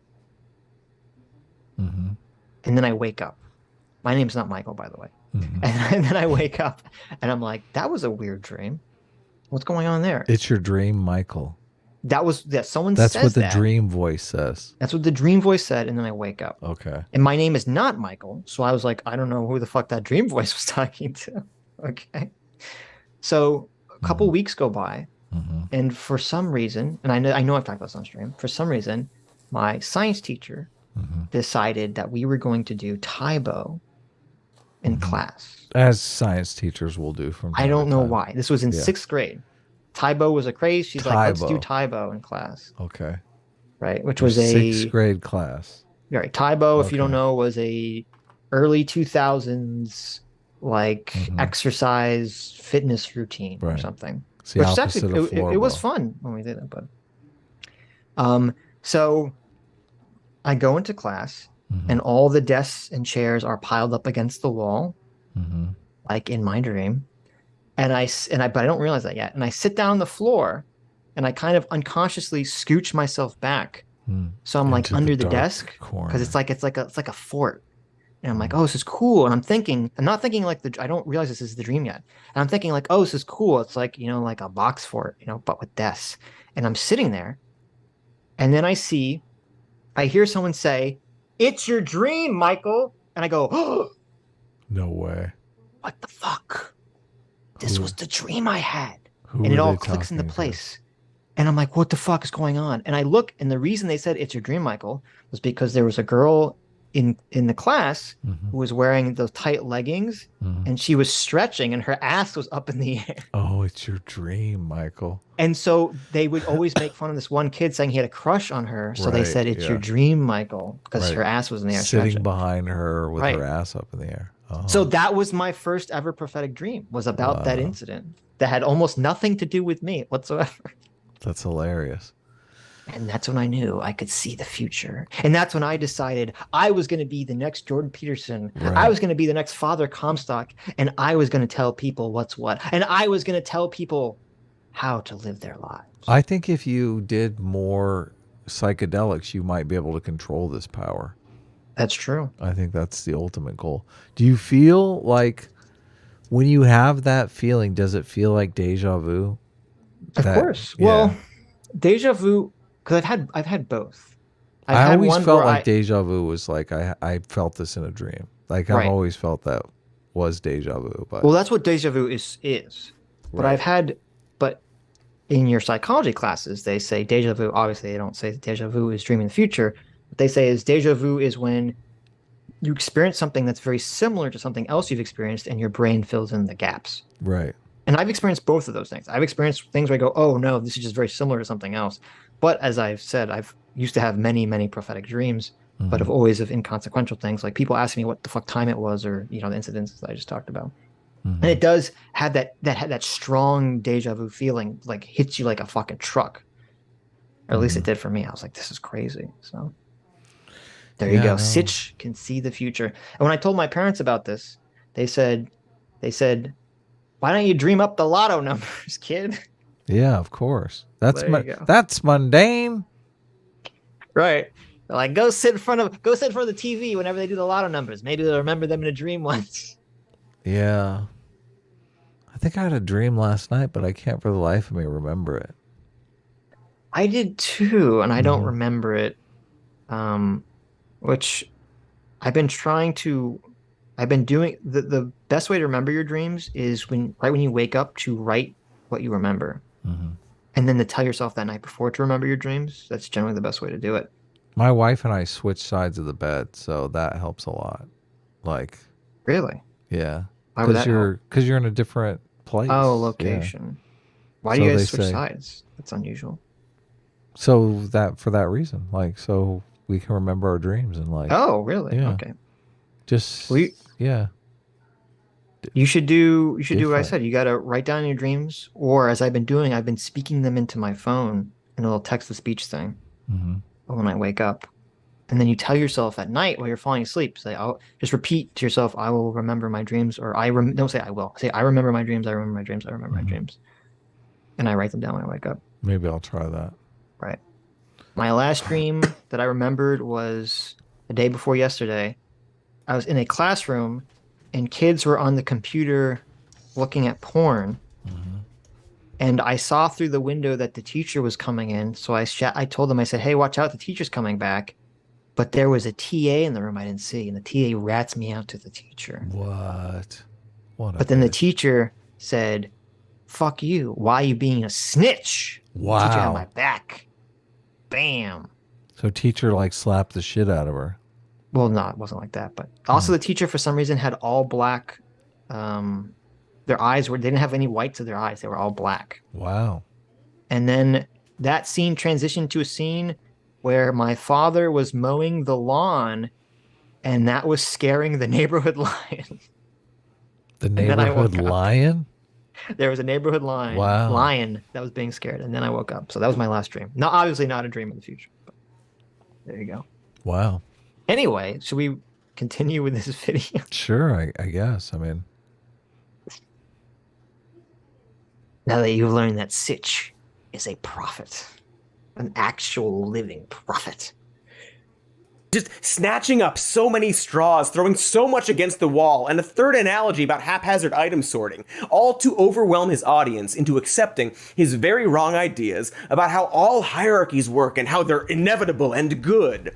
You probably noticed how much time I have to spend on a single Jordan Peterson tweet, or like a 30-second clip of him talking, or simply having to summarize the beautiful 6 minutes of talking about how chicken hoppers... That's true. Cody does have to spend a lot of time taking a clip Jordan Peterson says and then twisting it completely out of context to make it sound like he's saying some evil Nazi shit that's not actually saying. To rework it. Yeah, that's true. what he does. That is true. I mean, competence hierarchies are good.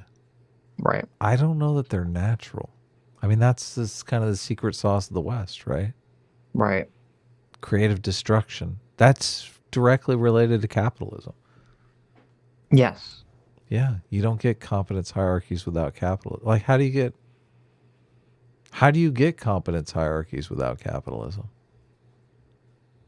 Oh, let me go to go to the end of the clip that Cody just played, but he cut off before.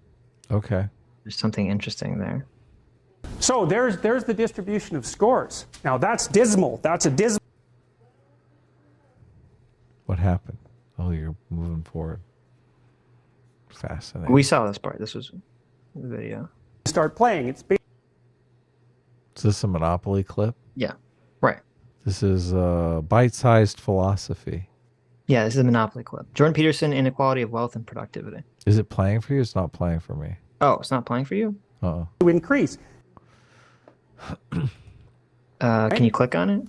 So then you start playing. It's basically a random game. It's going now. Well, some people start to win a bit, and some people start to lose a bit. And then if you win, the probability that you'll keep winning starts to increase. And if you lose, your vulnerability increases as you lose. And then maybe you've got, say, 6 people playing Monopoly. Soon one person has 0. What happens when they have 0? They're out of the game. So 0 is a weird number. No, I try to keep them you're in out the of the game. game. No, I like keeping them in. So then if you keep playing, people start to stack up at 0, right? What happens at the end of the game? One person has all the property and all the money, and everyone else has none. Right. What a classic right-wing talking point. I fucking love Monopoly. Come on. Monopoly is the worst game ever made. Bankrupting You're people. insane. Oh, I love it. It takes so long. It's so bad. Monopoly Not sucks. really. I mean, I clean people out pretty quick. I buy everything. Listen to this guy. When people sit around, Adam's like, I'm a Monopoly pro. It's like, okay, we just talk about how it's a game of chance. when people sit, well, I'm super lucky. When people sit around and are like, should I buy this? Should I not buy this? I'm like, bitch, I'm like mortgaging my last property to buy whatever it is. Like, I literally never have any cash in Monopoly. I just buy everything. There you go. Buy.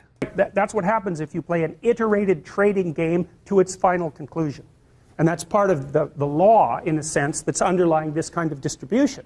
So it's not a consequence necessarily of structural inequality. It's built into the system at a deeper level than that. So, you know, people talk about all the time about how unfair it is that the 1% of the population has the vast amount of the money, and 1% of the 1% has most of that money, and 1% of the 1% of the 1% has most of that money. But okay, so this is where Cody stopped the clip. Okay, so let's see what Jordan Peterson says right now. It is it's an inevitable conclusion of iterated trading games, and we don't know how to fight it.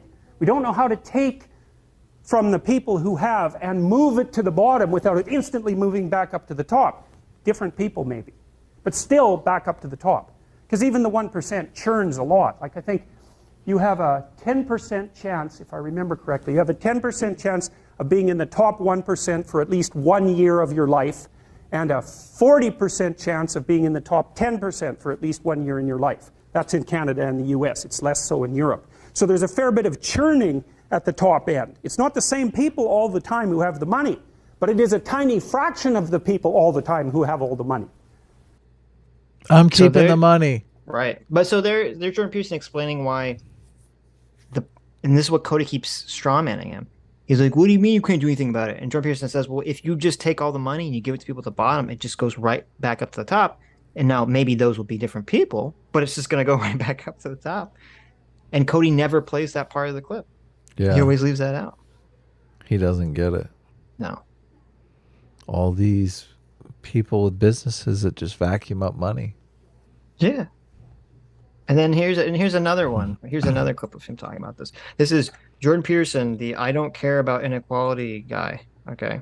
Game. He talks about this so much. There's these weird that he doesn't care about monopoly at all. I mean, he doesn't care about wealth inequality at all. Because it's in the natural order of things that occurs, so to speak. It's a logical consequence of a random trading game with 0 as one of the poles. You still might ask yourself, well, what can you do about income inequality? And that's a perfectly reasonable question. And as I said already, the answer to that is, well, it's an extraordinarily complicated problem to address. We don't really know how to address it. The only time it's really been successfully addressed, as far as I can tell, roughly speaking, is during the Industrial Revolution, especially in the part of the Industrial Revolution that occurred, say, after World War II in the developing world, where for one reason or another, it turned out that there were a tremendous number of high-paying industrial jobs that people could get access to without having had the good fortune of one of these positive feedback loops working for them. But those jobs are disappearing very, very, very rapidly. And one of the problems is, as far as I can tell, is that computational devices are an intelligence and conscientiousness multiplier. And that's a big problem, because the more intelligent people are already, and more conscientious people are already more likely to be tapped up on the winners side of the Pareto distribution. Then you add, if you have an IQ of 150, let's say, you have an IQ of 150, you know how to use a computer, and you live in Silicon Valley. So, man, you're a deadly person, right? Because you're super fast. Let's say you're super hardworking. We could also say maybe you're super energetic and healthy, because that also seems to be a criterion that is a real important determinant of that kind of lifetime hyper success. So you're way the hell above average in IQ. You're very, very industrious. You know how to use computers. They're a massive, insanely massive effort multiplier. And then you're surrounded by people who are super smart.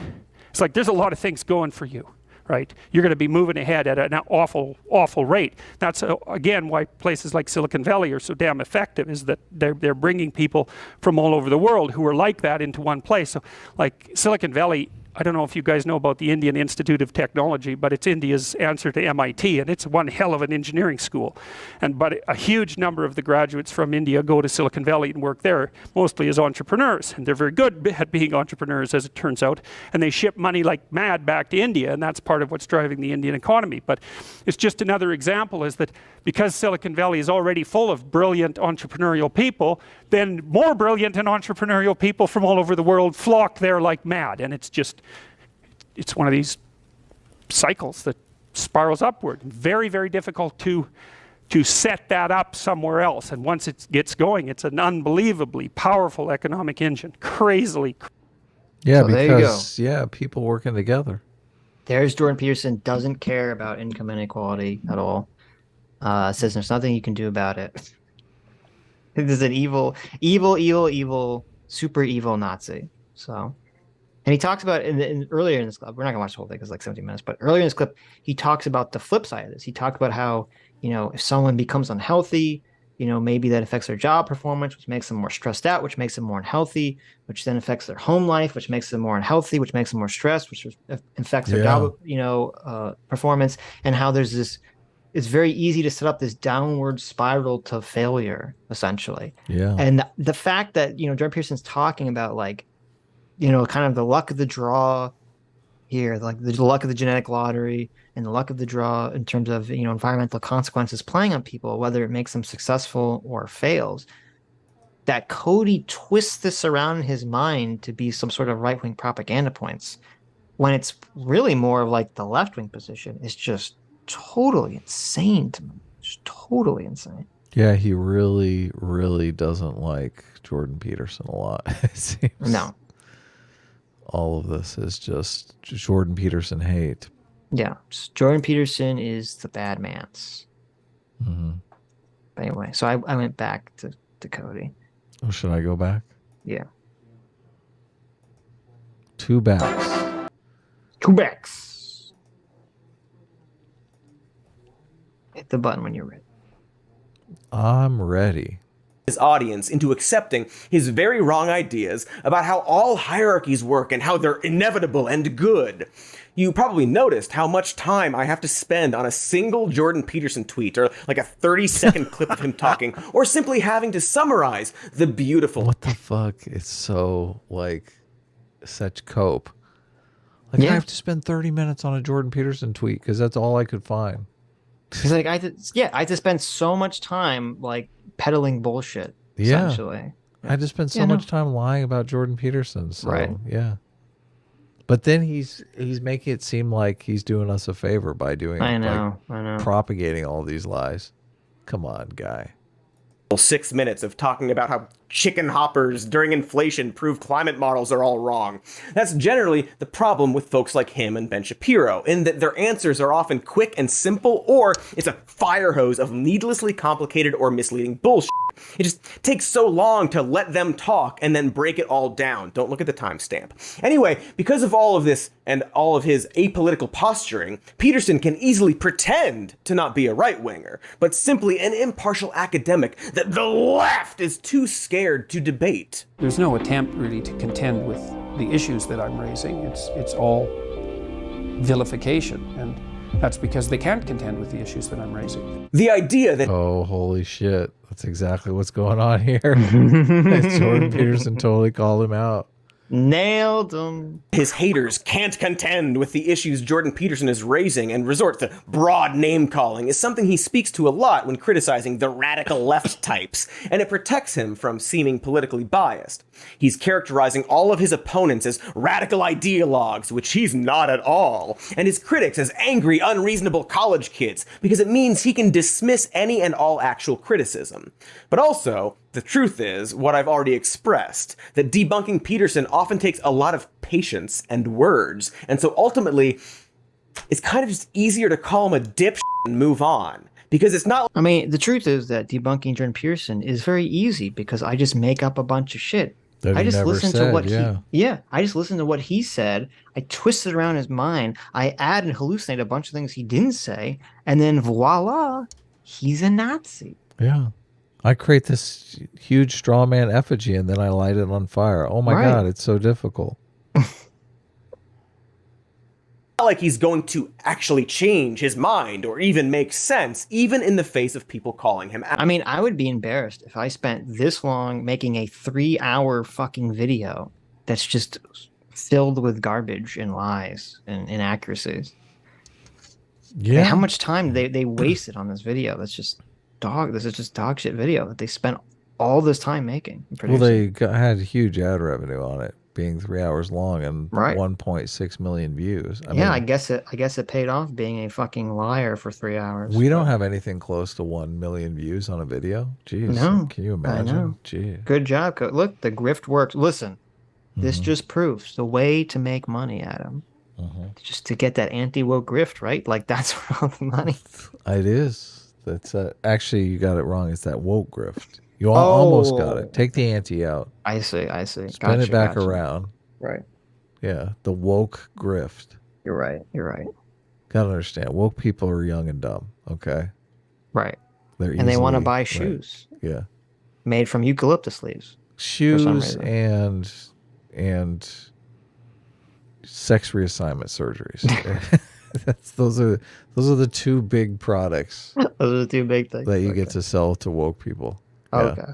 Gotcha. How many? I mean, have you ever bought sex reassignment surgery? I have not. No, I have bought shoes before. A lot of people were giving you a hard time in the comments because you had said that I bought sexual reassignment surgery. you said if you bought sex reassignment surgery and paid cash for it, Yeah. it would be more expensive than if it was on health insurance. And a lot of people pointed out that I didn't say that. No. I said if you go to the doctor's office and you say I don't want to use insurance, I want to just pay with cash. That's that usually it would more be more expensive. expensive. Yeah. Right. A lot of people chimed in and said, listen, Sitch doesn't know what the hell he's talking about. I don't have health insurance and I pay cash all the time and it's way cheaper. Yeah. Well, okay. Wait. What do they mean? Okay, maybe they. Well, misunderstood. and the logic seems sound too. They said, listen, the reason why insurance companies bill more to the insurance companies because the insurance companies are going to negotiate down anyway, Yes, so they're going right. to get less money out of it.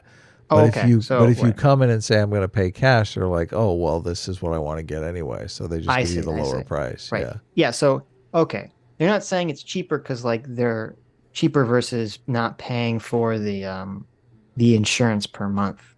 They're saying okay, yeah, if you have a nice doctor, right, you can maybe get them to give you the real amount via cash. When you say right. nice doctor, is that like a happy ending doctor? What do you mean? Yeah, by nice you can doctor? get a doctor that maybe will give you a happy ending. Okay. And the happy ending is they'll give you the real amount of the service they're providing. The that you happy pay with ending is cash. you're not going to get some Right. crazy bill 6 months Sure. later that's like $10,000. Right. But that has not been my experience. My experience has been no. They say this is the charge. They don't give you. It's not been my experience, and maybe this is just where I live, and maybe this is just my personal experiences. But my experience has not been that doctors were willing to give me reduced rates if I don't have insurance. That's not been my experience at all. So. Okay. You should go in and ask. Say, listen. But I yeah, want no, the- this is but that is what happens, and that's part of the problem with the way the insurance is run right now is that the doctors will highball the price because they know that they're going to negotiate it down with insurance companies. I mean, we talked about this a lot this is part of the problem with hospitals because hospitals sure as shit don't give you discounts for cash. Oh. And that's the big problem. Well, actually, I think they do, though. I think the hospitals do. No, because that's the big problem is that whenever Oh, they yeah, talk they about like can't give the you the price price. sheet. Yeah. Right. Yeah. Because it's not the real price. It's the, Yeah, you're right. It's the highball price. Hospitals are the worst. Yeah. Trump tried to fix that, but don't tell Cody that. Yeah. He'll be very angry at you. He would be. So what stream did Good Logic cover our video? I'm on his channel and I'm looking around, but I can't see it. So I'm sure it's there. Is it why are you hitting yourself? I don't know. Out. And another thing you've done is that, unlike Height, you have a more sort of comprehensive political program. How dare you say unlike Height? Get that name out of your mouth. Unlike Jonathan Haidt. You have to listen to this, Adam. You have to listen to the question. Oh, I'm paying attention now. Okay. You've got my attention. Okay. You, sir, have gotten my attention. They said height. I was like, what? What? At least you didn't say hate, right? That's true. Change his mind or even make sense, even in the face of people calling him out. And another thing you've done is that, unlike Height, you have a more sort of comprehensive political program. You've talked a lot in defense of traditional hierarchies, both of gender, of class, so on, though emphatically not of race. And so it seems that... I haven't talked about defense of traditional hierarchies in terms of gender and class. That's not true. Well, you've talked about... That is totally not true. Yeah. I know. Jordan Peterson's like, what the fuck are you talking about? Yeah. You've been watching some more lies videos by Cody Johnston. You fucking piece of shit. Yep. Yeah. Like, what the fuck? When did he... Yeah. Hierarchies in society. You've talked about... That's true. I have done that. But I haven't justified them on the basis of gender and class. Whatever the two categories. You talk not about, okay. That's an important distinction. Okay, but you defend hierarchies in society in a way that you talk a lot about. I love this. Jordan Peterson's like, what the fuck are you saying, kid? Don't make me come up there and slap you silly. I'll show you where the hierarchy begins and where it ends. Look at that! Look at that kid in the bottom right. He's like, "Oh shit!" He's gonna slap the shit out of Jordan Peterson. Watch out! He's gonna get the paintball gun out. About the Pareto distribution, yes? That doesn't mean I defend it. Well, okay. Okay. Yes. So wait, we have to go back because this is highly important. Okay. So you have a kid who's basically straw manning Jordan Peterson. Just like Cody has been for this whole fucking video. The exact same fucking way Cody and all these other dipshit communist straw man Jordan Peterson. Yep. And Jordan Peterson's like, just because I describe something doesn't mean I believe it. Okay. Cody sees this clip and still peddles his lies. And still puts it in his video. It still puts it in his completely video, debunks everything in his fucking video. Right. Or sort of comprehensive political program. You've talked a lot in defense of traditional hierarchies, both of gender, of class, so on, though emphatically not of race. And so it seems that... I haven't talked about defense of traditional hierarchies in terms of gender and class. That's not true. Well, you've talked about hierarchies in society. You've talked about... that's true. I have done that. But I haven't justified them on the basis of gender and class. Whatever the two categories. You talk not about, okay. That's an important distinction. Okay, but you defend hierarchies in society in a way that... You talk a lot about the Pareto distribution, yes? That doesn't mean I defend it. Well, okay. Okay. Yes. Well, I mean, I think you talk Observing that something exists is not the same as defending it. How in the world... Well, people attack it. Right, What's that? And you don't. People attack it. Attack it's inherently attack the hierarchies of society is inherently unjust, right? Well, they're unjust, but they're also useful. Okay, so you say they're useful. Some well, people would disagree with that proposition. Okay, look at it this way. You obviously think that it's worthwhile to stand up and ask a question. Yes. So you think that standing up and asking a question is better than not standing up and asking a question. Yes. Okay, that's a hierarchy. Yes. Of values. Yes. Okay, without the hierarchy of values, you couldn't act. Of course. No, not of course. Well, wait. It's partly why I'm I defending the hierarchy. Without a hierarchy, there's no impetus to act. I'm sorry you had to see all of that. So there you go. You have Jordan Peterson's like, wait a minute. I'm not defending I'm not saying that we should live prescriptively according to the fucking Pareto distribution. What the fuck are you talking about? I'm just describing it. I'm defending the concept of hierarchies existing and that you need hierarchies to exist. That's all I'm defending here. Yeah, and yet Cody can't wrap his brain around his soggy Marxist bucket infused brain. It's companies are competing to lower the price of Coca-Cola for us. Like, that's fucking awesome. Right. I don't get it. Like, I don't understand how they can't see any use in capitalism or hierarchies or any of it. Like when you're competing on competence, you're really competing on how to do things better. Yes. Now, if the kid who's asking these questions was actually smart, he would have circled around if he still had his doubts like Cody does. He would have said, well, specifically Jordan Peterson, do you believe it's important to fight income inequality or something, right? That would have been the follow-up question. That would, yeah. So I went and I found the source of this.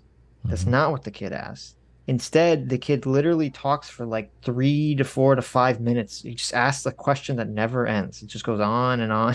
Right. Doesn't Jordan he Peterson interrupt and say you got to get to a question here? Yes, Jordan Peterson says, he interrupts him twice. He says, you need to literally ask me a question. And then when he does that, he still keeps going. He's like, I can't, he's like, you're asking too many things. I don't know how to answer this. I can't hold all this in my mind. So. Are you going to bring it up or? No, it's not worth watching. I love this video. I've seen this video. I've used this video in other videos. Right. Yes. In this video, he basically lays out that how atheism is a religion. I just fucking love this video. Yeah. That's why you like it. Yeah. Yeah. Yeah. This kid's a piece of shit and he doesn't realize it. He's like, I'm going to be the big man taking down. Look, I'm going to be high in the leftist hierarchy because I'm going to shit on Jordan Peterson. It's like, okay. Nice. What does Cody want to do? Why? What? The whole idea behind professional sports is its hierarchies are fun. Like, I don't understand how this isn't just basic. Like, even if we got rid of, I mean, would professional sports still exist in the communist utopia? Because you're literally creating fun hierarchies for people to like be obsessed about. Hierarchies are bad, okay? And in communist Russia, okay, and everyone wins at the end of the game because we're all in this together. Listen, the only people who are not having fun with hierarchies are losers. Losers. People who always wind up at the bottom of the hierarchy because they're big fat pieces of shit. They don't like hierarchies. Well, they end up being like communists or socialists or something. So, I mean, life can come and cut you off at the knees, but generally, the people who fight past those situations, which we all encounter, I don't classify those people as losers because you have to have some sort of optimism, some sort of like bold optimism, some sort of boldness in facing life. Otherwise, you are going to end up. I mean, I'm talking specifically about the people who are just the victim mentality. Like the reason they're at the bottom of the hierarchy is because they're just, life has victimized them. Right. And they're just leaning into that, right? Yeah. Hierarchies are fun, guys. I mean, where is this? How dare you say this? Is this not? I mean, I'm offended. I guess there are I guess a lot of people are not into. I feel like even it seems like there is something that people find interesting in life that always relates back to hierarchy. Even if you're just interested in like celebrities, right? Well, why are you interested in celebrities? Why, Sitch? Why are people interested in celebrities? Wish fulfillment, I guess. Well, they want to be them. Well, they want to, Well, why would you want to be a celebrity? Because they want to climb the hierarchy. They want to be at the top of the hierarchy, exactly. Yeah. So when we're talking about, how the next Marvel movie is going to do, how She-Hulk is going to perform, right? You know, how is She-Hulk scoring on Rotten Tomatoes? How is She-Hulk scoring on IMDb, right? Mm-hmm. What are we talking about? We're talking about We're how talking the about movie fucking- climbed the hierarchy. We're of talking success. about Yes. hierarchies again, Yes. right? If we're talking about sports, how's my team doing? You know, if we're talking about fucking stock trading or crypto, what are we talking about? Why do I want to make them? Why do I buy a shit coin that I want to go to the moon? Sitch, why? Why is that a thing? Because you want to lose money, obviously. No, but I don't listen. I don't want to go down the hierarchy. I want to go up the hierarchy, to the moon. I understand. To infinity and beyond. Yes. I just what aspect of where in your life do you just turn off your brain to like hierarchy? All the time. I mean, okay. Maybe. Is it just, I mean, I don't even like sports, but I understand why people do. Right. Yeah. I do like movies, and I think movies are interesting. Why do people watch the Academy Awards? What's going on at the Academy Awards? If like, why doesn't the left? I get it. I get it. Why doesn't the I get left it. just I disband the Academy Awards? Why even Right. have the Academy Awards? Seems Right. stupid. That's You're just playing into fucking hierarchy. That's true. Look, some more. Look, I'm gonna look up some more news awards. Some more news Streamies? Streamies. The one you have to pay for? Streamies. Oh my God. Is it really? Yeah, you have to pay a lot for it, I think. Whole thing seems 10th annual. Oh, wait. Google thinks I'm asking. I guess it's about some more news. Would it be Cody Johnston? I wonder if he's. Oh, look. 10th annual winners of the Streaming Awards. Some more news. YouTube. Oh, imagine Really? that. Right up there with William DeFranco. I thought, wait, what? I thought hierarchies were fucking evil. How Do they dare really? you, Wait. piece of shit? Oh my God, you're right. Yeah, what the fuck? Oh my God, listen to how garbage this. Okay, this is how you know the Streamies is bullshit.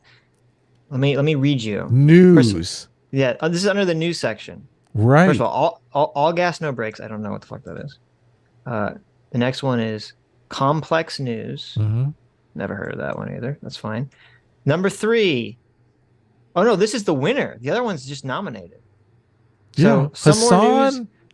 Okay, oh, you spoiled it. Yes, Hassan Piker wins the Streamy Award for news. Yeah. Okay, Hassan fucking Piker. Right. Yeah. Though I think the way that this is calculated is it's basically your fans vote for you, and I think your fans can vote more than once. Yeah. No, it's straight like American it's Idol. just- Yeah. It's a total fucking scam Yeah. joke. You know. Where's the picture? Remember the picture that Some More News had about the one person at top and all the people underneath? Right. That's how the Streamies awards work. Yes. This triangle thing that he does with his hands, that's how the fucking Streamies work. What a dick.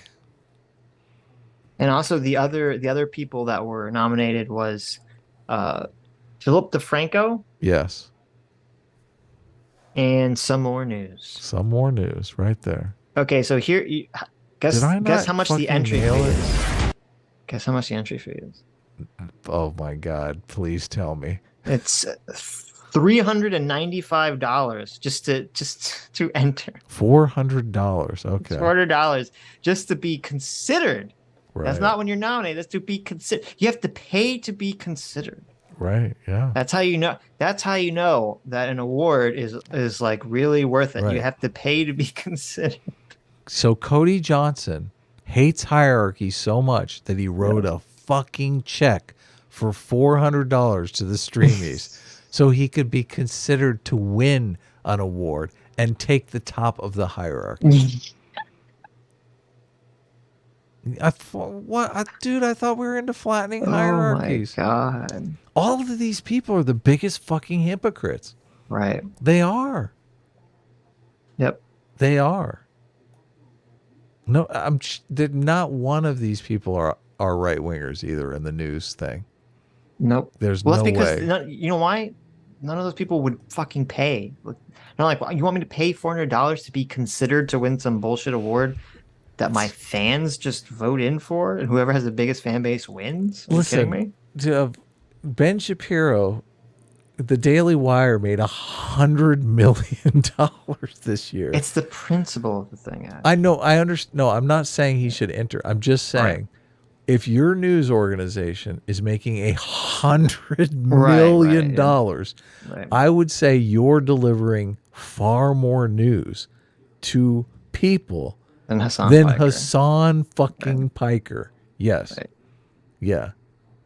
I mean, Ben Shapiro runs a legitimate news organization. I listen to his show every once in a while. I mean, it's informative. He shoots for actually giving you the news. Mm-hmm. Yeah. He did his. Did you watch Ben Shapiro on Sam Harris's thing? I think we might watch that on Tuesday. No, I didn't watch. Yeah, we watched on Tuesday. No, I didn't see that. No. Yeah, he reviews Sam Harris's thing. Mm-hmm. And I mean, Ben Shapiro's like, I mean, he gives great coverage on the January 6th stuff. It's totally fair. He's like, right. There's no evidence for anything Trump has done. You probably shouldn't act like there is. Right. Like, yeah. Well, I think it's good that, right wingers are getting that kind of coverage. So it's too bad too that Sam Harris stuck his foot in his mouth so poorly in that conversation at that part. Oh my because I listened to the entire conversation. So did I. Yeah. Near the end of the conversation, Sam Harris is talking about meditation, and he says like one of the most valuable things a human can understand about being alive, and no one will ever hear that because all they see is like the bad Trump comment. So. I was thinking that the whole time I was listening to it. I'm like, oh my God. Yes. I'm like, wow, this is really this is such good information that no one will ever hear. You see, you say one insane thing and it totally eclipses everything sane and rational you say. I know, it's sad. The thing that's amazing and the reason why it's gone viral is because he's just so matter of fact about it. It's like a Nazi prison guard like bragging about how many people he gassed. It's like, dude, what the fuck? Mm-hmm. Shut the fuck up. What you're saying is not. I mean, this doesn't make you look good. It makes you look like a piece of shit. Yeah. But he thinks it's great. Sam Harris thinks, oh yeah, this is obviously way to be. Go democracy. All right, let's save some for. I'm curious because I was kind of scanning the streaming awards, how they choose their things, and it says that they choose, of all submissions, they choose who to be officially on the nomination thing, on the nominee selection thing. I'm curious actually if any conservative YouTuber or pundit tried to get into this and they said, no, fuck you. I mean, we could try if you want to just get shot down. I don't know. Well, first of all, we're not conservatives. Okay. Well, I mean, they would get mad. Hold on. They would perceive us as conservatives, which I think is almost even better, right? Because it's like we're not even conservatives, but they're like, no, you guys can't come in. Obviously. We're too small, though. We're completely too small. Yeah, well, whose fault is that? I don't know. Whose fault is that? I mean, it's our fault, Adam, for not being shitty enough to attract wide swaths of NPCs. But instead, to go to cultivate an audience of quality, quantity of people who are interested in truth seeking and free will. Okay, people don't want the truth. You look at Some More News's video catalog. Right. I mean, this video is a complete testament to people not wanting the truth. I mean, people do. I mean, and I shouldn't say that because our audience obviously wants the truth, but we're like a small fighting force of truth seekers, and I think we all know we're seriously outnumbered. Like the people who could care less about truth, I mean, they far outnumber us. Yeah. Sad, but I mean that's the state of affairs. How do we change that? Like I do like Peter Boghossian's channel, and like Peter Boghossian is obviously in that truth seeking. Same with Reed Nice Wonder, friend of the show, friend of the channel. I mean, it's interesting because it's almost, they're so optimistic about how, you know, if we just show people how to be truth seekers, they're gonna take to that. And I'm more like Jordan Peterson trying to like teach the guy to fold the envelope, and I'm going, this is not going well. Right? This is not, I mean, I don't know how like feasible that is. Right. Yeah. Anyway, let's polish off this video. Are we gonna finish watching the video? Okay. I was only gonna go to, my notes say to quit at 1 hour and 54 minutes. Oh, so we only have like 3 minutes left. Okay. Yeah. Sure. So I'm sorry you had to see any of these Peterson clips. He sounds like Kermit and looks like Oscar the Grouch. But you see how incredibly frustrating it is for a student to actually call him out on things that student is correct about. It's Mad Hatter No, fuck you, Sitch. I can't take it anymore. What the fuck? What the fuck? Show the clip, Cody. Show if the student is correct, show the clip. Why are you not showing the clip? Oh, he's gonna show. No, this part's hilarious. He's gonna show a clip he thinks proves that, and just doesn't. Okay, good. Like, strap in. At least he's gonna. I got my seatbelt on. Yeah, at least he's get gonna, ready. At least he's gonna pretend. This is impressive. The levels of Let's stupidity see it. here are impressive. All right. This kid points out that Peterson often defends concepts like hierarchies as it pertains to gender and class, as well as the Pareto principle. Peterson constantly interrupts him, needling his superficial uses of language and saying, well, I haven't talked about defensive hierarchies in terms of gender and class. First of all, it's hilarious that Cody would say that Jordan Peterson is needling him for superficial language mistakes. Yeah, fucking this whole video is needling. Right. Yeah. Which is just wrong. We've shown you clips of him doing literally that. Whatever pitfalls hierarchies might produce, you cannot lay them at the feet of the West, patriarchy, or capitalism. In a single breath. Mm-hmm. There you go. He that proves that Jordan Peterson defends hierarchies pertaining to the patriarchy. Right? No, it doesn't at all. It doesn't. Wait a minute. Let's go back. Hold on a second. Yeah, no, it just says Peterson often defends concepts like hierarchies as it pertains to gender and class as well. So he's going to show us a clip of Jordan Peterson defending hierarchies as it pertains to class and gender. Saying the origin of something is not defending it. So Cody's going to show us a clip of Jordan Peterson defending hierarchies as they pertain to gender and class. Right. Well as the Pareto principle. And the Pareto. Peterson constantly interrupts him, needling his superficial uses of language and saying, well, I haven't talked about defensive hierarchies in terms of gender and class, which is just wrong. We've shown you clips of him doing literally that. Whatever pitfalls hierarchies might produce, you cannot lay them at the feet of the West, patriarchy, or capitalism. In a... Mm-hmm. How is Cody and his staff this fucking stupid? It's like insane. Mm-hmm. It's insane. Okay, that clip is not Jordan Peterson defending hierarchies as they pertain to class or the patriarchy or gender. He's saying whatever he literally says whatever pitfalls, okay, whatever inequalities, whatever problems hierarchies produce, You can't blame the patriarchy for that. You can't blame the West for that. They Yeah, come from some. You can't blame capitalism for it. Right. You can't blame capitalism for that. They come from something deeper. And that's where we get into the Pareto distribution, that all hierarchies tend towards corruption and tend towards a small minority sucking up the top, which is Jordan Peterson's fucking point. Yeah. You stupid buffoon of a man. Like, how you it's so not complicated. You can fight against it. Progressive taxation. Right. Yeah. Jordan Peterson is saying, even though you're fighting against it with progressive taxation, same shit's still going to happen. It is. Right. But I mean, you have to. But you got to keep fighting against it. Yeah. Yeah. Right. It's not that complicated.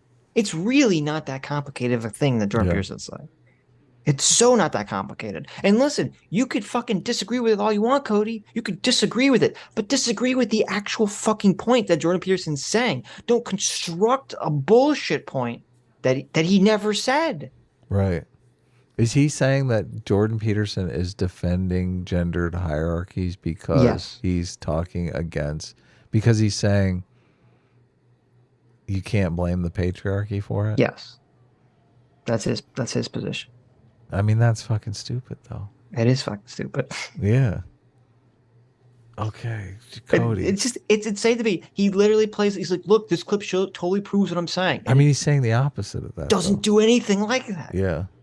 It's like I'm taking crazy pills, Adam. I don't understand this. It's like the Kyle Rittenhouse thing, where it's just like they're literally watching the video and hallucinating what they're seeing. Mm-hmm. Well, because they've already made up their mind. But. Yeah. He's saying that Jordan Peterson is effectively saying, the patriarchy isn't real. Like he doesn't believe in the patriarchy. No, he doesn't. He's completely called people out, like destroyed people in debates over the patriarchy. Right. Like he'll bring up the fact that women dominate in healthcare, and he's like, is that a patriarchy? Like if it's all, if the predominant, is it the gender that makes it patriarchal, or is it the structure that makes it patriarchal? So I don't necessarily know how bringing this up. I mean, he's fighting against the gendered argument. It's Cody that's in favor of the gendered argument, not Peterson. Yeah, this is so weird. And Jordan Peterson's point, and I'll play a clip afterwards that I think perfectly illustrates this point, is that all hierarchies and all systems have corruption in them, and the job should be to solve the corruption, not necessarily throughout the whole system. Correct. Because sometimes those systems have within them embedded things that are very useful, and you don't realize what you're throwing out until they've been lost. But the whole idea of patriarchy is that men subjugate women in a dominance hierarchy. Right. And he's saying, Jordan Peterson is saying, that the hierarchies form, but it's not about, they don't form because of men subjugating women. I mean, they might have formed that way at one time, but that's not today. Yeah. And same with capitalism. Well, and I mean, and I don't even agree, he brings later in the video, which we're not going to watch, Jordan Peterson says something that I disagree with, which is that he says that he doesn't think, he's not very precise in his speech. He says he doesn't think that there was ever sex discrimination. And that's bonkers. Right. And so, but what he means when he because he explains it a longer thing is that it wasn't a question of sex discrimination because, back when everyone was so abject poor, men and women just kind of fell into these roles because they had to exist in them in order to cope with the environment. I'm like, well, that's true-ish, but there still was obviously sex discrimination. Well, he also makes this big to-do about how, evolution was being driven by female choice. And I just think, nah, dude. That's the reason why men learned to cooperate as much as they did is to round up the females. Let's be serious here. It depends. So if violence is off the table, sexual selection is 100% by female choice. Sure, in modern societies, I completely But even in agree, non-modern but societies, not all of her history was just like raping and pillaging. most of the selection was done by the fucking parents. It wasn't even done by the kids. Most of history was by arranged marriages. The father was doing the picking. Well, for the rich people, which is for everyone. No, but exactly. But it wasn't just the father. It was the mother. Was mother and father, yes, but obviously the father was the final say. Right. Yeah. Right. How is that female selection? It ain't. Yeah. I don't agree. I don't agree.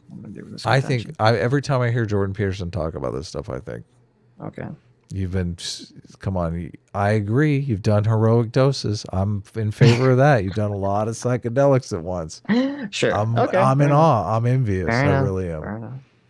I mean, I've tried to go far, but I feel like Jordan Peterson has gone further. So anyway, that clip apparently shows that that's proof that Jordan Peterson defends the patriarchy and hierarchies based on gender and class. It's so crazy because he's literally saying the opposite. He's saying that you can't blame the creation of these hierarchies on this gendered structure called the patriarchy. He's literally arguing against it.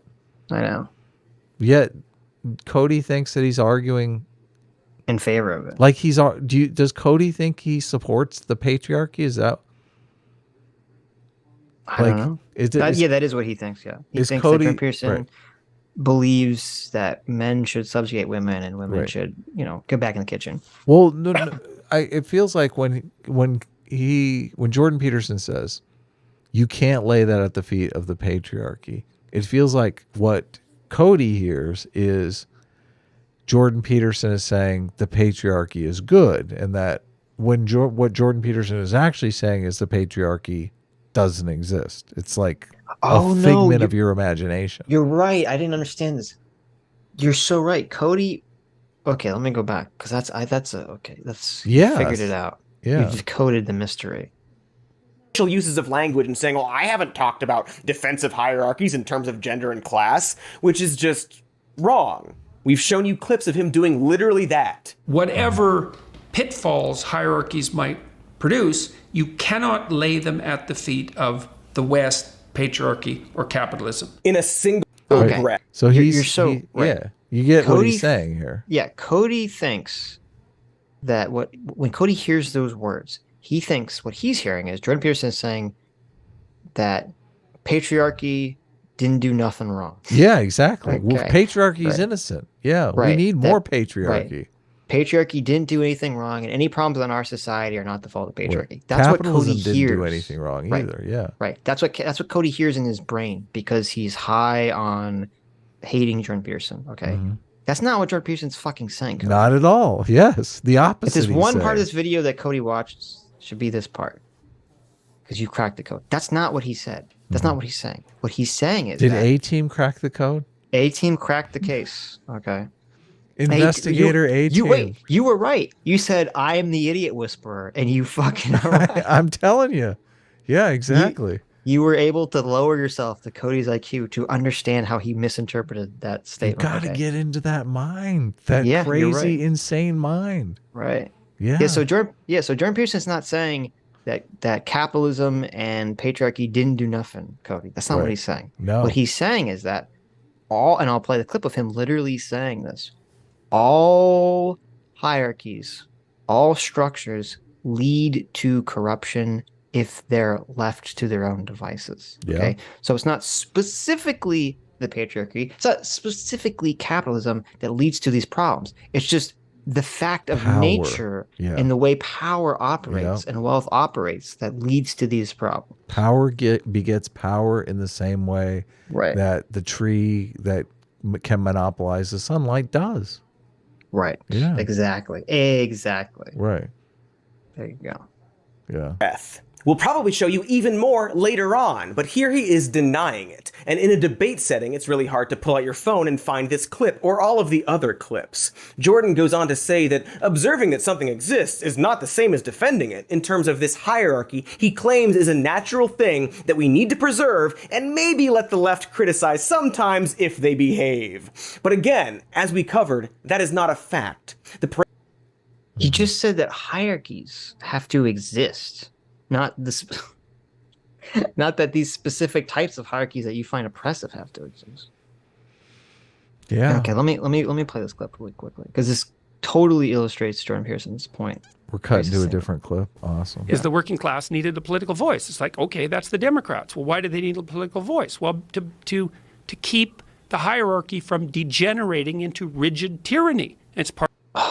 I can't believe Jordan Peterson. What a horrible Nazi. This is the whole thing that Some More News has been arguing. He's been arguing for a rigid tyrannical hierarchy that he's in favor of. He's literally like, we need the Democrats to prevent. Yeah, exactly.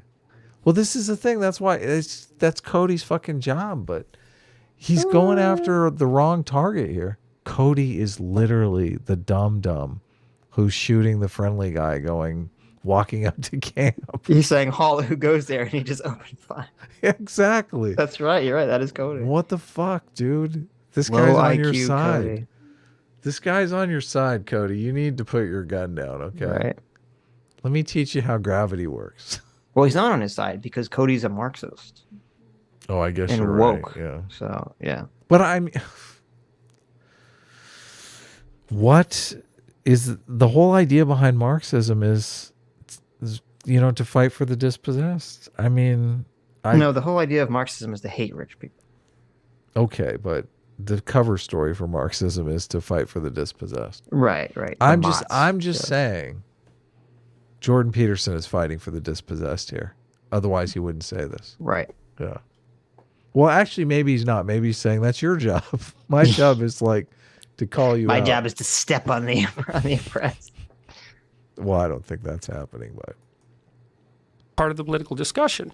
But now the problem is this is the problem with the left, is that, well, what's the hierarchy? It's a tyrannical patriarchy. It's like, no, it's not.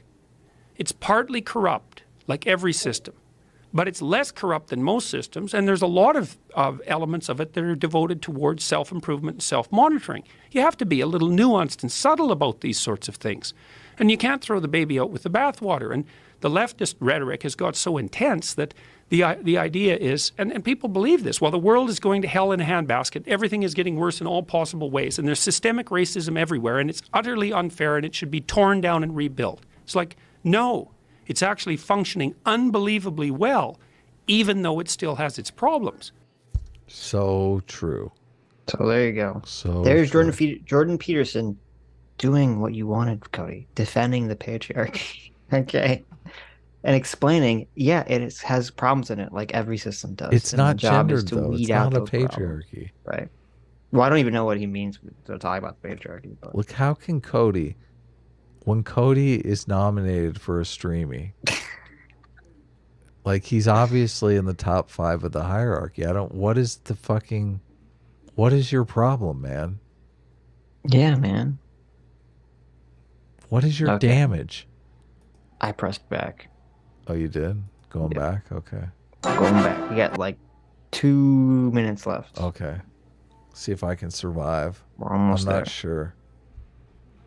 I'm getting an ad for new Quaker puffed granola. Long man bad, I think. Where's Mahler? How come Mahler always comes in fresh, like he just got out of bed? I don't know about you, but when I wake up, I am I'm ready to have a debate. I'm ready to go. Now, after 10 hours of streaming, I'm like... Adam is complaining because he's like, it's not fair. Mahler comes in and he's all, I energized. did. I know. And I'm tired. And so, I'm exhausted. It's not fair. Yeah. Well, I did pull out at least we got down to what Cody was actually thinking. So, right. The exhaustion might have helped.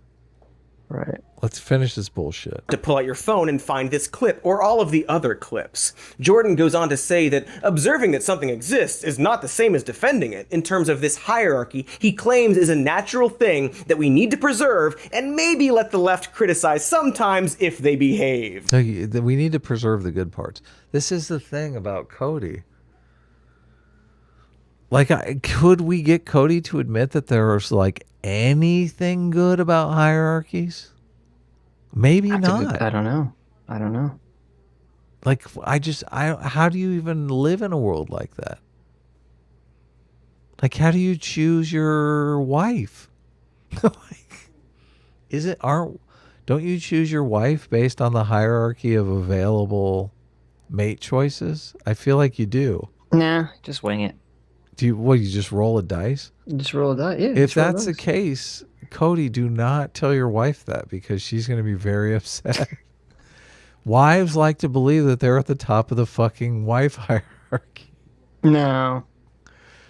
Just makes absolutely no sense to me. I don't understand. We need some. Please let us know in the chat. Let us know in the comments. We need access to these idiot fucking communists so we can interrogate them about this hierarchy thing. Right. But again, as we covered, that is not a fact. The Pareto distribution / Matthew effect / Pareto principle / Price's law isn't a hard fact for everything. It seems like he's trying to say that all his lobster talk is simply and only pointing out that hierarchies exist. And like... Oh my god! Yeah. Revelatory. Holy shit! Cody! Oh my god! It's like he briefly took his head out of his anus and he saw the lights. He's being sarcastic though. You can't. He doesn't. Oh, you're right. Really, you're right. Yeah. You're so right. I paused it too early. Yes. He doesn't really believe this. No shit. But the existence and usefulness of hierarchies generally don't mean that all of them are useful or good or just or perfectly organized. Things that Jordan Peterson has literally never said and would never say because that's a fucking stupid thing. Yeah, it is stupid. And it doesn't even make sense. We watched the first clip and he said they tilt towards tyranny. I remember specifically. I pointed it out. Yeah. The fact that the hierarchy of waiting in line exists doesn't address what the student was pointing out. Interesting. This is the angriest he's ever been. I wonder what that's about. Because the student was making up a bunch of bullshit like you are right now, Cody, and strawmanning the fuck out of him. Yeah. Yeah.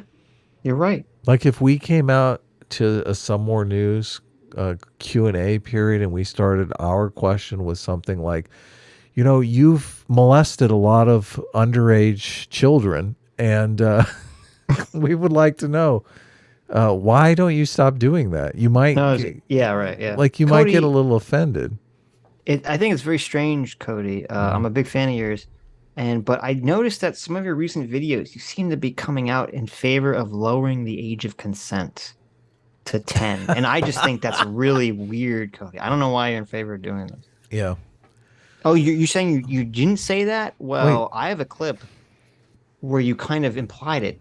And by implied, I mean like I hallucinated that you implied it because you didn't actually say this in the clip. Well, you were talking about flattening hierarchies, and I was thinking... Right. You were talking about flattening the age hierarchy for consent. I'm assuming that's what you were really talking about. Yeah. Right. Sure. Also, to top it all off, at the very end he adds, "That's partly why I'm defending the hierarchy," literally moments after claiming that he's not defending the hierarchy. In other words, he's a right-wing dipshit who can't contend with the things he says. And it's just easier to say... This is so fucking bad faith. I know. Does he not understand? I guess he just doesn't. Like... There's good things about hierarchies, like I won a fucking Streamy Award and I'm big shit. And there's bad things about hierarchies, right? Like everybody else didn't win one and they're fucking dog shit. This is very basic. say that than trying to meet him on his own incredibly bad faith terms. He is not worth debating because the words coming out of his mouth are inconsistent, performatively indignant, needlessly condescending, and often questionably descriptive claims said in a normative way via tradition and nature so that he can act pedantically affronted if you accuse him of making normative claims that extend from his naturalist viewpoint. Because he's not making normative claims about these things, you stupid fuck. Yeah, well, actually, that's not true. He is making a normative claim. The normative claim he's making is you have to be eternally vigilant because these things tend towards corruption. Mm-hmm. That's the point Jordan Peterson has said. That's the point he's always said in this context when he talks about Pareto, Price's Law, Matthew effect, blah, blah, blah. Describing them as descriptive, though. Yeah, he's describing them descriptively and then saying you need to be cognizant and aware of them to prevent them from taking over all systems. Right. Okay. Which he wouldn't say that, Cody, if he secretly wanted this to be the way it is, you stupid idiot. And why the fuck would he want this? Jordan Peterson is not some Cody's worldview doesn't even make sense. Jordan Peterson, he's pulling from lectures from before Jordan Peterson was even famous, where he's saying the same thing. Why would a random psychology professor in Toronto University, who's not like some multi-billionaire, be making claims like an Ayn Randian villain character, like, yes, the rich should just suck up all the money and the poor should get fucked because that's the law of the jungle, baby. Like, why the fuck would Jordan Peterson, random fucking professor at Toronto University, believe this or want to believe this? Yeah, it's pretty sinister. I wouldn't want to believe it. It's just crazy. I'm like imagining, and I think you could animate this. Just like really, you want a large middle class. That's like the thing that you're trying to achieve. Right. So you really are. You're like, you got to keep the resources moving from the top to the bottom, so that the people are moving up and they're in the middle class. But as soon as that, like I can just see, as soon as that process of keeping things moving stops, you can just see all the dots separate out to you can see like a dot traveling up towards the top, but no, it doesn't quite make it. And then it falls back down. And then you just have a small number at the top and a big number at the bottom. Right. It's a lot of work to keep that middle class moving up though. Yeah. That middle class is, it is a social construct. It is completely socially engineered. But the whole dialogue over what Peterson's talking about is, the problem of doing that, keeping that middle class like suspended there in the middle, because the state of nature really is no middle class. Like there's no middle class in these autocracies, which are very stable, but like horrible places to live. I don't get that. How does, I guess Cody believes in a world where you can just, where all of the dots. You take the hammer and you flatten the hierarchy. Well, I just do all the dots fine. Like suspend in the middle there, all on one point. It's like, it just, we got to keep things moving. That makes life interesting. Look, you watch, the thing that makes movies interesting is you watch people like try to achieve goals. They're trying to climb hierarchies. They're trying to be successful. This sounds like fascist talk to me, Adam. I don't know what you're talking about. It's fascinating, though. This is Look, fascism. The Dark Night of the Soul, they're so close, and then all of a sudden, oh my God, I fell all the way down the hierarchy. Look. Now I'm such a piece of shit, I'm stealing some guy's name from like 3 movies ago. This sounds like Hitler talk. No, I'm serious. Hierarchies are important. I just wish we could get a firm grasp on how, where Cody thinks hierarchy should be or why they're bad. I just feel like it's all very hierarchy bad stupidity. Comes down to. Now you're talking. Forget it. I want to understand. I do. Hierarchies are bad, Adam. That's all that matters. Okay. That Peterson just doesn't like that trans people exist. There you go. Oh my God. Okay, end of video. Sorry, motherfucker. It's all because Peterson doesn't like the trans. Doesn't like exist. the transes. Yes. This is about. I think there's a little bit more, but this is about where I was going to quit anyway. I love The trans change people, for the sake so. of inclusion, or like anything that changes. He has specific biases and beliefs, like everyone, but really wants to justify them by pretending like his biases and beliefs are rooted in some kind of grand design that we can't and shouldn't try to change. What I mean, what are the biases and beliefs? And he's he's literally never said this. He's never articulated. What biases does he have?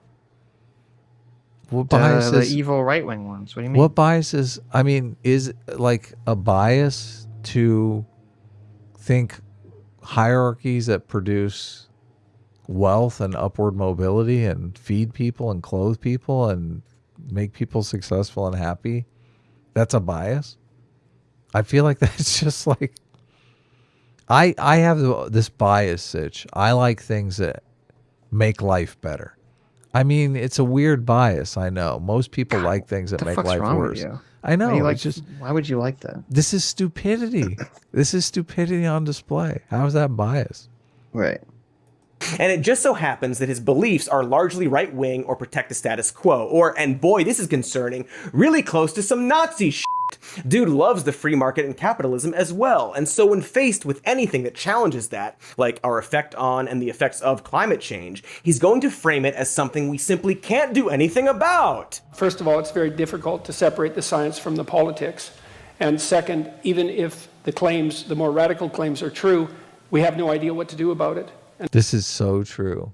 Like the Democratic Party is just gaslighting everyone. I don't believe any of it. They're just doing it to get elected. Well, and here's why this is so disingenuous. As you talked about in the beginning of the stream, Jordan Peterson did, and Cody cut this off from the Joe Rogan conversation. He laid out the 3 things he thought they should do to fight climate change. Yeah, yeah. And Cody didn't bring that up, and instead he brings up this clip of what Jordan Peterson said specifically. He said, if the radical claims are true, we wouldn't know what to do about them. He's not saying if the claims are true. He's saying if the most radical claims that's a great are point. true, Yeah. then we're already fucked. Yeah. Right. Yeah. There's nothing we can And so, no. Except when he says we don't know what to do about it, that we is doing a lot of heavy lifting, isn't it? Because people do know what to do about climate change. Well, anyway, this was about where I was going to quit it off anyway. His whole thing is, we do know what to do about climate change. We basically just move the entire economy over to communism, and that's just going to work out great. Yeah, that's exactly what we do. Fucking what a moron. Yes. That's so easy, Cody. Exactly. Mm-hmm. Yeah. Guess what, Cody? You no longer make videos attacking people politically. Now your job is ditch digging. Right. Insane. Mystery guest 01 who gave us $500 earlier. Thank you so much for also joining the channel. Really? Nice. Becoming a free will seeker. That's awesome. Yeah. Thank you so much. Welcome. Anyway, any closing thoughts, Adam? Well, this was definitely exhausting and infuriating, and Cody's just a dipshit. I really wish I could understand. It's so basic to me. I don't understand how. It's kind of like maybe word thinking, where it's just like the word hierarchy upsets him and he doesn't really think of it conceptually. Yes, true. It's just like that's very true, hierarchy bad. Evil hierarchy. Mm-hmm. Hierarchy. How dare you measure people? You're right. Free floating spirits. This is all word thinking. It's all word thinking. Yeah. True. But I don't know. Yeah, this was fun. Obviously. There you go. Yeah. A lot of people asked us to cover this video. Sorry, I'm not gonna cover the whole video. It should be like impossible for us. You see, it took us 9 hours and 30 minutes just to make it through. I think we made it through about an hour and a half. So made it through halfway. I think we did pretty good. Halfway, yeah. Oh, we made it further than halfway. What are you talking about? We made it 2/3. Yeah, but we skipped in the beginning. Sitch, what are you doing? Oh, I'm sorry. Team Truth over here. I mean, I'm not lying. Okay. Look, you obviously don't know the rule. It's tell the truth, or at least don't lie. Okay. I am honoring that rule by saying, hey, why not just shut your mouth? Right. There you go. But no, so on Tuesday, we're not going to watch the last hour because I watched the whole thing and it starts to delve into things that I just feel like there's only so many times we can watch a clip of Cody saying, Jordan Peterson says this. And then he plays a clip of Jordan Peterson not saying that. And then we say, wow, what the fuck's wrong with Cody Johnston? That's not what Jordan Peterson said. Like, there's only so many times we can just repeat that endlessly. Right. Yeah. So we're not going to cover the rest of the video, but you could check it out if you want. It's equally as shitty, though I think the part that we covered was easily the shittiest part of the video. Right. Definitely the part where he accuses Jordan Peterson of being a secret Nazi. Yeah. But yeah, Tuesday we'll read the remaining super chats that were under $20, as well as talk about and watch the Sam Harris clip and maybe the Matt Walsh clip too. We'll see where it goes. I have already confirmed a guest for next Tuesday too. Oh, what's that? Joe Good Logic is coming on. Oh, nice. Yeah. Awesome. Yeah. So should be fun. We could talk about whatever the gender thing was. Yeah, and also, I mean, obviously, I don't think we've talked at all about like the Trump raid or any of that stuff. So it'll be interesting to get Joe's perspective on that. I'm sure it'll be completely one-sided and biased perspective. Right. That Sitch will be the whole time going, I don't know if I buy that, but obviously it makes for good YouTube. That's true. It's fun. We like Joe. We can argue with Joe. We can call each other names. It'll be fun. It'll be great. Well, anyways, I can't tell if you're harmonicizing because I can't hear it. How do you not hear that? I don't know. Anyways, thank you all for coming. Harmonica sounds. Thank you all for coming. Thank you all for your incredibly generous donations. Thank you so much, everyone, especially Mystery Guest, for your incredibly generous donations, your incredibly generous gifted memberships. And thank you, Cody, for being such a putz, for being such a snake, such a liar, and such a joke, and giving us content to cover. We really appreciate you being a horrible, idiotic lolcow. And thank you, the listeners, who have made it to the end of the stream, including CT, who just gifted 5 more memberships. Stop it, CT. Okay, stop it. And thank you all. You are the true heroes who have made it to the end of the stream. Hope you have a fantastic Monday. And we'll see you all on Tuesday. Bye-bye, everybody. Bye-bye. Bye-bye. Bye-bye.